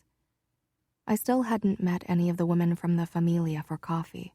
After Cosima's betrayal, I really wasn't keen on meeting more of Luca's family anyway. My phone vibrated on the small table. I snatched it up, seeing Gianna's name flash on the screen. Happiness burst in my chest. We had talked this morning, but it wasn't unusual for my sister to call more than once per day, and I didn't mind. The moment I heard her voice, I sat up, my heart pounding in my chest like crazy. "Aria," she whispered, her voice thick with tears. "Gianna, what happened? What's going on? Are you hurt?" "Father's giving me to Matteo." I didn't understand. Couldn't. "What do you mean he's giving you to Matteo?" My voice shook, and tears already burnt in my eyes as I listened to Gianna's heart-wrenching sobs. "Salvatore Vitiello spoke to Father and told him that Matteo wanted to marry me, and Father agreed." I couldn't breathe. I'd worried that Matteo wouldn't let Gianna get away with her rudeness toward him. He was a man who didn't like to be refused, but how could Father have agreed? Did Father say why? I don't understand. I'm already in New York. He didn't need to marry you off to the Familia too. I stood, couldn't sit still anymore. I started pacing the roof, trying to calm my racing pulse with low breaths. I don't know why. Maybe Father wants to punish me for saying what I think. He knows how much I despise our men and how much I hate Matteo. He wants to see me suffer. I wanted to disagree, but I wasn't sure Gianna was wrong. Father thought women needed to be put in their place, and what better way to do that with Gianna than bind her to a man like Matteo? Behind his grins lurked something dark and angry, and I had a feeling Gianna wouldn't have the sense not to provoke him until he lost it. Oh, Gianna, I'm so sorry. Maybe I can tell Luca and he can change Matteo's mind. Aria, don't be naive. Luca knew all along. He's Matteo's brother and the future capo. Something like that isn't decided without him being involved. I knew she was right, but I didn't want to accept it. Why hadn't Luca told me about this? When did they make the decision? A few weeks ago, even before I came to visit. My heart clenched. Luca had slept with me, had made me trust him and love him, and hadn't bothered to tell me that my sister was being sold to his brother. I can't believe him, I whispered harshly. Romero was watching me through the windows, already getting up from the sofa. I'm going to kill him. He knows how much I love you. He knows I wouldn't have allowed it. I would have done anything to prevent the agreement. Gianna was silent on the other end. Don't get in trouble because of me. It's too late anyway. New York and Chicago shook hands on it. It's a made deal, and Matteo won't let me out of his clutches. I want to help you, but I don't know how. I love you, Aria. The only thing that stops me from cutting my wrists right now is the knowledge that my marriage to Matteo means I'll live in New York with you. Fear crushed my heart. Gianna, you are the strongest person I know. Promise me you won't do anything stupid. If you hurt yourself, I couldn't live with myself. You are much stronger than me, Aria. I have a big mouth and flashy bravado, but you are resilient. You married Luca. You live with a man like him. I don't think I could have done it. I don't think I can. We'll figure it out, Gianna.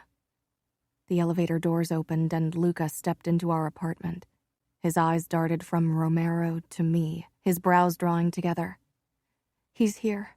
I'll call you tomorrow.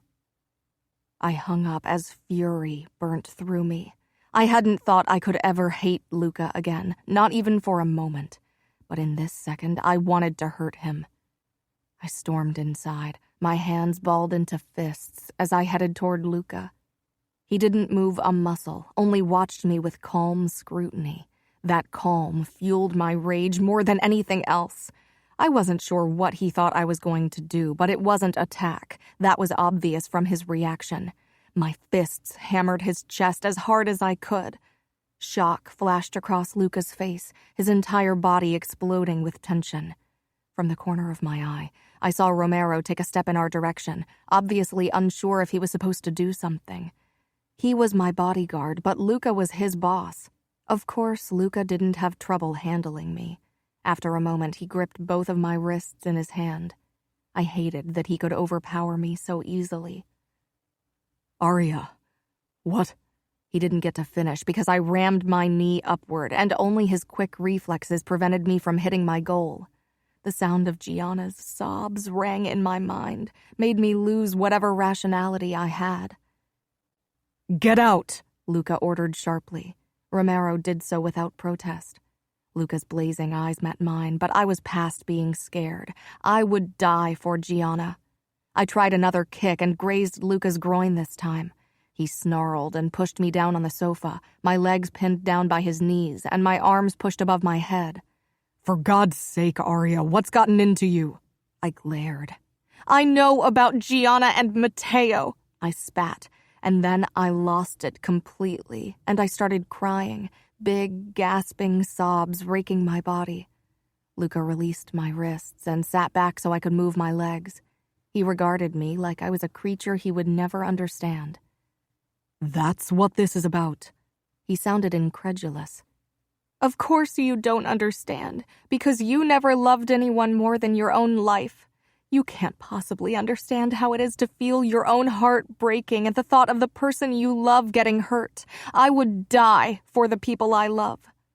His eyes were hard and cold as he stood. You are right. I don't understand. The cold mask was back.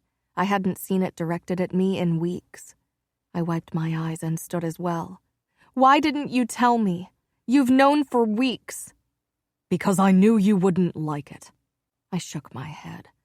You knew I'd be mad at you, and you didn't want to ruin your chances of fucking me.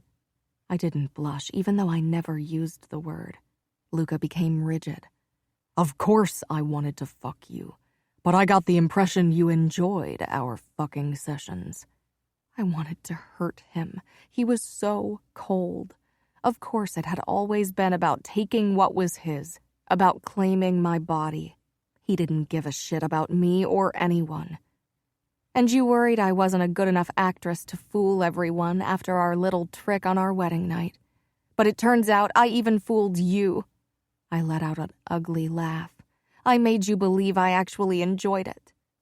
Something flickered in Luca's eyes, something that made me want to take back my words for a moment.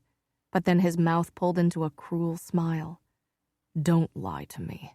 I've fucked enough whores to know an orgasm when I see one. I flinched as if he'd hit me. Had he just compared me to his whores? I said the ugliest thing I could think of. Some women even experience an orgasm when they're being raped. It's not because they're enjoying it. It's their body's way of coping. For a long time, Luca didn't say anything. His nostrils flared, and his chest heaved, and his hands were clenched to fists. He looked like he wanted to kill me on the spot. Then the scariest thing happened. The anger slipped off his face. His expression became emotionless, his eyes as smooth and impenetrable as steel. Your sister should be happy that Matteo wants her. Few men can stand her gab. God, that's the reason, isn't it? I said in disgust. It's because she told him that he'd never get her hot body that day in the hotel. He didn't like it. He couldn't bear that she was immune to his creepy charm. She shouldn't have challenged him. Matteo is a determined hunter. He gets what he wants. Still, not a flicker of emotion, not even in Luca's voice. It was like he was made from ice. He gets what he wants? It's not hunting if he forces her into marriage by asking my father for her hand. That is cowardice. It doesn't matter. They're getting married. He turned his back to me as if he was dismissing me.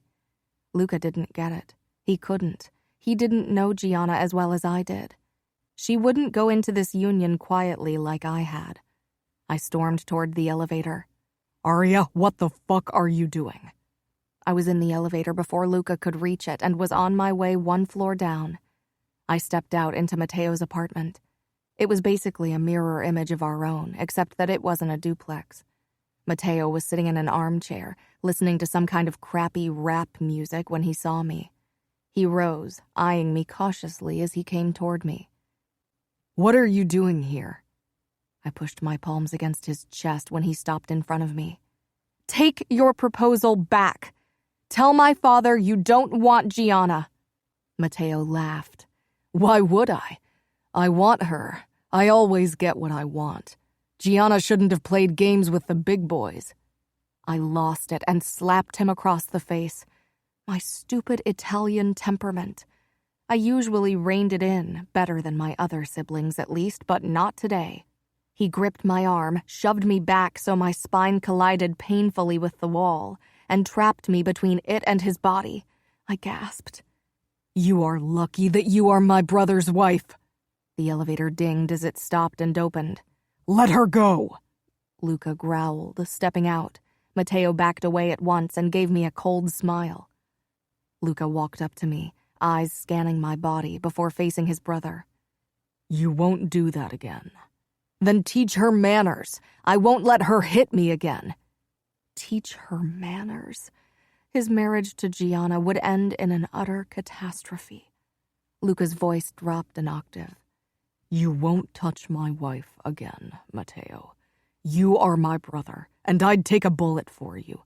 But if you do that again, you'll have to live with the consequences. They faced each other, and for a moment I worried they'd pull knives and fight each other.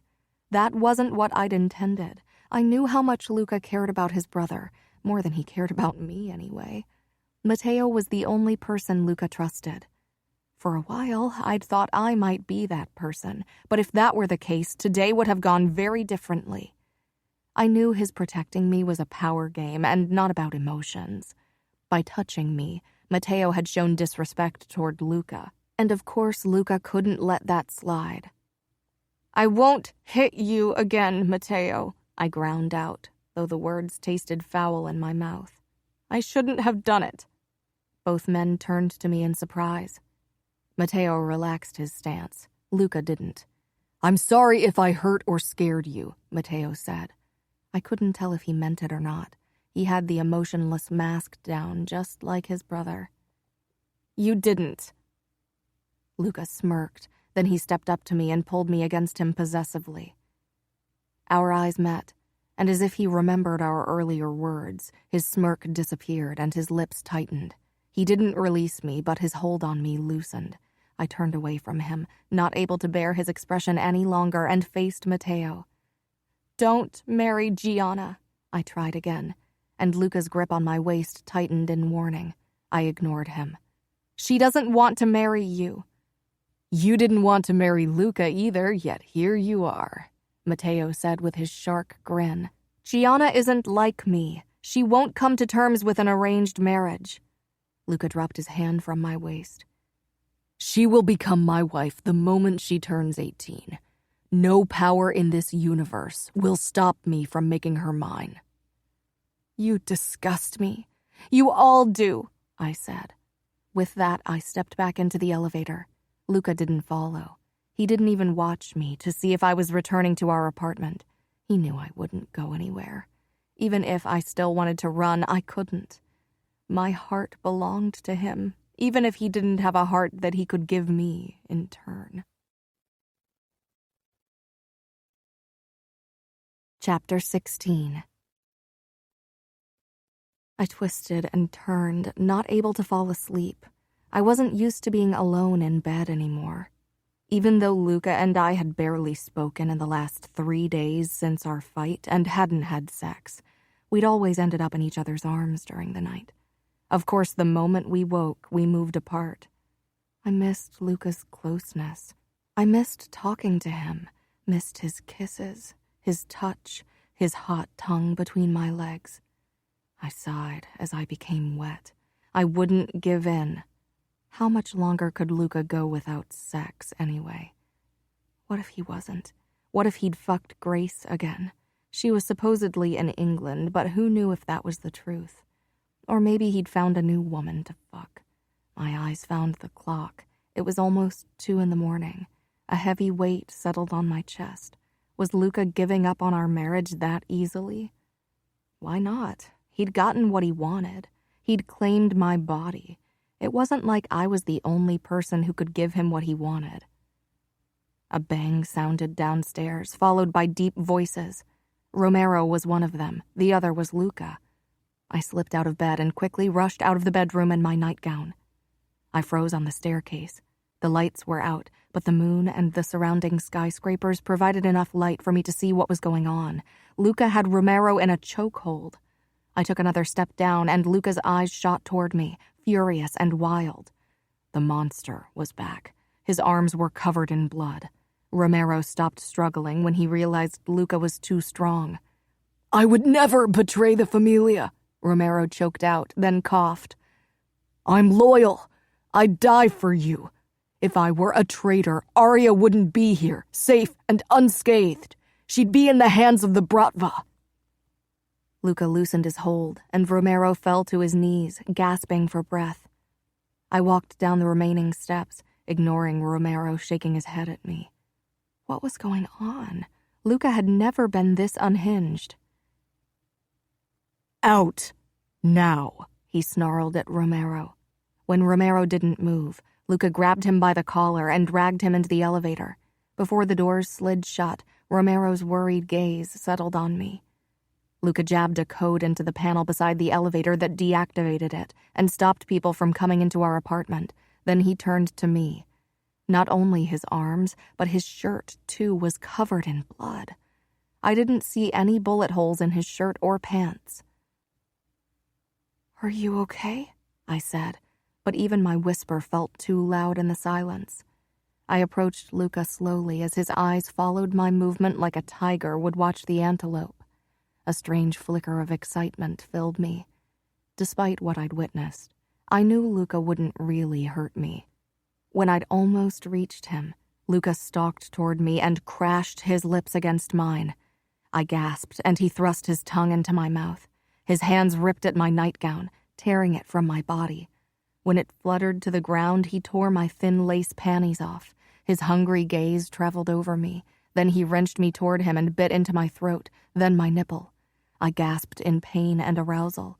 I should have run, as Luca had told me a long time ago, but this side of him actually excited me, and my arousal spoke louder than my fear, even when Luca pushed me toward the sofa and bent me over the backrest. His hand held my neck as his other hand slid between my folds. He pushed 2 fingers into me and found me wet and aching. I released a harsh breath as my walls clamped tightly around his fingers. He pulled them out. I heard him open his belt and unzip his pants, and I shivered with fear and excitement. Luca bit into my butt cheek, then my lower back and shoulder blade, before he shoved his entire length into me without warning. I cried out, but Luca didn't hesitate. He pressed his chest against my back while he held me captive with one arm around my chest, and then he started pounding into me hard and fast. I bit down on my lip. It hurt, but it also felt good. Every time he pushed into me, he hit a spot deep inside me that sent sparks of pleasure through me. Luca reached down, his hot breath against my neck, and rubbed his fingers over my clit. I cried and gasped and whimpered. I could feel the tension building. The sound of Luca's pants and growls turned me on even more. His fingers twisted my nipple almost painfully, and he bit down on the crook of my neck, and stars erupted before my vision as I exploded. I screamed Luca's name over and over again as I trembled in the wake of my orgasm, but he didn't slow. He drove into me hard and fast, his fingers on my clit relentless as his breathing grew labored. And then I came again, shattering into 1,000 tiny pieces of pleasure. My legs crumbled, but Luca pinned me against the backrest with his body. With a growl, he gripped my hips and fucked me even harder. I'd be bruised and sore tomorrow, but I couldn't bring myself to care. When he shuddered against me and bit the other side of my throat, I hung limply over the sofa. I was too sated and exhausted to do anything as he came inside me. I thought it was over, but Luca lifted me off the backrest and lowered me to the ground. He shoved my legs as wide apart as they would go. I was oversensitive and couldn't possibly come again, but Luca's eyes pinned me with their intensity. He grasped my wrists and pushed my arms up above my head. Then he rubbed 2 fingers along my folds, back and forth, before circling my opening and sliding them in inch by inch. My eyes rolled back in my head as he fingered me in a torturously slow way. My walls clamped around his fingers, and I heard sounds coming from the back of my throat I didn't recognize. He didn't touch my clit, just fucked me with his fingers with an intense look on his face. Is this a fucking lie? He asked roughly as he curled his fingers in me and made me gasp in pleasure. Tell me, Arya. Tell me you enjoy this as much as I do. The despair in his voice startled me. He curled his fingers again, and I whimpered. Yes, Luca, I enjoy this. He flicked my clit with his thumb, and I arched off the ground, but he pulled his thumb away despite my mew of protest and kept fingering me. So you lied? Why? He was driving me insane with need. I wanted him to touch my clit, wanted him to finger me faster, wanted him to fuck me. Yes, I lied. I squirmed in his hold, wanting to free my hands to reach for his cock. He was already growing hard, and I wanted to convince him to stop my torture, but he was too strong and too relentless. Why? He growled. He paused his fingers, and I wanted to scream in frustration. I lied because I hate that I love you, because I hate that you can hurt me without ever laying a finger on me, because I hate myself for loving you even though you won't ever love me back. Luca released my wrists, eyes dark and questioning. I didn't want to talk. I reached for his erection and gave it a hard squeeze. Now fuck me. He grabbed my legs and pulled me toward him, my feet pressed up against his shoulders, and then he slid into me in one hard stroke, and I came around him, my muscles clenching around his cock so tightly that he grunted. He fucked me even harder, and I scratched my fingers over the wooden floor as my eyes shut tightly. I was coming apart from pleasure and emotions. My back rubbed against the hard floor. I was sore, and my legs were stiff, but I came again when Luca hit his release. And then I passed out. My entire body hurt. I groaned when I shifted and realized I was lying in our bed. Luca must have carried me upstairs last night. My eyes fluttered open and found Luca watching me with a strange look on his face. What did I do? He asked in a harsh whisper. I frowned, then looked down at myself. The blankets were pulled back, revealing the entire length of my body and the proof of last night's actions. There were finger-shaped bruises on my hips and wrists. My throat and shoulders were tender where Luca had marked me, and my inner thighs were red from the friction. I looked like a mess. I sat up and winced from the sharp soreness between my legs, yet I couldn't find it in me to regret anything. I didn't always want it this rough, but once in a while it was a nice change of pace. Arya, please tell me. Did I searched his eyes, trying to figure out what he was talking about. Self-hatred flashed on his face, and then I realized what he thought. You don't remember? I remember bits and pieces. I remember holding you down. His voice caught. He wasn't touching me.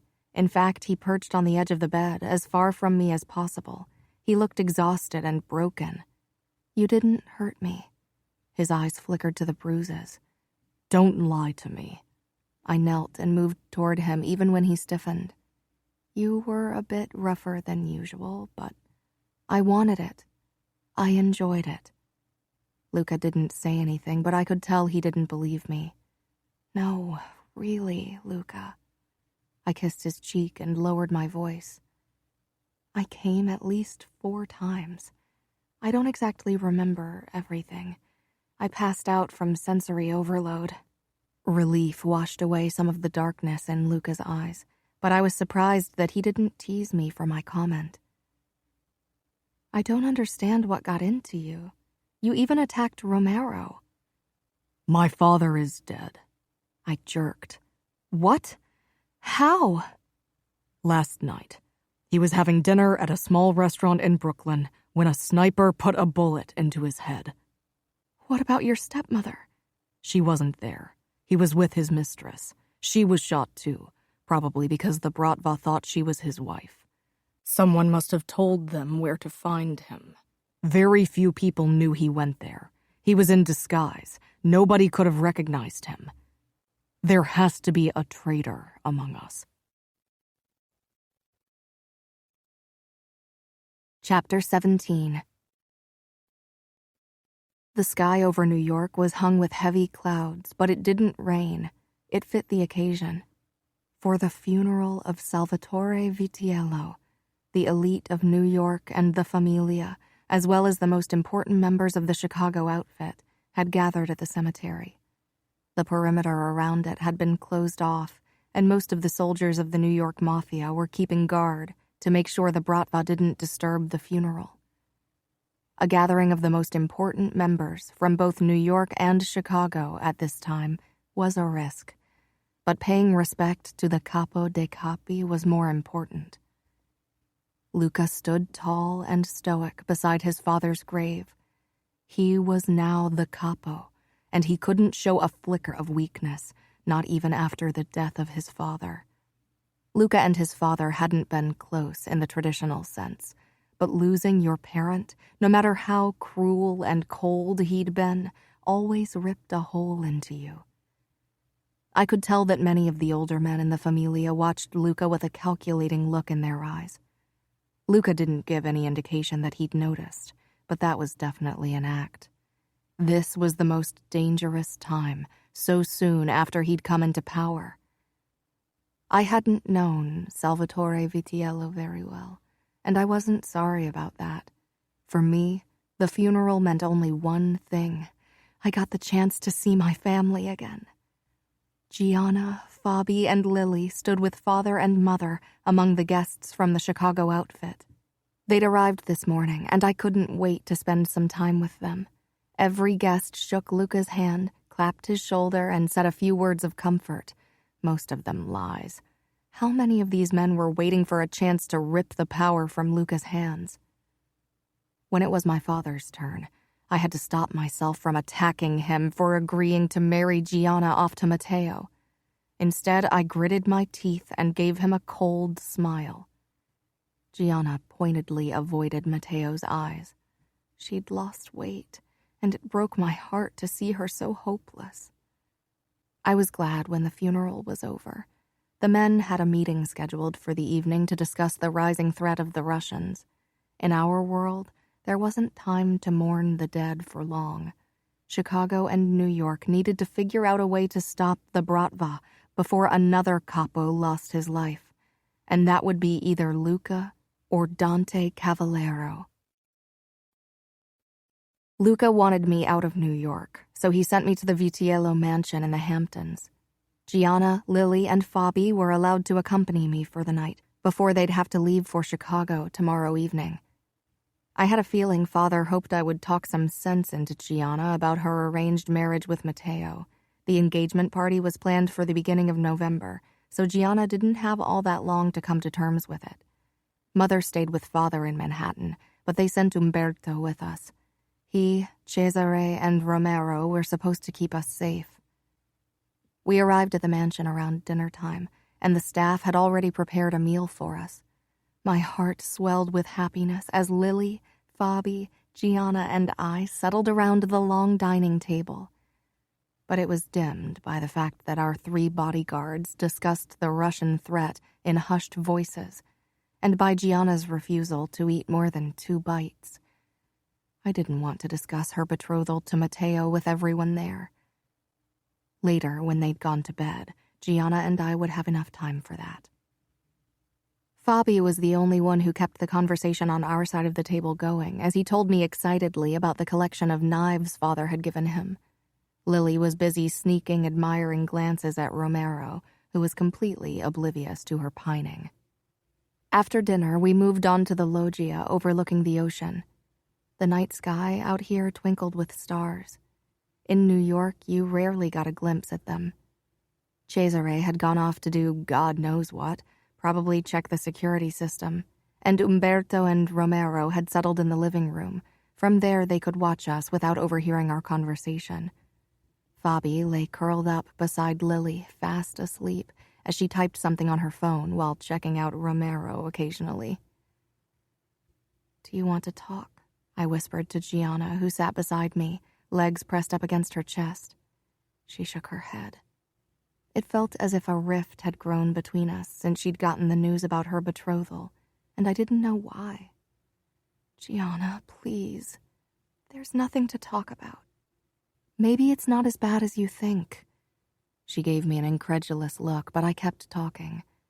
When I found out I had to marry Luca, I was terrified. But I've come to terms with it.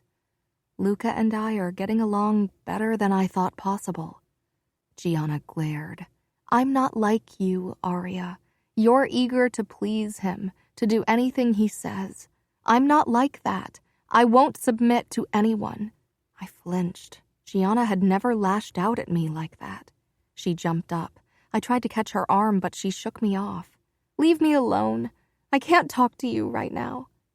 She whirled around and stormed off toward the beach. I stood, unsure if I should follow her, but I knew she wouldn't listen to me when she was like that. Umberto stepped outside. I raised a hand. "No. Give her a few minutes to herself. She's upset." Umberto nodded, then his eyes darted to Fabi. "I should take him to bed." I was about to nod when an ear-splitting alarm broke the silence, but it stopped a few seconds later. Fabi's eyes were wide as he clung to Lily, both of them looking at me as if I knew what was going on. Romero stormed toward us, 2 guns drawn, when a red dot appeared on Umberto's forehead. I cried out, but it was too late. There was a shot, and Umberto's head flung back, blood splattering everywhere. Lily started screaming, and I still couldn't move. I stared at the dead eyes of Umberto, a man I'd known all my life. Romero flung himself at me, and we landed on the ground as a second bullet blasted the glass door, sending shards flying. "What's going on?" I screamed, hysteria rocking my body. "The Bratva," was all Romero said as he dragged me toward the living room. I struggled against him. Lily and Fabi cowered beside a lounge chair, still in shooting range of the sniper. "Get them!" But Romero ignored my command, and he was too strong for me. He shoved me against a wall inside the living room, his grip biting into my skin, his eyes hard and wild. "Stay here. Don't move." "Lily and Fabi!" I gasped. He nodded, then ducked and rushed back outside. I was shaking all over. Romero returned with my sister and brother, who clung to him desperately. I wrapped my arms around them tightly the moment they were at my side, and then my world tilted. "Gianna," I whispered. Romero didn't hear me. He was shouting into his phone. "Where? How many?" His face paled. "Fuck." He turned to me, and his expression made my stomach drop. "The Russians are on the property. Too many for us. I'll take you to the panic room in the basement where we'll wait until backup arrives." He gripped my arm, but I pulled away. "Take Fabi and Lily there. I need to warn Gianna." "You are my responsibility," Romero hissed. Somewhere in the house, glass shattered. Shots rang out. "I don't care. I won't come with you. You will do as I say. Take them to the panic room. If something happens to Lily or Fabi, I will kill myself, and nothing you or Luca or any other power in this world can do will change that. I want you to protect them, keep them safe. That's all that matters to me." "You should come with us." I shook my head. "I have to find Gianna." "Luca will be here soon." I knew that wasn't true. "Go, now!" We stared at each other. Then finally he turned to my siblings. "Stay down and follow my orders." Male voices screamed something in Russian, then more shots were fired. Cesare wouldn't be able to keep them at bay for long if the number of voices was any indication. Romero shoved a gun at me. I grabbed it, then I ducked and ran outside. Umberto's blood covered the stone tiles, but I didn't look at his body. I hurried down the slope toward the bay when I noticed the vibrating of my phone. I pulled it out and pressed it to my ear as I scanned the beach for Gianna. Aria? Luca's worried voice sounded. Are you safe? They killed Umberto, was the first thing out of my mouth. Where are you? Searching for Gianna. Ario, where's Romero? Why isn't he taking you to the panic room? I have to find Gianna. Aria! Luca sounded desperate. The Bratva wants you. Get into the panic room. I'm taking the helicopter. I'll be there in 20 minutes. I'm already on the way. Luca would need more than 20 minutes, even with a helicopter, and he wouldn't be able to take as many of his men with him, so there was no saying how long it would take him to fight his way into the mansion. There was the possibility that he would fail. Gianna came running toward me, eyes wide. I can't talk anymore, I whispered. Aria. What's happening? Gianna asked as she stumbled against me. The Bratva. I pulled her toward the dock where the boat was anchored. It would be safer to hide there than to go back inside and look for the panic room. The boards of the dock groaned under our weight as we walked toward the boat. But then Lily's scream pierced the night, and I froze. Gianna and I exchanged a glance. Without a word, we turned around and hurried back toward the house. My heart hammered in my chest when we arrived on the loggia. The living room was deserted. I knelt beside Umberto and took his knives even as I shuddered. I handed one of them to Gianna and put the switchblade into my back pocket. Come on, I whispered. I wasn't even sure what Gianna and I were going to do once we got inside. I'd shot a gun once, and I had handled a knife only when I'd sparred with Luca. That didn't bode well in a fight against Russian mobsters. Yet I knew I wouldn't be able to live with myself if I didn't find Lily and Fabi. Gianna and I crept inside. It was dark. Someone must have turned the lights off in the entire house. I held my breath, but it was terrifyingly quiet. I approached the door that led into the lobby when an arm shot out and wrapped around my waist. I cried out, struggled, tried to angle the gun toward my attacker, but he twisted my wrist. Pain shot through my arm, and the gun tumbled from my fingers. Gianna gasped behind me. I kicked out. A deep voice snarled at me in Russian. Oh, God. My foot collided with his shin. He pushed me away, but before I could catch my balance, his fist collided with my lips. My vision turned black, and I dropped to my knees as blood filled my mouth and trickled over my chin, the warm, salty taste making bile rise into my throat. Fingers twisted into my hair, and I was wrenched to my feet, crying out from the pain in my scalp. My attacker didn't care. The lights came on as he dragged me into the lobby by my hair. I could see Gianna in the arms of another tall man. Her body was limp, a bruise already forming on her forehead. I was thrown to the ground in front of jeans-clad legs and quickly peered up into a pock-marked face and cold blue eyes. What's your name, whore? He asked in heavily accented English. Didn't he recognize me? I supposed I looked different with blood all over my face. I stared back at him defiantly. He kicked me in the stomach, and I toppled over, gasping for breath. What's your name? My eyes darted to a body to my right. Cesare.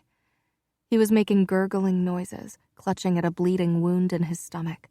I didn't see Lily, Fabi, or Romero anywhere, and I hoped they'd made it to the panic room. At least they would survive. A hand gripped my chin and wrenched my head up. Will you tell me your name, or do I have to make Igor hurt her? He nodded toward Gianna, who lay on her side on the marble floor, blinking dazedly. Aria, I said quietly. As in Aria Vitiello? The man asked with a cruel smile. I nodded. There was no use denying it. He said something in Russian, and the men guffawed. My skin crawled from the way they were looking at me. Where are the others? Your shadow and the children? It took me a moment to realize whom he meant by shadow. I don't know, I said. Igor kicked Gianna. She screamed. Her eyes met mine, and I could see she didn't want me to say anything, but how could I watch them hurt her? Voices and shooting carried over to us from outside. The leader of the Russians grabbed me and pulled my back flush against his chest before pressing a blade against my throat. Fear paralyzed my body as I listened to the sound of fighting. I was dragged backwards, closer to the living room. Igor was yanking Gianna by her hair. She didn't seem capable of standing. Another Russian mobster was flung back as a bullet tore through his throat. We have your wife, Vitiello. If you want to see her again in one piece, you'd better stop fighting and drop your weapons. Luca walked in, a gun in each hand. Matteo was a step behind him. So this is your wife, Vitiello, the man said, his breath hot against my neck. I squirmed, but he held me in a death grip. The blade sliced into my skin, and I became still. Luca's face was a mask of fury as he stared at my captor. Matteo twisted the knives in his hands over and over again, his eyes flickering to Gianna's trembling form on the ground. Cesare had stopped gurgling. This night could very well end with all of us drowning in our own blood. Let her go, Vitali, Luca snarled. Vitali grabbed my throat. I don't think so. I could barely breathe in his hold, but all I could think about was that I could lose everyone I loved tonight. I hoped they'd kill me first. I couldn't bear the thought of watching everyone die. You took something that belongs to us, Vitiello, and now I have something that belongs to you. Vitali licked my cheek, and I almost threw up. I want to know where it is. Luca took a step forward, then froze as Vitali raised the knife to my throat again. Put your guns down, or I'll cut her throat. Vitali was stupid to think Luca would do that, but then I watched in horror as Luca dropped his guns on the floor. Your wife tastes delicious. I wonder if she tastes this delicious everywhere. He turned me around so I was facing him. His foul breath hit my face. From the corner of my eye, I could see Luca watching me, but I wished he'd look away. I didn't want him to see this. Vitali's lips came closer. I was sure I'd throw up. I tried to lean back. He laughed nastily and gripped my hip, but I barely noticed, because my shifting had made the switchblade dig into my butt. As Vitali trailed his tongue over my chin, I slipped my hand into my back pocket, pulled the knife out, released the blade, and rammed it into his thigh. He cried out, stumbling back, and then all hell broke loose. Luca practically flew through the room and pulled me against him as he sliced Vitali's throat open from one ear to the other. The man's head tilted back, blood spurting out. Then he toppled over. Bullets tore through the air and screaming filled the room. The ground was slippery with blood, and only Luca's firm grasp on my arm kept me upright. He must have dropped the knife at some point because he was shooting bullet after bullet out of a sleek black gun with a silencer. I picked up a gun lying in a pool of blood. It was slippery in my hand, but its weight felt good. Suddenly, Romero was there too. My eyes tried to find Gianna, but she was gone from her spot on the floor. Luca shot another enemy and reached down for the gun of the dead guy as his own appeared to be out of bullets, when one of the Russian mobsters to our right pointed his gun at Luca. I cried out in warning, and at the same time stumbled forward and aimed my gun at the guy and fired. I didn't even think about it. I'd sworn to myself I wouldn't watch anyone I loved die tonight, even if it meant I had to die first. The bullet hit my shoulder, and my world exploded with pain. My shot hit the guy in the head, and he dropped to the ground, dead. Luca ripped me to the side, but my vision turned black. When I came to my senses again, Luca was cradling me in his arms. It was silent around us, except for someone's whimpers. It took me a moment to realize they were my own, and then the pain sliced through me, and I wished I'd stayed unconscious, but I needed to know if everyone was all right. "You okay?" I croaked. Luca trembled against me. Yes, He gritted out. but you aren't. He was pressing down on my shoulder. That probably explained the pain. The back and front of my shirt were slick with a warm liquid. "What about Gianna, Lily, and Fabi?" I whispered, even as darkness wanted to claim me again. "Fine," Gianna called from somewhere. She sounded far away, or maybe that was my imagination. Luca slid his hands under me and stood. I cried out in pain, tears leaking out of my eyes. The lobby was crowded with our men. "I'll take you to the hospital," Luca said. "Luca," Matteo said in warning.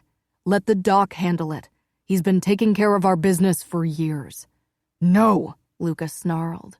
"Aria needs proper care. She's lost too much blood."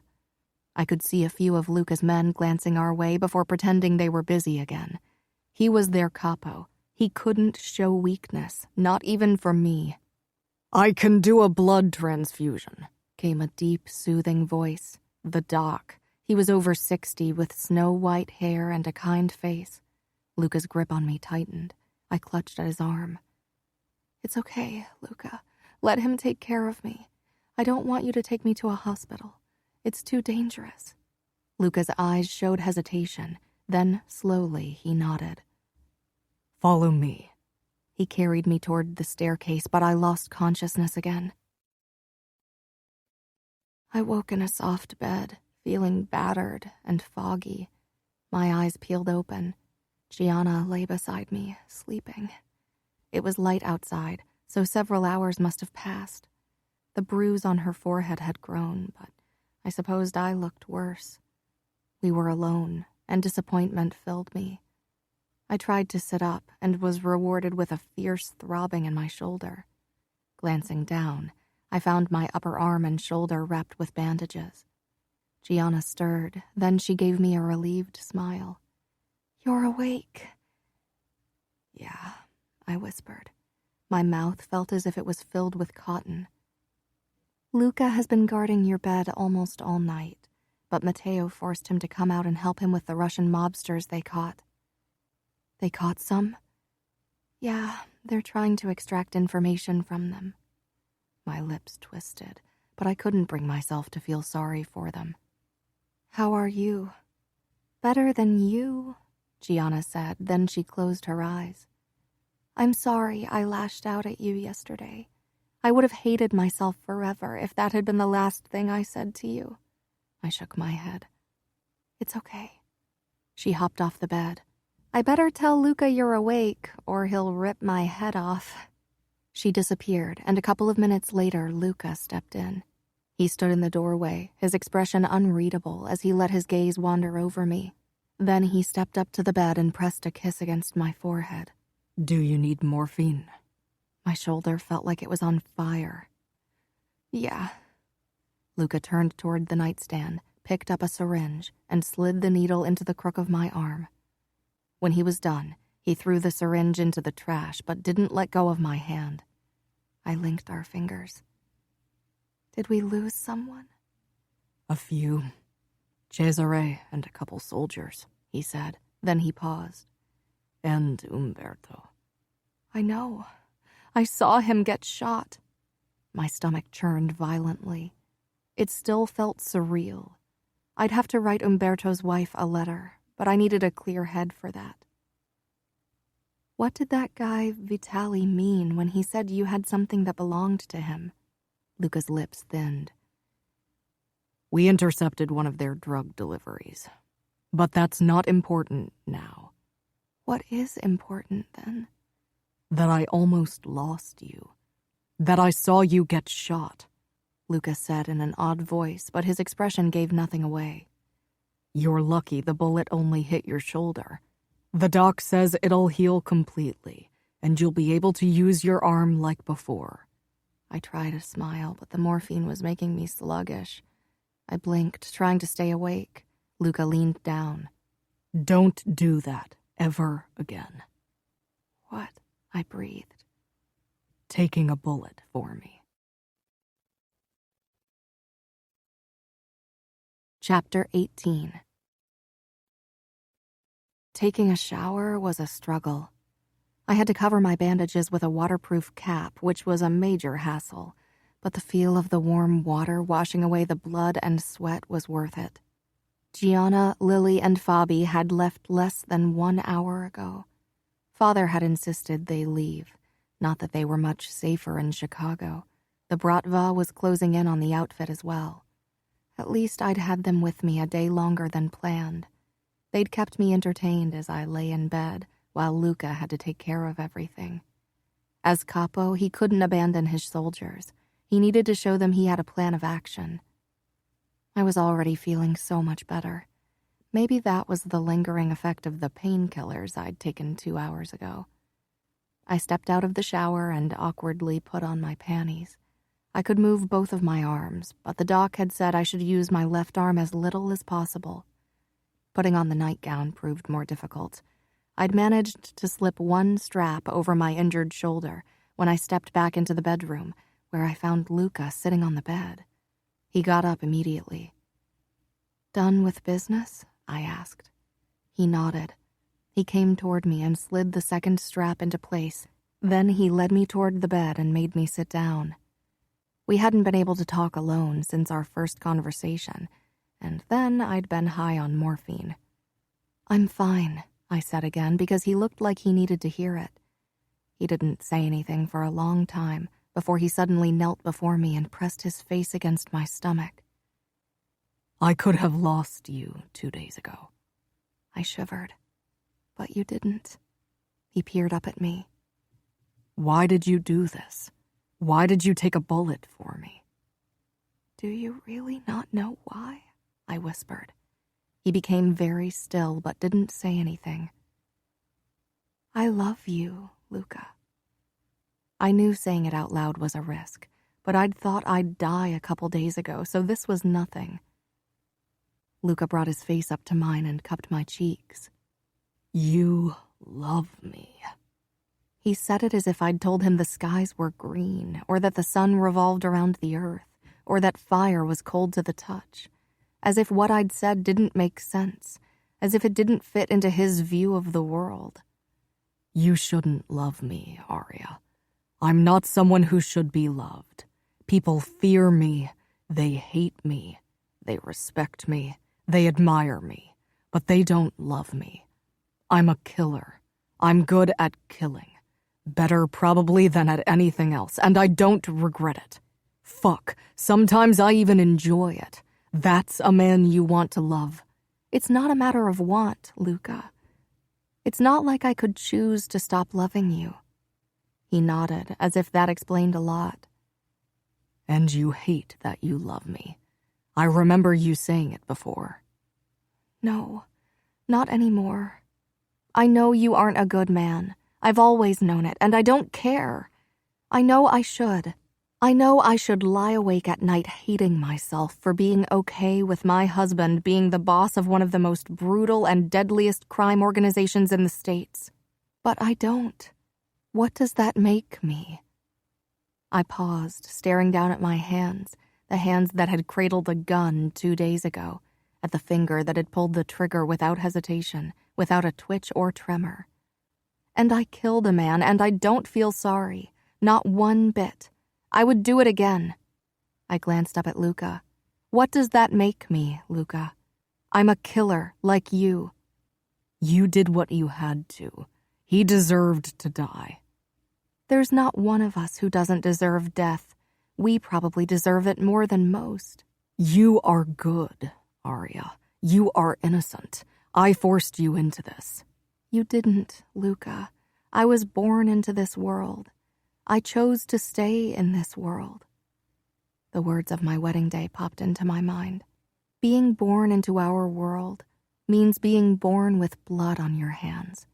With every breath we take, sin is engraved deeper into our skin.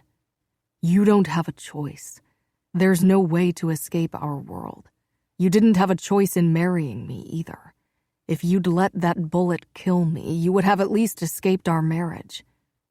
There are few good things in our world, Luca, and if you find one, you cling to it with all your might. You are one of those good things in my life. I'm not good, Luca said almost desperately. You're not a good man, no, but you are good for me. I feel safe in your arms. I don't know why. Don't even know why I love you, but I do, and that won't change. Luca closed his eyes, looking almost resigned. Love is a risk in our world, and a weakness a capo can't afford. I know, I said, even as my throat corded up. Luca's eyes shot open, fierce and blazing with emotion. But I don't care, because loving you is the only pure thing in my life. Tears brimmed in my eyes. You love me? Yes, even if I shouldn't. If my enemies knew how much you meant to me, they'd do anything to get their hands on you, to hurt me through you, to control me by threatening you. The Bratva will try again, and others will too.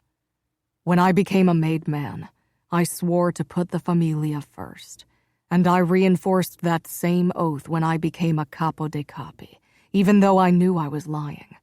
My first choice should always be the familia. I held my breath, unable to utter a word. The look he gave me almost broke me into pieces. But you are my first choice, Arya. I'll burn down the world if I have to. I'll kill and maim and blackmail. I'll do anything for you. Maybe love is a risk, but it's a risk I'm willing to take, and as you said, it's not a choice. I never thought I would, never thought I could love someone like that, but I fell in love with you. I fought it. It's the first battle I didn't mind losing. I slung my arms around him, crying, then whimpered from the twinge in my shoulder. Luca pulled back. You need to rest. Your body needs to heal. He made me lie down, but I held on to his arms. I don't want to rest. I want to make love to you. Luca looked pained. I'm going to hurt you. Your stitches could rip open. I trailed my hands down over his chest, his taut stomach, until I brushed the bulge in his boxers. He agrees with me. He always does, but he's not the voice of reason, believe me. I giggled, then winced as pain shot down my arm. Luca still hovered over me, but he shook his head. That's what I mean. Please, I whispered. I want to make love to you. I've wanted this for a long time. I've always made love to you, Arya.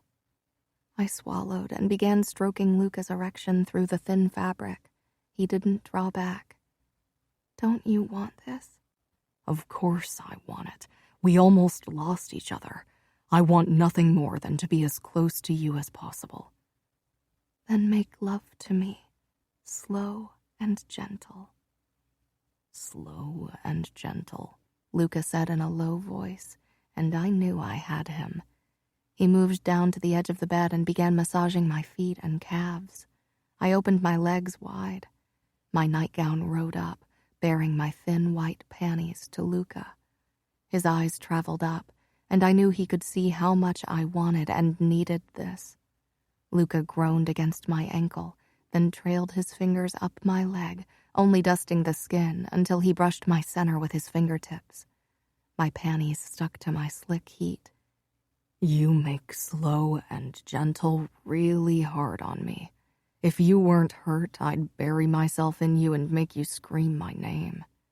If I wasn't hurt, I'd want you to do it. Luca flicked his tongue across my ankle, then gently sucked the skin into his mouth. Mine. Then he covered my calves and thighs with kisses, saying the word mine over and over again as he made his way up toward my center. He slid my panties down, then settled between my legs and kissed my outer lips. Mine, he whispered against my heated flesh. I arched and immediately jerked in pain. I want you to relax completely. No tensing your muscles or your shoulder will hurt, he said, his lips brushing against me as he spoke and making me wet with arousal. I always tense up when I come, I said teasingly, and I really, really want to come." "You will, but no tensing."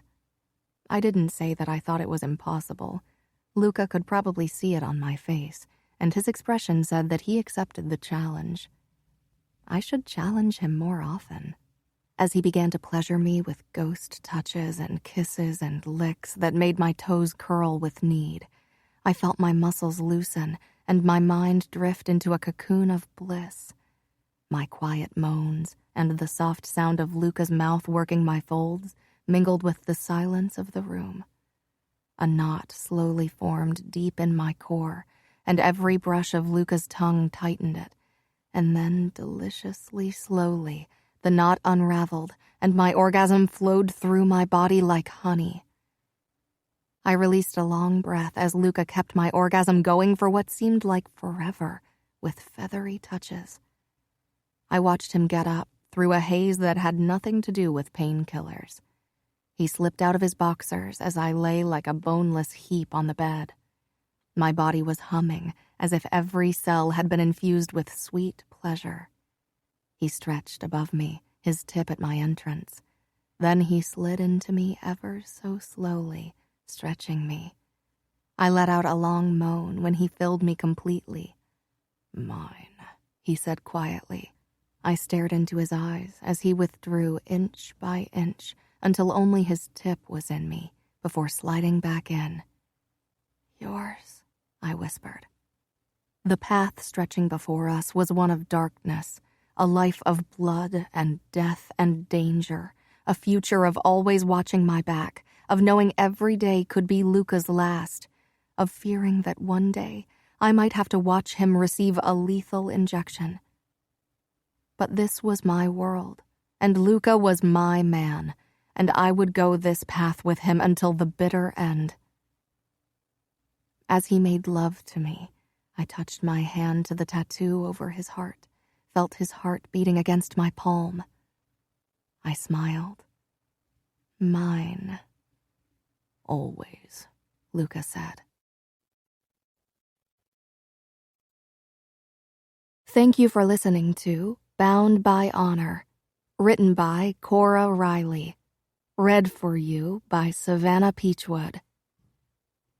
Produced by One Night Stand Studios. Post by Demetra Hardavella.